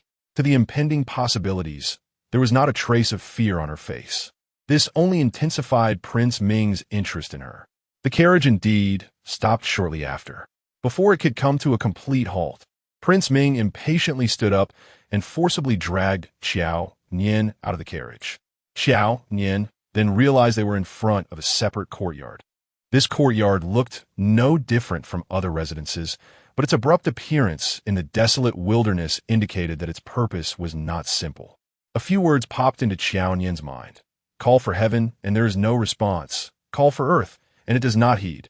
In this place, no matter how piercing the screams were, they probably wouldn't be heard, right?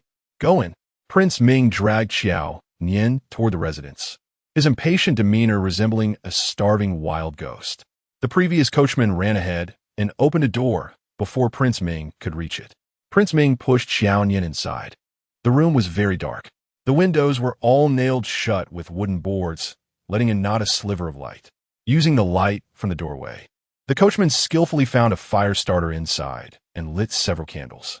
It was at this moment that Qiao Nian finally saw the room clearly. Apart from a chair, there was no other furniture. The candlesticks were all fixed to the walls. In the dim candlelight, she could clearly see many dark red stains on the walls. They were dried bloodstains. Even the air was faintly filled with a bloody smell. It was clear what had happened in this room. Bang! The coachman left the room and closed the door firmly. Before leaving, he handed the whip he had used to drive the carriage to Prince Ming. With the light from outside gone, the room became unbearably dim with just those small candlesticks. Qiao Nian could hardly see Prince Ming's face. She saw him walk to the chair, sit down, and open his arms toward her, saying, "Yin Yin, how do you feel about this place?" Qiao Nian looked around before asking, "Is this west of the city?" Prince Ming's lips curled slightly. Indeed, someone has said something to Nian Nian. Qiao Nian remained silent, but internally she mocked her own foolishness. Seeing her like this, Prince Ming's eyes revealed a hint of desire. "Nian Nian, aren't you afraid?" Hearing this, Qiao Nian looked at Prince Ming and coldly retorted, "Will the prince kill me?" Prince Ming stared intently at her before shaking his head. This answer, Qiao Nian had long anticipated. Since the Ming Wang needed to marry her, he wouldn't take her life. It's precisely because he couldn't take her life that he would use her grandmother to threaten her not to speak recklessly. Qiao Nian took a deep breath and spoke. "Since the prince won't take my life, then I have nothing to fear." She didn't see any torture instruments in this room. The only instrument of punishment was the whip in the Ming Wang's hand. During the 3 years of the laundry bureau, she didn't know how many lashes she had received. Having endured for 3 years, she could certainly endure today as well. Seeing her fearless demeanor, the Ming Wang's excitement was almost bubbling over. He slowly stood up and walked towards Qiao Nian, saying, "I told you I like you like this." As he spoke, he reached out and tucked a strand of hair behind her ear, just like he had done in the palace before. But this time, his hand suddenly grabbed the earring on Qiao Nian's ear and pulled it hard. "Ah!" Qiao Nian cried out in pain, instinctively raising her hand to cover her ear, her palm instantly wet with warmth. The Ming Wang looked at the earring dripping with blood in his hand. His chest began to heave violently, and the smile at the corner of his mouth was almost uncontrollable. He looked at Qiao Nian and finally raised the whip high in his hand. Meanwhile, at the Hofu, Xiao Hong had brought many good things to visit the old lady today. The old lady was reclining on the soft couch, looking at the precious medicinal herbs sent to her, and couldn't help but chuckle. "You little rascal, I haven't finished what you sent last time. Why are you sending so much again?" Xiao Hong smiled warmly. It's to show filial piety to the old lady. In Xiao Heng's heart, the old lady was like his own grandmother. His words undoubtedly made the old lady happy. However, the old lady also knew that Xiao Hong wasn't here for her today. So after chatting a bit, she pretended to be tired and told him to go play with the younger generation. Xiao Hong naturally agreed and left the old lady's courtyard to head towards Lin Ye's residence. Just halfway there, he saw Lin Yi and Lin Yuan. Upon seeing Xiao Hong, Lin Yuan blushed and softly called out, "Brother Hong." Xiao Hong nodded slightly in acknowledgement, and then Lin Yi said, "This girl insisted on bringing me here to find you after she heard you were coming." Upon hearing this, both Lin Yi and Xiao Hong were momentarily stunned. For Lin Yi had often said this about someone before. Back then, the girl he referred to was Qiao Nian. Lin Yi couldn't help but feel a flash of irritation. Why was he thinking of that girl for no reason? He snorted coldly. She must be clinging to the Gui Fei's leg and refusing to come back. "What time is it?" Lin Yuan looked at Lin Yi with some confusion. "Are you talking about sister?" But why suddenly mention sister? Lin Yi was somewhat annoyed with himself for bringing up Qiao Nian for no reason, so he didn't respond. Unexpectedly, Lin Yuan continued.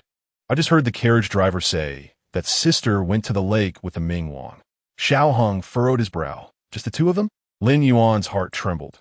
She felt that Xiao Hong was being overly concerned about Qiao Nian, so she remained silent. On the contrary, Lin Yi waved his hand dismissively. Oh, just going to the lake, not like they're going to the west of the city. It's definitely the Gui Fei suggestion for them to cultivate their feelings. Xiao Hong didn't respond, feeling a sense of unease gradually spreading. Unexpectedly, Lin Yi suddenly put his arm around his shoulder. Don't mention that, girl, it's annoying.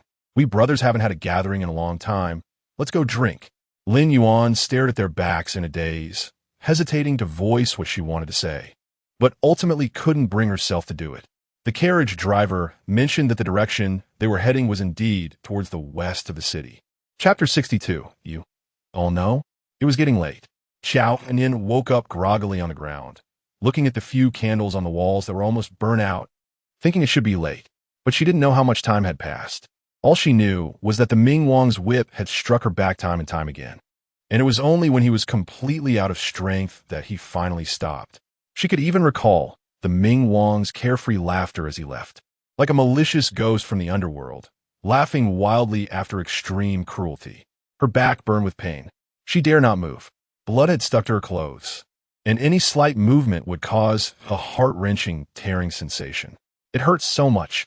Really, it hurt more than the beatings from the matron at the laundry bureau. However, his technique was quite precise. Her hands and cheeks had not received a single scratch. In fact, before whipping her, he had purposely ordered her to take off her outer garments. Thankfully, she had removed her outer clothes. Otherwise, returning home covered in wounds would surely alert her grandmother. Thinking of this, Qiao Nian's fingers moved slightly, and despite the excruciating pain on her back, she forced herself to stand up. She could not stay here any longer. It was getting late, and she needed to go back. Otherwise, her grandmother would worry if she knew she was late. But perhaps hearing the commotion in the room, the door opened, and the previous carriage driver stood outside. Upon seeing Qiao Nian covered in blood, the driver's face showed a moment of shock. But he quickly lowered his head and said, "The prince instructed me to take Miss Qiao back to the residence." Qiao Nian glanced at the driver with indifference, said nothing, and staggered to the side to pick up her outer garment, struggling to put it on. She tried to straighten her back, fearing that the blood on her back would stain her clothes. After finally fastening the last button, she lifted her foot to walk out. The driver followed at a distance, seemingly worried that Qiao Nian might collapse and fall against him. Unexpectedly, although her legs were weak and she stumbled, she successfully reached the side of the carriage. Just as she was about to get in, she couldn't help but look back at the driver and softly asked, including me, "How many people have come to this residence?" Her throat was somewhat dry from the beating, making her voice extremely hoarse, even sounding a bit weak. Yet, this weak and hoarse voice carried a pressure that made one tremble. Thus, after a brief moment of shock, the driver answered truthfully, "Miss, you are the 15th. 15? TSK. That's really not an auspicious number." She had been sent to the laundry bureau after living in the Hofu for 15 years. She thought for a moment and asked, "Did any of those girls come out before?"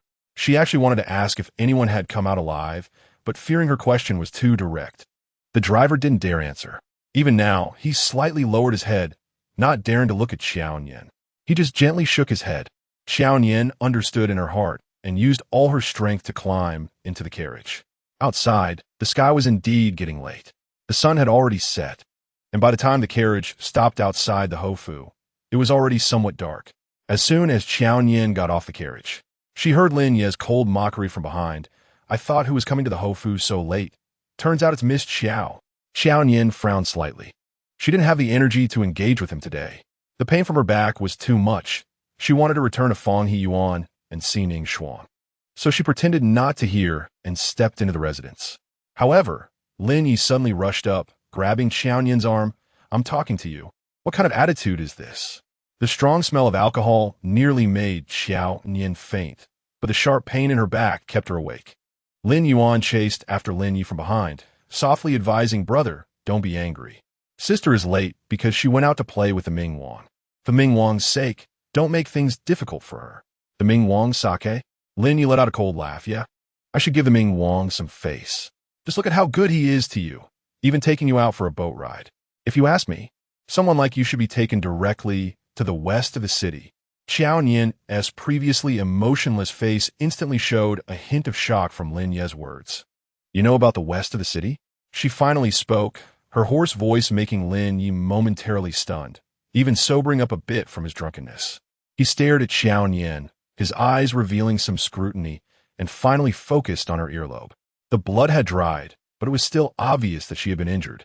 No wonder he had vaguely smelled a hint of blood since earlier. But could such a small injury really cause a bloody smell? Lin Yuan was momentarily lost in thought and didn't speak. Unexpectedly, Qiao Nian suddenly asked loudly, "Do you know about the west of the city?" Her emotions became agitated, causing the wound on her back to pull, making her entire back feel as if it had been salted, and cold sweat instantly appeared on her forehead. Lin Yuan was first taken aback, then suddenly pushed Qiao Nian. "How dare you yell at me?" Qiao Nian was already barely holding on. If it weren't for the fear that her grandmother would find out and worry, she might have fainted in the carriage. At this moment, being pushed by Lin Yuan, she fell to the ground and couldn't get up for a long time. She could only hear Lin Yuan's angry roar from behind. "I know how it is. What does it matter if I do or don't? I've told you long ago that the Ming Wang is not a good person. You insisted on clinging to him, thinking you found a support, a backing? Huh, ridiculous. Let me tell you, that's a pit of fire. Jumping in will only get you burned to ashes." Qiao Nian's back was truly hurting to the point of numbness. But she didn't know if it was the pain that was numbing her or if the pain in her heart overshadowed it, making the pain on her back seem less noticeable. She still couldn't get up, nor did she have the strength to look at Lin Yuan, but stubbornly asked again, "So, you know about the west of the city?" Looking at her wretched state, Lin Yuan felt a moment of breathlessness, but this feeling only made him more frustrated. He suddenly realized that he seemed to be afraid to say the answer. But why should he be afraid? What was there for him to be afraid of in front of Qiao Nian? He then shouted fiercely, "Yes, I've known about the west of the city for a long time. I've known that the Ming Wang is not only a cripple, but also a pervert. So what? Year." A furious voice came from not far away. It was Lord Lin. He rushed over quickly, furious. "Who allowed you to speak about the Ming Wang like this? Even in the mansion, such disrespectful words cannot be spoken." But Lin Yuan had drunk today and was already angry, so he was very resistant to Lord Lin's scolding and immediately retorted, "This is no longer a secret." What has to hide? No longer a secret?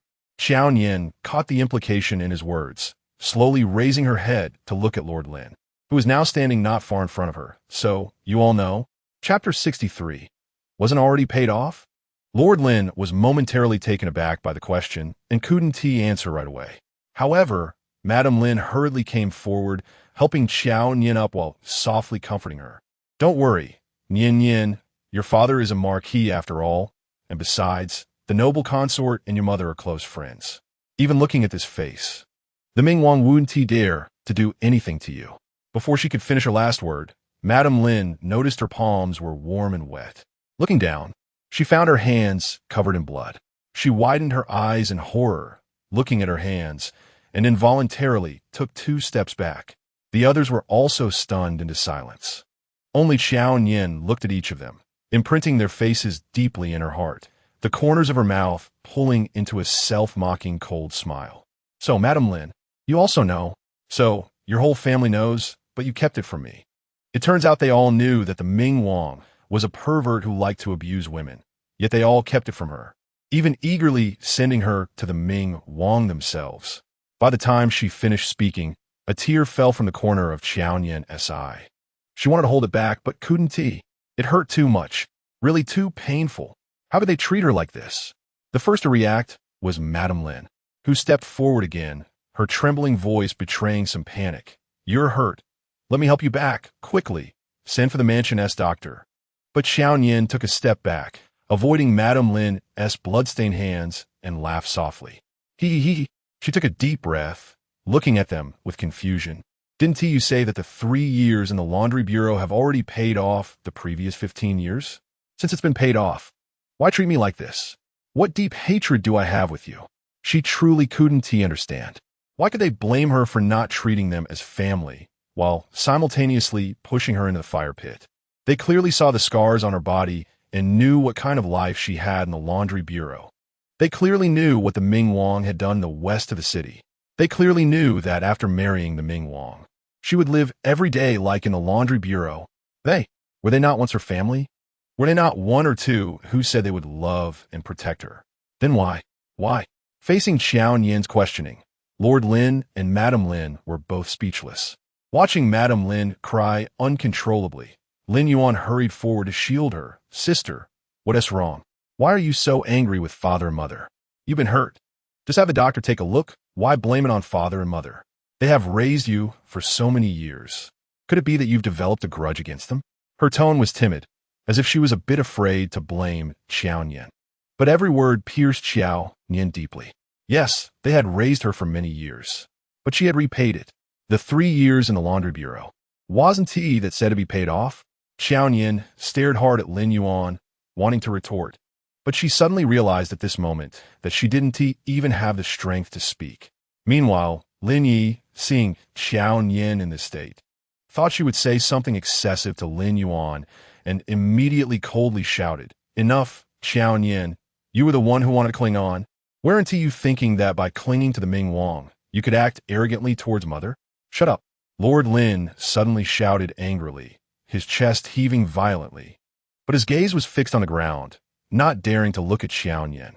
Even if Lin Yi was drunk, he could tell that Lord Lin was genuinely angry, and he didn't dare to speak again. However, his eyes were still warily fixed on Qiao Nian. As if she dared to say a word of refusal to Lin Yuan, he would rush up and tear her mouth apart. At this moment, Qiao Nian could hardly stand, her body starting to sway. She suddenly missed Ning Shuang so much. At least, if Ning Shuang were here, she would surely rush up for her, right? A wave of dizziness hit her, and her legs gave way, ready to fall back to the ground. Fortunately, the maid beside Madame Lin was quick-witted and caught her. But feeling the warmth of blood on her hands and arms, the maid's eyes turned red, her voice trembling and taking on a hint of a sob. "Master, madam." "Miss," she asked, covered in wounds. Covered in wounds? Those 4 words were like a dagger, piercing through Lin Ye's mind. He suddenly remembered that shortly after Qiao Nian returned to the mansion, Ning Shuang had said the same thing. Although he had seen the blood on Madame Lin's hands and guessed that Qiao Nian's questioning today must have resulted from the Ming Wang's malice, he thought it would be this serious. Even the old lady's clothes seemed to be stained with blood. Qiao Nian leaned against the old lady, perhaps sensing Lin Ye's shock and confusion in his gaze. She raised her eyes to look at him. Their eyes met, and Qiao Nian's mouth suddenly curled into a cold smile as her hoarse and weak voice asked, "I've already been to the west of the city. Is the young Marquis satisfied?" Boom! It was as if struck by a thunderbolt. Lin Yi stood frozen in place. Lord Lin had decisively ordered, "Quickly send her back. Call for the physician. Hurry." In an instant, everyone rushed forward to take Qiao Nian back to Feng courtyard. By the time Lin Yi came to his senses, only Lin Yuan remained by his side. "Brother." Lin Yuan's voice was soft and delicate, even carrying a hint of fear. She felt somewhat guilty for not telling Lin Yi the coachman's words from the beginning, yet she also felt innocent. She didn't know what was in the west of the city. She moved closer to Lin Yi, tears brimming in her eyes, wanting him to comfort her like before. But Lin Yi's gaze was fixed intensely on the spot where Qiao Nian had just stood. The blue stone slabs were speckled with blood. She had been to the west of the city. The Ming Wang had taken her to the west of the city. How dare that beast take her there? An unprecedented rage surged within Lin Yi, and his eyes turned bloodshot. Without caring for anything else, he rushed out of the residence. Lin Yuan was taken aback and anxiously called out, "Brother, where are you going?" But Lin Yi ignored her and soon disappeared from her sight. Lin Yuan was terrified. She had never seen Lin Yi so furious. She wanted to chase after him, but his strides were too fast for her to catch up. Most importantly, she had no idea where Lin Yi would go. Lin Yuan was extremely frightened. Her brother had drunk today. What if he made a grave mistake in his impulsiveness? She bit her lip and finally called out to the little maid behind her, "Quick, prepare the carriage. Go to the Xiao residence." She thought that perhaps only Xiao Hong could stop Lin Yi. Chapter 64. A passerby Lin Yi charged into the Ming Wang's residence with a knife in hand. Seeing his fierce approach, the guards of the Ming Wang's residence quickly surrounded him. But due to his status, they could only lower their voices to persuade him.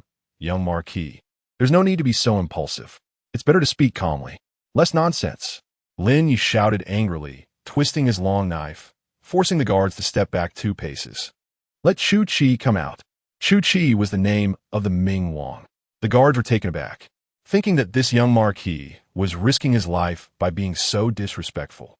Unexpectedly, the housekeeper of the Ming Wang's residence suddenly appeared behind the guards and bowed to Lin Yi.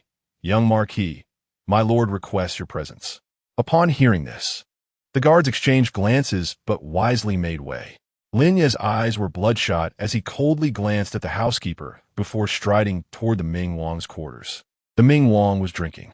Upon seeing Lin Yi, his eyes, clouded with drunkenness, suddenly brightened, and he waved his hand at Lin Yi. Brother-in-law has arrived, just in time. Come, drink with me.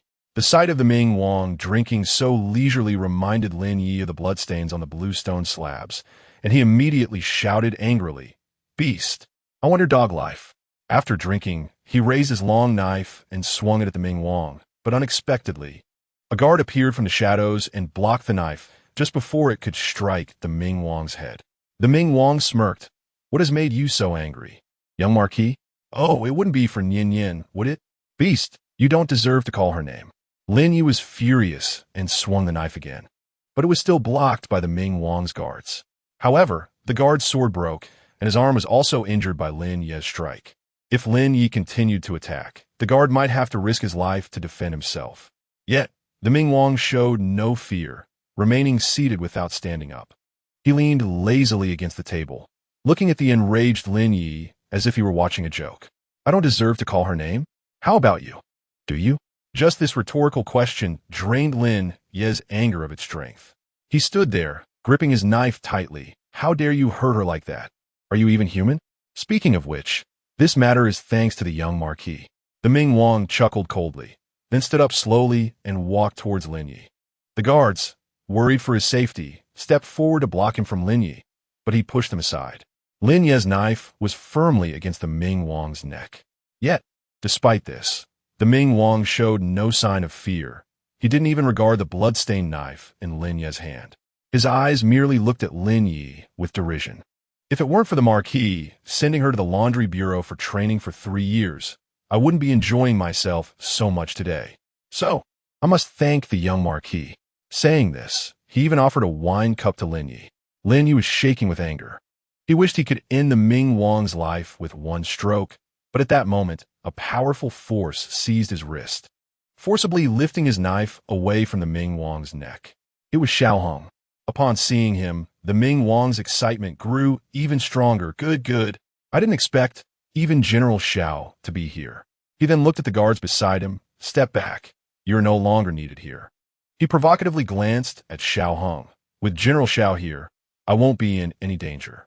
The guards then withdrew, and Lin Yi's knife was seized by Xiao Hong. Lin Yi yelled angrily, Why are you stopping me? Do you know what this beast has done to Nian Nian? Xiao Hong said nothing. He indeed hadn't seen Qiao Nian's injuries, but he had heard Lin Yuan say that Qiao Nian had returned from the west of the city. Instantly, his eyes filled with killing intent as he glared at the Ming Wang, his entire being radiating coldness. The Ming Wang thought that Xiao Hong must be wanting to tear him to shreds right now. But Xiao Hong wouldn't. He was far more composed than Lin Yi. He knew that even though he was currently favored by the emperor, killing a prince would ultimately lead to his own doom. Thus, the Ming Wang laughed. He raised an eyebrow at Xiao Hong, even turning his back to him and leisurely walking back to his seat, pouring himself a glass of wine. General Xiao probably doesn't know, right? With that, he downed the wine in one gulp. Then, as if savoring the moment, he said to Xiao Hong and Lin Yi, I have never encountered a woman like her. That thick whip struck her body, and she didn't even let out a sound. Clearly in pain to the point of trembling all over, yet her face showed no trace of suffering. Do you know how ridiculous it is for her to look pale and drenched in cold sweat while holding back her expression? Ha ha ha. The Ming Wang laughed loudly, infuriating Lin Yi to the point where he wanted to rush up and kill him. But Xiao Hong held him back tightly. The Ming Wang glanced at Xiao Hong's exposed veins, becoming even more arrogant. Speaking of which, I have never been so entertained. Those women in the past often died halfway through, but Qiao Nian, she just won't die. Ha ha ha. Do you know? She just won't die. I was already exhausted from hitting her, yet she was still breathing. Do you think she is a gift from heaven for me? She and I are a match made in heaven. Ha ha ha. Only a woman who wouldn't die like this was worthy of him hitting every day. You bastard. Lin Yi could no longer hold back, kicking Xiao Hung away and throwing a punch at the Mingwang. The Mingwang was struck and blood flowed from the corner of his mouth. Anger surged within him, but looking at Lin Yi's expression, he found it utterly amusing. Young Marquis, don't be angry. Don't you also like hitting her? The prince had at least hidden her away to hit her. It was incomparable to the little Marquis who did it in front of everyone. What's this? Is it only allowed for the officials to set fire while the commoners can't light a lamp? But the little Marquis shouldn't forget, I have you under control. One sentence, like a knife, stabbed deeply into Lin Yi's heart. Lin Yi trembled with anger, gritting his teeth and fiercely saying, how can it be the same? I will take action because she deserves it. It was Qiao Nian who spoke disrespectfully first. So he hit her. But what about the Mingwang? The Mingwang is a pervert, a beast. He took Qiao Nian to the west of the city for no reason. Unexpectedly, the Mingwang's eyes lit up exactly. It was because she deserved to be hit. He stared at Lin Yi, his expression full of satisfaction. Her cold demeanor, her self-righteousness, all deserved to be hit. The prince had long wanted to take her to the west of the city. Ha ha ha. It seems that the little Marquis and I are of the same kind. Chapter 65. This prince truly admires General Xiao. The Mingwang's expression and words startled Lin Yi. Of the same kind? Him, with the Mingwang? How is that possible? He suddenly swung another punch. What nonsense are you talking? How could I be of the same kind as a bastard like you? Don't you realize how much innocent blood is on your hands? Let me tell you, you better pray that Nian Nian is fine today, otherwise, I will fight you to the death. The Mingwang tilted his head, wiped the blood from the corner of his mouth. The smile on his face finally faded. He looked at Lin Yi with a gloomy expression, slightly raising his eyebrows. The little Marquis is indeed upright, truly the best brother in the world. Why not tell me how your best brother sent Qiao Nian to the laundry bureau 3 years ago? Upon hearing this, Lin Yi seemed to be struck mute, standing still. The Mingwang continued. If it weren't for the little Marquis's actions 3 years ago, Qiao Nian wouldn't be so enduring now, nor would she have caught my eye. He sneered, glancing disdainfully at Lin Yi. Today's events were all instigated by the little Marquis. You think you could die together with me? Ha, you deserve it. Lin Yi was left speechless.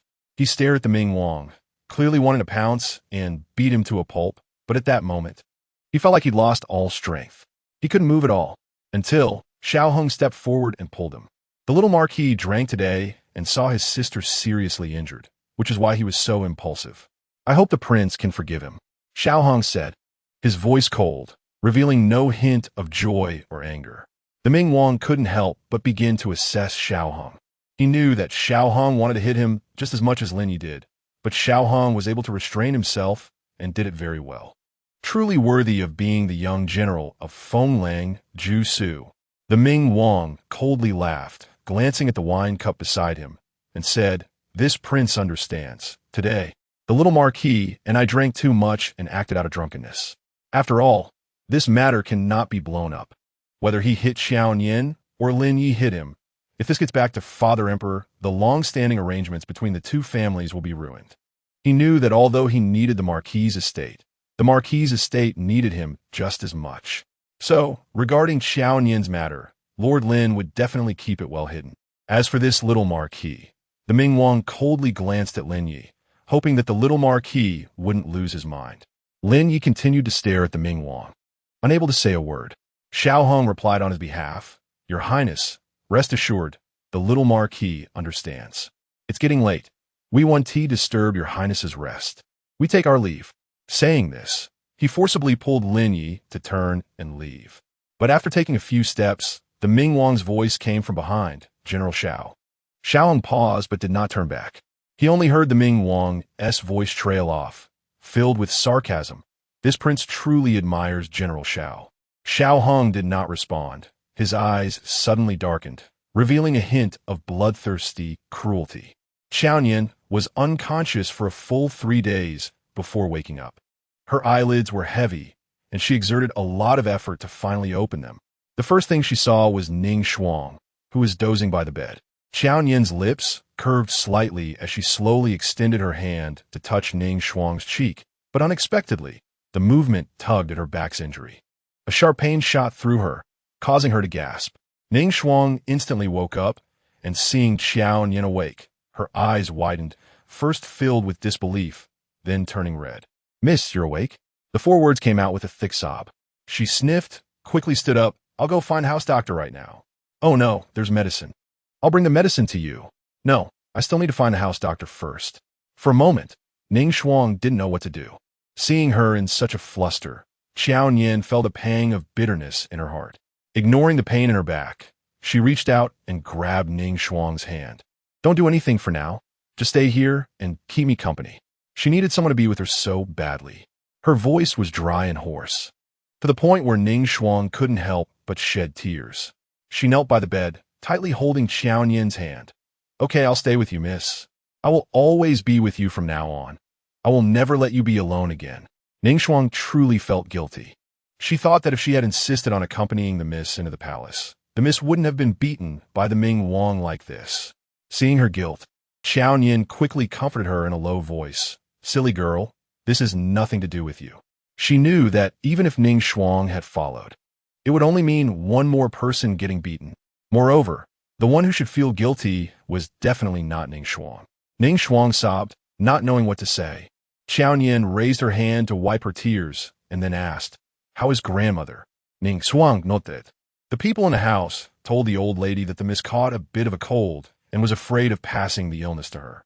So we have to wait a few days before visiting her. Qiao Nian then felt relieved. It was good that the old lady didn't know about this.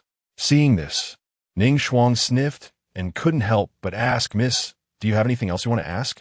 Qiao Nian knew what Ning Xuang meant, but she had truly given up on the other people in the estate. So she only sighed softly. "What do you want to say?" Ning Xuang bit her lip and still told Qiao Nian about the events that occurred while she was unconscious.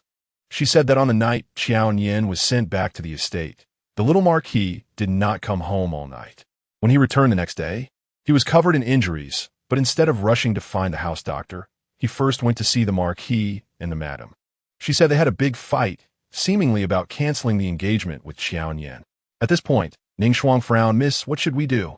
The master and madam seemed unwilling to cancel the engagement.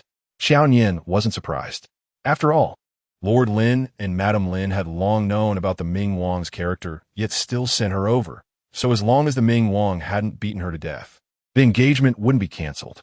Moreover, there was still the imperial decree for the marriage.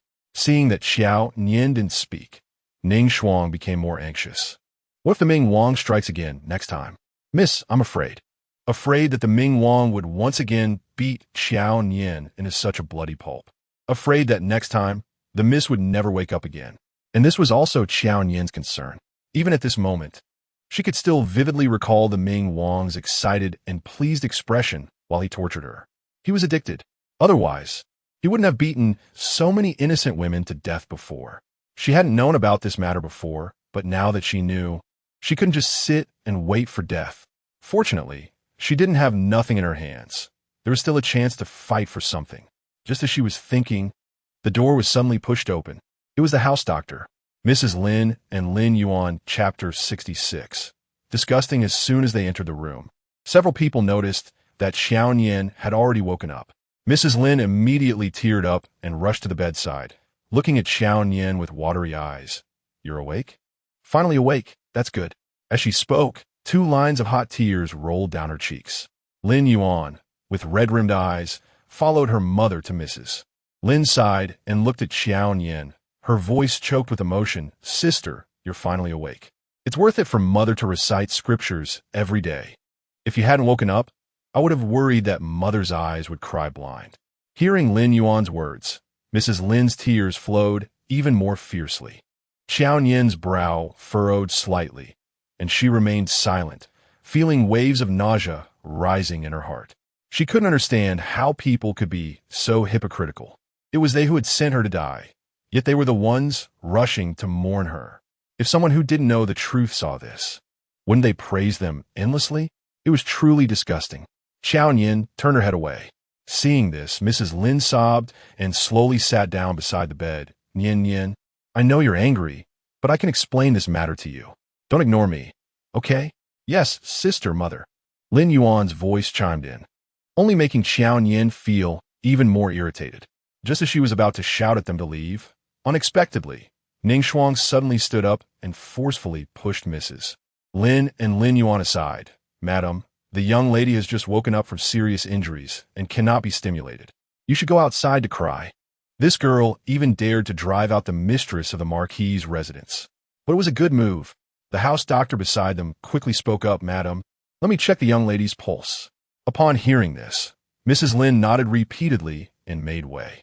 However, she did not leave but stood not far away, looking very concerned, occasionally wiping her tears. The house doctor checked Qiao Nian's pulse and said that her injuries were severe and she needed to rest properly for some time. Upon hearing this, Ning Shuang became even more justified. Madam also heard that the doctor said the young lady needs to rest. You should leave quickly. Otherwise, if the young lady gets agitated and something happens, you wouldn't really want to force her to death, would you? This was indeed harsh. It was something a mere maid shouldn't say. But the young lady's injuries were too severe. That day, when she and several other maids helped the young lady take off her clothes, the bloody and mangled scene had shocked them all. Even this morning, when they spoke about it, the maids still had red eyes, feeling wrong for the young lady. People's hearts are made of flesh. Ning Shuang couldn't understand why Mrs. Lin could be so heartless. So as she spoke, she couldn't control her emotions, and only after finishing did she begin to feel afraid. Mrs. Lin never expected that a small maid could pierce her heart. She looked shocked, staring wide-eyed at Ning Shuang, but was so choked up that she couldn't say a word. Seeing Mrs. Lin being bullied, Lin Yuan quickly stood in front of her mother and angrily scolded Ning Shuang. You maid, I thought you weren't a good person. You bullied me the other day, but now you even dare to bully the mistress of the Marquis' residence. Don't think that just because my mother is kind-hearted, she can't do anything about you. If my sister doesn't know how to discipline her maids, then today, I will discipline you. As she spoke, Lin Yuan was about to rush forward to slap Ning Shuang. Unexpectedly, a pillow suddenly flew over and hit her squarely in the face. My maid is not for you to teach a lesson. Get out, Qiao Nian shouted angrily from the bed, and the movement of throwing the pillow pulled at her back's injury, causing excruciating pain. Her voice was hoarse, fully expressing her anger. Lin Yuan's eyes turned red. Sister, it's your maid who is too rude. I'm doing this for your good. Get out, Qiao Nian again whispered angrily. Seeing that they still didn't move, her eyes fixed on Mrs. Lin behind Lin Yuan. Does mother really want to force me to death? Mrs. Lin's face was immediately covered with tears as she shook her head in denial. No, I am your mother. How could I want to force you to death? Qiao Nian was already feeling irritated. Even her breathing became rapid. The house doctor, seeing this, quickly stepped forward and bowed to Mrs. Lin. Madam, the young lady's injuries are too severe and she needs to rest. If you have anything to say, please come back in a few days. He made a gesture of invitation towards Mrs. Lin, his attitude very firm. Due to the house doctor's special status, everyone in the Marquis' residence respected him. Even today, with the Marquis present, his words would make everyone obediently leave. Therefore, Mrs. Lin could only look at Qiao Nian with tears in her eyes before leading the aggrieved Lin Yuan out. Once the door was closed, Qiao Nian felt that the whole world had quieted down. She couldn't understand why Mrs. Lin could cry so naturally, so heart-wrenchingly, as if she were not the root of all this. And Lin Yuan was even more absurd. How could they cry so understandably, as if the whole world had wronged them? They truly are mother and daughter. Thinking of this, Qiao Nian couldn't help but feel relieved. She was glad that she had no blood relationship with anyone in this Marquis' residence. She would not be as heartless, hypocritical, and disgusting as they were. How wonderful! Qiao Nian lay in bed for another 2 days. On the 6th day, despite Ning Shuang's advice, she got out of bed. Miss, your back is still bleeding. Why not lie down for a few more days? Ning Shuang gently advised while helping Qiao Nian dress. Looking at her extremely haggard face in the mirror, Qiao Nian shook her head slightly. I need to pay my respects to grandmother. Otherwise, if too much time passes, grandmother will think too much. She hadn't seen her grandmother for 5 whole days, and if she didn't go, she feared her grandmother would uncover their kind lies. Ning Shuang knew that only the old lady treated her young lady well in this residence, so it was understandable for her young lady to care for the old lady. But your injury, it's nothing. Qiao Nian smiled gently at Ning Shuang. I'll just go pay my respects and come back. Put some rouge on my face. I don't want grandmother to see me looking so haggard. Ning Shuang was reluctant but still helped Qiao Nian put on beautiful makeup and dressed her in the best clothes before they left Fanghe courtyard. Qiao Nian walked very slowly. She felt that if she walked a little faster, the flesh on her back would start tearing. When she finally arrived outside the old lady's courtyard, a thin layer of cold sweat had already formed on her forehead. She took a deep breath, adjusted her state, and then stepped into the old lady's courtyard. But before she could see the old lady, she already heard laughter from the flower hall, which seemed to include Lin Yi. Chapter 67. Are you still going to marry? For a moment, she didn't know whether she should step in or not. Unexpectedly, Su Mama suddenly appeared behind her. Miss? Her voice was quite surprised. You're better? Are you here to see the old lady? Su Mama said, leading Qiao Nian inside. That's great. The old lady has been mentioning you every day. Helpless, Qiao Nian could only brace herself and follow her in. As soon as she entered, she caught sight of several figures out of the corner of her eye. They were indeed all gathered. How unlucky! Her heart sank secretly, but she didn't show it on her face. Instead, she stepped forward slowly and bowed to the old lady seated at the top. Nian Nian pays her respects to grandmother. Hurry, come here. The old lady quickly raised her hand to beckon. Qiao Nian walked to the old lady's side and was pulled down to sit. Now that she was closer, the old lady scrutinized her carefully, and soon a hint of displeasure appeared on her face. Why have you lost so much weight? They said you were sick. Very seriously? Qiao Nian shook her head, saying she had only caught a chill and had no appetite for food. She was worried that if she got sick, it would trouble her grandmother, which was why she had not come to pay her respects. She hoped her grandmother would not blame her. How could I? The old lady tightly held Qiao Nian's hand, saying that just having Nian Nian visit her made her very happy. Qiao Nian's eyes were also filled with smiles. Her heart was always warm when she was with her grandmother. However, she did not expect a sudden voice to interrupt. Yes, sister. My brother and I come every day to chat with grandmother and keep her company, but grandmother only thinks of you. Grandmother is biased. Even Yuan feels jealous. Qiao Nian's expression visibly darkened. The old lady did not notice, thinking the younger ones were just joking, and said, grandmother is not biased. She just loves Nian Nian a little more. After saying that, she turned to look at Qiao Nian, only to find that the smile on Qiao Nian's face was no longer as natural as before. The old lady immediately understood. She then patted Qiao Nian's hand and asked if she was feeling unwell and suggested she go back to rest. She thought that Qiao Nian did not want to see Lin Yuan. Hearing her grandmother give her an out, Qiao Nian nodded, saying she would come to visit her grandmother again tomorrow. All right, the old lady replied softly. Qiao Nian then stood up to bow and left in front of the others in the room, never once looking at them directly. Once outside the old lady's courtyard, Qiao Nian let out a long sigh, comforting herself that her back still hurt badly today and that she indeed could not stay with her grandmother for long. She would come back to accompany her grandmother properly when she felt better tomorrow.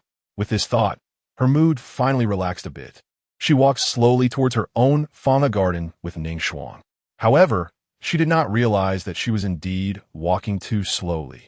She was called to a stop before she could even see the gate of fauna garden. Sister. Hearing this voice, Qiao Nian could not help but close her eyes and take a deep breath to suppress the instinctive anger rising in her chest. She slowly turned around, coldly watching the 3 people approaching from distance.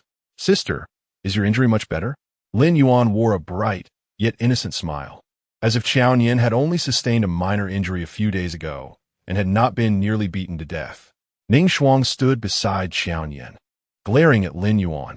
Miss is forcing herself to visit grandmother because she is afraid grandmother will worry. This morning, when I applied medicine to Miss, the wound was still bleeding. Hearing this, Lin Yuan was taken aback and finally retracted her smile. I'm sorry, sister, I didn't know. Qiao Nian ignored Lin Yuan's pitiful demeanor and coldly asked, "Do you have something to say?" Her tone was particularly distant. Xiao Heng's expression darkened slightly, his gaze falling on the thin layer of cold sweat on Qiao Nian's forehead, and his tone became grave. "I want to discuss your marriage." Her marriage? Qiao Nian was somewhat surprised and could not help but look at Xiao Heng. What does my marriage have to do with General Xiao? Upon hearing this, Lin Yuan immediately became displeased. "Sister, Brother Heng is also concerned about you. Please don't be so ungrateful." Her voice was still soft and timid, as if she wanted to scold Qiao Nian but did not dare to. It was as if she feared Qiao Nian but wanted to defend Xiao Heng even more. It was truly laughable. Qiao Nian glanced at her indifferently before looking back at Xiao Heng. "Thank you for your concern, General Xiao, but my marriage has nothing to do with you.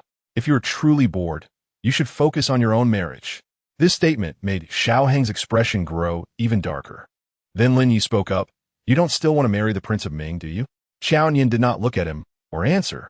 Her silence was taken as acquiescence by Lin Yi. He raised his voice. "Have you gone mad? Look at what he did to you. Don't you value your life?" Only then did Qiao Nian look at Lin Yi with cold eyes, as if she were looking at a stranger. "Isn't it too late for the young Marquis to care about my life now? Where was he earlier? If he had told me about the events in the west of the city when he first found out I was to marry the Prince of Ming, I wouldn't have been beaten to near death." Qiao Nian's words left Lin Yi somewhat breathless. Had it been earlier, he would have probably fought with Qiao Nian again. However, today, considering Qiao Nian's back injury, Lin Yi just clenched his fists tightly, suppressing his anger. But he said, "I will ask you just one question. Do you still want to marry the Prince of Ming?" Although their parents had been blocking it, and there was a royal decree for the marriage, he had ways to ruin this engagement. But this matter required Qiao Nian's cooperation. That was why he had stopped her today. However, Qiao Nian sneered. Did the Marquis and Madame not refuse to annul the engagement? How can the young Marquis decide on this matter? Don't meddle. Lin Yi was somewhat irritated by her question, his voice tinged with anger. "Do you still want to marry or not? Whether I want to marry or not has nothing to do with the young Marquis." Qiao Nian's cold voice rang out, each word striking hard at Lin Yi's heart. "Since he did not care about my life before, do not think about making amends afterward. Put away your cheap guilt and sympathy. I do not need it." After saying this, Qiao Nian turned to leave. But unexpectedly, Lin Yuan suddenly stepped forward and grabbed her. "Sister, don't be so stubborn. Let brother finish speaking, okay? He really has your best interests at heart and has planned a lot for you. Let go." Qiao Nian shouted sharply. She also had injuries on her arm, and being pulled like this by Lin Yuan was excruciating. Ning Shuang hurriedly stepped forward to grab Lin Yuan's hand. "Second miss, what are you doing? Let go, my lady." But Lin Yuan did not let go. Instead, she seemed to want to act spoiled, shaking Qiao Nian's arm. "Sister, brother really cares about you. If you have grievances or anger, take it out on me. Don't be so fierce to brother." Qiao Nian was shaken so much that her back hurt even more, yet she had no strength to shake her off. Even pulling her arm back slightly would make her feel as if her entire back was about to tear apart. Ning Shuang couldn't pull Lin Yuan away either. Seeing that her lady's arm was almost injured again, she gritted her teeth and bit down on Lin Yuan's arm. Chapter 68. Seeking justice from the Lin family, everything happened too quickly. No one expected Ning Shuang would dare to do such a thing. Before Lin Yi and the others could react, they heard Lin Yuan cry out in pain, "Ah!" The hands that had been gripping Qiao Nian's arm finally loosened due to the pain. Lin Yuan's maid, Xiao Chui, rushed over, lifting Lin Yuan's sleeve to reveal the clear bite mark on her fair arm. Even through layers of clothing, such a deep mark could be seen, showing that Ning Shuang had truly bitten down hard. If it weren't for the cool weather, she might have bitten flesh off. Xiao Chui immediately shouted as she charged at Ning Shuang. "You dare to hurt my lady? I'll fight you." Qiao Nian watched as Xiao Chui rushed in front of Ning Shuang and was then grabbed by the hair and dragged aside, starting to fight. Seeing Ning Shuang sitting on top of Xiao Chui and hitting her, Qiao Nian did not speak. But how could Lin Yuan stand by while her maid was being bullied? She immediately began to cry out, "Stop fighting! Please stop! Brother, Hunga, help Xiao Chui. She's going to be beaten to death." Lin Ye's brow furrowed tightly, and he coldly shouted, "Stop it!"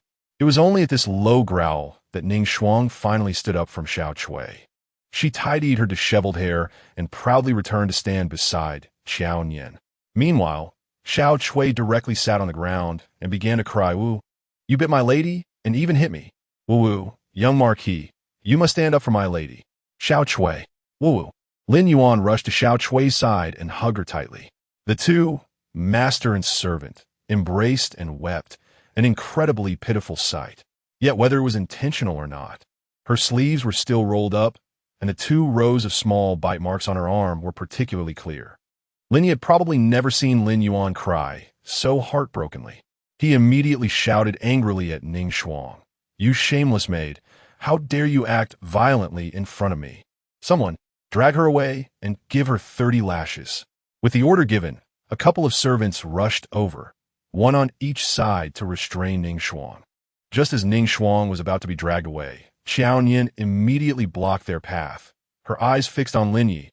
"On what grounds do you punish my maid?"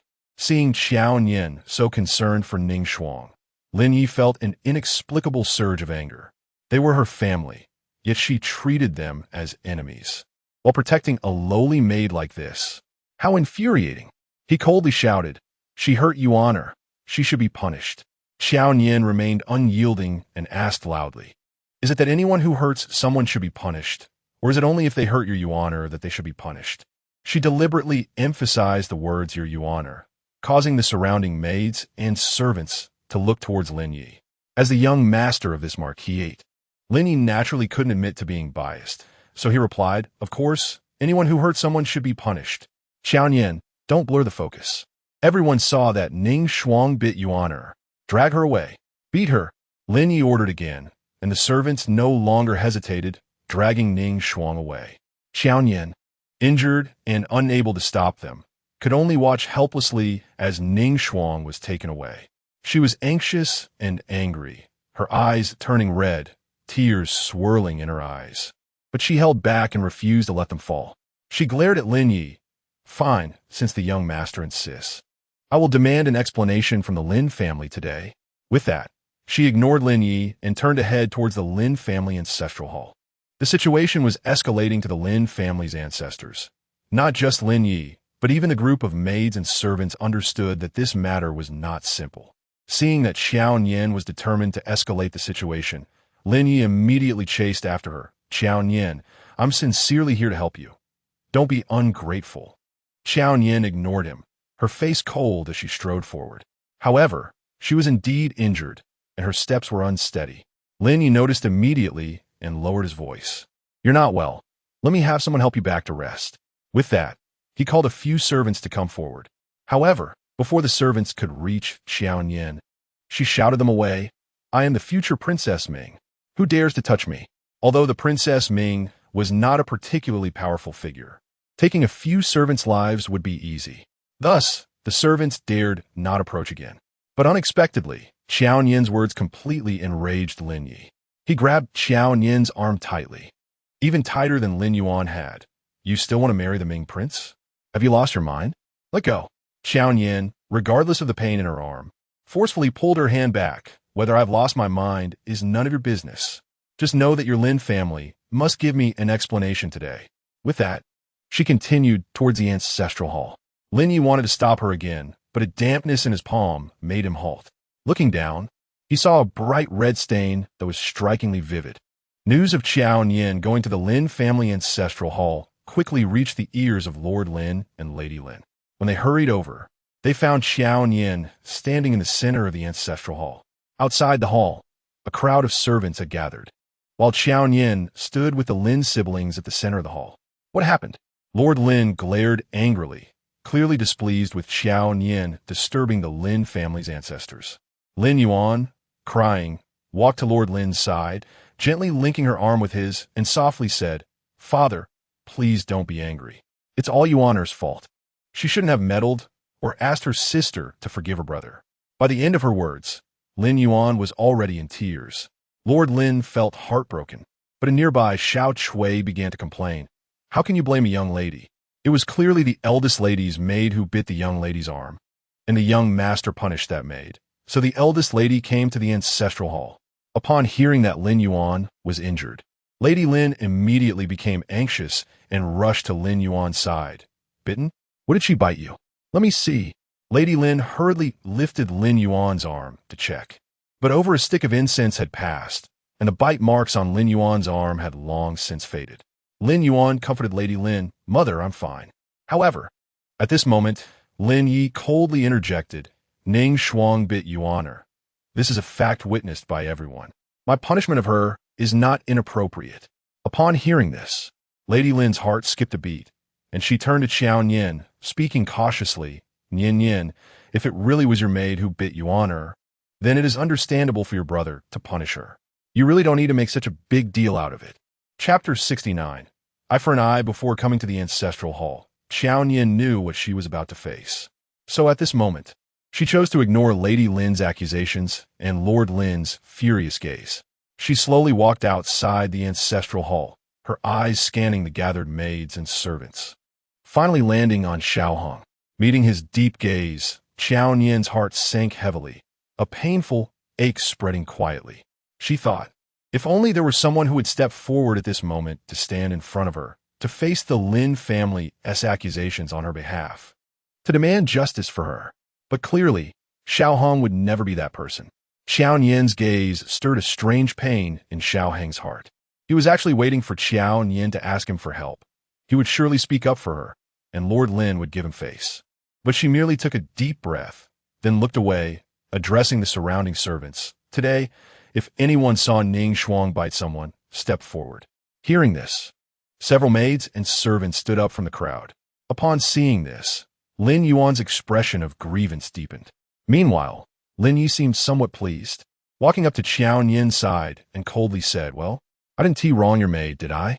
Qiao Nian ignored him and continued, "Then, who can tell me what happened before Ning Shuang bit Miss Lin?" The servants and maids who stood up looked at each other, hesitating to speak. Lin Yi, however, furrowed his brows, recalling what had just happened. Before Ning Shuang bit Yuaner, Yuaner had grabbed Qiao Nian's arm. Suddenly, he seemed to remember something, glancing down at his right hand. There, he could still faintly see a trace of blood. Could it be? Silence enveloped the surroundings. Qiao Nian's heart sank to the depths. These servants seemed to be afraid of Lin Yi, and not a single one dared to speak. Was she truly isolated and helpless today? Just then, a servant suddenly spoke up before Ning Shuang bit the second young lady. The second young lady grabbed the eldest young lady's arm to prevent her from leaving. Qiao Nian looked at the servant, finding him familiar. He was one of those who had brought rewards to her courtyard before and received a few coins from her. With one person standing up, more followed. A maid added, "I saw that Ning Shuang was very agitated, insisting that the second young lady let go, but the second young lady refused to release the eldest young lady, and then Ning Shuang bit her." This was indeed the case. Qiao Nian looked gratefully at the two people and then turned to look at Lord Lin and Lady Lin. "Surely both of you understand now. It was Lin Yuan who hurt me first, and my maid acted out of desperation to protect me," Qiao Nian said coldly. But before she could finish, Xiao Chui suddenly jumped out. "Miss, don't say such things recklessly. We all heard clearly that my young lady only grabbed you and didn't hurt you." Qiao Nian had already anticipated their doubts, and before Xiao Chui could finish, she rolled up her sleeve. Gasps filled the air. Qiao Nian's arm was wrapped in thick bandages, while the rest of her body was clean. Only the area around her forearm was soaked in blood. That spot was precisely where Lin Yuan had gripped her tightly just now. Lin Yuan was also startled, tears streaming down her face. I didn't know my sister was hurt." "Yes. How could my young lady know that the eldest young lady was injured so badly?" Ning Shuang only said to let go. She never mentioned the eldest lady's injury. Xiao Chui still held her ground. Just then, Qiao Nian let out a cold laugh and turned to Lady Lin. "Oh? Miss Lin doesn't know about my injury? What does Lady Lin think?" She had heard from Ning Shuang that during the days she was unconscious in bed, Lin Yuan had been visiting her daily with Lady Lin, even changing her bandages. How could Lin Yuan not know about her bloody and mangled wounds? Lady Lin was stunned and quickly stepped forward. "Your injury needs to be treated again by the house doctor. Hurry, take the eldest young lady back and summon the doctor." At this moment, Qiao Nian felt disheartened. She smiled coldly, staring at Lady Lin. "Does your Lin family still want to bully others like this in front of the ancestors of the Lin family?" "Qiao Nian, Lord Lin shouted coldly, "Do not speak nonsense." He would not allow Qiao Nian to insult the ancestors of the Lin family. But Qiao Nian just coldly glanced at him, her gaze falling on Lin Yi. "Young Marquis, I ask you once again, should the one who injures others be punished? Or should the maid who injures her master be punished?" At this moment, Lin Yi could no longer say that the one who injured others should be punished, because he knew that Qiao Nian was someone who would take revenge, and if he said that, Yuan would certainly be punished today. So he coldly stated, "As a servant of the Marquis residence, daring to harm her master should naturally be punished." Good. Qiao Nian was waiting for this response from him. She knew that Lin Yuan was the apple of everyone's eye in the Lin family, while she was merely an abandoned, adopted daughter, only brought back from the laundry bureau because she still had a little bit of value. How could she possibly hurt Lin Yuan? Therefore, Qiao Nian's true target today was not Lin Yuan, but Xiao Chui. She looked at Xiao Chui, the coldness at the corners of her lips making Xiao Chui panic inside. What does the eldest young lady want to do staring at a maid like this? I only fought back because Ning Shuang hit me, Xiao Chui said, desperately trying to hide behind Lin Yuan. Lin Yuan quickly shielded Xiao Chui, tears welling up in her eyes. "Sister, come at me. Xiao Chui is just a maid. She knows nothing, yet she publicly framed me 3 years ago." Qiao Nian interrupted Lin Yuan sharply. It wasn't that Qiao Nian wanted to shout. It was just that the pain from her back was so intense that she couldn't scream. Lin Yuan was startled, not expecting Qiao Nian to bring up the events from 3 years ago. Not to mention Lin Yuan, everyone in the Lin family was shocked. Outside, there were still many servants present. If this were to spread, it could lead to a charge of treason. Lord Lin immediately shouted, "Qiao Nian, what exactly do you want to do?" Qiao Nian glanced at Lord Lin, her eyes filled with sarcasm. "I want justice. My maid only left a bite mark on Lin Yuan's arm, and is to be punished with 30 lashes. How much should Xiao Chui be punished?" Unexpectedly, Lin Yi furrowed his brows tightly and said in a low voice, "That was 3 years ago. What's the point of bringing it up now?" "Fine. Let's not talk about 3 years ago," Qiao Nian replied readily, making Lin Yi and Lin Yuan even more uneasy. Qiao Nian continued, "Let's talk about recent events. I risked my life to save Lin Yuan, only to be wronged by this vile maid, accused of harming others. How about that?" Looking into Qiao Nian's cold eyes, Lin Yi's heart sank. He knew that today, Xiao Chui would not escape her fate. Chapter 70. Sisterly Affection in Fact. Qiao Nian always felt that Lin Yi had a clear understanding of her. She held grudges and would repay them. Those unbearable 3 years could be considered as repaying the Marquis residence for 15 years of nurturing. So after returning, she didn't nitpick and just wanted to spend time with her grandmother. However, those 15 years were debts she owed to the Marquis residence, not to Xiao Chui. A mere maid, who had falsely accused her time and time again, had now caused Ning Shuang to be punished. If she didn't seek revenge, she wouldn't be Qiao Nian. More and more onlookers, including servants and maids, gathered outside. Even many people from Fangyi courtyard came. Upon hearing Qiao Nian's words, voices immediately rose from the crowd. Yes. Yes. That day, the second young lady accidentally fell into the water, and it was the eldest young lady who risked her life to save her, only to be framed by Xiao Chui right after. I didn't expect that Xiao Chui has never been punished. I thought she would at least be punished severely or driven out of the residence. Shu, she's the second young lady's maid. She has the second young lady backing her. But the eldest young lady risked her life to save the second young lady. Isn't the second young lady being a bit ungrateful? The murmurs of the servants all reached the ancestral hall. Lord Lin's face was already ashen, his eyes coldly fixed on Xiao Chui. Is this true? Xiao Chui fell to her knees with a thud. Master, this servant knows she was wrong, and I've already apologized to the lady, the young Marquis, and the second young lady. Huh? Qiao Nian laughed aloud. You admit to everything except what you did to me. Xiao Chui was taken aback, momentarily speechless. Seeing this, Lin Yuan hurriedly rushed in front of Qiao Nian, trying to grab her arm, but when she saw the bloodstains on Qiao Nian's sleeve, she held back and pleaded softly. Sister, Xiao Chui grew up with me. She is like a sister to me. She has lived in the countryside since childhood and knows nothing, only wanting to protect me. I beg you, for my sake, spare her this time. She won't dare to do it again.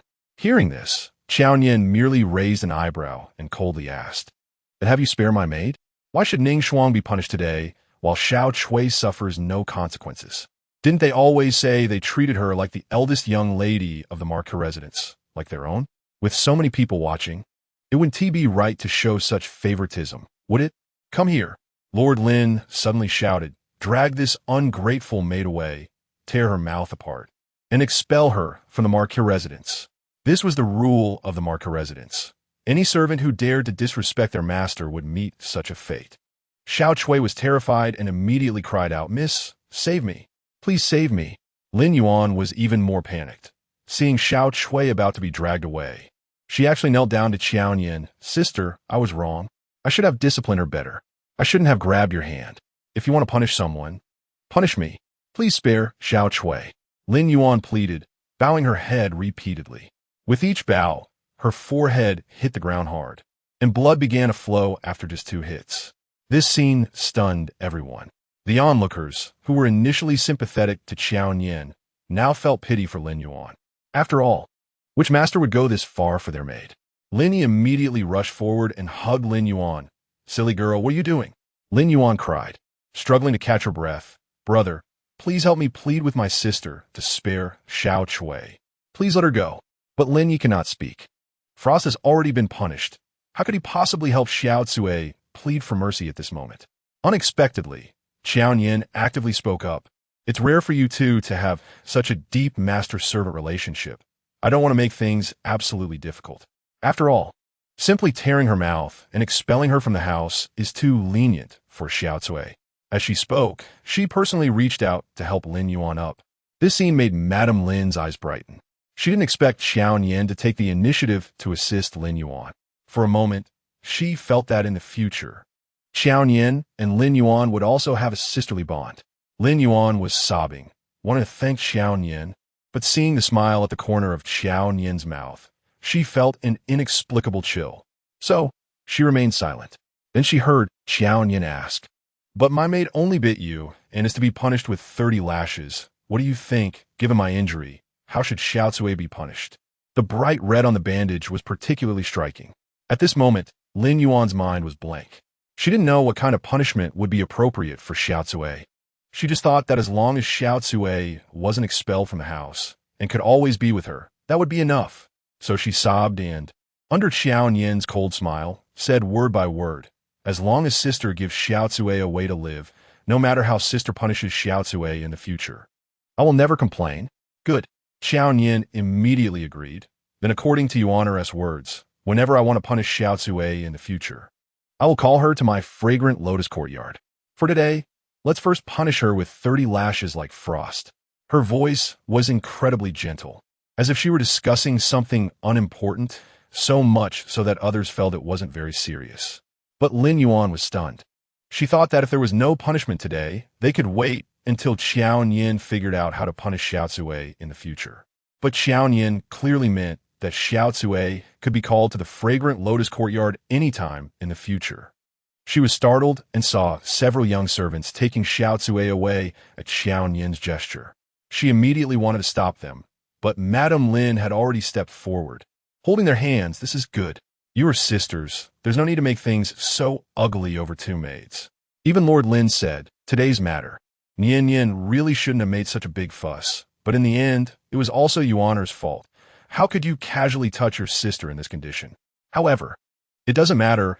What matters is that you 2 sisters can negotiate like today in the future and never make things absolute." This was clearly a warning to Qiao Nian. Yet Lin Yuan couldn't say a word. Those words she wanted to use to save Xiao Cui were stuck in her throat, leaving her in a daze, even forgetting how to cry, which she was best at. Instead, Qiao Nian gently laughed. "After all, I'm going to be the princess of Ming. Naturally, I must have the capacity to accommodate others." Hearing that Qiao Nian was not averse to marrying the prince, Lord Lin and Madame Lin immediately showed a hint of surprise on their faces, and Madame Lin couldn't help but ask, "Nian Nian, do you really think so?" Naturally, Qiao Nian smiled faintly, looking at the satisfaction and reassurance in Lord Lin and Madame Lin's eyes. A layer of coldness spread in her gaze. The matter was thus resolved. Seeing Lin Yuan still choking up, Madame Lin hurriedly comforted her and embraced her back. Lord Lin and Lin Yi also left one after another, but the latter glanced deeply at her before leaving, his eyes full of anger and disgust. Qiao Nian did not take it to heart, walking out with the assistance of several other maids from the fragrant lotus courtyard. But unexpectedly, Xiao Hong was still standing there. Chapter 71. The Valley of the Medicine. King Qiao Nian was somewhat surprised. Lin Yuan had already left first. He didn't chase after Lin Yuan, but stood outside the Lin family's ancestral hall. For what? To wait for her. Did he have something to say to her? But what could she do? She didn't want to speak to him at all. So, without even greeting him, Qiao Nian just pretended not to see Xiao Hong and left. However, as she passed by him, his cool voice still reached Qiao Nian's ears. Miss Qiao really wants to be the princess? His tone was icy and full of mockery. Qiao Nian paused slightly, but did not turn back to look at him. She just asked lightly, "Does General Xiao think that if I become the princess, I will still have such difficult days as today? Even dealing with a small maid requires all her energy." Xiao Hong didn't respond, and Qiao Nian didn't wait for him to answer and continued on her way, because they both knew the answer. Once she became the princess of Ming, let alone just punishing Xiao Zui, even if she wanted to whip everyone in the Marquis mansion from top to bottom, they wouldn't dare to say a word against it. When Xiao Nian returned to the fragrant lotus courtyard, supported by the maids, her face was already pale. She had long since reached her limit. She had only been holding on to fight for her dignity in the ancestral hall. Now that she was back in the fragrant lotus courtyard, she felt as if all her energy had been drained, almost collapsing on the stone bridge. Fortunately, the house doctor arrived. Upon seeing the house doctor, Qiao Nian was overjoyed. But before she could ask anything, the doctor had already administered a few needles, causing her vision to darken, and she completely fainted. On the other side, at the Drunken Fragrance building, when Xiao Hong arrived, Lin Yi had already drunk quite a bit. He gave Lin Yi a faint glance, walked over, and sat down, his cool voice carrying a hint of indifference. "What's the matter?" It was Lin Yi's young servant who said that Lin Yi was waiting for him here. Lin Yi and Xiao Hong had played together since childhood. How could he not hear the coldness and anger in Xiao Hong's tone? He immediately put down the wine cup in his hand, raised his eyebrows slightly. "Who are you angry with? For whom? Is it Yuan or Nian Nian?" Hearing this, Xiao Hong's deep gaze darkened slightly. He did not respond, but reached for the wine in front of him and poured himself a cup. Seeing him like this, Lin Yi scoffed and then said, "I called you here for the matter of the prince. That girl is determined to climb the social ladder. Even after being beaten like this, she still hasn't learned her lesson. You need to think of a way." Hearing this, Xiao Hong drank the wine in his cup and then spoke. "Why not let her marry?"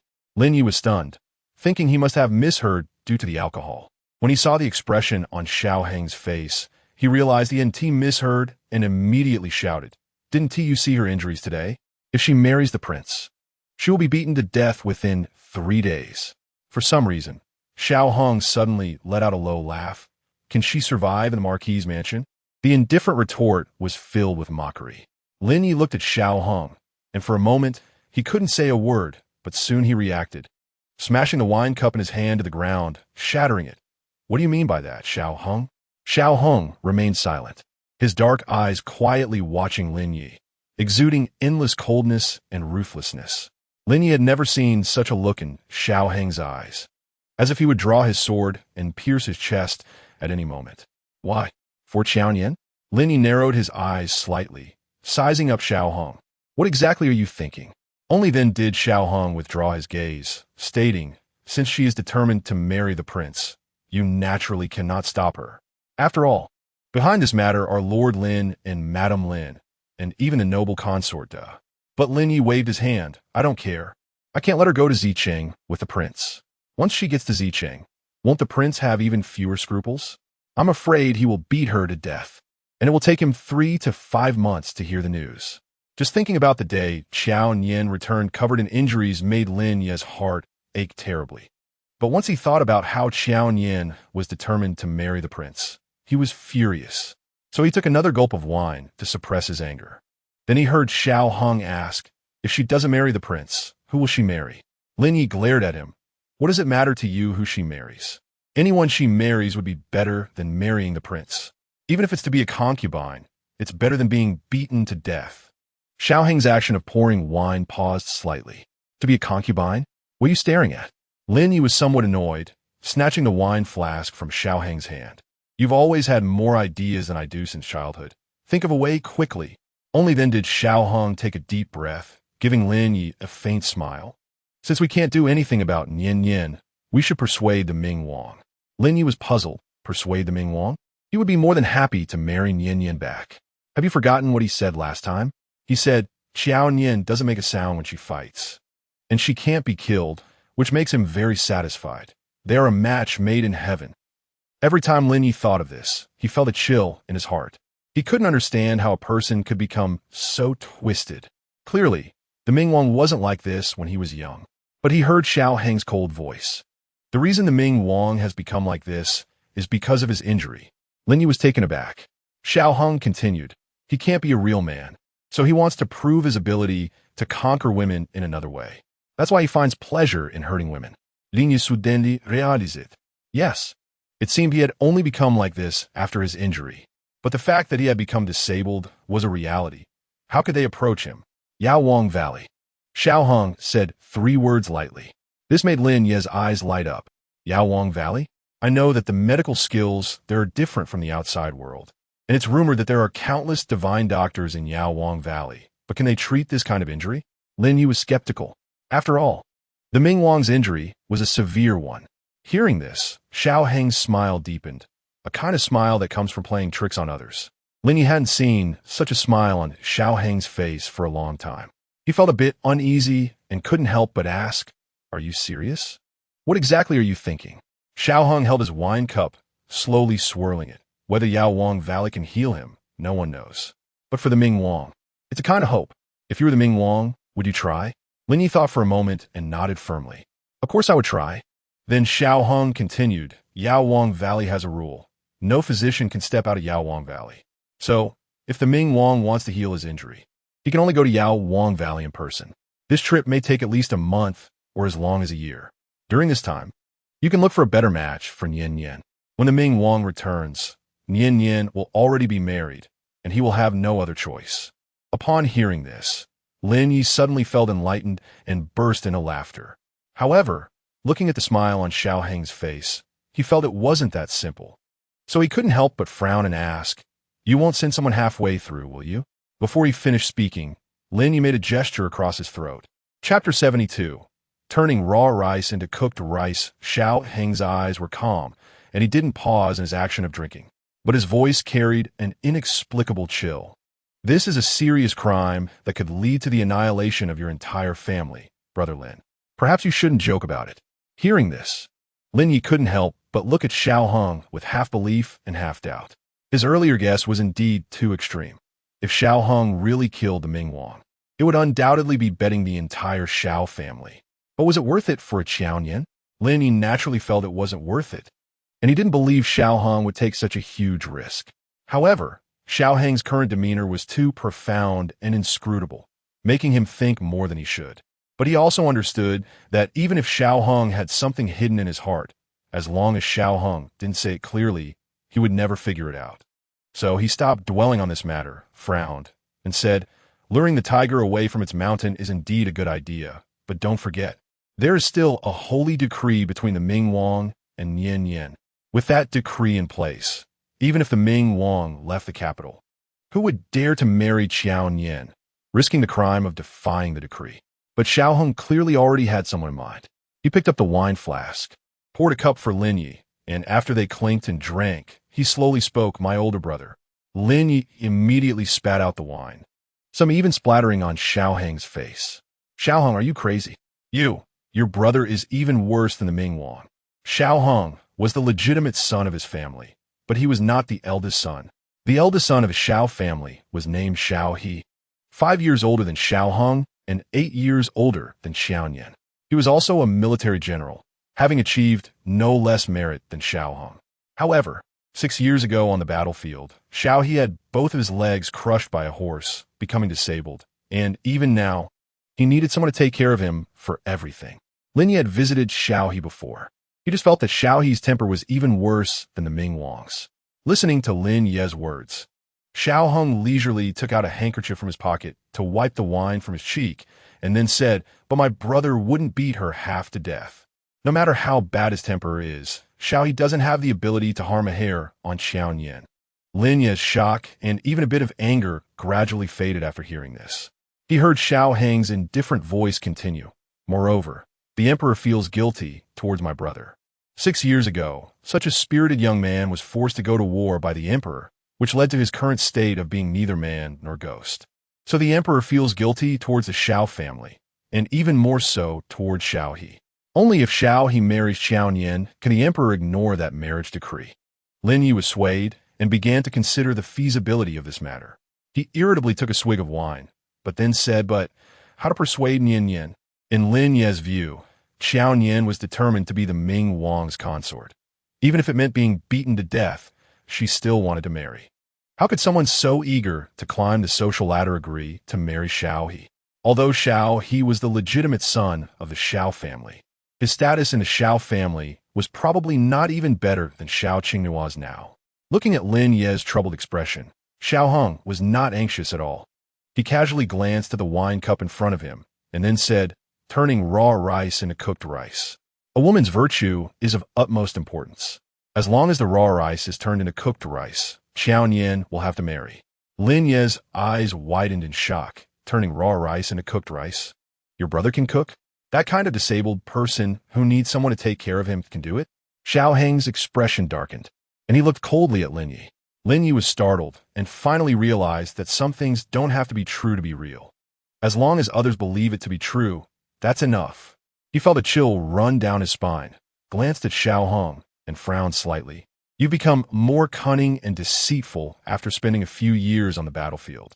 Xiao Hong took this as a compliment, the corners of his mouth curling into a cold smile. However, Lin Yi sighed, "But if that's the case, I'm afraid Nian Nian will hate me to the bone for the rest of her life. She still won't call me brother to this day, and if she really marries Xiao He, she will probably see me as an enemy for life." Xiao Hung lowered his eyes and smiled. "She will eventually understand that you did it for her own good." Upon hearing this, Lin Yi snorted coldly. "That girl is so ungrateful. If she understands, it would be a miracle. But even if she doesn't know, what of it? As her brother, I can't just watch her jump into the fire knowing she will be beaten to death by the Ming Wang. Even if she hates me for a lifetime, it's better than her not making it to next year." Having made up his mind, Lin Yi took another big gulp of wine, his eyes already showing an unwavering determination. Xiao Hung watched all of this with a slight smile, but he didn't drink another drop from the table. Time flew by, and a month passed. Qiao Nian's injuries had healed quite well. This day, as usual, she went to pay her respects to the old lady. Just as she reached the courtyard of the old lady, she heard Ning Shuang say, "Miss, look, it's the second Mississippi." Following Ning Shuang's pointing direction, Qiao Nian indeed saw Lin Yuan. She and her maid were also heading towards the old lady's courtyard, presumably to pay their respects too. Lin Yuan's steps came to a halt upon seeing Qiao Nian. Qiao Nian quietly watched Lin Yuan, and beside her, Ning Shuang whispered, "This servant dares to bet that the second young lady will turn around and leave today as well." For the past month, every time Lin Yuan encountered Qiao Nian, she had avoided her from a distance. Sure enough, today was no different. Watching Lin Yuan bow to her from afar before turning to leave, Qiao Nian couldn't help but chuckle. Ning Shuang also looked pleased. "Miss, look how considerate the second young lady is now." Hearing this, Qiao Nian raised an eyebrow slightly. "Considerate? Do you think she's afraid of me?" Ning Shuang naturally thought so, but upon hearing Qiao Nian's question, she couldn't help but be surprised. Wasn't it so? Of course not. Qiao Nian's gaze fell on the two figures hurrying away. She was worried about Xiao Chui. Lin Yuan was avoiding her to prevent her from calling Xiao Chui to the Fanghe courtyard for punishment. Hearing this, Ning Shuang furrowed her brows. "This servant heard that the second young lady once kowtowed to you for Xiao Chui?" Qiao Nian nodded. One had to admit that Lin Yuan's dedication to a maid was indeed admirable. However, Ning Shuang suddenly lowered her voice and said, "Then, Miss, don't you find it strange? Even if they grew up together, the second young lady is now the jewel of the Marquis' residence." Kneeling for maid. If Ning Shuang hadn't said this, Qiao Nian would have thought that Lin Yuan and Xiao Chui truly shared a deep master-servant bond. However, with Ning Shuang's mention, Qiao Nian couldn't help but feel puzzled. Could master-servant affection really run this deep?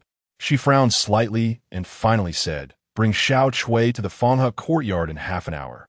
However, this person was naturally not someone who could be brought back easily. Lin Yuan was protective of Xiao Chui and knew very well what it meant for Xiao Chui to go to the Fanghe courtyard. How could she let her go easily? Thus, when Xiao Nian came out of the old lady's courtyard and saw Ning Shuang standing there with a bitter face, she already had an idea. Just as Ning Shuang was about to complain, Qiao Nian stopped her. "Let's go to the Luomei courtyard." As she spoke, she headed in that direction. Ning Shuang immediately followed. "Miss, are you really going to the Luomei courtyard? If the master and mistress find out, then let them find out." Qiao Nian lifted her chin slightly, a faint smile on her lips. It would be best if Lin Yi also knew. Hearing this, Ning Shuang looked puzzled, unsure of what her mistress meant. But she still signaled the other maids to spread the news that the young lady was going to the Luomei courtyard. It was early spring, and the plum blossoms in the Luomei courtyard had already fallen, with only a few scattered flowers still hanging on the branches. It looked even more desolate than the Fanghe courtyard. Upon seeing Qiao Nian's arrival, the maids in the Luomei courtyard were on high alert. A maid hurriedly approached, lowering her head and timidly asking, "Who is the eldest young lady here?" The maid looked unfamiliar. Qiao Nian chuckled lightly. "What do you think?" The maid quickly replied, "I heard my young lady is sick, so she can't receive guests." "You're lying." Ning Shuang scolded loudly. "I saw your young lady going to pay respects to the old lady this morning." Clearly, the maid had been prepared. Although timid, she still responded, "My lady was sick," which is why she returned. "You." Ning Shuang felt that the maid was arguing and was about to rush forward. But Qiao Nian stopped her. "It's fine. I'm not here to see your young lady today. Go call Xiao Chui over." The maid still didn't move. "Xiao Chui is attending to the second young lady." Presumptuous. Before the maid could finish, Qiao Nian's sharp reprimand made her kneel on the spot. Qiao Nian coldly smiled and raised her voice. "In this entire courtyard, is there only one Xiao Chui who can be of use? If Xiao Chui isn't here, does that mean your young lady will be left to die?" As her words fell, Lin Yi rushed into the Luomei courtyard first. Just in time. Seeing the maids kneeling before Qiao Nian, Lin Yi's brow furrowed deeply. He had just heard Qiao Nian's words and felt that she was being disrespectful, so he shouted, "You just recovered a bit, and you're already here to bring misfortune to Yuan? What has she done to offend you?" Qiao Nian rolled her eyes at Lin Yi. "Young Marquis, you misunderstood. I heard that Miss Lin is ill, so I came specially to visit. Tell me, in this courtyard, if your master is sick, why not call for a doctor but only keep Xiao Chui by her side? What if something happens to Miss Lin? Yuan is sick?" Lin Yi was taken aback, not expecting to hear this news from Qiao Nian. He immediately turned to the nearby maid. "Why aren't you going to find a doctor?" The maid complied and left, just as Lady Lin arrived and asked, "What we need the doctor for?" Qiao Nian turned around and smiled at Lady Lin. "Miss Lin is ill." "Ill? I'm going to take a look." Saying this, she walked inside. Qiao Nian naturally followed. Perhaps hearing the commotion outside, Lin Yuan was indeed lying in bed. Xiao Chui stood at the bedside, and upon seeing Lady Lin enter, she bowed. "This servant has seen the lady." "Madam." The young lady suddenly developed a chill. "She is afraid that the illness might pass on to you, so please don't come too close." Being too close could easily reveal the truth. Hearing this, Lady Lin indeed stopped in her tracks and looked on from afar. How could she suddenly fall ill? Xiao Chui didn't answer, and Lin Yuan on the bed remained silent, pretending to sleep. Only Qiao Nian gently reassured, "Madam, please rest assured, the doctor will be here soon." Upon hearing that the doctor was coming, Xiao Chui immediately became nervous but still lowered her head and remained silent. Meanwhile, Lin Yi focused on Qiao Nian. "Yuan is sick. Why are you so concerned?" This was too unusual. However, Qiao Nian smiled. "I'm not here to show concern for Miss Lin, but rather because we agreed in the Lin family ancestral hall that whenever I want to punish Xiao Chui in the future, I can come and take her away at any time. That's why I'm here." Upon hearing this, Lin Yi's brow immediately furrowed. "I knew you had ulterior motives." Qiao Nian had long been accustomed to Lin Yi's accusations. She smiled lightly. This was agreed upon in the Lin family's ancestral hall. What? The Lin family doesn't acknowledge it? Lin Yu was speechless. The words Lin family ancestral hall pressed heavily on his mind. If he didn't acknowledge it, wouldn't he be considered an unfilial descendant of the Lin family? Even Lady Lin beside him frowned, her expression displeased, but she still spoke. It was indeed Yuan who said it back then, so it cannot be denied. Xiao Chui, go with the eldest young lady. She always believed that there was no need to create discord between sisters over a maid. However, just as Lady Lin's words fell, the person who was originally pretending to be asleep on the bed suddenly spoke. Xiao Chui, this servant is here. Xiao Chui quickly knelt by the bed, tightly holding Lin Yuan's hand. Then she turned to Lady Lin and said, Madam, it's not that this servant is unwilling to go with the eldest young lady, but the young lady is sick and only recognizes this servant. This servant is worried about the young lady and wants to stay to take care of her. As she spoke, tears streamed down her face. Well, no wonder they have such a deep bond as master and servant. Even this act is so rehearsed. Lin Yi couldn't help but scold Qiao Nian in a low voice. Look at that. Can you bear to see this? Qiao Nian shot Lin Yi an exasperated look. Is Xiao Chui a doctor? Or does her medical skill surpass that of the family doctor? Hearing this, both Lin Yi and Lady Lin, who originally wanted to advise Qiao Nian, were stunned. Qiao Nian coldly smiled. Since Xiao Chui is not a doctor, then she shouldn't stay and be a hindrance. The family doctor will arrive shortly. Ning Shuang. With a command, Ning Shuang immediately stepped forward, grabbed Xiao Chui's arm, and began to pull her out. However, unexpectedly, Lin Yuan suddenly tightly grasped Xiao Chui's hand and cried as she got out of bed, No, don't take Xiao Chui away. Mother, brother, please help me persuade sister to let Xiao Chui go, okay? Her voice was loud and clear, completely unlike someone who was sick. Lin Yi and Lady Lin were both stunned.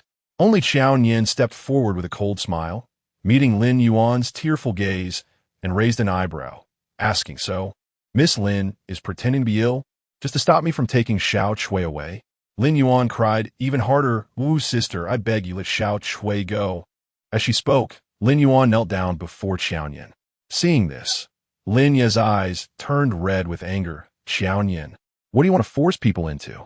But Qiao Nian ignored Lin Yi, her eyes coldly fixed on Lin Yuan, asking word by word, Xiao Chui, what is she to you? Chapter 74. Clear in heart, this one question left Lin Yuan stunned. She stared at Qiao Nian in shock, her flickering eyes showing astonishment, panic, and even a hint of fear.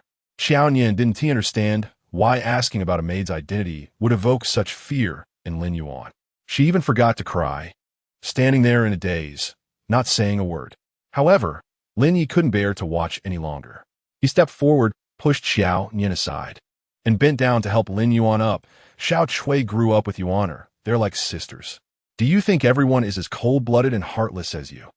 Even Madame Lin spoke up. Nian Nian, I know you must be worried about your sister being around someone with ulterior motives, but rest assured, we sent people to investigate when Yuan returned home. Xiao Chui is the daughter of the neighbors of Yuan's biological parents, so their relationship is particularly good. Madame Lin specifically mentioned Qiao Nian's biological parents. At such a moment, it was unclear whether she was trying to clarify Xiao Chui's clean identity or to embarrass Qiao Nian. However, it didn't matter. Qiao Nian had long since stopped caring about what this group of people from the Ho residence would say. She merely nodded slightly. No wonder Miss Lin would protect Xiao Chui so much. However, wrongs must be punished, and moreover, it was Lin Yuan who personally said that as the future matriarch of the Xiao family, she couldn't leave behind a reputation of selfishness and untrustworthiness, could she? With several heavy accusations laid down, Lin Yuan could only lean against Lin Yi's shoulder and weep. Xiao Chui also realized she had made things difficult for Lin Yuan and hurriedly said, I am willing to go with the young lady, as long as my lady won't be the subject of gossip. Seeing Xiao Chui being so understanding, Lin Yuan immediately cried on Lin Yi's shoulder. However, regarding today's events, neither Lin Yi nor Madame Lin could help Lin Yuan speak another word. In a large room, only Lin Yuan's cries grew louder. Qiao Nian smiled slightly. It's rare for Xiao Chui to understand the big picture, so I won't disturb Miss Lin while she recuperates. After saying this, she gave a signal to Ning Shuang. Ning Shuang understood and stepped forward to drag Xiao Chui out. Qiao Nian also saluted Madame Lin before turning to leave. Unexpectedly, Madame Lin suddenly chased after her, Nian Nian. Qiao Nian paused slightly, turned around, and looked at Madame Lin indifferently. Is there something? Madame Lin looked troubled and hesitated for a moment before speaking. Tomorrow, could you accompany me into the palace? The noble concubine has been thinking about you, and it would be nice for you to sit with her and chat. After almost being beaten to death by the noble concubine's son, now she was asked to go into the palace to sit and chat with the noble concubine. A chill ran through Qiao Nian's heart, but her lips curled up slightly as she nodded. Sure, it's been a month. I really should visit the palace. If she didn't go to see the noble concubine soon, it was likely that the prince would come to invite her to the west side of the city. Upon hearing Qiao Nian's response, Madame Lin visibly breathed a sigh of relief, and the smile on her face brightened considerably. She stepped forward and said softly, I knew you would be the most understanding. However, before she could finish her words, Qiao Nian had already turned to leave, not giving Madame Lin any chance to get closer to her. How to say it? Now that she was close to the Lin family, she felt disgusted. Although Xiao Chui voluntarily followed Qiao Nian, the closer they got to Fanghe courtyard, the more afraid she became. If it weren't for Ning Shuang continuously dragging her, she probably would have run away long ago. Ning Shuang was strong. Despite being of similar build to Xiao Chui, she could firmly keep her restrained. Just after crossing the stone bridge, Ning Shuang kicked Xiao Chui behind the knee and shouted, Kneel down. A maid with keen eyes quickly brought a chair for Qiao Nian. Qiao Nian sat down in the chair, and Ning Shuang handed her a cup of hot tea. Qiao Nian took it, lifted the lid, and gently skimmed the tea leaves floating on the surface. One tap after another, the sound of the lid lightly tapping against the cup was crisp, yet it felt like a sharp knife, stabbing repeatedly at Xiao Chui's heart. Xiao Chui knelt there, trembling all over. She was no longer the righteous and indignant person from 3 years ago when she wronged her. After taking a sip of tea, Qiao Nian smiled faintly. Did you ever think that one day you would end up in my hands? These words seemed to touch a certain nerve in Xiao Chui, who unexpectedly knelt forward, grasping Qiao Nian's ankle and began to plead for mercy. Young lady, spare me. I was wrong. I was blinded by greed back then, but I never expected that the young lady would be taken to the laundry bureau as a servant for 3 years. I have felt guilty all these years. It was my fault. I bow to you. After saying this, she began to bow her head to Qiao Nian repeatedly. Each bow was loud and clear. In no time, blood appeared on Xiao Chui's forehead, causing the nearby maids to jump in shock. Qiao Nian remained cold and indifferent. Even if Xiao Chui had bled from her head, it couldn't make up for the suffering she had endured over the past 3 years. However, Qiao Nian still called for a stop. That's enough. You look like I'm bullying you.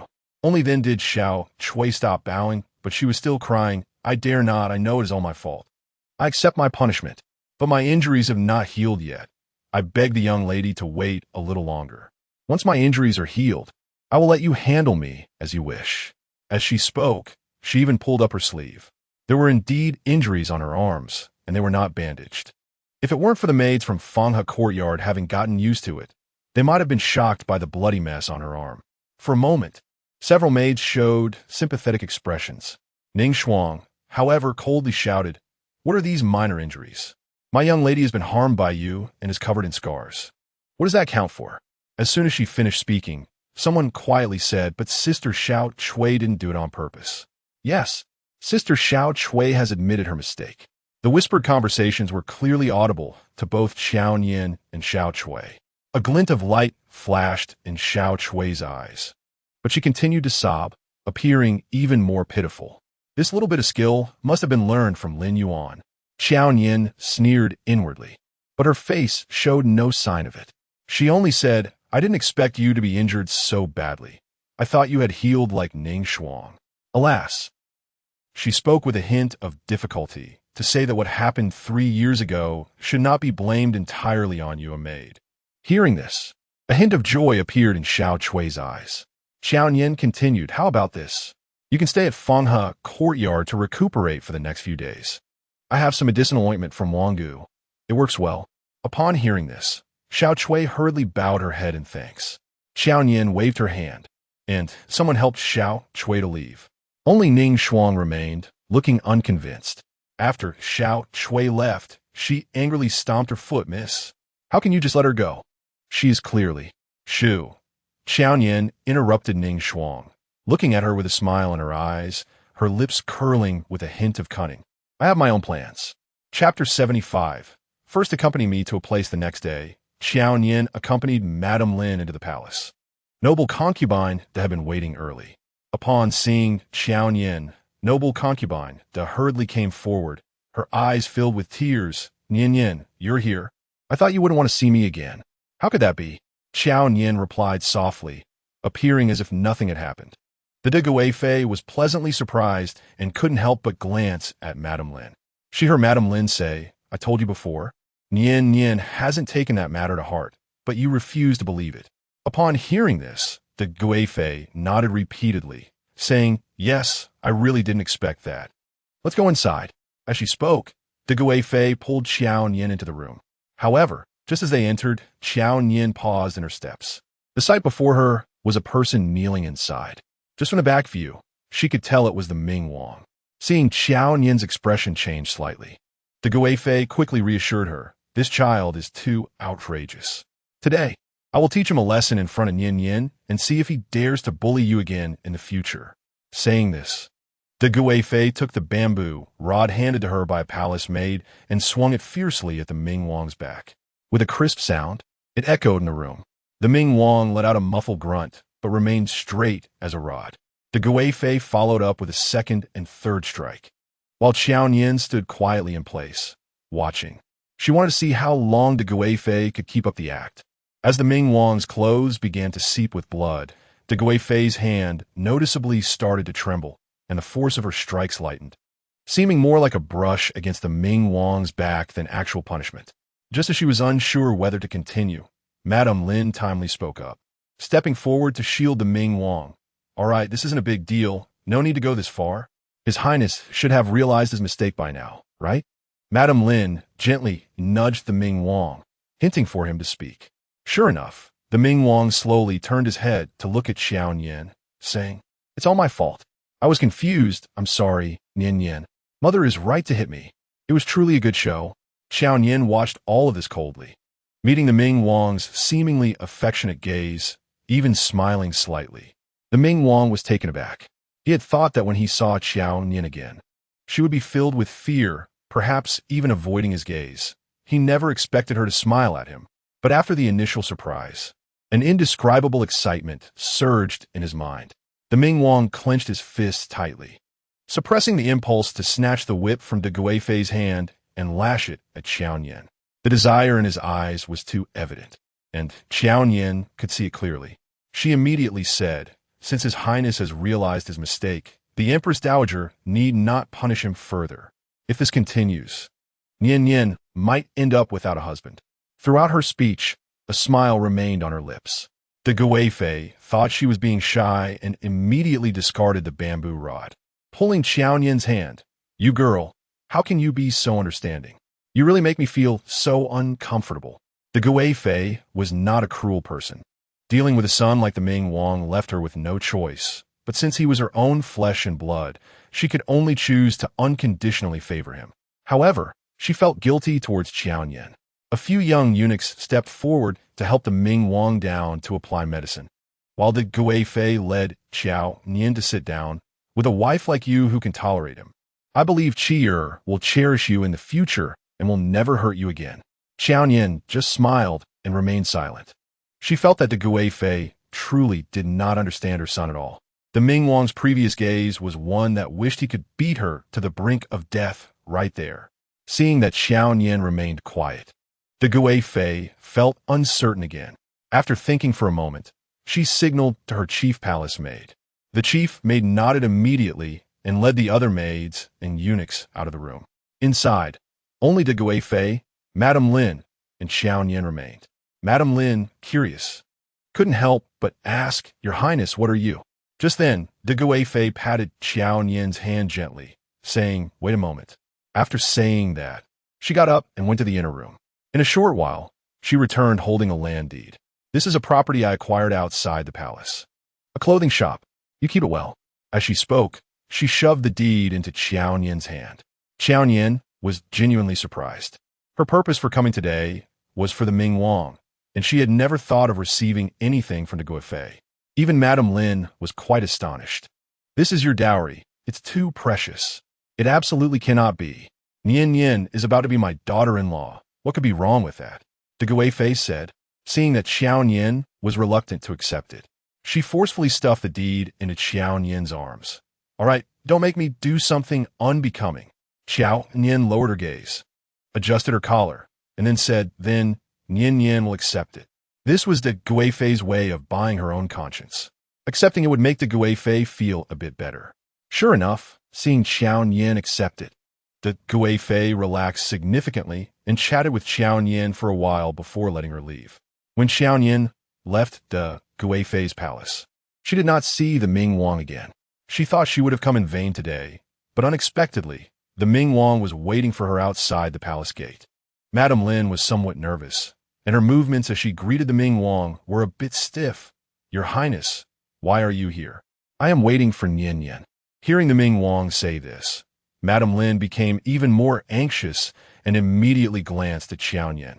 She was genuinely worried that the Ming Wang would take Qiao Nian to the west side of the city again, but she couldn't think of anything to stop him. Just then, Qiao Nian stepped forward and said slowly, "I want to talk to the Ming Wang. Madame Lin, you could go back first." For some reason, upon hearing Qiao Nian say this, Madame Lin let out a sigh of relief. She nodded, but then seemed to be warning the Ming Wang, saying then, "Your father and I will be waiting for you at home." She thought that by mentioning Lord Lin, the Ming Wang would be intimidated. However, the Ming Wang merely smiled slightly and did not respond. Qiao Nian found her amusing and turned to board the Ming Wang's carriage. The Ming Wang was clearly taken aback by Qiao Nian's initiative, momentarily stunned, before he bowed to Madame Lin. He appeared very polite and refined. However, that refined demeanor revealed its true nature the moment the carriage curtain fell. His bright eyes fixated on Qiao Nian, the desperation in his gaze almost overflowing. He stared at Qiao Nian, and the smile on his lips appeared extremely wicked. "Do you know where I am taking you?" "The west side of the city," Qiao Nian replied indifferently, without a hint of fear. As a result, the Ming Wang frowned slightly, looking at her with confusion. "You really aren't afraid?" Qiao Nian did not answer but smiled at the Ming Wang. "Afraid? But before we go today, could you accompany me to a place first?" Chapter 76. Known by all seeing that there was no trace of fear on Qiao Nian's face regarding the west side of the city. The Ming Wang couldn't help but become curious about where Qiao Nian wanted to take him. He nodded slightly, a smirk of disdain on his lips. He did not believe that Qiao Nian could escape his control. How could a prey delivered to him by her own parents possibly escape from his grasp? However, he did not expect that Qiao Nian would take him to the Yuan tea house. This was the very place they had originally agreed to meet. But due to Lin Yuan's interference with the letter, they ended up not seeing each other at all. The tea house had 2 floors. The central hall on the first floor featured a small stage where singers often performed, and there were also magicians. But today, a storyteller was on stage. The story seemed quite exciting, and the surrounding tea drinkers were captivated. Qiao Nian and the Ming Wang took their seats under the guidance of the tea house waiter. However, just as the waiter finished serving the tea, the Ming Wang's expression changed. The storyteller was not recounting someone else's tale, but his own.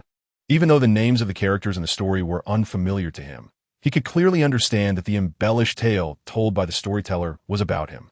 Immediately, a surge of anger rose from his chest, and the Ming Wang was about to smash his cup and overturn the table. Suddenly, Qiao Nian's voice slowly came. "I advise the prince to sit quietly. Otherwise, it might lead to a situation where there's no silver here." Ming Wang was taken aback and turned his gaze back to Qiao Nian. He saw her smiling slightly, with a faint smile in her eyes, so subtle that it couldn't even be considered disdain. He finally realized, this storyteller was arranged by you? No wonder she wanted to bring him to this tea house. Qiao Nian did not deny it and looked seriously at the storyteller not far away, asking, "What does the prince think? If there's anything unsatisfactory, I can have them change it." This statement was equivalent to directly admitting that the storyteller was arranged by her. Ming Wang was furious. If possible, he would have liked to kick Qiao Nian to the ground and beat her up. However, with so many eyes on him, he couldn't do that. He could only grit his teeth and coldly hiss. Do you think relying on this storyteller can save you? Not only the storyteller, but I've already bribed all the storytellers in the capital. Qiao Nian's voice remained light and unhurried, but her words could suffocate Ming Wang with anger. She continued, "Of course, the prince can also bribe these storytellers, but besides storytellers, I have also contacted several theaters, and the scripts are probably almost ready. Moreover, there are various stories. As long as I am alive, your little troubles will be spread through countless channels." Yet, Ming Wang did not dare to kill her. He was nearly crushing his own fists, gritting his teeth and growling fiercely. "What do you want?" Qiao Nian looked at him and coldly smiled. "What I want is very simple. From now on, restrain your perverse desires. Not just me.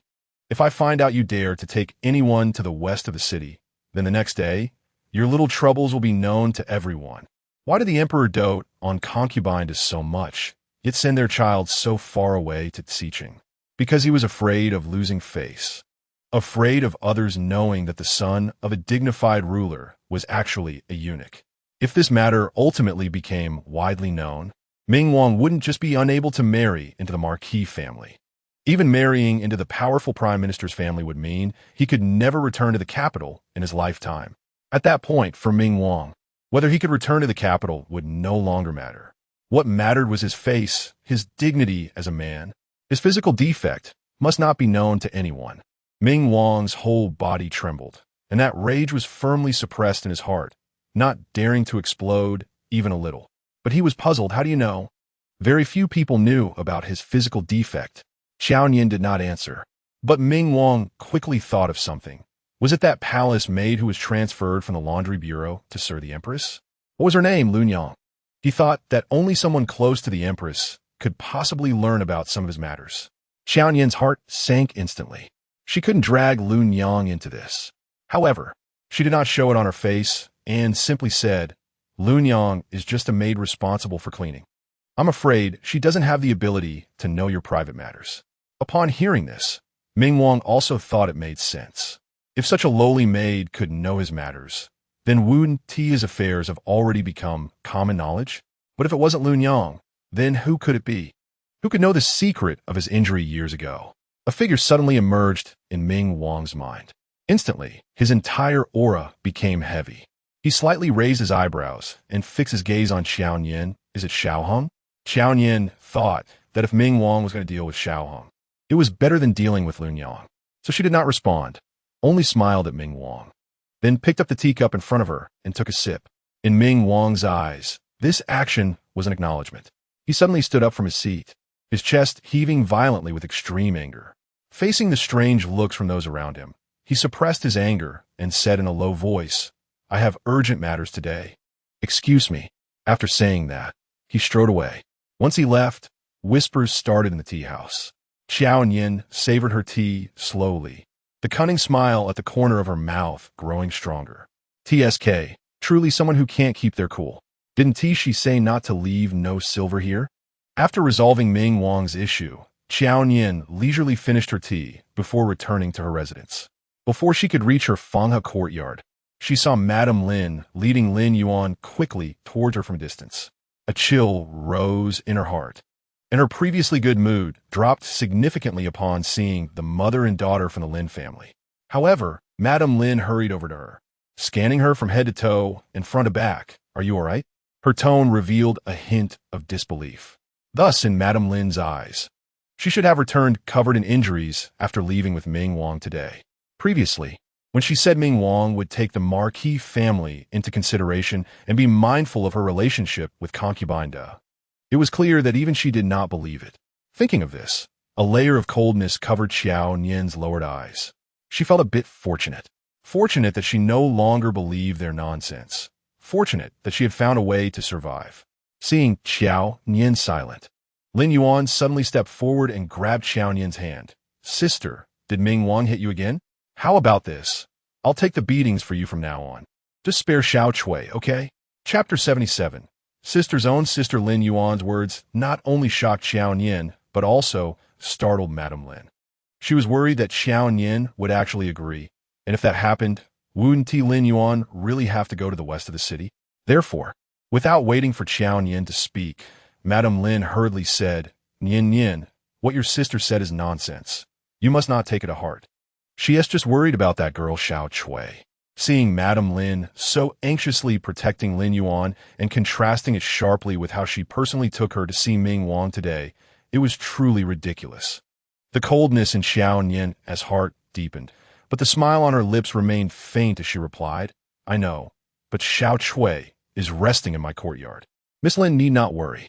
Who knew that as soon as this was said, Lin Yuan became even more anxious. Resting? What injury? Why does Xiao Cui need to rest when she's fine? Sister, did you hurt her? As she spoke, tears as big as beans began to fall. Qiao Nian looked at her in annoyance and said, If you're worried, come with me to see her. After saying that, she ignored the mother and daughter and headed towards Fanga courtyard. When Ning Shuang saw Lin Yuan and Madame Lin following behind Qiao Nian, she was startled. Before she could speak, Qiao Nian asked, Where is Xiao Cui? There was a hint of something unusual in Qiao Nian's eyes. Ning Shuang immediately understood and smiled lightly. Miss Xiao Cui is resting in her room. I'll take you there. After saying that, she led the way towards the room where Xiao Cui stayed. Lin Yuan hurriedly followed, but she did not notice that not far away, a maid had left before Ning Shuang. Before long, the group arrived at Xiao Cui's door. Ning Shuang and Qiao Nian exchanged glances before stepping forward to knock on the door. However, before their hand could hit the door, a voice came from inside. Sister Xiao Cui is really impressive. Not only did she avoid punishment, but she also gets to be treated so well by the young lady. Upon hearing this, Lin Yuan felt it was not good, but before she could stop it, Xiao Cui's voice had already sounded from inside. Of course, that fool wants to compete with me? I just listened to my young lady's words and intentionally hurt my arm a little, and she couldn't do anything to me. That fool claims to be the young lady of the Marquis family, but she has no connection to the family at all. The master and madam deliberately married her to Ming Wang, hoping she would die. The Marquis' residence will be my young lady's in the future. Upon hearing Xiao Cui's words, Ning Shuang suddenly pushed the door open and shouted at the people inside, You lowly maid. My young lady is kind-hearted and compassionate. Not only did she not punish you, but she even let you stay here to recover. How dare you humiliate her like this? Inside the room, Xiao Cui was stunned. Looking at Qiao Nian and the others outside, she was completely dumbfounded. Meanwhile, the maid who had just been talking to Xiao Cui had already retreated to Ning Shuang's side, casting a disdainful glance at Xiao Cui. She had merely flattered Xiao Cui a few times, and Xiao Cui had confided everything to her, not realizing who the real fool was. Xiao Cui's previous words not only insulted Qiao Nian, but also exposed Lady Lin's disguised face.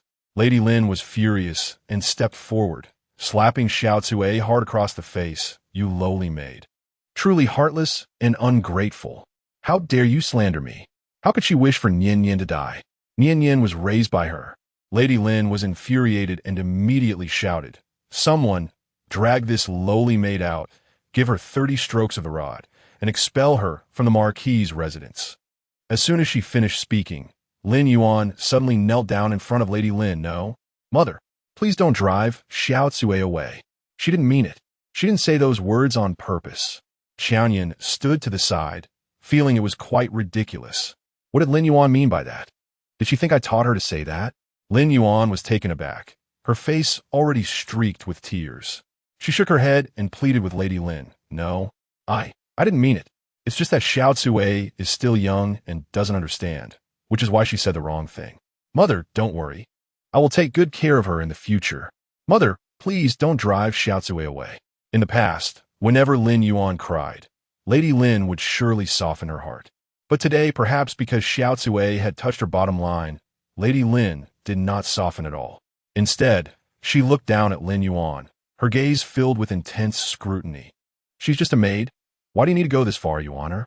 For the first time, Lady Lin felt that Lin Yuan was going a bit overboard for a maid. How could a master kneel and plead for a maid? For a moment, Lin Yuan was speechless. Seeing this, Qiao Nian gestured to Ning Shuang. Ning Shuang nodded and stepped forward, dragging Xiao Cui out. Our Marquis' residence cannot accommodate a lowly maid like you who goes against the heavens. Xiao Cui immediately knelt on the ground. one hand being dragged by Ning Xuan while the other reached out toward Lin Yuan. "Miss, save me, woo woo woo, I know I was wrong, miss, save me." Lin Yuan hurriedly grabbed Xiao Cui's hand, using all her strength to stop Ning Xuan from taking her away. She was so exhausted from crying that she could hardly keep herself together. She sobbed, disregarding her appearance, and in a very ungraceful posture, she pleaded with Lady Lin, "Mother, please let Xiao Cui go. I will take good care of her. I swear I will." Lady Lin was taken aback. She truly could not understand why Lin Yuan was acting this way. But then Qiao Nian suddenly spoke up. "Miss Lin, even if you are pleading for Xiao Cui, you need to give Lady Lin a reasonable explanation. Xiao Cui is just the daughter of your former neighbor. Why are you protecting her so fiercely?" Upon hearing this, Lin Yuan seemed to understand something and suddenly let go of Xiao Cui, wrapping her arms around Lady Lin's legs. "Mother, I lied. Xiao Cui is not just a neighbor's daughter. She is my sister." These words left both Lady Lin and Qiao Nian stunned. Lin Yuan's village had suffered a disaster, and very few people had survived. Therefore, when Lady Lin said she had sent someone to investigate, she had only asked a few people. Those people said that there was indeed a daughter from Lin Yuan's neighbor's family, but whether or not she was Xiao Cui had never been confirmed face to face. So now, the revelation left Lady Lin speechless for a long time. Her heart trembled, and she couldn't help but ask, "You say it again? What is she to you?" Lin Yuan was sobbing, seemingly having cried too much to catch her breath. But upon hearing Lady Lin's question, she seemed to calm down instantly. Stammering as she glanced nervously at Qiao Nian, "Xiao Cui is the daughter of my foster mother. She is my sister, and she is my biological sister." Chapter 78. No similarities at all, biological sister? Xiao Cui? Qiao Nian's gaze fell on Xiao Cui, her thoughts becoming chaotic due to Lin Yuan's words. Lady Lin remained silent, her eyes filled with shock. Only Ning Xuan did not believe any of this and shouted, "Impossible! Xiao Cui looks nothing like my young lady. How could they possibly be biological sisters?" Perhaps it was true that bystanders could see things more clearly. After Ning Xuan spoke, Qiao Nian began to scrutinize Xiao Cui. Her skin was relatively fair, while Xiao Cui was born with dark skin. She had big eyes, while Xiao Cui had standard almond-shaped eyes. It wasn't just the eyes, their noses, mouths, and even the shapes of their ears had no similarities at all. Unexpectedly, Lin Yuan immediately replied, "That's because Xiao Cui looks like her father. Xiao Cui is almost a copy of her father, while my sister looks like her mother." Her mother? Qiao Nian looked at Lin Yuan with indifference. Regarding her mother, the midwife who once assisted Lady Lin in childbirth, Qiao Nian had never seen a single face. She had only heard that Lady Lin had accidentally fallen while traveling out of town, resulting in a premature birth, and had urgently sought a midwife from a nearby village who was still pregnant herself. Lady Lin had not seen that midwife either because she had already fainted by the time the midwife arrived. It was said that the midwife had taken a desperate gamble, pressing down hard on her belly to deliver the child. The midwife also had a miscarriage that night. Remembering this, Lady Lin felt a surge of complex emotions. Indeed, that midwife had saved her life, and she was immensely grateful, having left a generous reward back then. But that same midwife had also separated her from her biological child for a full 15 years. However, since both she and the midwife were in confinement at the time, they had never met. But she had seen the midwife's husband through a curtain. He was a dark-skinned man with small eyes, somewhat resembling Xiao Cui. She furrowed her brow, and to confirm, she asked Lin Yuan again, "Then why did you lie back then, saying she was a neighbor's daughter?" Because I was afraid," Lin Yuan said, tears streaming down her face, her voice thick with endless grievance. "I was afraid that my parents wouldn't accept this wild girl from the countryside. Afraid that you would resent Xiao Cui's parents and then take it out on her. Although later I knew, Mother, you have a kind heart and are compassionate. I had already lost the chance to tell the truth and could only let Xiao Cui stay by my side as a maid." Having said this, Lin Yuan turned to Qiao Nian. "Kneeling, sister, Xiao Cui is truly your biological sister. Even if you do not acknowledge her, please let her go, okay?" This scene made Qiao Nian feel as though she was not Xiao Cui's biological sister. Lin Yuan was the one, but Lin Yuan's eyes were a perfect match for Lady Lin's. And in contrast, she found that she bore no resemblance to Lord Lin or Lady Lin at all. So, Qiao Nian turned and walked towards Xiao Zui. At this moment, Xiao Zui was still kneeling on the ground, and as Qiao Nian approached, she tensed up, her whole body stiff with fear. Qiao Nian looked down at her, and then, under everyone's gaze, she bent down and helped Xiao Zui up. It turns out that I still have family in this world. Xiao Zui was stunned, instinctively looking at Lin Yuan. The latter slightly nodded at her, and it was as if she had come to her senses, crying out to Qiao Nian's sister, "I'm sorry, I harmed you before, boo-hoo." Once she called out sister, Qiao Nian knew she could no longer touch a hair on her head. No. Mrs. Lin watched this scene and suddenly waved her hand, feeling extremely confused. Clearly, I had someone investigate back then, and Xiao Chui was the daughter of a neighbor. How did she become Nian Nian's biological sister? No, something is off. Mrs. Lin felt vaguely that something was amiss. Lin Yuan began to cry out, "It's all my fault. I deceived my parents, it's my fault. Please punish me, mother." After saying this, she knocked her head to the ground in front of Mrs. Lin. However, perhaps Mrs. Lin was still confused and did not, as usual, help Lin Yuan up. Therefore, Lin Yuan continued to kneel with her head on the ground, her whole body shaking from crying. Seeing this, Xiao Chui immediately rushed to Lin Yuan's side and knelt down. "Madam, the young lady hid it from you to protect me. If you want to blame someone, blame me. Please don't be angry with the young lady." Saying this, Xiao Chui started knocking her head. "It's all my fault. Please forgive the young lady." With every sentence, she knocked her head once. In no time, her already injured forehead started to bleed. Watching this scene, Mrs. Lin felt her heart tremble. Yet for some reason, she slowly looked towards Qiao Nian. Qiao Nian immediately noticed Mrs. Lin's helplessness at that moment, so she took a deep breath and stepped forward, saying slowly, "What Miss Lin said today is indeed too unbelievable. But considering that both Miss Lin and Xiao Chui are injured, why don't we let them rest first?" Lin Yuan had also bled from her forehead while trying to plead for Xiao Chui. Hearing Qiao Nian's words, Mrs. Lin seemed to have come to her senses. She nodded and finally stepped forward to help Lin Yuan up. "Get up, you've really suffered. Mother knows you have a kind heart, but enough. You should go back and rest." Although Mrs. Lin's attitude was colder than before, her voice remained gentle, and her gaze towards Lin Yuan still conveyed concern. Lin Yuan felt somewhat uncertain in her heart, but at this moment, she dared not speak recklessly and provoke Mrs. Lin's displeasure.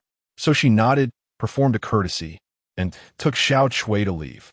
Just as they reached the door, they were called back by Qiao Nian. "Wait." Her voice was calm, carrying a hint of coldness.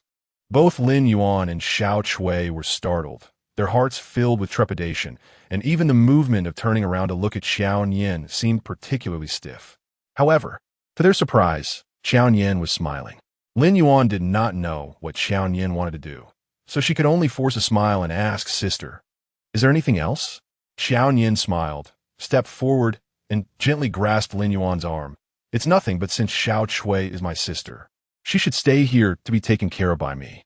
As she spoke, her hand slid down until suddenly she yanked Xiao Chui's hand away from Lin Yuan's. Lin Yuan was taken aback, and Xiao Chui panicked. Seeing both of them looking like they were about to refuse, Ningxuang coldly scoffed and said, "What's wrong? The second young lady doesn't think my young lady would harm her own sister, does she?" Lin Yuan dared not. She immediately shook her head. "No, that's not it." At this moment, Mrs. Lin also walked over, took Lin Yuan's hand, and said gently, "Don't worry, Nian Nian is always sensible. But your forehead is bleeding. Let mother take you to get some medicine." After saying this, she led Lin Yuan away. Qiao Nian stood in place until the figures of Lin Yuan and Mrs. Lin disappeared from sight before turning her head to look at Xiao Chui. Xiao Chui felt extremely anxious under her gaze, lowering her head to avoid Qiao Nian's eyes, and cautiously called out, "Sister, sister." "Huh." Qiao Nian's mocking laughter was particularly loud. She glanced at Ningxuang and emphasized in a strange tone, "Take good care of Xiao Chui." Ningxuang understood and smiled. "Rest assured, young lady, I will take good care of her." The emphasis on the word care made Xiao Chui's already fearful heart tremble even more. Chapter 79. Princess Shu Yuan. Early the next morning, after Qiao Nian finished her grooming, she sat down for breakfast. Ningxuang came forward to serve her, wearing a bright smile throughout. This made Qiao Nian unable to help but ask her, "What makes you so happy?" "Nothing," Ning Shuang denied, but then glanced at the group of maidservants standing outside, lowering her voice and saying, "Xiao Chui hasn't eaten anything since last night." As expected, Qiao Nian raised an eyebrow. "You didn't give her food?" "How could I? I sent her all the good things." However, it was precisely because Ning Shuang sent her such good things that Xiao Chui didn't dare to eat. Qiao Nian sneered, not responding. But Ning Shuang's expression darkened. "Does the young lady really think Xiao Chui is your biological sister?" Regarding what the second young lady said yesterday, she felt it was suspicious no matter how she thought about it. Qiao Nian shrugged. "It doesn't matter. Someone will investigate this matter. Mrs.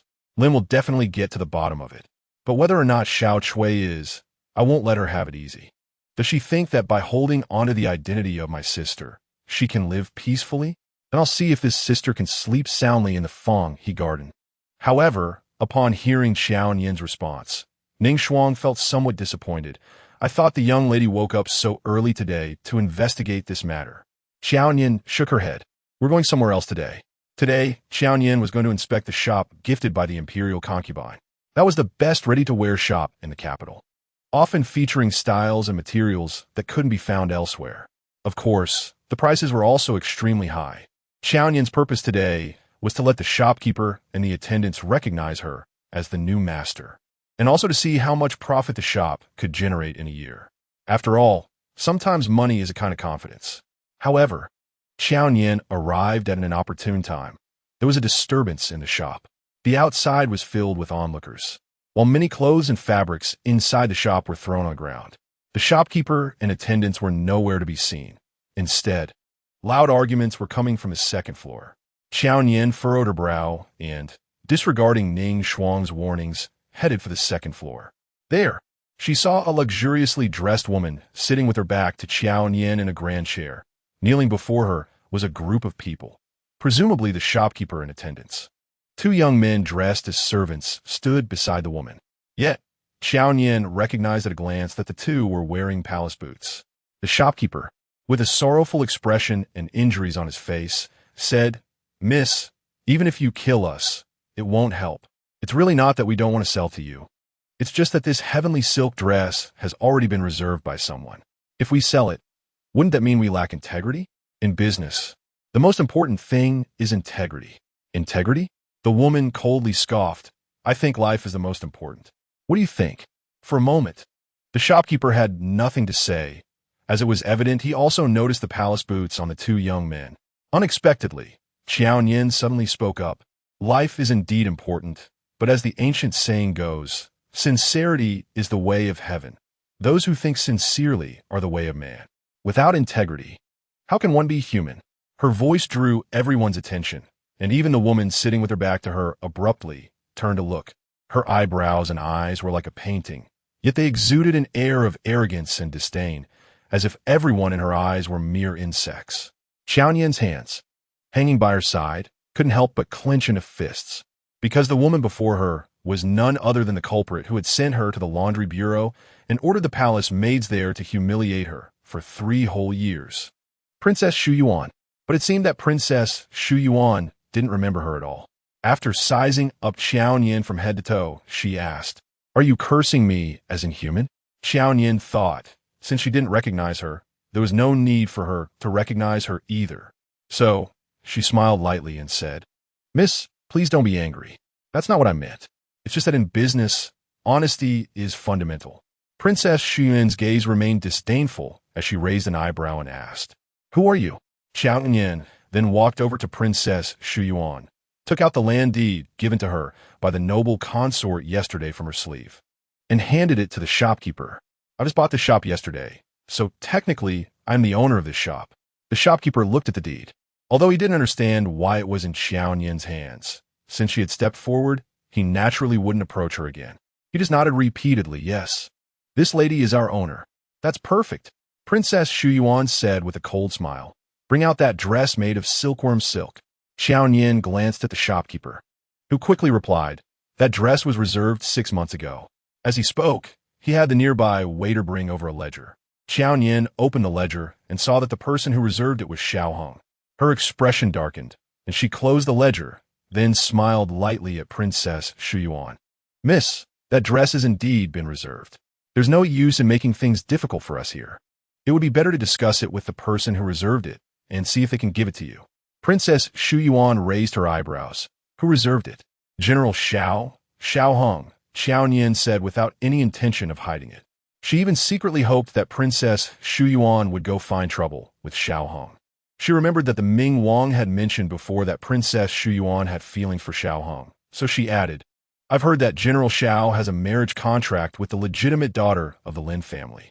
This dress is likely a gift from General Xiao to Miss Lin Yuan. Upon hearing this, Princess Yuan's expression clearly darkened, and she coldly snorted, I don't care who he gives it to. As long as I want it, I will get it. That's wonderful, Qiao Nian thought to herself, but her face still wore a faint smile. Then, I wish you all your wishes come true. As soon as she finished speaking, there was a dead silence. Princess Yuan said nothing, just sat there quietly, sizing up Qiao Nian. Qiao Nian stood there with her head down, the corners of her mouth maintaining a slight arc. Suddenly, Princess Yuan burst into laughter. She slowly got up and walked towards Qiao Nian, each step exuding arrogance. When she stood in front of Qiao Nian finally raised her eyes to look at her. Their gazes met, and there was no trace of fear in Qiao Nian's eyes. Princess Yuan seemed taken aback by the resilience in Qiao Nian's gaze, slightly surprised. But she still asked with a light laugh, What? Do you want to use my hand to get rid of Lin Yuan? Qiao Nian smiled lightly. I don't understand what you're talking about. Princess Yuan reached out and gently brushed her fingers across Qiao Nian's cheek. Stop pretending. You recognized me a long time ago, didn't you? Lingu, oh no, Qiao girl. Chapter 80. The headwine Princess Yuan's eyes were filled with intense malice. But Qiao Nian was not flustered at all. She knelt down respectfully and said, Your Highness, visiting incognito, I dare not presume to recognize you. I hope your Highness will forgive my offense. The implication was that Princess Yuan had not revealed her identity first, so she did not dare to expose her recklessly. Princess Yuan looked down at her, her eyes filled with disdain. She didn't mind Qiao Nian's earlier act of pretending not to know her, but she did mind being used by someone. Her tone also carried a hint of coldness, as she said, I thought you had learned some manners after 3 years in the laundry bureau. Instead of being afraid in front of me, you're so unyielding in your greetings. It made her wish she could send her back to the laundry bureau to wash clothes for another 3 years. Qiao Nian did not respond. She knew Princess Yuan disliked her, so it was better not to say too much. Sure enough, when Qiao Nian remained silent, Princess Yuan's anger seemed to dissipate somewhat. She glanced around the large clothing shop and said with a cold smile, I didn't expect noble consort to be so generous, giving you this shop even before marriage. But it makes sense, considering her son. Before she could finish, Princess Yuan let out a mocking laugh. Then she looked at Qiao Nian again, her eyes revealing some confusion. By the way, my royal brother left the capital early this morning. Do you know where he went? Qiao Nian was taken aback and looked at Princess Yuan in confusion. The Ming Wang left the capital? Seeing her expression, Princess Yuan couldn't help but frown again. Forget it. I guess you wouldn't know. In her view, Qiao Nian was merely an inconsequential decoration. If the Ming Wang were not incapacitated, he would never choose Qiao Nian as his princess. She coldly snorted, her gaze sweeping over the kneeling shopkeeper and the waiters before she led her entourage away. Once the princess left, Qiao Nian stood up from the ground, feeling quite puzzled. With the wedding date approaching, why did the Ming Wang choose to leave the capital at this time? Could it be that he wants to back out of the marriage? Although this possibility was extremely low, a sense of unease enveloped Qiao Nian tightly, leaving her with little interest in checking the accounts in the shop. Before long, she took Ningxuang back to the residence. However, she didn't expect that her Fanga garden would be so lively today. Sister is back. As soon as Lin Yuan saw Qiao Nian, she rushed out with a beaming smile. But that smile was far more rigid than her previous smiles, even carrying an intentional flattery. Was it for Xiao Cui? Qiao Nian ignored her, avoiding her outstretched hand and focusing her gaze on Lin Yi not far away. She didn't understand why Lin Yi was here. Noticing Qiao Nian's gaze, Lin Yi stood in place without moving, though his expression was somewhat unnatural. I didn't come to see you on your birthday, because I was nursing an injury. Lin Yi began to speak, but Qiao Nian interrupted him. It's just a birthday. No need for the young Marquis to worry. Moreover, she didn't think Lin Yi came here specifically to celebrate her birthday. Lin Yi's already unpleasant expression visibly darkened. However, he didn't seem inclined to argue with Qiao Nian, nor did he leave, just standing there. Something was off. Lin Yi's behavior made Qiao Nian curious about what he wanted to do. So, she lifted her foot and walked into the room. But as soon as she entered, Qiao Nian froze. The small round table in the hall was filled with delicacies. Lin Yuan and Lin Yi followed her in. Seeing Qiao Nian in a daze, Lin Yuan approached her and said, "These were all prepared by my brother. Do you like them, sister?" Qiao Nian didn't know what to say. The spread before her was indeed filled with her favorite dishes. She could even tell which restaurant chef had made some of them just by looking. Lin Yi must have visited no less than 10 restaurants to gather this entire table of delicacies. Just like in the past 15 years. Lin Yi always spent a lot of time and effort for her. If it were before, Qiao Nian thought she would be overjoyed and moved at this moment. If it weren't for those 3 years. Seeing that Qiao Nian still remained silent, Lin Yuan seemed to remember something and said, "Brother also prepared a gift for you." Saying this, Lin Yuan urged Lin Yi to take out the gift. Lin Yi seemed a little embarrassed, awkwardly pulling a hairpin from his sleeve. "I carved this myself. Please don't dislike it," Lin Yi said coldly as he held the hairpin out to Qiao Nian. Looking at the hairpin, which was not particularly exquisite, Qiao Nian's gaze fell on the scars on Lin Yi's fingers. Lin Yi seemed to notice Qiao Nian's gaze and felt an inexplicable warmth in his heart. He thought, it turns out she still cares about her brother. With a slight cough, she finally said, "It's just some minor injuries, nothing serious. As long as you like this hairpin, I don't." Qiao Nian interrupted Lin Yi's words. Her expression very indifferent. "The emperor and the imperial concubine have rewarded many pieces of jewelry. I have so many hairpins in my treasury that I can't wear them all. This one, I think it's better to give it to Miss Lin." Her cold rejection almost made Lin Yi lose face entirely, as if she had thrown it to the ground and stomped on it. But wasn't he, this Lin Yi, offering her the chance to throw it away? 3 years ago, he gave the hairpin that was supposed to be for her to Lin Yuan. Now, after 3 years, he carved another hairpin to give to her. What did that even mean? Was she supposed to care about this poorly carved wooden hairpin? Or did he think that by bringing her a piece of broken wood, he could make her happy and help her forget everything she had endured over the years? What did he take her for? Lin Yi's anger was instantly ignited, as if he was about to explode at Qiao Nian at any moment. But unexpectedly, Lin Yi said nothing. It was still Lin Yuan who tried to mediate. "Sister, although this wooden hairpin isn't valuable, it's still a token of brother's sincerity. He must have hurt his hands many times carving this hairpin." Yes, Qiao Nian believed that this wooden hairpin must have soaked up quite a bit of Lin Yi's blood. So she felt even more disgusted. She raised an eyebrow and turned to Lin Yuan. "You've always liked wooden hairpins, so take it." Lin Yuan was taken aback. "But this is brother's gift to sister. How can I take something someone else loves? Haven't you taken enough already?" Qiao Nian replied lightly, then looked at Lin Yi, whose face was flushed with anger. "What exactly are you both doing here today at Fanga Courtyard? You might as well say it plainly."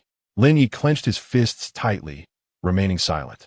Lin Yuan, clearly unable to withstand Qiao Nian's rebuttal, teared up but still tried to speak softly. "Sister, we came here today specifically to reconcile with you. No matter what, we are both daughters of the Marquis family. Once you get married, the Marquis family will be your support. There is really no need to make things so ugly.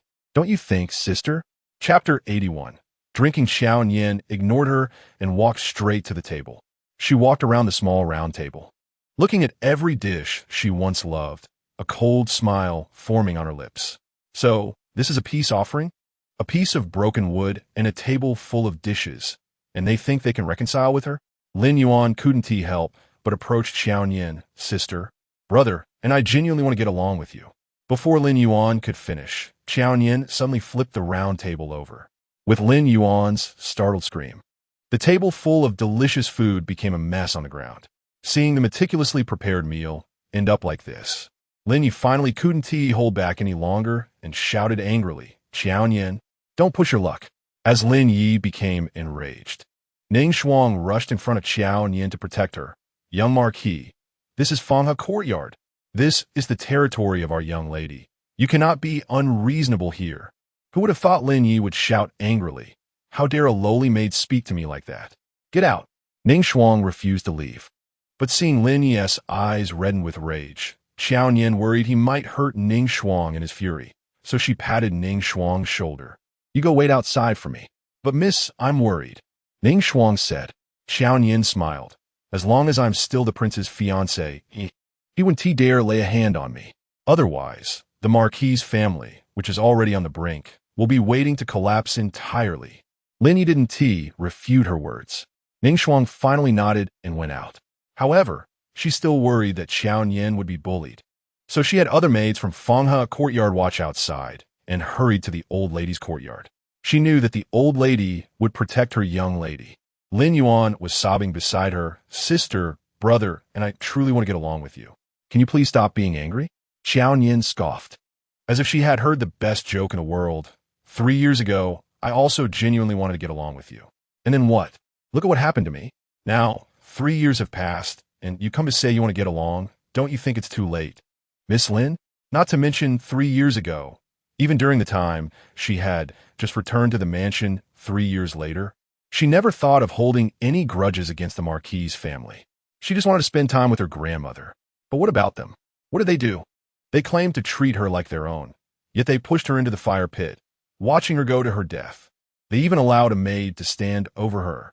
They bullied her so ruthlessly, almost trampling her into the ground. And now they suddenly say they want to get along? Did they really think that all the benefits in this world were theirs to take? Lin Yuan was left speechless, only able to cry. Meanwhile, Lin Yi coldly asked, So today, you don't intend to reconcile, do you? Qiao Nian glanced at Lin Yi indifferently, with a strong sense of sarcasm. What a waste for the young Marquis to come here. She saw Lin Yi walking aside, bending down to pick up the undamaged wine jug from the ground. A lot of wine had spilled, but there was still some left in the jug. Lin Yi said, But I am wholeheartedly for you. Qiao Nian thought she had misheard. What did you say? Wholeheartedly for me. ISNT it more like wholeheartedly sending me to my death. Lin Yi walked over to Qiao Nian with the wine jug. I know you resent the Marquis family because of the prince's matter, but even if I had told you about the prince earlier, would you still choose not to marry? You are eager to climb up the social ladder and are bent on seeking revenge on the Lin family. Would you be willing to give up the prince as high branch? As he spoke, Lin Yi had already arrived in front of Qiao Nian. He was a whole head taller than her, and even with his head lowered at this moment, Qiao Nian still had to look up at him. She looked into his eyes, which were stained with anger, and her own anger grew stronger. Young Marquis, you've got it wrong. The prince's high branch is not what I want to climb. It was personally handed to me by Madame Lin. If you have grievances, go vent them on Madame Lin. Before she finished speaking, Lin Yi suddenly reached out and grabbed Qiao Nian's neck. You really have a sharp tongue. I've long wanted to pull out all your teeth, so you won't be able to argue anymore. Qiao Nian was choked and began to feel breathless, gripping Lin Yi's arm tightly. Young Marquis, since you hate me so much, why not use a bit more strength and just break my neck? The entire Marquis family can accompany me to the grave. I won't lose out at all. Lin Yuan watched in shock, covering her mouth, even forgetting to cry. Lin Yi, provoked further, became even angrier. But instead of applying more force, he raised the wine jug and poured it into Qiao Nian's mouth. Instinctively, Qiao Nian knew that the wine jug wouldn't contain anything good. She immediately shut her mouth tightly. The wine flowed down her cheeks and chin, making a mess on the ground. Seeing that he couldn't pour the wine into Qiao Nian's mouth by himself, Lin Yi suddenly shouted at Lin Yuan, Come here. Mupul. Lin Yuan was startled but still stepped forward, trembling as she took the wine jug. Qiao Nian felt that things were getting worse and shouted loudly, Ning Shuang, help me. Someone, quickly. Sure enough, someone rushed in, but it wasn't Ning Shuang. It was Xiao Cui. Xiao Cui was clearly startled by the scene before her, but quickly reacted and turned to close the door. Qiao Nian's eyes widened in anger. Lin Yi, you bastard. Once wasn't enough, and now you want to do something despicable again. Bastard, let me go. She struggled desperately, hitting Lin Yi with her hands and kicking him with her feet. Lin Yi winced in pain and shouted at Xiao Cui, Why aren't you coming over to hold her down? Xiao Chui quickly responded and rushed forward, tightly hugging Qiao Nian's legs. Lin Yi grabbed Qiao Nian's wrists with one hand, firmly pinning them above her head, while his other hand grasped her chin, forcing her mouth open. The strength was so great that Qiao Nian felt a heart-wrenching pain. But she didn't give up struggling. She knew that once she surrendered, it would be over. Lin Yi didn't expect that he and Xiao Chui would almost be unable to restrain Qiao Nian. Seeing her struggle more fiercely, he shouted angrily at Lin Yuan. What are you waiting for? Hurry up and pour down her throat. If she becomes the princess, will you and Xiao Chui have a good life? His words seemed to awaken the stunned Lin Yuan. She widened her eyes, looking at the desperately struggling Qiao Nian, tears streaming down her face. Yet, she continued to walk towards Qiao Nian, apologizing as she poured the entire jug of wine into Qiao Nian's mouth. Chapter 82. Medicine. When Qiao Nian woke up again, she was lying on a strange bed. A faint, calming fragrance filled the air, and she instinctively realized that this was a man's room. However, before she could react any further, a cold voice rang in her ears. Now that you're awake, get out. She was startled and quickly looked in the direction of the voice. At the foot of the bed sat a man with sharp features, resembling Xiao Hung to some extent. His brow full of the aura of a general, yet unexpectedly gaunt. His skin had a sickly pallor. Qiao Nian recognized him almost immediately. Xiao, brother Xiao? She was filled with terror and hurried to get off the bed, but didn't he expect her limbs to lack strength, causing her to fall heavily to the ground. Fortunately, the pain brought her back to a bit of clarity. Meanwhile, Xiao He continued to look at her coldly, without saying a word. Qiao Nian panicked. I'm sorry, brother Xiao. I don't know why I'm here. Before she could finish, the scene of Lin Yi and Lin Yuan pouring wine into her mouth flashed in her mind. It was them. It was that pair of siblings from the Lin family who had sent her to Xiao He's room. Her body trembled violently as an indescribable anger surged within her. Qiao Nian didn't expect Lin Yi to stoop to such a level. To prevent her from becoming the princess, he actually delivered her to Xiao He's bed. So, what was his scheme? To make her marry Xiao He? The anger in her heart was almost overwhelming. But she knew this wasn't the time to focus solely on her anger. Lin Yi would soon bring people to catch her in the act. She had to leave quickly. Qiao Nian forced herself to stand, but just as she steadied herself, a wave of heat surged in her lower abdomen. Even though she was inexperienced, she understood what kind of situation she was in. Lin Yi hadn't just drugged her and sent her to Xiao He's room. He had actually given her an aphrodisiac.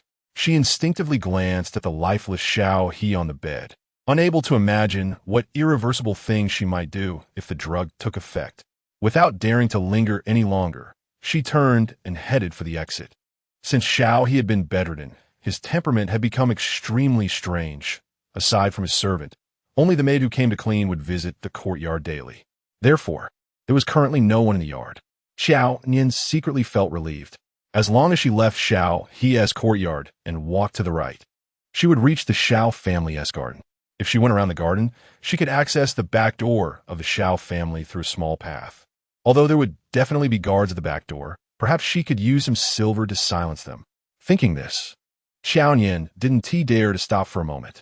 She could see the courtyard gate ahead, but suddenly, the effects of the drug surged within her. Qiao Nian's legs went weak as she collapsed to the ground. At that moment, the courtyard gate was pushed open, and a surprised voice called out, Miss Qiao? It was over, Qiao Nian thought. She slowly lifted her gaze and saw that it was Jing Yan. Clearly, Jing Yan had also noticed something was off with Qiao Nian. Seeing her flushed face, Jing Yan's brow furrowed, and he immediately took off his outer garment and draped it over her head. Then, he softly said, I'm sorry. With that, he quickly picked up Qiao Nian and left swiftly. Qiao Nian's nostrils were filled with a rugged scent that belonged to men. The drug's effects stirred within her, causing her to tremble uncontrollably. Meanwhile, at the drunken fragrance tower, Lin Yi sat on a soft couch, his aura low, having only taken a sip of the wine in his hand since entering the room. He personally sent Qiao Nian to Xiao He's bed, right in front of Xiao He. Although Xiao He didn't say a word at that time, the disdain in his eyes was clear. No wonder, after all, what brother would personally send his sister to another man's bed? Lin Yi thought perhaps he was the only one in the world who would do such a thing.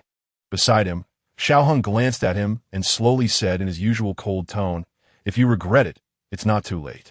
Lin Yi shot Xiao Hong a glare. "What is there to regret? Your brother's servant should have discovered it by now."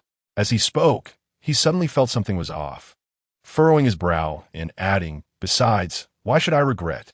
I'm saving her life." Xiao Hong smiled slightly. "She will understand." Upon hearing this, Lin Yi fell silent. His mind filled with the image of Qiao Nian struggling desperately, along with her eyes filled with endless anger and hatred. Would she understand? Lin Yi felt uncertain. But even if she didn't understand his good intentions, that was fine. He just wanted her to live safely. Thinking of this, Lin Yi finally swept away the gloom, downed the drink in his cup, and stood up abruptly. "Let us go. The time is almost right." At this moment, going to the Xiao residence would likely allow him to witness the scene of the Xiao family seeing Qiao Nian come out of Xiao He's room. He opened the door and walked out, only to unexpectedly bump into Dr. Huang from the Miaochan Hall. Dr. Huang smiled broadly upon seeing Lin Yi, and with a hint of implication, said, "Oh, why is the young lord here drinking? I thought after last night's spring night, you'd be resting at home today." Hearing this, Lin Yi's expression changed instantly. He grabbed Dr. Huang by the collar. "What do you mean? What spring night?" Dr. Huang never expected Lin Yi to turn hostile so quickly, and he stammered, "Didn't the young lord come to me for medicine yesterday? Could it be that the young lord hasn't used it?" Just then, Xiao Hong, who had just come out of the private room, sensed something was off, and his expression changed. "What medicine did you give him?" Faced with their powerful presence, Dr. Huang was terrified. He trembled as he spoke. "And my shop is next to the Wanhua Tower, and most of the medicine there is aphrodisiacs. So when Lin Yi came to buy the drug yesterday, I gave him a package of aphrodisiac that can temporarily incapacitate someone." "You!" Lin Yi was furious, wishing he could tear Dr. Huang apart on the spot. Meanwhile, Xiao Hong had already dashed out.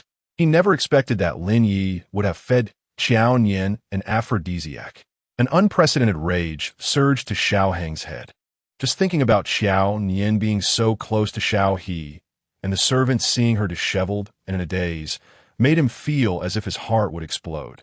He could not allow such a thing to happen. Xiao Hong hurried back to the Xiao residence, rushing straight to Xiao He's courtyard. However, he found the door to Xiao He's room wide open, which made his heart skip a beat. He rushed inside, only to find that there was only Xiao He in the room. "Where is she?" Xiao Hong had always been respectful in front of Xiao He, but at this moment, he didn't even call him brother. Xiao He glanced at Xiao Hong indifferently and left. At this point, a smirk crept across Xiao He's lips, looking particularly sinister on his thin face, as Jing Yin had carried Qiao Nian away. Chapter 83. For my own good? Jing Yin, carried away? Qiao Nian was under the influence of an aphrodisiac, and Jing Yin carried her away like that. What was he planning to do? Xiao Hong felt a surge of blood rush to his head and immediately turned around to dash out. Before becoming his subordinate, Jing Yin had served as a vanguard under Xiao He for 2 years. After Xiao He became bedridden, Jing Yin often came to visit. He had actually forgotten about this. Although he had never seen Jing Yin indulge in women, someone who had abstained from meat for so long would find it even harder to control himself when faced with beauty. The more Xiao Heng thought about it, the worse his expression became. He burst out the door and galloped away, in less than the time it takes to burn a stick of incense. He arrived at Jing Yan's home. The courtyard door was left open, which was not Jing Yan's usual habit, indicating how urgent his return with Qiao Nian had been. Xiao Hong couldn't help but picture Jing Yan's impatient demeanor, which only fueled his anger. He strode into the courtyard, heading straight for Jing Yan's bedroom. Unexpectedly, Jing Yan happened to open the door and walk out, bare-chested and wearing nothing. Seeing Xiao Hong, Jing Yan was quite surprised. "General, what are you?" Before he could finish, Xiao Heng's fist came flying in. Jing Yan was knocked to the ground, and before he could get up, Xiao Heng's fist was already coming at him again. Jing Yan took 2 punches from Xiao Hong, his blood boiling with anger, and disregarding whether Xiao Hong was a general, he began to fight back. However, most of Jing Yan's skills were taught by Xiao Hong, so he was naturally no match for him. In just a few moves, he was once again knocked to the ground. Lin Yi rushed over and, seeing Xiao Heng's furious demeanor and Jing Yan completely naked, was shocked. He rushed into the house without a second thought. Moments later, Lin Yi came out, pushing Xiao Hong away, who was angrily punching Jing Yan, and shouted, "Where's Nian Nian?" Jing Yan finally sat up, spat out a mouthful of blood, glared at Xiao Hong, and said, "What Nian Nian?" Lin Yi was frantic. "Jing Yan, don't play dumb with me. Where's my sister?" Hearing this, Xiao Hong finally realized something and turned to rush back into the house. Inside, it was completely empty. He secretly breathed a sigh of relief and then came back out, looking at Jing Yan with a serious expression. "Where is Qiao Nian?" Jing Yan raised a hand to wipe the blood from the corner of his mouth and said, "I didn't see Miss Qiao today. She should be at the Marquis' residence." "The Marquis' residence?" Qiao Nian went back. Xiao Hong and Lin Yi exchanged glances and hurriedly made their way to the Marquis' residence. In Fauna Garden, it was peaceful. Ning Shuang saw Lin Yi and Xiao Hong rushing in, and her expression darkened slightly. However, recalling Qiao Nian's instructions, she suppressed her anger and stepped forward to greet them. "This servant has met Young Marquis and General Xiao." Lin Yi frowned slightly and asked urgently, "Where's your young lady?" Ning Shuang shot Lin Yi a glare and then said, "The young lady is inside. Please wait, I will call for her." With that, she went inside. Before long, Qiao Nian came out. Lin Yi immediately noticed that she had changed her clothes and even restyled her hair. There was even a hint of residual flush on her face from the effects of the medicine. But how could she have returned to the residence? How was her medicine undone? Could it be that she had already? Lin Yi scrutinized Qiao Nian from head to toe and then asked worriedly, "Are you okay?" Qiao Nian didn't answer. As if she hadn't heard Lin Yi's question, her gaze fixed on Xiao Hong. Xiao Hong stood there stunned. To be honest, he felt happy to see Qiao Nian safe and sound. But as he watched her walk toward him step by step, his heart inexplicably felt uneasy, as if something was quietly slipping away, and he couldn't grasp it at all. His dry throat moved slightly, and he slowly opened his mouth. "You." But he barely managed to say one word before her palm landed on his face. Slap. The crisp sound echoed throughout Fauna Garden. Qiao Nian had almost used all her strength to deliver that slap, and her palm throbbed with pain. But any pain was nothing compared to the pain in her heart. Although Lin Yi had grown up playing with Xiao Hong, he had no ability to send someone to the Xiao residence, let alone to Xiao He's bed. So, Xiao Hong knew about this. In fact, it was Xiao Hong's idea. But even if she was no longer the legitimate daughter of the Lin family, and even if their engagement had long been dissolved, they had genuinely spent over a decade together. It wouldn't be an exaggeration to call them childhood sweethearts. Even if he never liked her, even if he had never regarded her, how could he do something so despicable to a stranger? Why was it that he could act so shamelessly toward her? Why was it that all their malice could be so wantonly directed at her? Xiao Hong's face was turned to the side, and blood trickled from the corner of his mouth. Lin Yi was immediately horrified. Xiao Hong had always been exceptionally outstanding since he was young, so even Uncle Xiao had never slapped him. He never expected that Xiao Nian would. Fearing that Xiao Hong would be enraged and retaliate, he immediately stepped forward to block Xiao Nian. "Nian Nian, don't be angry. We did all this for you." "For me?" Xiao Nian turned to look at Lin Yi, a hint of sarcasm curling at her lips. Seeing Lin Yi nod repeatedly, she then turned back to Xiao Hong. "General Xiao, do you think the same? For my own good?" Xiao Hong's face was serious, and he didn't speak. His tongue licked the corner of his mouth, and he couldn't help but wonder when this girl had become so strong. Lin Yi hurriedly spoke. "Of course it's for your own good. Otherwise, would we let you marry the Ming Wang, only to be beaten to death? It was your parents who sent me to the Ming Wang." Qiao Nian shouted sharply, interrupting Lin Yi. The fire in her eyes seemed ready to burn him to ashes. She was truly fed up with Lin Yi repeatedly doing things that hurt her, yet always justifying it as being for her own good. She took a deep breath, suppressing the faint pain in her heart, and with a sarcastic smile, she said, "Do you think your parents did this for what reason? Because you are useless and can't protect the Marquis' inheritance. Your parents had to choose the Ming Wang to preserve your wealth and nobility." She finally tore away the veil of shame, and the naked truth left Lin Yi momentarily speechless. Qiao Nian's anger intensified. She stared at Lin Yi. "You left me in a laundry bureau for 3 years, ignoring me. And after 3 years, you use the excuse of grandmother's plea to bring me out. You keep saying you treat me as before, but Lin Yi, ask yourself, do you truly treat me as before? Will my brother really give me the kind of drug and send me to another man's bed? Of course not. Her brother was the best brother in the world.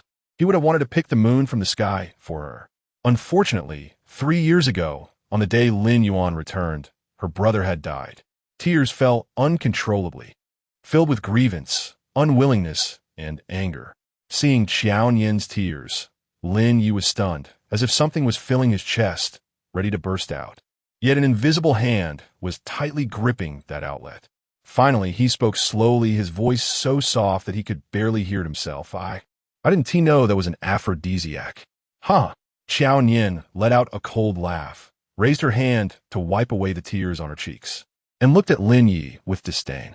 Your parents couldn't bear to send Lin Yuan to her death. That's why they took me out of the laundry bureau. For your inheritance, they plotted so carefully. Is there anyone good in your Lin family? Nian Nian. Not far away, a surprised voice came, tinged with intense sobbing. Qiao Nian looked over coldly and saw Madame Lin, supported by Lin Yuan, hurrying towards her. It's not like that. Let me explain, I didn't mean it that way. Hearing such words, Qiao Nian was truly annoyed. The effects of the medicine in her body had just worn off, and she didn't have the strength to entangle herself with this family. She merely frowned, dodged Madame Lin's hand that was reaching for her, and said coldly, "Stop acting in front of me. I am just a commoner and cannot compete with you noble people from the Marquis' residence. I only hope your family can come to an agreement. Don't send me to my death on one hand while pretending to care for me on the other, actually giving me that vile medicine in an attempt to ruin my reputation. My life may be worthless, but it is the only one I have, and I cannot withstand your torment." Madame Lin clearly did not expect Lin Yi to do such a thing, and immediately widened her eyes to look at him. Just as it seemed this matter was about to escalate, Lin Yuan suddenly spoke up to change the subject. "Sister, don't blame brother. He was thinking of you. Just now, news came from the palace that the prince has been captured by mountain bandits." Chapter 84. The mountain bandits of Yongbei. Everyone was shocked. Xiao Hong was the first to react, frowning and asking in a deep voice, "When did this happen?" Madame Lin still had tears hanging on her eyelashes, shaking her head. "News just came from the palace. It is said to be the mountain bandits from Hezhou County." Hezhou County? Lin Yi asked in surprise. "That's more than 10 days' journey from the capital. Moreover, the prince set off for Yaowang Valley this morning and should be heading south. How could he encounter the mountain bandits from Yongbei Hezhou? Those are not ordinary mountain bandits." Hearing this, Qiao Nian's heart suddenly skipped a beat. The prince went to Yaowang Valley? With the wedding approaching, what is he doing there? Yaowang Valley is very close to the border, but it's still over a month's journey from the capital. Even if the prince rode fast, it would take at least 2 months for a round trip. However, the emperor has already set a final deadline. The prince must set off for Cizhou within 2 months. Upon hearing Qiao Nian's question, Lin Yu was at a loss for words. His demeanor made it clear that not only Qiao Nian, but even Madame Lin noticed something was off. She immediately pulled Lin Yi over and asked in a serious voice, "Year, tell your mother the truth. Is the prince's departure from the capital related to you?" Of course it is related. It was he who informed the prince that Yaowang Valley could restore severed limbs. But he never expected the prince would be captured by those mountain bandits from Yongbei. Seeing Lin Yi unable to speak, Madame Lin was furious and began to hit him repeatedly. "Why do you always cause trouble? If anything happens to the prince, do you know you will have to accompany him to the grave?" Lin Yi naturally knew. He hung his head, remaining silent as Madame Lin scolded him. And Qiao Nian finally understood. "So you deliberately diverted the prince's attention to send me to Shaohe?" Lin Yi still said nothing, not even daring to look at Qiao Nian. But Xiao Hong said, "Now is not the time to discuss this. We should go to the palace and ask about the situation." After saying this, his gaze fell on Qiao Nian. He wanted to tell her that today's events were a misunderstanding, and his original plan would have damaged her reputation, but it would never cause her any substantial harm. Once she married into the Xiao family, he would have ways to suppress any rumors, and with the identity of the Xiao family's eldest daughter-in-law, she could live without worries for the rest of her life. However, seeing Qiao Nian's cold and distant demeanor, he kept these words buried in his heart. Ultimately, he said nothing and turned to leave. Lin Yi followed him. Madame Lin looked at her disappointing son, nearly crying to the point of fainting. Lin Yuan supported Madame Lin, softly comforting her, "Mother, don't worry. The prince will definitely be fine." As she spoke, she glanced at Xiao Heng's back, feeling uneasy. Although she knew something significant had happened to Qiao Nian today, Xiao Heng's gaze had been fixed on Qiao Nian, which made her heart feel uncomfortable. Could it be that Brother Heng was feeling sorry for sister because of the grievances she suffered today? If he knew that she personally forced sister to drink, would Brother Heng dislike her? Would he not want to marry her? She felt a wave of panic and couldn't help but sneak another glance at Qiao Nian. But unexpectedly, Qiao Nian was staring at her intently. Lin Yuan was startled and instinctively hid behind Madame Lin. Madame Lin also noticed Qiao Nian's expression, thinking about what she said earlier. Her heart couldn't help but ache. Taking a breath, she finally spoke. "Nian Nian, I know you have misunderstandings about me. I am willing to explain to you." Another day, Qiao Nian spoke in a deep voice, finally retracting her gaze from Lin Yuan. "I'm a bit tired today and don't want to say too much. I'll talk to you properly another day." The last 4 words were emphasized, making Lin Yuan tremble from the bottom of her heart. So she tugged at Madame Lin's sleeve. "Mother, since sister is tired, let's go back first. Let sister have a good rest. And calm down too." She was afraid that if Madame Lin stayed longer, Qiao Nian would expose her for making her drink. Although Madame Lin would eventually find out about this. It could not be now. At least, it had to wait until brother was around. Madame Lin, of course, did not know Lin Yuan's thoughts. But seeing Qiao Nian's flushed cheeks, she thought she must have been angered by Lin Yi. Since she was upset, it indeed was not a good time to talk. Especially since she was also hurt and pained by Lin Yi. So she could only nod and say then, "Nian Nian, you rest well. I will come to see you in a couple of days." Having said that, Madame Lin took Lin Yuan and left. However, just as they had not walked a few steps, they heard Qiao Nian's cold voice from behind. "Go get Xiao Chui." What she meant was to bring her here. Lin Yuan's figure visibly stiffened, her heart pounding as if it had been struck hard by something. She knew Qiao Nian was deliberately saying this to her. In the past, she would have rushed to stay and plead for Xiao Chui, taking the blame upon herself. But today, Lin Yuan bit her lip, ultimately not stopping her steps. She couldn't stay, couldn't let Madame Lin know what she had done, couldn't let her parents be disappointed in her.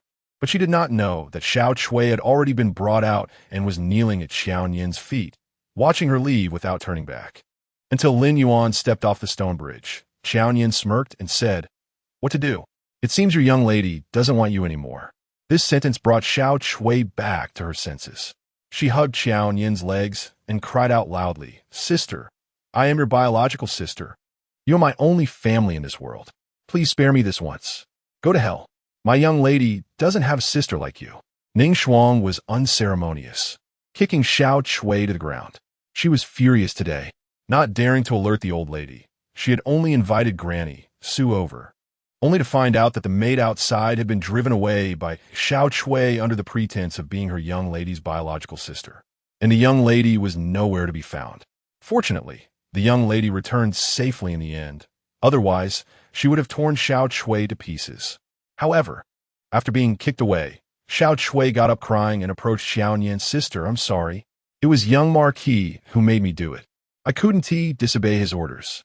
Seeing her snot and tears almost smeared on her skirt, Qiao Nian stepped back in disgust. "Lock her in the house. No one is allowed to leave without my permission." "Yes." Ning Shuang replied immediately, commanding people to take Xiao Chui away. As Qiao Nian entered the room, Ning Shuang followed her in, feeling somewhat unconvinced. Was Miss really going to let Xiao Chui off just like that, just under house arrest? But unexpectedly, Qiao Nian's voice suddenly trembled. "Close the door." Ning Shuang was startled and quickly turned to close the door.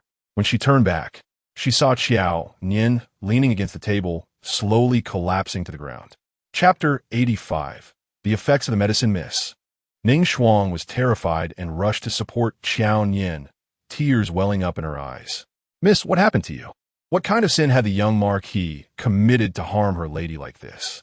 Qiao Nian's whole body was trembling, the familiar sensation sending chills down her spine. It was the effects of the medicine.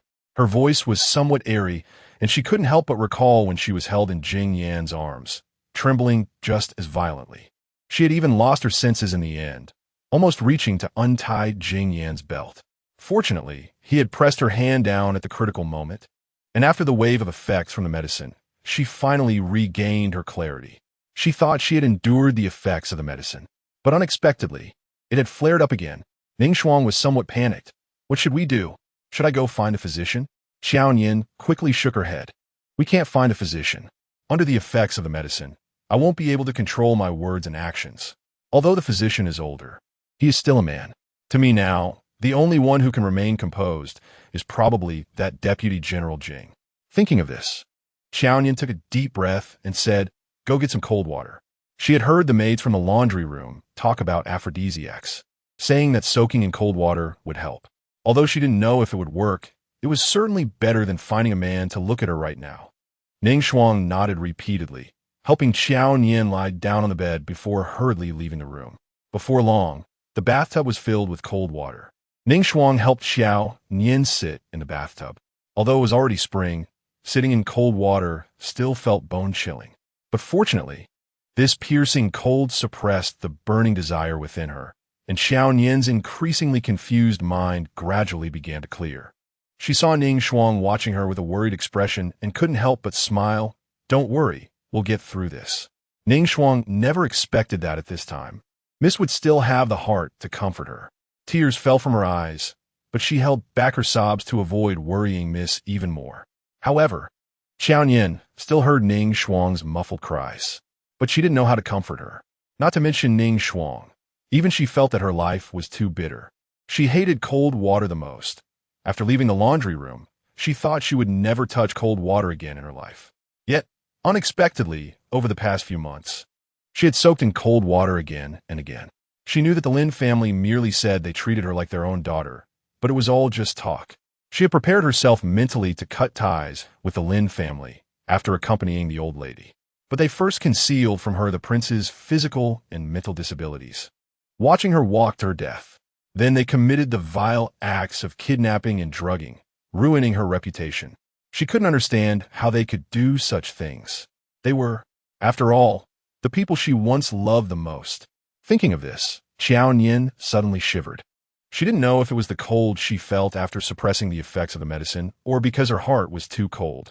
She had thought that Madame Lin was genuinely helping her find a good marriage, and even if there were interests involved, the prince could indeed become a shortcut for her to leave the Marquis' residence. But she never expected this shortcut would nearly cost her life. Now, the prince had even been captured by bandits. She had long heard that the bandits in Yongbei were extremely rampant, and the government had sent troops several times to no avail. She had just managed to grasp the prince's lifeline, making him afraid to act against her. But unexpectedly, whether it was the clash of the medicine or not, Qiao Nian's head began to feel heavy, and she couldn't resist any longer, fainting. When she woke up, it was already the next day. She was lying in bed, dressed in clean clothes. Mrs. Awake. Ning Shuang stood by the bed, looking very happy. But the dark circles under her eyes told her that this girl must have stayed up all night watching over her. Qiao Nian sat up, feeling weak all over. Ning Shuang helped her down from the bed and dressed her before saying, "Miss, I quietly asked the physician. He said we need to find out who drugged you to know how to neutralize the medicine. Otherwise, it might backfire." Qiao Nian frowned. "The young Marquis has returned?" Ning Shuang shook her head. "No, he hasn't returned since he went to the palace last night. But the medicine was bought by Lin Yi. If he didn't return, where could she go to ask for the antidote?"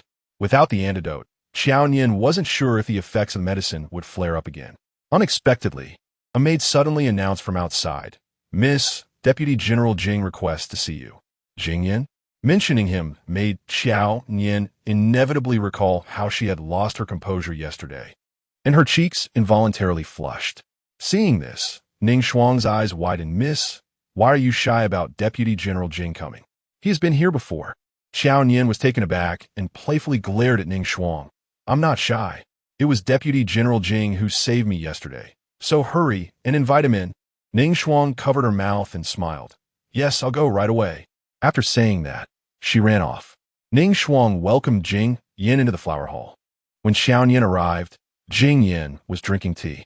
Upon seeing Xiao Nian, he hurriedly stood up to greet her. "Greetings, Miss Qiao." Xiao Nian was taken aback. How did Deputy General Jing get hurt like this? She saw that Jing Yin had dark circles under his eyes, his cheeks slightly swollen, and a large bruise on the corner of his mouth. Jing Yin was Xiao Heng's deputy. Who dared to hurt him like this? Qiao Nian was alarmed, but quickly realized it was because of Xiao Heng. Her brows furrowed, and she couldn't help but step forward to ask, "Is it because of me?" Did Xiao Heng get angry after Jing Yin saved her yesterday? Jing Yin quickly waved his hand. No, I'm fine, just a small injury. After saying this, he took out a medicine bottle from the side and handed it to Qiao Nian. This is the antidote. Qiao Nian was surprised, taking the medicine bottle from Jing Yan's hand, curious about how he knew. Jing Yin seemed to have seen through Qiao Nian's thoughts and smiled honestly. Yesterday, the Young Marquis had a dispute with the owner of the pharmacy at the Zue Xiang building. That owner's shop is right next to the Wanhua building. So I cautiously went to ask about it. This is the antidote. So that was it. Qiao Nian felt grateful, thinking that if it weren't for Jing Yin yesterday, she didn't know what kind of disaster she would have gotten into. Her heart warmed involuntarily, and she was about to bow in thanks to Deputy General Jing, thinking that if it weren't for his rescue, she might not have survived today. Lin Yi and Xiao Heng both believed that as long as they ruined her reputation, they would get what they wanted. But they never thought that with Qiao Nian's temperament, even if she were to die, she would never let them have their way. Jing Yin saw that Qiao Nian was about to bow and quickly reached out to support her. But unexpectedly, his hand just happened to touch Qiao Nian's hand. Their palms touched, and the chaotic memories from yesterday surged into both of their minds. Chapter 86. Kneeling here as if struck by electricity, both of them quickly withdrew their hands. Jing Yin even took 3 steps back, a noticeable blush appearing on his bronze-colored cheeks. Ning Shuang, watching from the side, was so surprised that her eyes almost popped out. Qiao Nian, remembering her loss of composure yesterday, couldn't help but show a bit of shyness, unsure of what to say for a moment. The atmosphere inexplicably fell silent, and in just a few breaths, it felt like an hour had passed. It was Jing Yin who broke the silence first. I have important matters to attend to in the military, so I will take my leave. As she spoke, Jing Yin cupped his hands and bowed to Qiao Nian. Qiao Nian returned the gesture, quietly watching Jing Yin leave. Unexpectedly, Ning Shuang suddenly approached, giggling, "Miss, look at that Deputy General Jing's ears. They're as red as if they were about to ripen. It was just a casual touch with our young lady. Who would have thought he was so pure-hearted?" With that thought, Ning Shuang concluded that he must like the young lady. Qiao Nian, who was also secretly teasing Jing Yan's ears like Ning Shuang, suddenly darkened her expression upon hearing Ning Shuang's words. "Don't talk nonsense. She is engaged to the Ming Wang." If a few casual remarks were to ruin Jing Yan's hard-earned position as a deputy general, how would she bear it? Ning Shuang then realized she had misspoken. Lightly patting her own mouth as if remembering something, she asked, "By the way, miss, how do you plan to deal with Xiao Chui?" Ming Shuning Xiao Kui. Qiao Nian's expression darkened further. "Break her mouth and then expel her from the residence." Hearing this, Ning Shuang was startled, "But Xiao Chui is your sister now, and the second young lady will definitely come crying." Although Ning Shuang didn't believe Xiao Chui had any connection with their young lady, others would not think so. Such punishment would only make outsiders feel that their young lady was too ruthless. Moreover, every time the second young lady came to their young lady crying, it was always their young lady who ended up being bullied, which made Ning Shuang very worried. However, Qiao Nian coldly snorted, "Even if she is my sister, she should be punished for her wrongdoings. Just expelling her from the residence is too lenient." As she spoke, Qiao Nian leaned closer to Ning Shuang's ear and whispered, "After Xiao Chui leaves the residence, send someone clever to follow her. Whatever person she meets or whatever she says, make sure to report it to me in detail." Ning Shuang then realized that Qiao Nian's expulsion of Xiao Chui was a ploy and immediately nodded to go make arrangements. Qiao Nian initially wanted to observe the scene of Xiao Chui being punished. However, unexpectedly, someone from the palace suddenly sent a message saying that the noble consort wanted her to enter the palace. Qiao Nian thought it must be about the Ming Wang. As the future daughter-in-law of the noble consort, it was only right for her to enter the palace to accompany and comfort the noble consort at this time. So, without further thought, Qiao Nian went into the palace. But who would have thought upon seeing the noble consort for the first time, before Qiao Nian could even bow. A slap landed heavily on her cheek. Slap! The crisp sound, accompanied by the noble consort's heart-wrenching cry. You wretch! You forced my son to leave the capital. You caused him to be captured by mountain bandits. If anything happens to him, I will make you pay. Qiao Nian was completely stunned, even forgetting to bow. The Ming Wang was clearly tricked by Lin Yuan to go into Yaoang Valley and was captured. It had nothing to do with her, but her dazed expression only made the noble consort more agitated. You wretch, you still don't kneel. With that, another slap came down, making Qiao Nian stagger. Covering her face, she looked at the noble consort, whose emotions were breaking down, feeling a torrent of grievances and anger boiling in her heart. But Qiao Nian lowered her eyes and slowly knelt down. The noble consort's emotions, however, did not improve at all. She pointed at Qiao Nian's nose and scolded. You are nothing but a bastard born of a wretch. I only reluctantly allowed you to be betrothed to Qiao because I felt sorry for you, but you actually dare to look down on him. If it weren't for you, how could he have suddenly left the capital for Yaoang Valley? Qiao Nian's brows tightened. She knew that a noble consort must have found out about her threatening the Ming Wang. But she threatened the Ming Wang not out of disdain, but purely for self-preservation, to prevent the Ming Wang from mercilessly beating her or other women. She did not know that Lin Yi would deceive the Ming Wang into believing that there was a way to regenerate severed limbs in Yaoang Valley. Nor could she have imagined that the Ming Wang would be captured by mountain bandits from Yongbei. But she also knew that any rebuttal at this moment would only add fuel to the fire, so she knelt in silence, her eyes lowered. Seeing that she made no resistance, the noble consort's emotions calmed down slightly, though her chest still heaved violently, and her tears never dried. She only had one son, and if anything happened to him, she feared she could not live on. A palace maid hurriedly helped the noble consort sit down. Your Highness, please don't be anxious. Take care of your health. His Highness will definitely return safe and sound. As she spoke, the palace maid handed over a cup of hot tea to help the noble consort calm down. Unexpectedly, the noble consort took the teacup and threw it at Qiao Nian. The cup hit Qiao Nian's shoulder heavily, and the scalding tea instantly soaked her clothes, burning her and making her freeze. But the noble consort clearly did not get angry because of this. She pointed at Qiao Nian and said harshly, You are just a worthless life, so what if I hit you? Even if I beat you to death, what of it? Don't forget, it was Qiao who gave you the courage to confront those people from the Marquis' residence. And you, how dare you look down on him? What's wrong? Can't you live without that thing? The noble consort's insults grew harsher. The senior palace maid beside her could hardly listen anymore and repeatedly advised, Your Highness, please don't be anxious. The prince will certainly be safe. But the noble consort understood that her Qiao was not a lucky person at all. Otherwise, how could he have suffered such a grave injury back then? Moreover, the ones who captured the Ming Wang this time were the mountain bandits from Yongbei, the very group that the court had sent troops to eliminate for 2 years, but had not yet eradicated. They dared to abduct Qiao so brazenly, even sending a message to the palace to let the emperor know, merely to show their contempt and declare war on the entire court. How could they possibly let Qiao go easily? Thinking about what kind of inhumane torture the Ming Wang might suffer after being captured by those mountain bandits made the noble consort feel as if her heart was being crushed and she could hardly breathe. And the root cause of all this was Qiao Nian. If she could have just endured a little longer, if she hadn't used Qiao's disability to threaten him, how could Qiao have been so eager to leave the capital? And how could he have been captured by those mountain bandits? Reflecting on this, the noble consort's tears flowed even more fiercely, her voice becoming increasingly hoarse and fierce.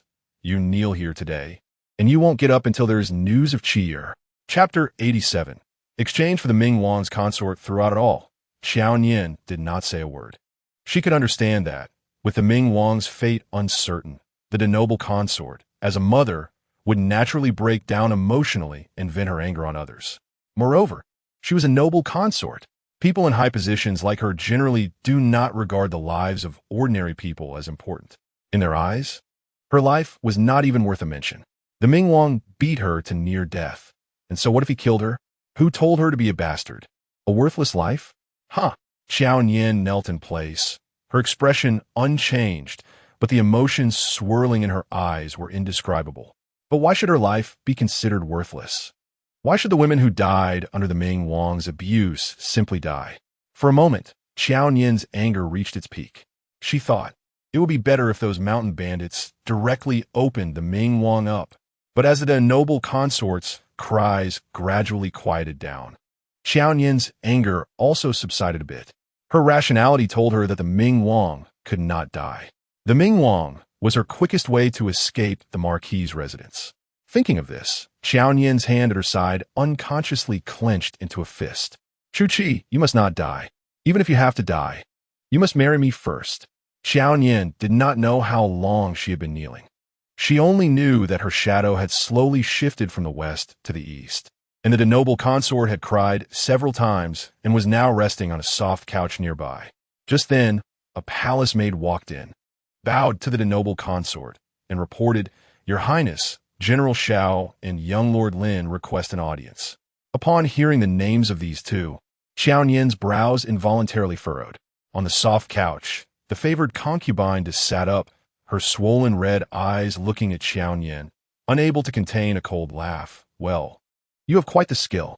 Qi'er is not dead yet, and already 2 men are rushing to protect you." After saying this, she glared at the palace maid. "Get out. I don't want to see you." The palace maid, however, looked troubled and stammered. But General Xiao said it concerns the Ming Wang. Hearing this, the favored concubine just seemed to regain her spirit, immediately getting off the soft couch. "Quick, quick, please." The palace maid responded and withdrew, and soon after, 2 tall figures entered the room one after the other. Upon seeing Qiao Nian kneeling beside them, Xiao Hong and Lin Yi showed no expression. After all, they hurried here only after hearing the news that Xiao Nian was being wronged by the favored concubine. Xiao Nian didn't look at them at all. Even when their shadows entered her line of sight, she turned her eyes away, afraid of sullying her own gaze. She only heard the 2 men step forward and bow. "We pay our respects to the favored concubine." The favored concubine to quickly wave her hand. No need for formalities. "Do you have news about Qi'er? How is it? Has Qi'er returned?" Xiao Hong shook his head slightly. Seeing the disappointment on the favored concubine's face, he spoke again. "However, the mountain bandits just sent a letter to the Jingzhou prefecture, signed by the Ming Wang. I have checked. The ink should be from half an hour ago." This meant that at least half an hour ago, the Ming Wang was still alive. But hearing Xiao Heng's words, the favored concubine was not comforted at all. Instead, tears flowed down again as she appeared somewhat lost. Those mountain bandits actually dared to reveal their base and openly send a letter to the Jingzhou prefecture, which shows they are not simple. But why wouldn't they stay in Yongbei? Why do they abduct my Qi'er? What do they want? The favored concubine hoped to find answers from Xiao Hong and Lin Yi. She thought, since they're mountain bandits, they must be seeking money. She still had quite a few properties under her name and could even ask her family for some support. As long as her Qi'er could return safely, that would be good. However, Xiao Heng's answer completely drained the favored concubine of her strength to continue. She heard Xiao Heng's indifferent voice say, "They want the government's approval to allow them to stay in Hezhou instead of living in the mountains. They want official recognition to openly occupy the mountains and rob." This was the confidence given to them by the repeated failures of the court's military campaigns against bandits. But how could that be? Such a demand is tantamount to throwing the emperor's face on the ground and stepping on it. Even if that group of mountain bandits held the Ming Wang's life, the emperor would not agree. The emperor has too many sons. The favored concubine slumped to the ground in despair, but fortunately, the palace maids quickly helped her into a chair. Leaning against the back of the chair, the favored concubine was already in tears. "What should I do? What should I do about my son? Is there really only a dead end?" Unexpectedly, Lin Yi suddenly spoke up. "Your Highness, there is no need to be anxious. The emperor has already sent General Xiao to lead the troops. He will surely rescue the Ming Wang." Upon hearing this, the favored concubine could only manage a weak, bitter smile. "Do you know where that group of mountain bandits is?" The bandits who captured the Ming Wang are clearly not the ones currently in Yongbei. They must have hidden somewhere after abducting the Ming Wang. But no one knows where they are hiding.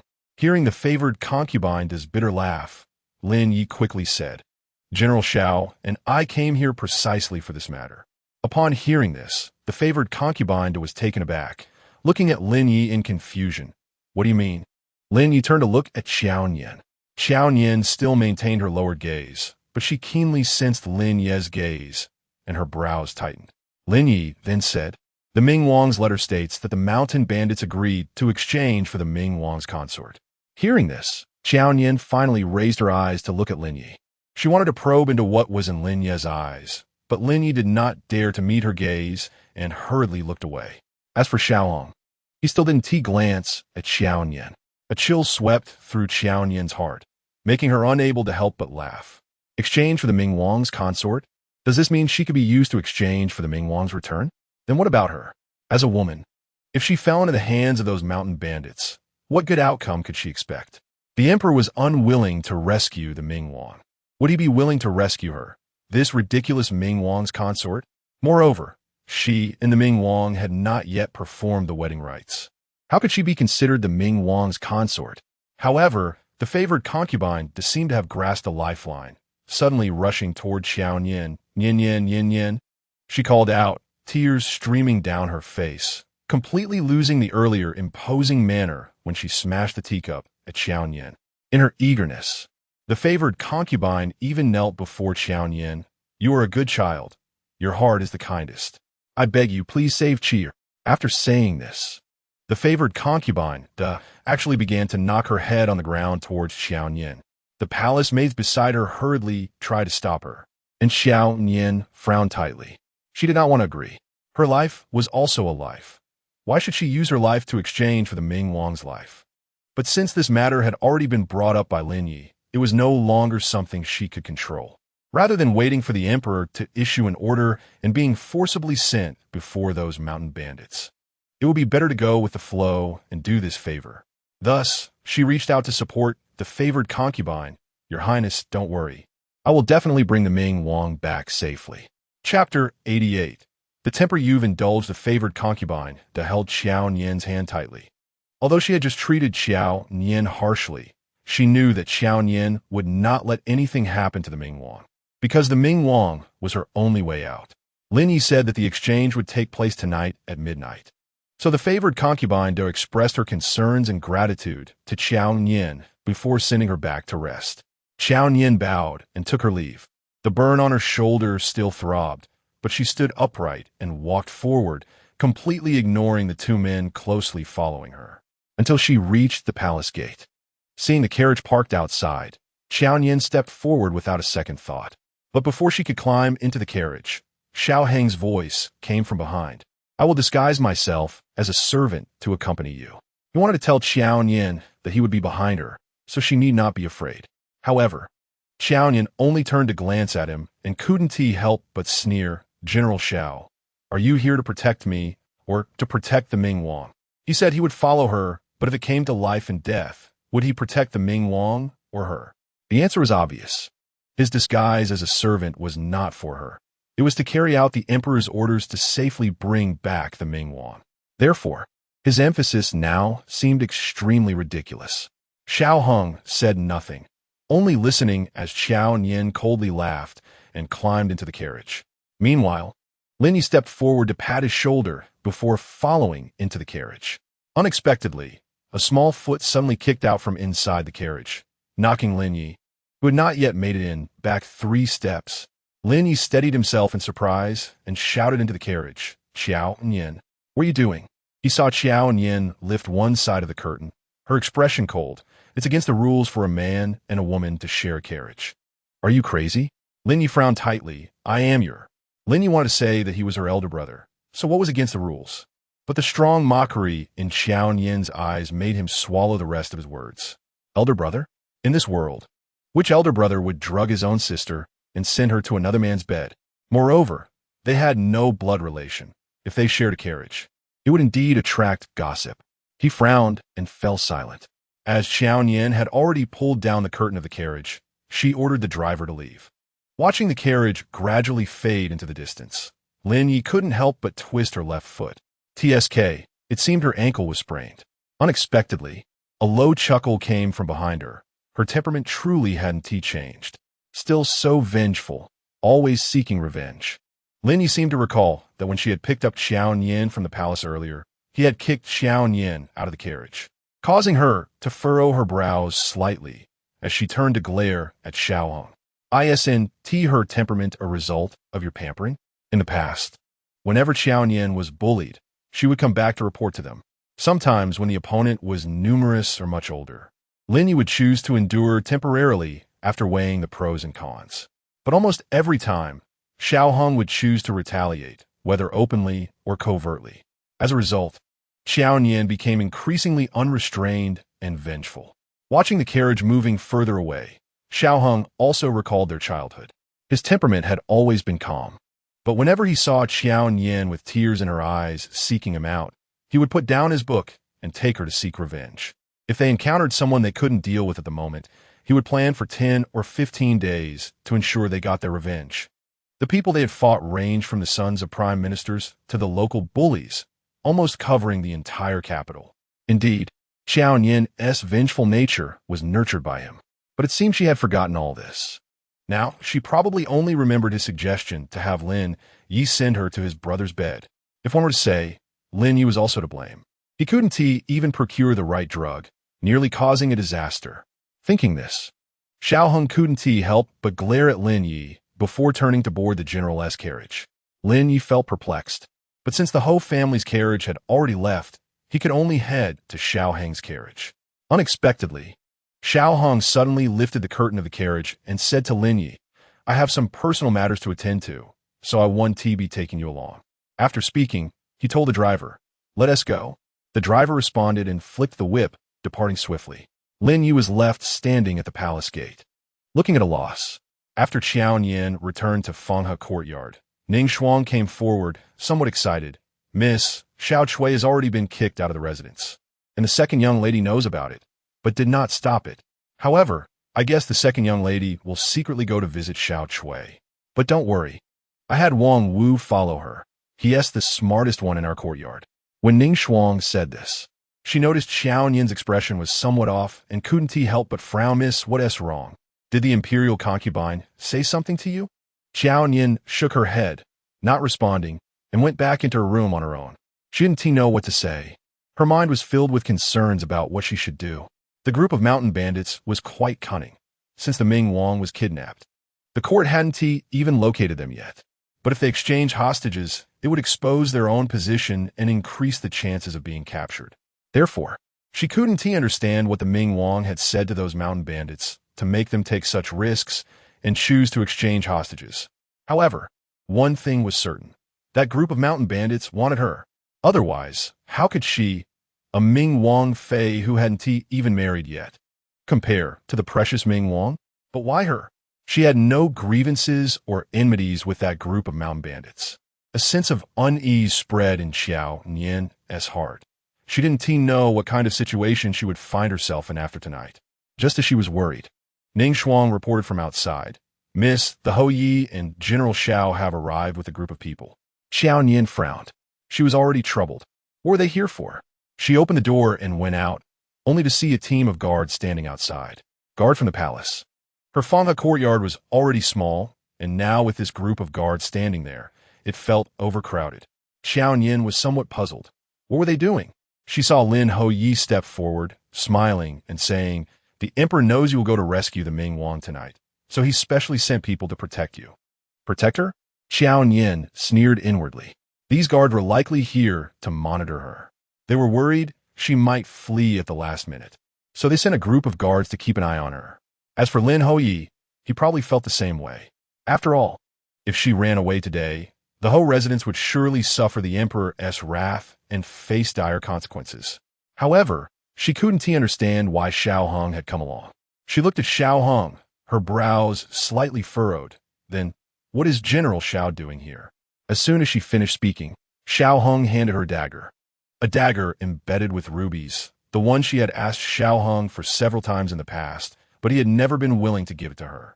She looked at Xiao Hong in confusion, and he said, There's still time. I'll teach you a few self-defense moves. Chapter 89. Help me. Although Qiao Nian had learned martial arts and could handle some minor thugs, she wouldn't be able to stand against true masters. The group of mountain bandits from Yongbei were all well-trained. Fortunately, the martial arts techniques Xiao Hung had honed on the battlefield could save lives. Even though there were only a few hours until the appointed time, if she could learn even one or two moves, it might save her life at a critical moment. So, Qiao Nian nodded, "Then I'll trouble General Xiao." However, she did not reach out to take the dagger. Xiao Hung's expression darkened slightly. He remembered that she had once liked this dagger very much. He thought she had forgotten. But Qiao Nian interrupted Xiao Hung and instead took off a hairpin from her head, saying, "The dagger is too obvious. The bandits might search me. So I think the hairpin is more suitable." As for the dagger, it was indeed something she had once desired but didn't want anymore now. Xiao Hung's grip on the dagger tightened slightly. Then he took it back, his tone inexplicably melancholic. "You're right. The hairpin is more suitable." After speaking, he let out a slight sigh and then raised his hand to gesture toward a nearby open space. "Please?" Qiao Nian nodded and followed Xiao Hung over. Xiao Hung demonstrated a few moves. Qiao Nian had a foundation and grasped them quickly, but she only learned the form without understanding the essence.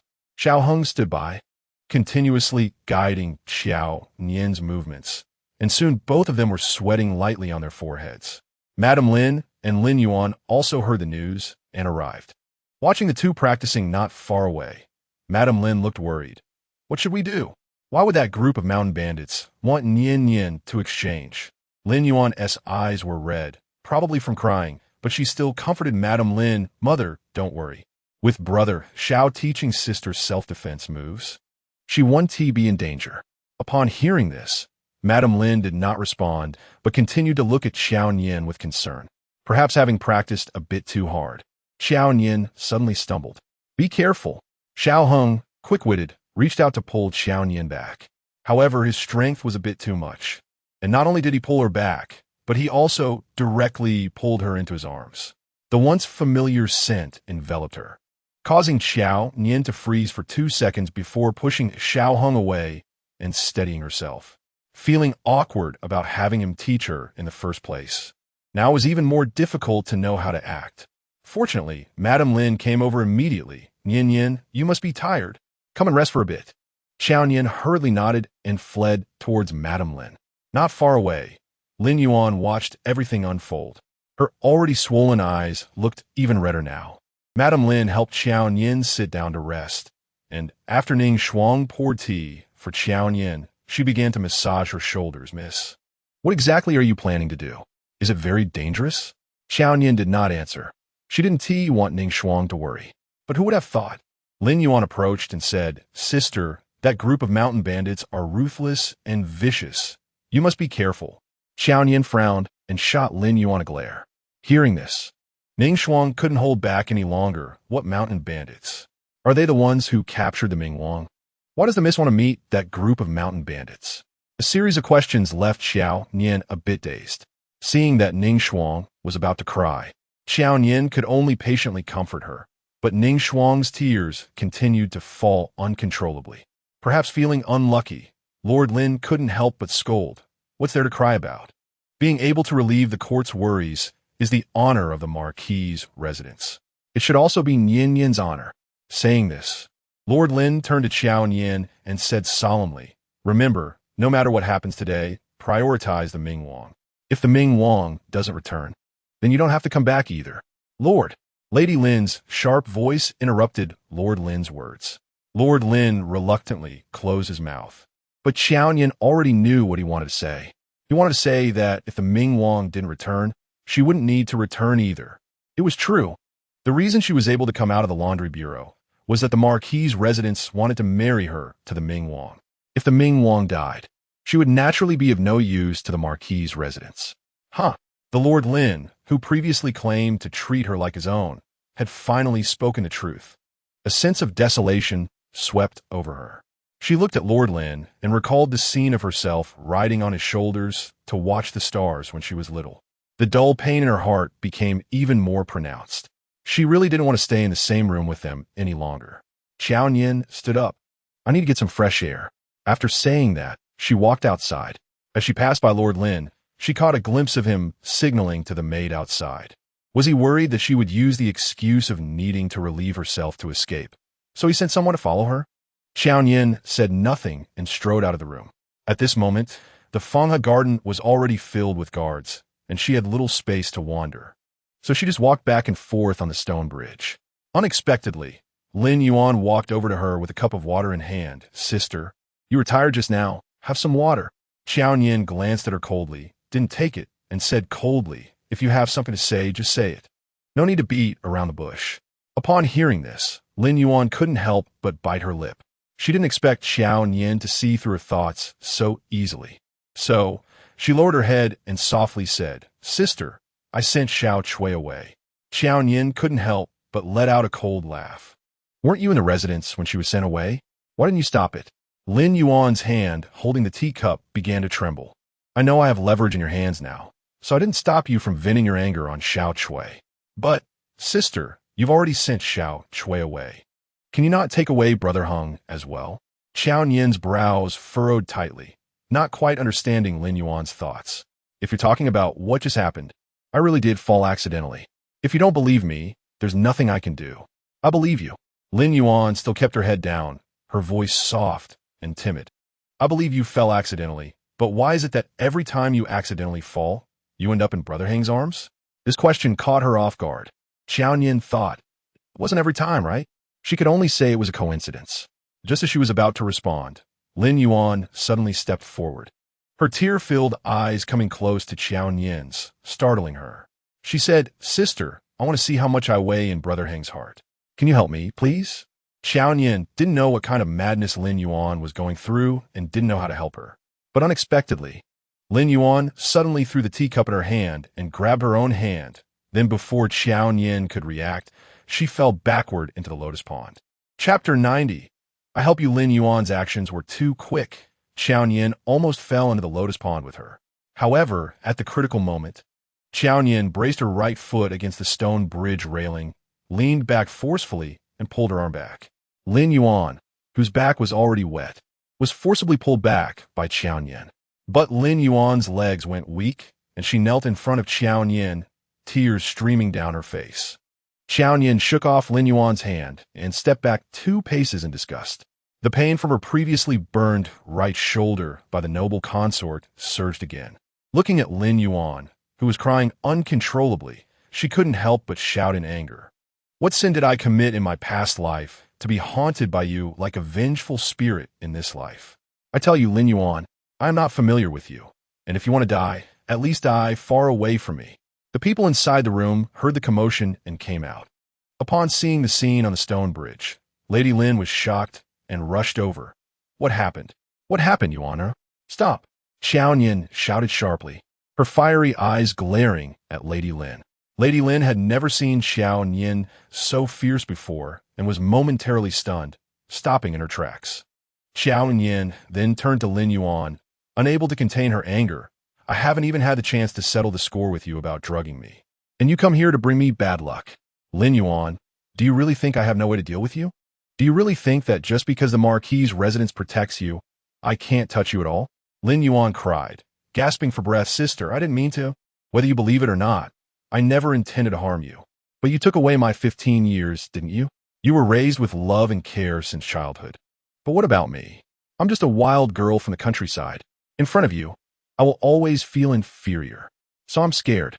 I'm afraid you will take away everything that originally belonged to me."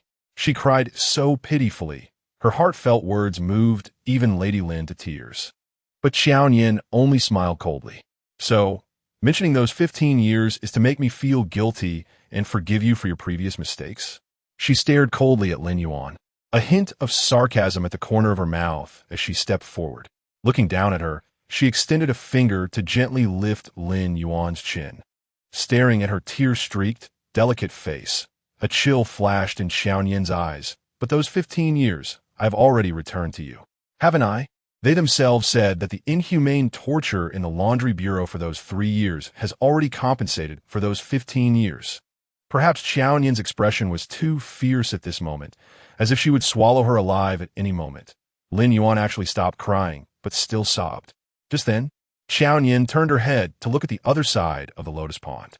Over there, Xiao Heng stood with his hands behind his back, facing them, his expression unclear. The sky had long darkened, and Lin Yuan wanted to use the darkness to falsely accuse her of pushing her into the water.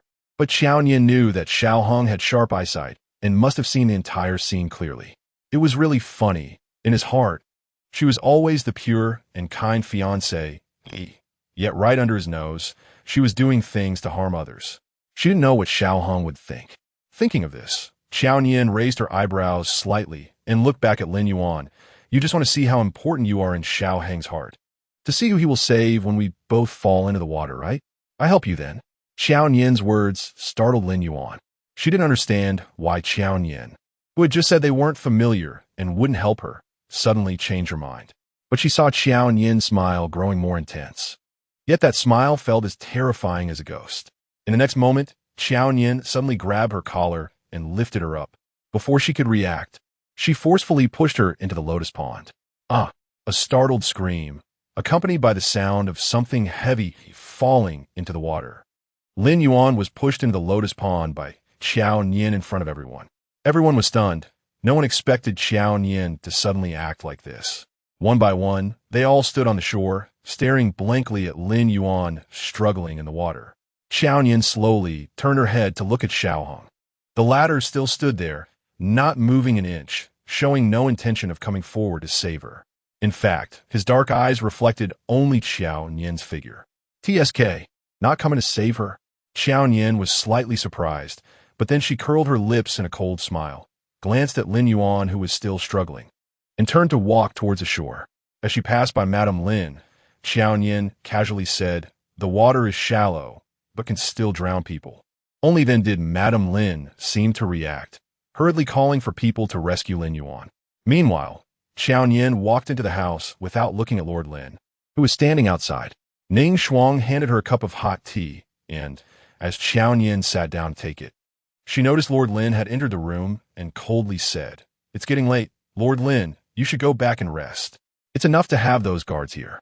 After the commotion caused by Lin Yuan, she felt annoyed just seeing anyone with the surname Lin.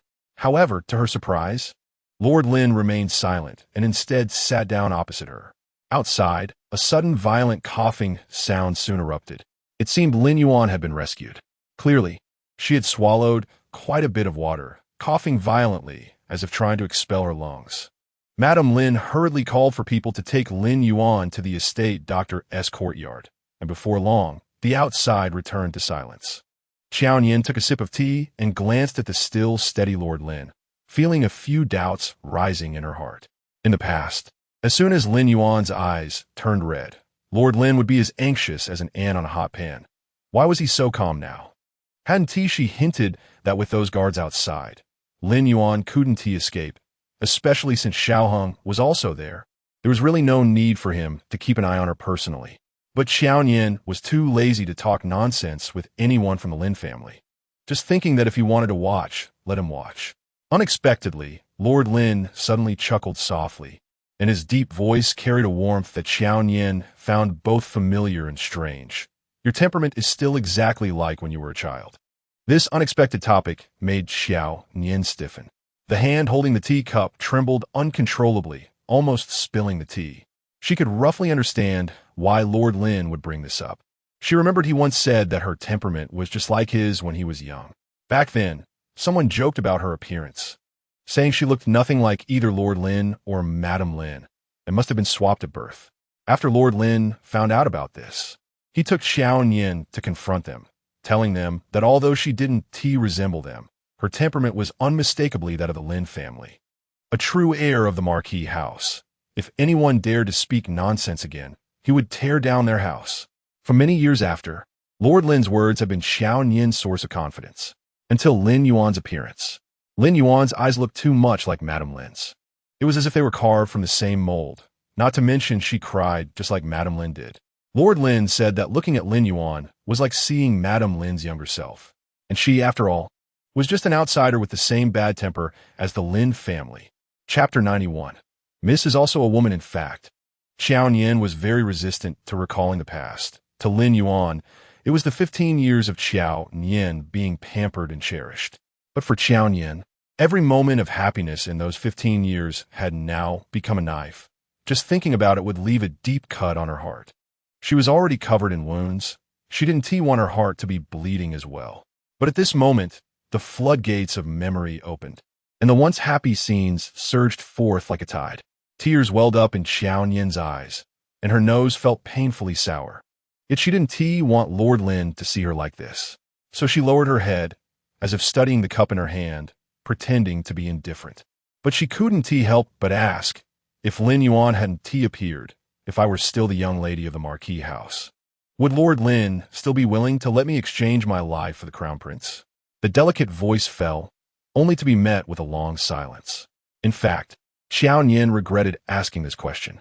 She felt absurd. Why should she seek an answer to a hypothetical? Lin Yuan had already appeared. She was no longer the young lady of the Marquis house, and Lord Lin would naturally be willing to use her life to exchange for the glory of the entire Marquis house. Thinking of this, a self-deprecating smile appeared on her lips, a bitter smile. Lord Lin remained silent throughout, even eventually turning his gaze to the dark sky outside.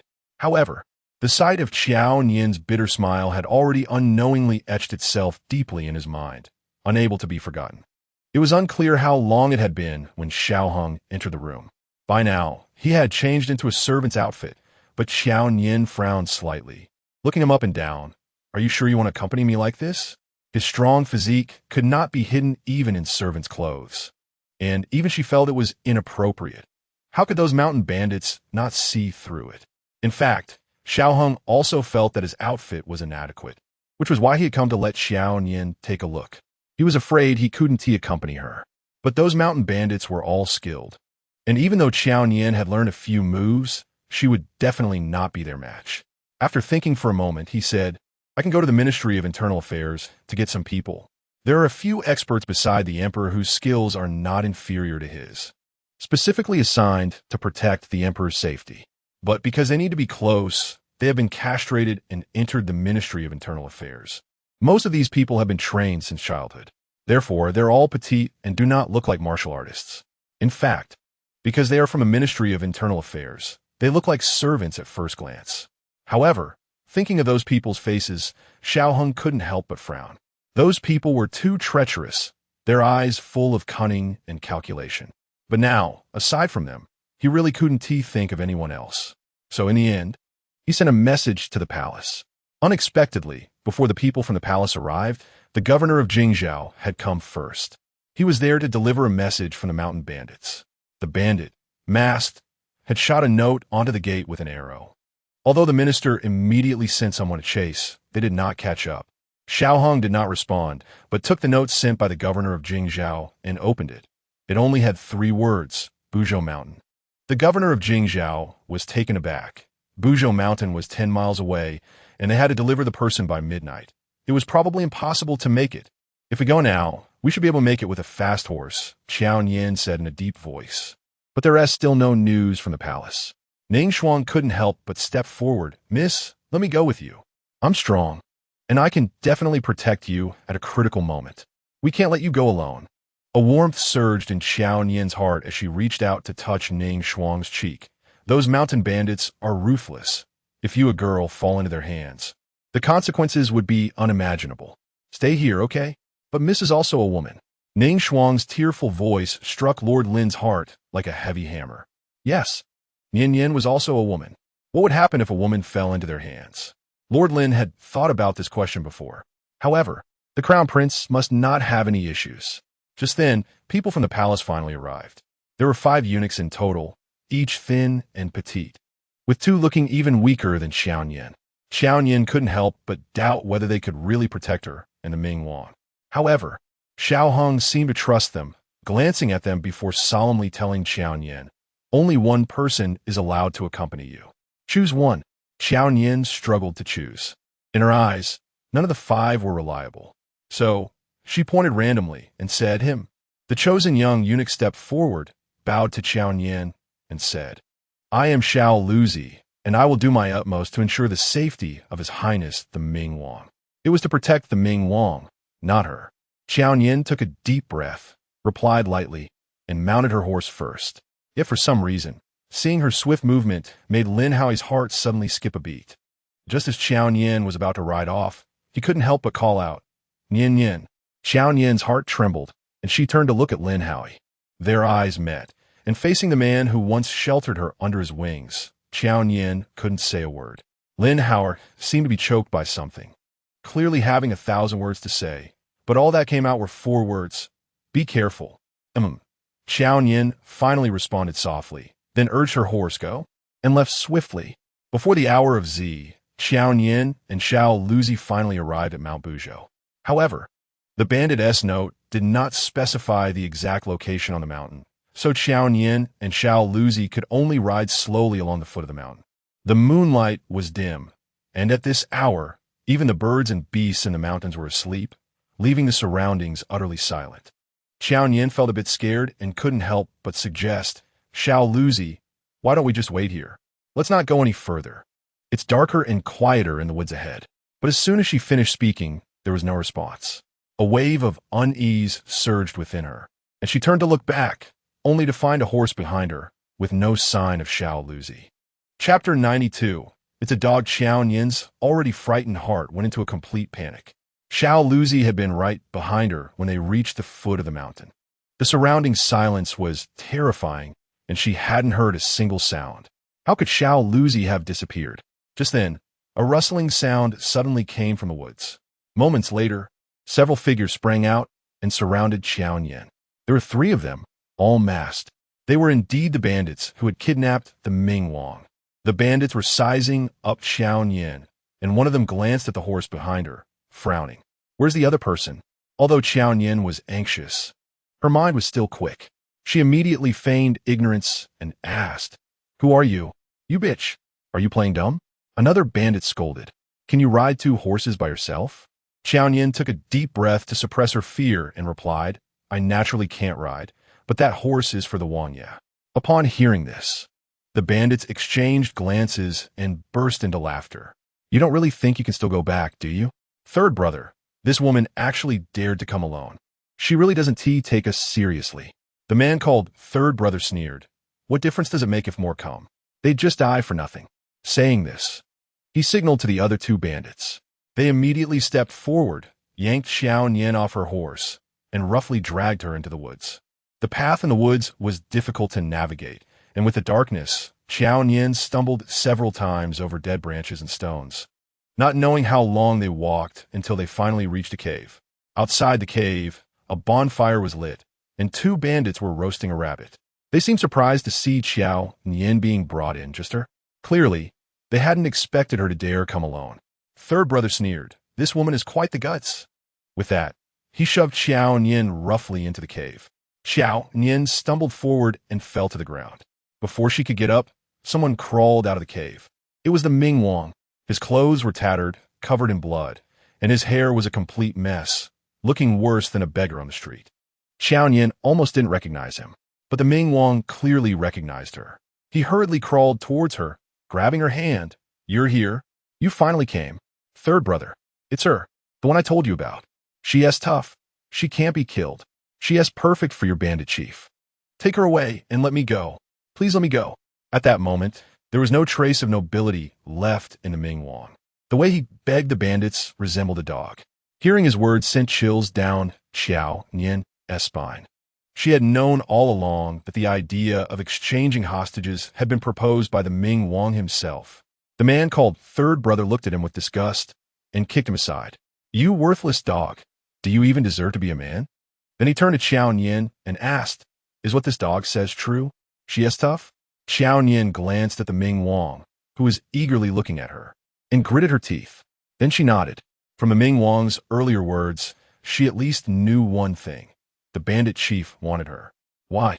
Perhaps because the bandit chief, like the Ming Wang, was a perverted sadist who enjoyed torturing women, and he was particularly interested in someone who couldn't be easily killed.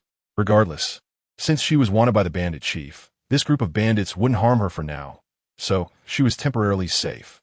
Seeing Qiao Nian nod, the Ming Wang hurriedly crawled over, as if afraid the bandits wouldn't believe him. He grabbed Qiao Nian's arm and pulled up her sleeve. The scars crisscrossing her arm shocked the bandits. They clearly hadn't expected that a woman of such high status would have so many injuries. Instantly, their gazes toward Qiao Nian carried a hint of pity. The Ming Wang, still agitated, exclaimed, "See? She really can't be killed. Send her to your big brother. He will definitely like her. Let me go, please let me go." To his surprise, a dagger was thrown in front of Qiao Nian. She was stunned and looked up at third brother, who was coldly staring at her. Catching this dog was pure luck. I originally wanted to test the dog emperor's attitude. But clearly, that dog emperor doesn't care about his son at all. You want to have a good life with him. Kill him and come with us. The Ming Wang never expected the bandits would make such a decision. He immediately stepped back in fear. You promised that as long as I handed her over, you would let me go. A bandit nearby sneered. Trusting bandits? Your Highness, you really aren't too bright. Hearing this, despair spread across the Ming Wang's face. He looked at Qiao Nian, who was trembling as she picked up the dagger. The Ming Wang panicked and called out, "Qiao Nian, you can't kill me. I am your fiancé. I am your only support. You can't kill me." Fiancé? Support? Those words coming from the Ming Wang's mouth were truly laughable. Qiao Nian slowly stood up, gripping the dagger tightly, and sneered, "You almost beat me to death, and now you have the nerve to say this? Since I can't escape today, you shouldn't expect to live either." With that, she charged towards the Ming Wang. He was startled, but unexpectedly, Qiao Nian suddenly turned and thrust the dagger towards third brother, the closest target. She couldn't kill the Ming Wang, nor could she be taken away by these bandits. Rather than ultimately facing torture and death, it was better to fight back at this moment. The dagger was forced to stop just 2 centimeters away from Sanji's abdomen. Sangu tightly grasped Qiao Nian's wrist, his eyes bursting with intense killing intent. "It's over," Qiao Nian lamented in her heart. Unexpectedly, a long sword suddenly pierced through Sanji's back. Blood dripped down the blade, shocking the mountain bandits and Qiao Nian alike. She hurriedly broke free from Sanji's grip and quickly retreated. Inside the cave, cold light flashed, accompanied by the spread of blood. It wasn't until the remaining mountain bandits all fell to the ground that Qiao Nian finally saw who had come. It was Xiao Luzi, who had just disappeared. She finally understood that Xiao Luzi hadn't fled at the critical moment, but had intentionally hidden to catch the group of mountain bandits off guard. A feeling of surviving a disaster washed over her, and Qiao Nian's legs went weak, causing her to fall to the ground. Unexpectedly, Ming Wang crawled over and grabbed Qiao Nian's hand, exclaiming, "Great! Nian Nian, we are saved." Qiao Nian slowly turned to look at Ming Wang, seeing his joyful expression. But her heart was filled with desolation. How could he call her so affectionately? Perhaps the disappointment in Qiao Nian's eyes was too obvious, prompting Ming Wang to hurriedly explain. "Don't blame me. It's because they wanted you and forced me to write that letter. Look at all my injuries. I really had no choice. No choice." But if Ming Wang hadn't brought it up, how would these mountain bandits have known that she was so resilient? Qiao Nian averted her gaze, not wanting to respond to Ming Wang at all. Just then, Xiao Luzi suddenly walked over to Ming Wang and plunged the dagger forcefully into Ming Wang's body. Chapter 93. She would never give up. Everything happened too suddenly and was too absurd. Xiao Luzi was clearly sent by the emperor to save them. How could he stab Ming Wang? Ming Wang evidently couldn't comprehend it either. He grabbed Xiao Luzi's hand, preventing him from pulling the dagger out. His eyes fixed on Xiao Luzi as blood gushed from his mouth. "Why? Why? Does the prince still remember the palace made Qianer whom you tortured to death 3 years ago in the west of the city?" Xiao Luzi's eyes were locked on Ming Wang, a smirk of triumph on his lips. "I'm here to avenge her." But Ming Wang's eyes were filled with confusion. Clearly, he did not remember any palace maid named Qianer. This confusion pierced Xiao Luzi's heart. How could he forget? He had tortured the most important person to him in that dark little room. How could he forget? In that moment, disregarding Ming Wang's obstruction, he forcefully pulled out the dagger and stabbed it in again. In a fit of rage, he stabbed 4 or 5 times. Seeing that Xiao Luzi was about to stab again, Qiao Nian finally reacted and pushed Xiao Luzi away. Ming Wang collapsed weakly to the ground, a large pool of blood spreading in front of him. Qiao Nian rushed forward, desperately covering Ming Wang's wound, panic filling her eyes. "It's okay, it won't be anything. Ming Wang can't die, at least not now." But no matter how hard Qiao Nian pressed, she couldn't stop the blood that kept gushing out. Qiao Nian was frantic. She had risked everything to save Ming Wang. How could he just die like this? Her anxious demeanor caught Ming Wang's attention. Perhaps he had never expected that someone would care so much about his life and death. He couldn't help but raise his hand, gently grasping Qiao Nian's wrist. Qiao Nian's eyes were already stained with crimson as she looked at Ming Wang, slowly shaking her head. You can't die. Hold on, you can't die. But unexpectedly, Ming Wang suddenly smiled. Yes, I'm sorry. The few dry words, accompanied by blood, spilled from Ming Wang's mouth. Qiao Nian was stunned. She didn't understand why Ming Wang was saying those 3 words to her. Sorry for what? Sorry for not torturing her? Sorry for thinking of using her life to exchange for his own? Or sorry for being unable to fulfill the marriage contract? Unable to take her away from unable to take her to Zicheng? But these questions, Ming Wang could no longer answer. After saying those 3 words, his hand fell weakly to the ground, completely devoid of breath. Time seemed to stand still. Qiao Nian held Ming Wang's wound, staring at his closed eyes, unable to react for a long time, until Xiao Luzi knelt beside her, presenting the dagger to Qiao Nian. Only then did Qiao Nian come to her senses, looking at Xiao Luzi with confusion. But she heard Xiao Luzi say, I don't want to implicate you. For him, having avenged a great hatred, he had no regrets in death. Only then did Qiao Nian's hand move away from Ming Wang. But she did not reach for the dagger. Instead, she supported herself against the cave wall and slowly stood up. You go, she said as she walked toward the cave entrance. Ming Wang was killed by the mountain bandits.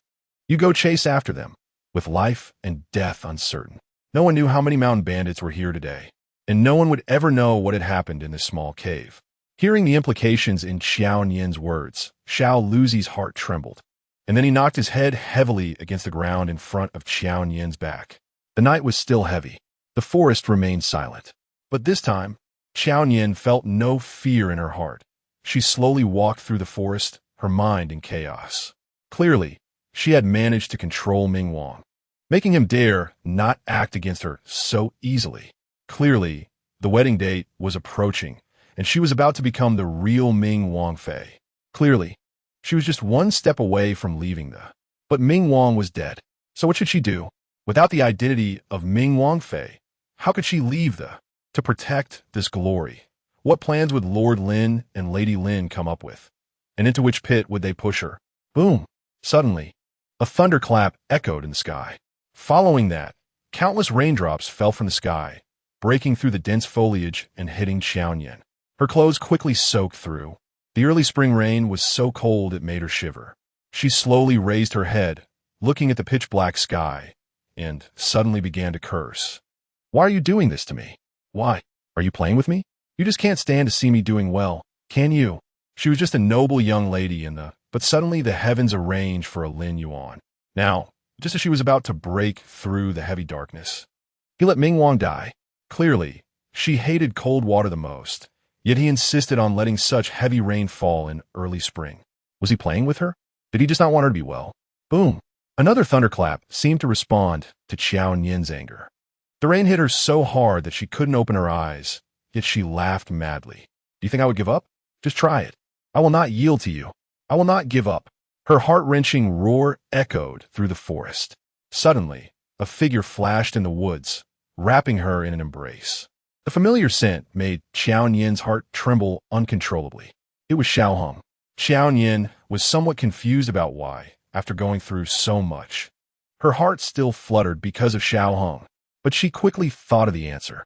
Because she had given her true heart in those 15 years. She had been the only one to give her true heart. His embrace was tight, very tight. A large cloak covered her head and shielded her from the pouring rain. A lightning bolt struck down, and in that moment, Qiao Nian finally saw Xiao Hong clearly. His brows and eyes were still exactly the same as 3 years ago. The only difference was the concern in his eyes. How ridiculous! At this point, he only remembered to show concern. Xiao Hong, she called softly, her voice nearly drowned out by the sound of the rain. Xiao Hong's brows furrowed slightly as he replied in a deep voice, I am here. The Ming Wang is dead. She continued speaking, her tone as flat, as if recounting something entirely unrelated to her. This time, Xiao Hong did not respond. However, Qiao Nian did not need his response. She merely chuckled and asked, I won't become a Ming Wang Fei anymore. Are you satisfied? Xiao Heng's heart tightened. He knew Qiao Nian was blaming him. If it weren't for his idea to send the Ming Wang to Yaowang Valley, the Ming Wang would not have died. But I will not admit defeat. Qiao Nian's voice continued, a low, bitter laugh seeming to pound at Xiao Heng's heart. You want to see me fall into a quagmire? To see me struggle? To see me die? Dream on, she said softly, and then another thunderclap sounded, followed by a flash of lightning. In that moment of brightness, he saw the smile on her face. Like a demon, like a ghost, more like a devil. Even if I die, I will drag you all down with me. Chapter 94. You will regret it. The heavy rain poured all night. When Qiao Nian entered the palace, the dawn was already breaking in the sky. In the main hall, civil and military officials stood on either side, while the emperor sat on the dragon throne, his eyes filled with anger, staring intently at Qiao Nian. Last night, she had gone as a hostage to exchange for the Ming Wang. According to the plan, the one who should have returned alive was the Ming Wang, not her. Qiao Nian felt extremely anxious. The man seated in the hall could decide her life or death with a single word. How could she not be afraid? Nevertheless, she still tried to maintain her composure, walked to the center of the hall, knelt down, and bowed. Commoner Qiao Nian pays respects to your majesty. After her words, there was a moment of silence. Qiao Nian maintained her position with her forehead on the ground, not daring to move. None of the civil and military officials in the hall dared to speak. It seemed even the sound of breathing had ceased. Everyone was waiting for the emperor's judgment on Qiao Nian. Unexpectedly, the voice from the dragon throne was surprisingly calm. What happened last night? The voice was low, as if asking about an ordinary matter. Qiao Nian slowly raised her head and looked at the figure in bright yellow. She noticed a hint of fatigue on the emperor's face and the emotions swirling beneath his calm gaze. Even though he was an emperor and had countless princes, the death of the Ming Wang was, after all, the pain of losing a son.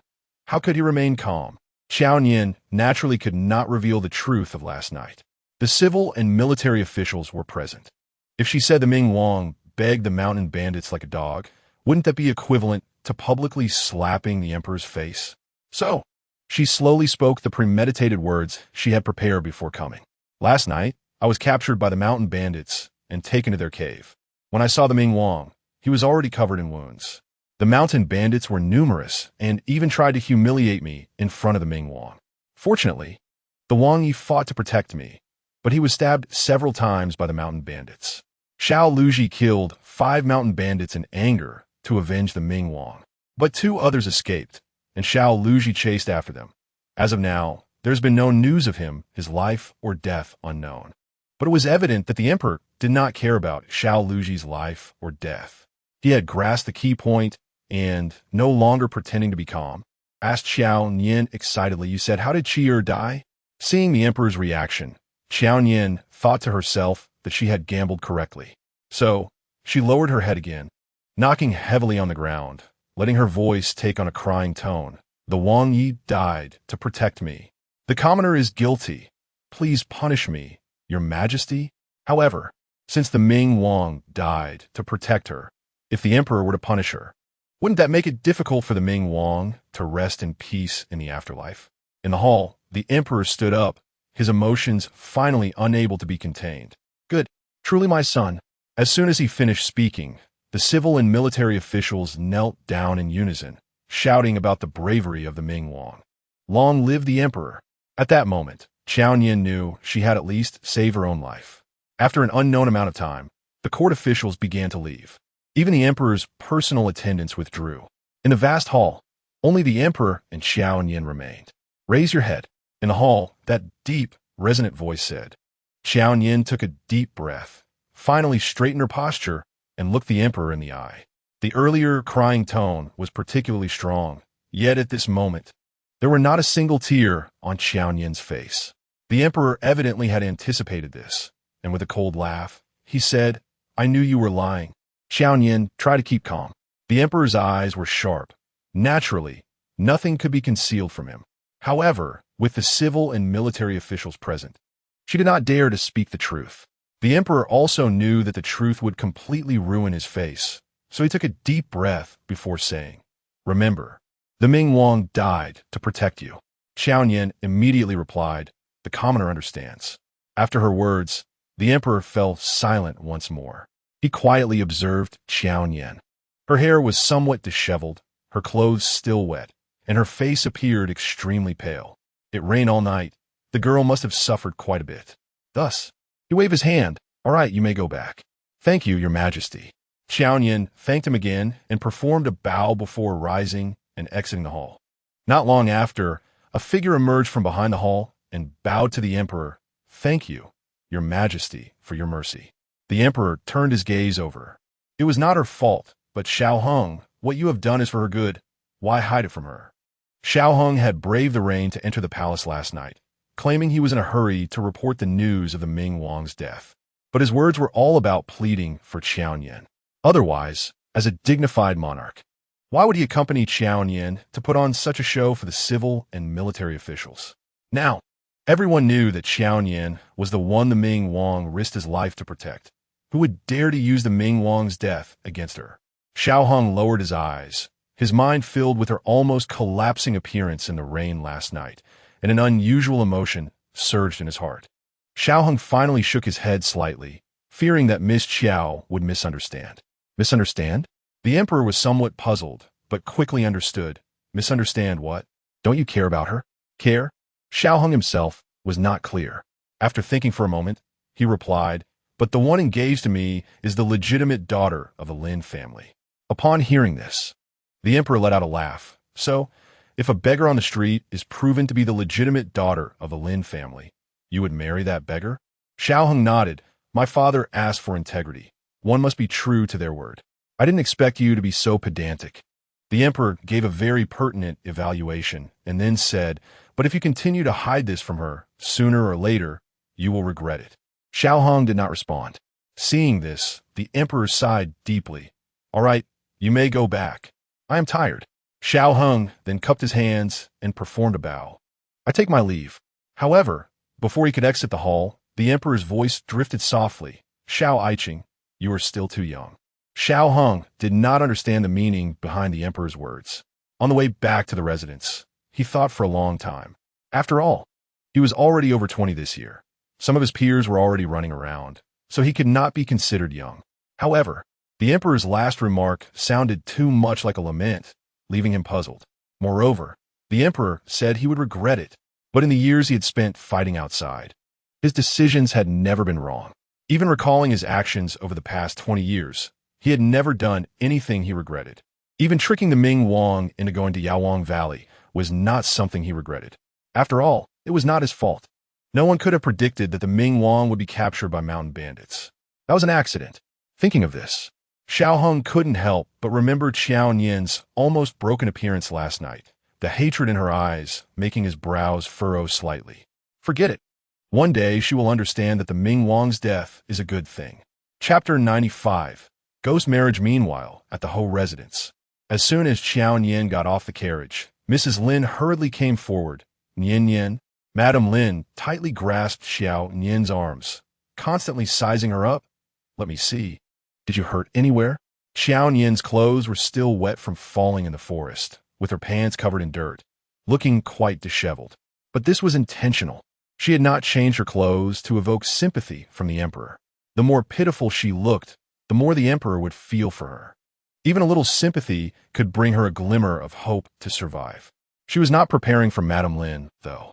Therefore, seeing Madame Lin's sudden tears, Qiao Nian firmly pushed her hand away and said, "I'm fine." After saying that, she walked towards the residence, deliberately avoiding a glance at Lin Yuan and Lin Yi beside her. After all, she was exhausted from the night's ordeal and had no energy to deal with them. Moreover, she was in a hurry to change clothes and visit the old lady. The morning bell in the palace would ring soon, and the old lady would not be able to be kept in the dark about the prince's death. She needed to be there to comfort the old lady's emotions, lest she get anxious and fall ill again. However, perhaps it was Qiao Nian's indifferent demeanor that made Lin Yi and Lin Yuan feel displeased.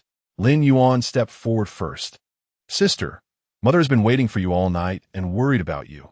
How can you be so cold?" Qiao Nian ignored her and continued walking. Unexpectedly, Lin Yi rushed up and blocked her path. Yuan heir is talking to you. Didn't you hear? Qiao Nian had no choice but to stop. Her eyes filled with annoyance as she looked at Lin Yi. I heard. So what? So what? Lin Yi was taken aback by Qiao Nian's question, her brows furrowing. You pushed Yuan heir into the water last night, and I haven't settled the score with you yet. What attitude is this?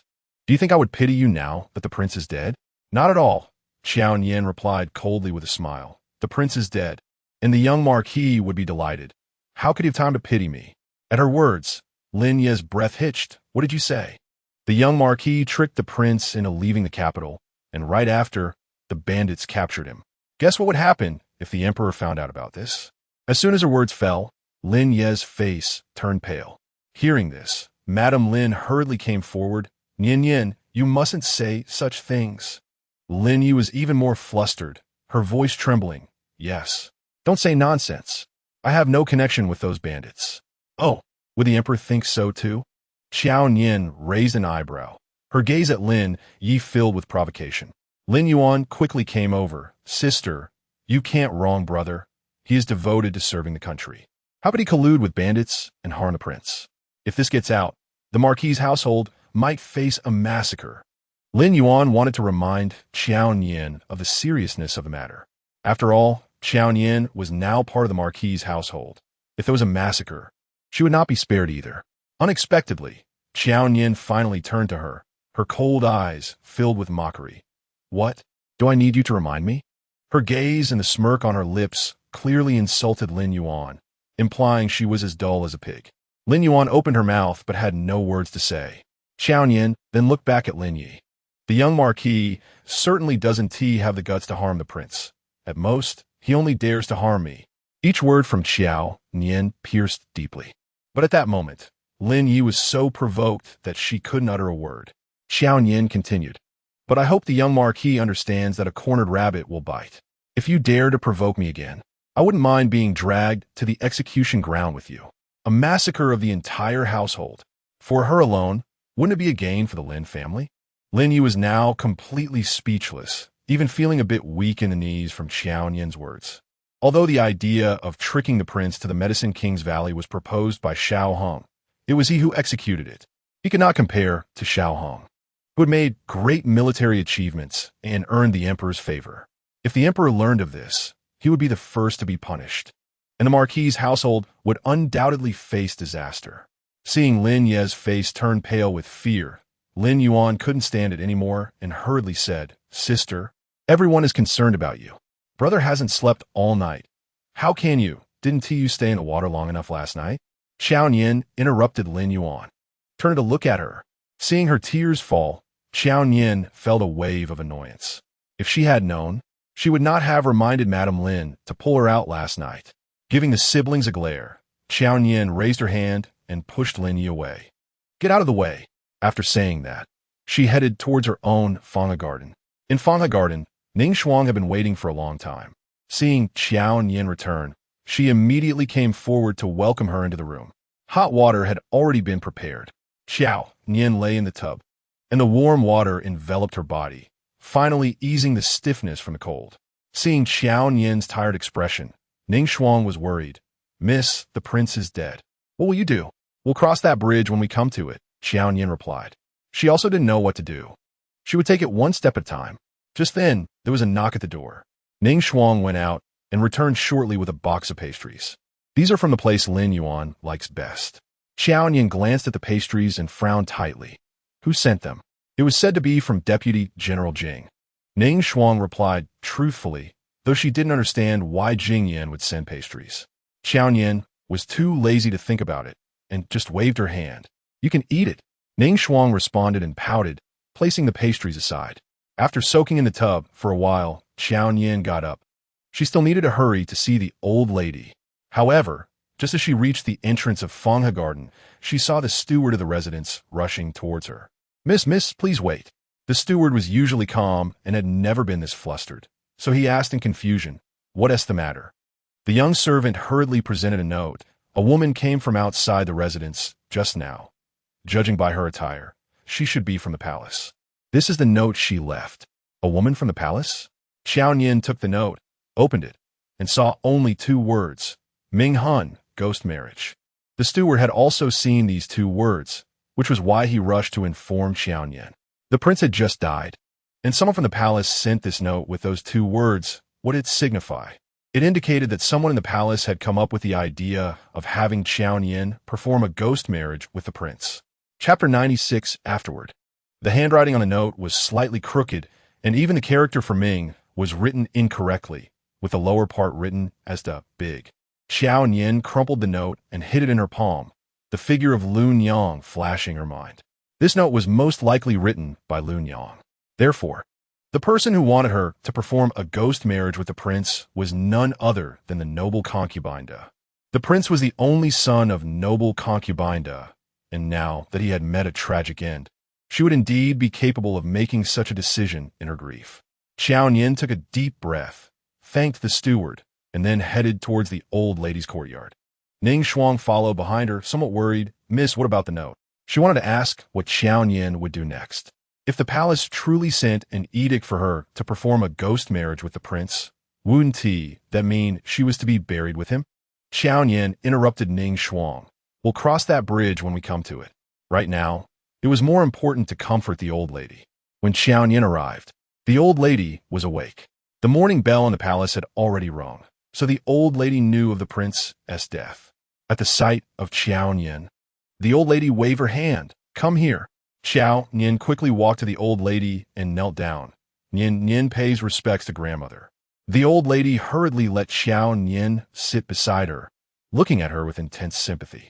My poor child, just when you were about to marry the Ming Wang. Who would have thought he would be so short-lived? Qiao Nian quickly shook her head, saying, Nian Nian is fine. Grandmother, please don't worry. For Nian Nian, it's most important that grandmother lives a long life. The old lady scrutinized Qiao Nian carefully, especially her eyes. After confirming that Qiao Nian truly showed no signs of sadness, she sighed slightly. As long as you're not sad, that's good. It's the Ming Wang who is unfortunate, unable to marry our Nian Nian. Hearing the old lady's words, Qiao Nian couldn't help but let out a low laugh. She had initially worried that her grandmother would be upset upon hearing the news of the Ming Wang's death, but it seemed she had overthought it. The old lady laughed along, saying, What does it have to do with me? Why should I be sad for him? As long as Nian Nian isn't sad or upset, I'm fine. Upon hearing this, Qiao Nian leaned against the old lady's shoulder. There was a faint scent of medicine on her, which was very comforting. Qiao Nian slowly closed her eyes and softly said, Grandmother is the best to Nian Nian. The old lady gently patted Qiao Nian's hand, again and again, but her expression grew more serious. Finally, she couldn't help but ask, Nian Nian, do you want to leave the capital? Hearing this, Qiao Nian's eyes, which had almost closed, opened wide. She straightened up and looked at the old lady. What do you mean, grandmother? The old lady looked serious. The de Guifei has only this one son, and now that he is dead, she won't let you go. Having lived for so many years, the old lady had seen much. Just by guessing, she could tell that the de Guifei would blame Qiao Nian for the Ming Wang's death. Therefore, leaving the capital was the best choice for Qiao Nian. The old lady continued, Grandmother will give you the dowry that was originally meant for you. Take the silver and leave the capital, far away, and never return. Qiao Nian felt a stir in her heart, but couldn't help but ask, But what will happen to the Hofu if I leave?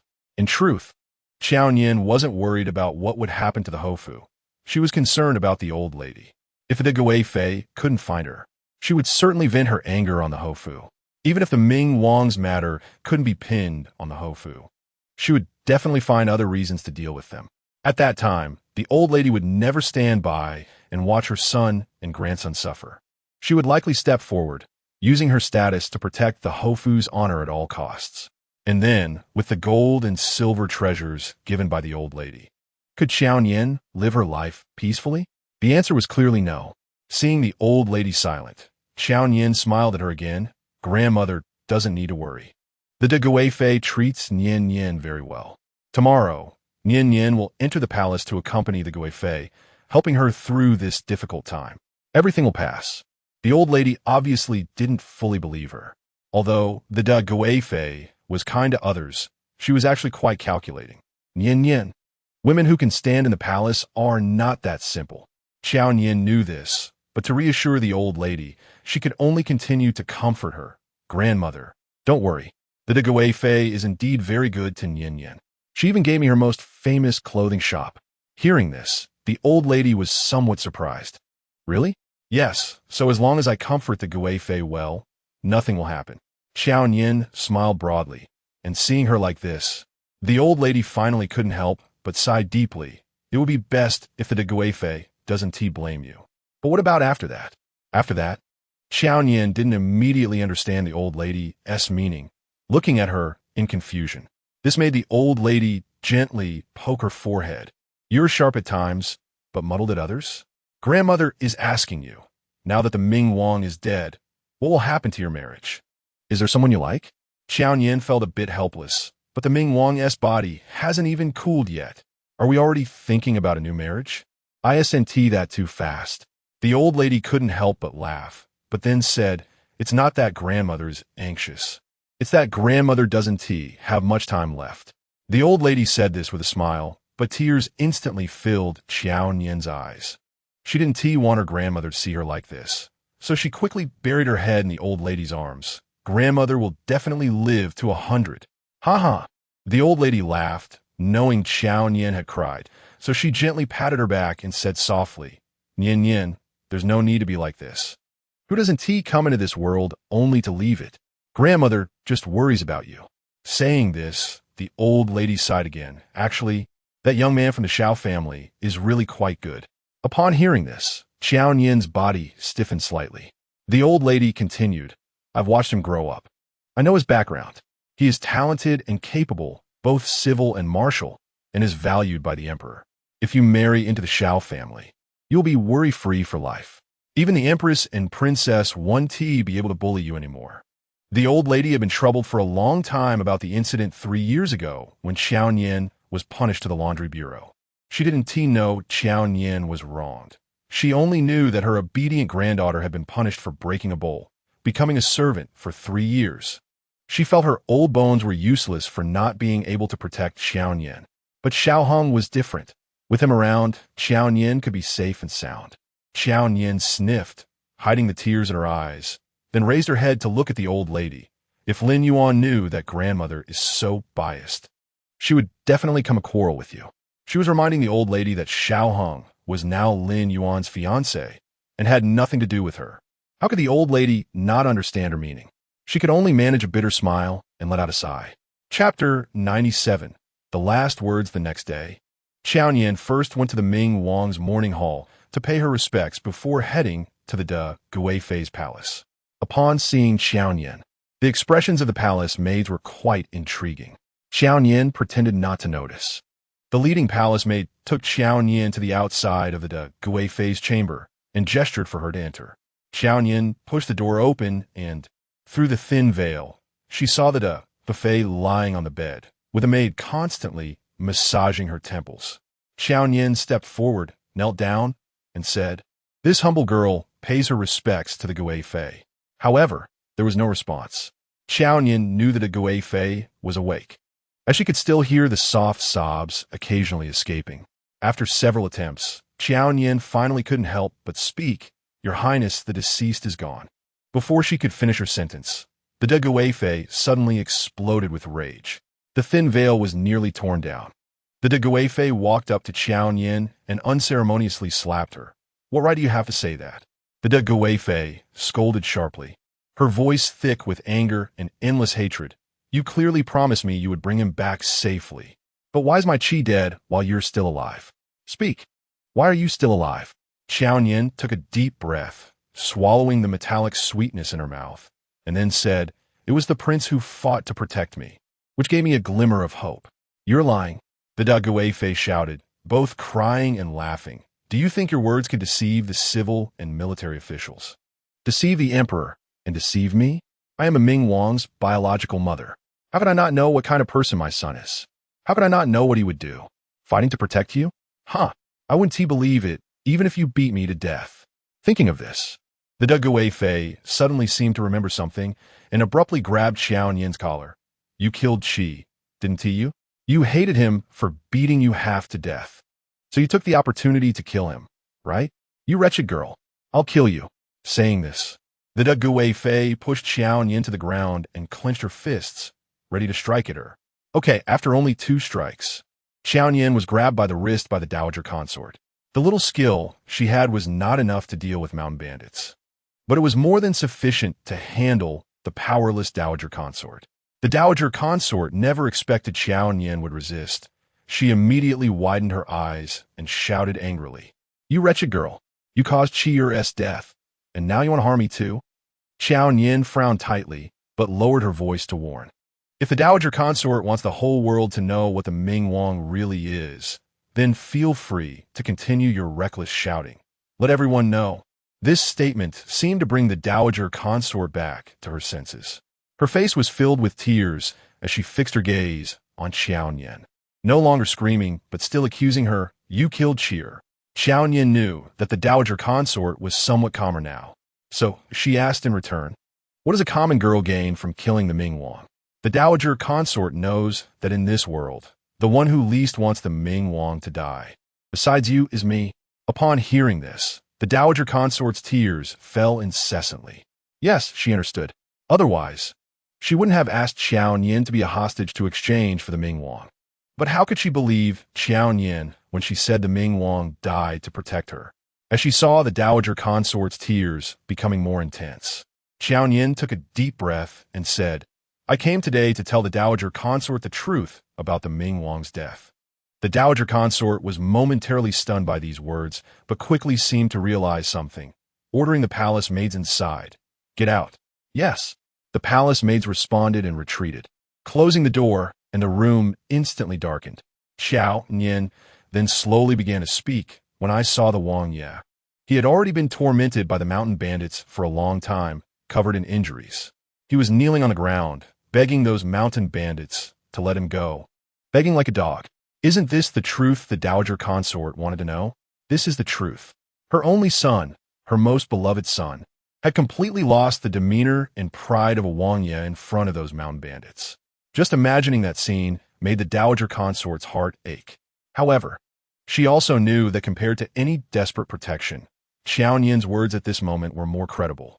Qiao Nian released the dowager consort's hand and stood up from the ground, while the dowager consort remained kneeling, as if she had lost all her strength. Qiao Nian continued, "Do you still remember there was a palace maid in this palace named Qian? Qian?" The dowager consort quickly recalled a girl with crescent-shaped eyes who smiled adorably. But later, that girl was taken to the west of the city by the Ming Wang. She was startled and turned to look at Qiao Nian. "How do you know about Qian?" Seeing the fear in the dowager consort's eyes, Qiao Nian couldn't help but sneer coldly. "The Naiwafu sent a skilled little eunuch to rescue the Ming Wang with me. And that little eunuch was very clever and skilled, killing all those mountain bandits in just a few moves. But who knew that little eunuch would seek revenge for Qian?" Hearing this, the dowager consort was completely stunned. It was the little eunuch sent by the Naiwafu who killed Qi, but the Naiwafu is filled with people of the emperor.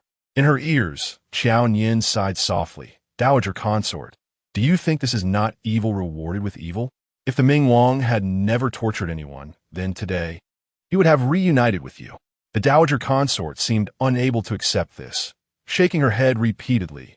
"No, it can't be. You're lying to me. You are deceiving me. What I said in the main hall was a lie, meant to help the Ming Wang preserve the last shred of dignity and face." Upon hearing this, the dowager consort couldn't help but laugh twice. "You preserve Qi's dignity and face? Ha, why?" She completely didn't believe it. The Ming Wang almost killed Qiao Nian.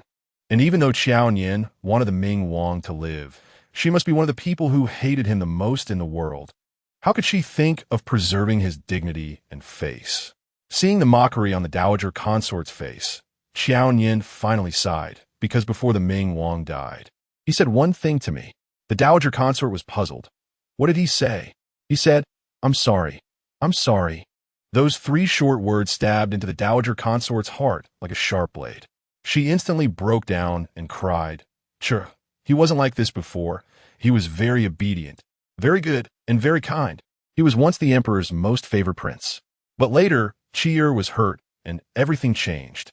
Qi couldn't bear such a blow, so he gradually lost his true nature. But unexpectedly, before he died, he became like the old him, very obedient, very good, and very kind again. The dowager consort cried for a long time, her heart torn. By the end, she was so exhausted that she collapsed on the ground. Qiao Nian ultimately couldn't bear it and helped the dowager consort up. But unexpectedly, the dowager consort suddenly asked, "It was Lin Yuan who told you, right?" Chapter 98. The widow Qiao Nian was suddenly startled, and before she could react, the dowager consort suddenly grabbed her arm. Her tear-stained face now wore a cunning smile.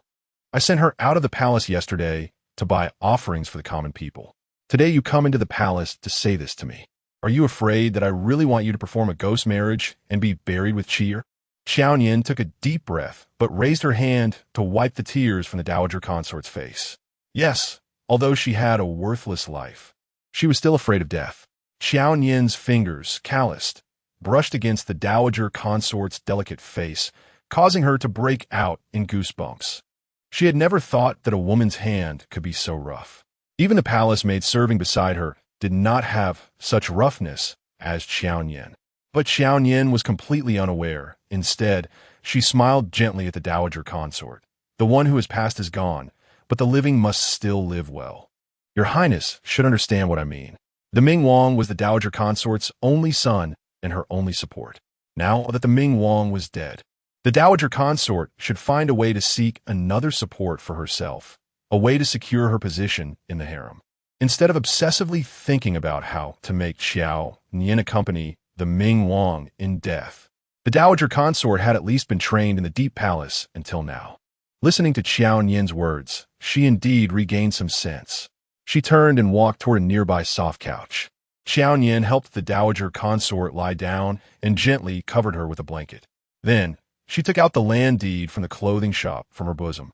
"This is the land deed given by your Highness, but the common girl does not have this blessing, so I hope your Highness will take it back." The dowager consort glanced at the land deed. Normally, something that had been given as a reward would not be taken back. However, without the Ming Wang, she would inevitably need to plan well in the palace and would require expenditure. After careful consideration, the dowager consort still accepted the land deed. However, when she took the deed, she carefully observed Qiao Nian's expression. She thought Qiao Nian would be somewhat reluctant to hand over the deed, but unexpectedly, after she accepted it, Qiao Nian actually appeared relieved. Was it because once the deed was handed over, they were clear of each other? It was indeed time to be clear. After all, the person was already dead. The dowager consort took a deep breath. Since the Ming Wang was captured, she and Ti slept well for several days. In the past 2 days, her emotions had fluctuated greatly, and now that she relaxed, she only felt a splitting headache. Drowsily, she closed her eyes. However, just before she completely fell asleep, the dowager consort still said, "Go see Cheer. Go send him off for the last time." Qiao Nian was taken aback. In fact, she wanted to tell the dowager consort that she had already paid her respects before coming. But clearly, the dowager consort could hear nothing at this moment. If the noble consort knows that she did not follow through after waking up, the hatred that was so hard to appease might surge again. Helpless, Qiao Nian let out a long sigh and could only go to the morning hall of the Ming Wang once more. To be honest, she did not want to come to such a place. The white was too glaring, the smell of incense was too strong, especially that large black coffin, which made Qiao Nian unable to help but think of the old lady. Thinking of the old lady's increasingly unsteady body, and recalling what Madame Lin said about the old lady not having long to live, and imagining that she might also meet her grandmother in such a scene in the future, Qiao Nian's eyes involuntarily turned red. She sniffed and then stepped into the morning hall. Since the noble consort said to let her send the Ming Wang off for the last time, it surely did not mean for her to just pay her respects and leave. So after paying her respects, Qiao Nian went to the side to burn paper money for the Ming Wang. The 2 young eunuchs outside the morning hall could not help but whisper about this scene. That Miss Xiao seems to have deep feelings for the Ming Wang. She just came this morning and is here again now. Yes, didn't you see her eyes turn red as soon as she saw the Ming Wang's coffin? So pitiful. Ah, the sentimental always end up with nothing but resentment. I have seen Lord Xiao. Xiao Heng's face was as cold as if frozen by ice, his gaze sweeping over the 2 eunuchs. as if his voice carried a murderous intent. Is the palace's rule to teach you to gossip about your masters? The two young eunuchs were taken aback, feeling that this Miss Xiao can't really be considered a master, right? But seeing Xiao Heng's indifferent demeanor, they felt flustered and hurriedly bowed. We dare not. Please forgive us. Lord Xiao seemed to be in a bad mood today, giving a cold snort before saying, "Go and accept your punishment." The two young eunuchs exchanged glances, feeling unlucky, but could only reply obediently and leave. Only then did Xiao Heng enter the morning hall. After offering incense for the Ming Wang, he walked over to Qiao Nian's side. Sensing someone approaching, Qiao Nian wiped her tears and said in a muffled voice, "Lord Xiao has quite the air." She had heard the earlier commotion clearly. Seeing her like this, Xiao Heng frowned, feeling inexplicably displeased, and could not help but mock. Miss Qiao really has deep feelings for the Ming Wang. Only then did Qiao Nian put down the paper money in her hand and look up at Xiao Heng. She was clearly affected by the smoke from the burning paper. So what did his sarcastic tone mean? She retorted, "Better than some people who are heartless and ungrateful." Xiao Heng raised an eyebrow. Heartless and ungrateful? Him? Just as he was about to argue back, a voice came from outside announcing, "The emperor has arrived." Inside the morning hall, everyone knelt to pay their respects, and a flash of bright yellow entered, followed by two elegantly dressed women. The younger one was none other than Princess Xu Yuan, who had quarreled with Qiao Nian not long ago. The other was the current empress. There is no reason for elders to bow to their juniors, especially when it is the dignified ruler of a nation and the mother of the nation. Thus, only Princess Xu Yuan stepped forward to pay her respects and offer incense. However, as soon as Princess Xu Yuan entered the morning hall, she immediately spotted Qiao Nian and Xiao Heng. Seeing them so close together made Princess Xu Yuan feel uncomfortable. Looking at Qiao Nian's red eyes, she could not help but stand beside the emperor, linking her arm with his, and said, "Father, look, Miss Qiao really has deep feelings for my royal brother." The emperor also noticed Qiao Nian's somewhat disheveled face and nodded in agreement. The empress chimed in, "The Ming Wang died to protect Miss Qiao. It must be that Miss Qiao is very sad. Of course, my royal brother was about to marry Miss Qiao." Princess Xu Yuan quickly added. Hearing this, Qiao Nian's heart surged with unease, because 3 years ago, the empress and Princess Xu Yuan had similarly collaborated to send her to the laundry bureau. But before she could say anything, Princess Xu Yuan's voice sounded again. "How about this? Let Miss Qiao send off my royal brother as a widow. It would fulfill my royal brother's last wish. To let an unmarried girl send off a funeral as a widow? Wouldn't that make Qiao Nian a laughingstock in the entire capital?" The words "my royal brother's last wish" clearly stunned the emperor. Seeing that the emperor was actually considering the feasibility of this matter made Qiao Nian panic. But before she could speak, Xiao Heng had already stepped forward to bow. "Absolutely not. Miss Qiao is merely betrothed to His Highness the Ming Wang. If she were to send him off as a widow, it might attract criticism. Most importantly, if Miss Qiao truly considers herself a widow, according to the customs of the Jing state, she cannot remarry for 3 years." Hearing Xiao Heng's words, the emperor nodded, agreeing. "Xu Yuan, do not make reckless suggestions. If it attracts criticism, it would damage the royal family's reputation." Upon hearing this, Xu Yuan stuck out her tongue and leaned on the emperor's shoulder, acting cute. "I was just saying it casually." The emperor only had one daughter, Princess Xu Yuan. So naturally, he would not blame her, but instead, he patted her hand affectionately. However, he did not notice the look of complete hatred in Princess Xu Yuan's eyes when she glanced at Qiao Nian. She coldly said, "Even if she cannot send him off as a widow, Miss Qiao's life was saved by my royal brother. Wearing mourning clothes and assisting in the funeral is not too much, right?" It was obvious that Princess Xu Yuan was determined to make Qiao Nian go through this experience in front of the common people. The empress then spoke. "The noble consort that has only one son, and now that the Ming Wang died to save Miss Qiao, is only right for her to send him off. This way, the noble consort's heart would also feel somewhat better." Upon hearing this, the emperor also nodded. "Then it is settled.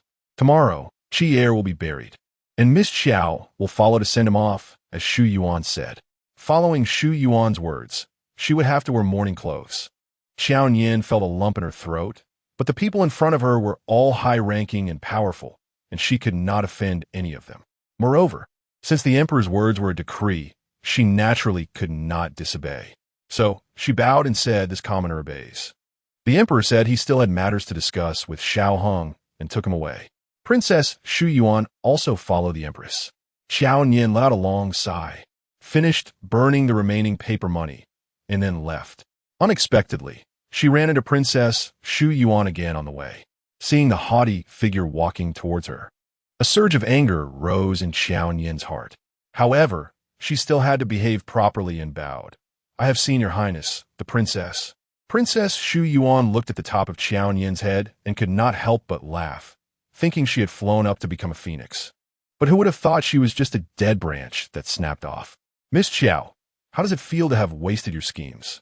Qiao Nian frowned slightly and looked up at Princess Xu Yuan, saying, "This commoner does not know when she has offended your highness. Please enlighten me." She did not understand why Princess Xu Yuan was targeting her. If it were for Xiao Hong, shouldn't Princess Xu Yuan be targeting Lin Yuan instead?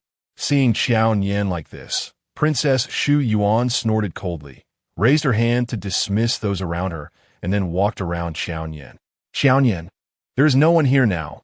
You do not need to pretend with this princess. You were the one who played tricks on me first." Qiao Nian took a deep breath and then spoke. "This commoner does not understand what the princess means." "Doesn't understand?" Princess Xu Yuan laughed coldly. "Good. Then this princess will give you a hint. That dress made of celestial silk." Qiao Nian was taken aback. That dress made of celestial silk was indeed ordered by General Xiao. She had seen the order book, and had not Princess Xu Yuan seen it with her own eyes? Unexpectedly, Princess Xu Yuan suddenly kicked Qiao Nian. "Still pretending with this princess? What did you say before? You said that dress was for Lin Yuan, or maybe for this princess," completely distancing yourself. "You clearly wanted to use this princess's hand to deal with Lin Yuan, to kill with a borrowed knife." Qiao Nian admitted that she did want Princess Xu Yuan to deal with Lin Yuan, but it wasn't to the extent of using someone as a tool for murder. Moreover, that dress had nothing to do with her. Qiao Nian frowned and said, "That ready-made clothing store has already been returned to the noble concubine. But that dress is yours." Princess Xu Yuan shouted angrily. "I had someone investigate it the next day. That dress was tailored by Xiao Hong according to your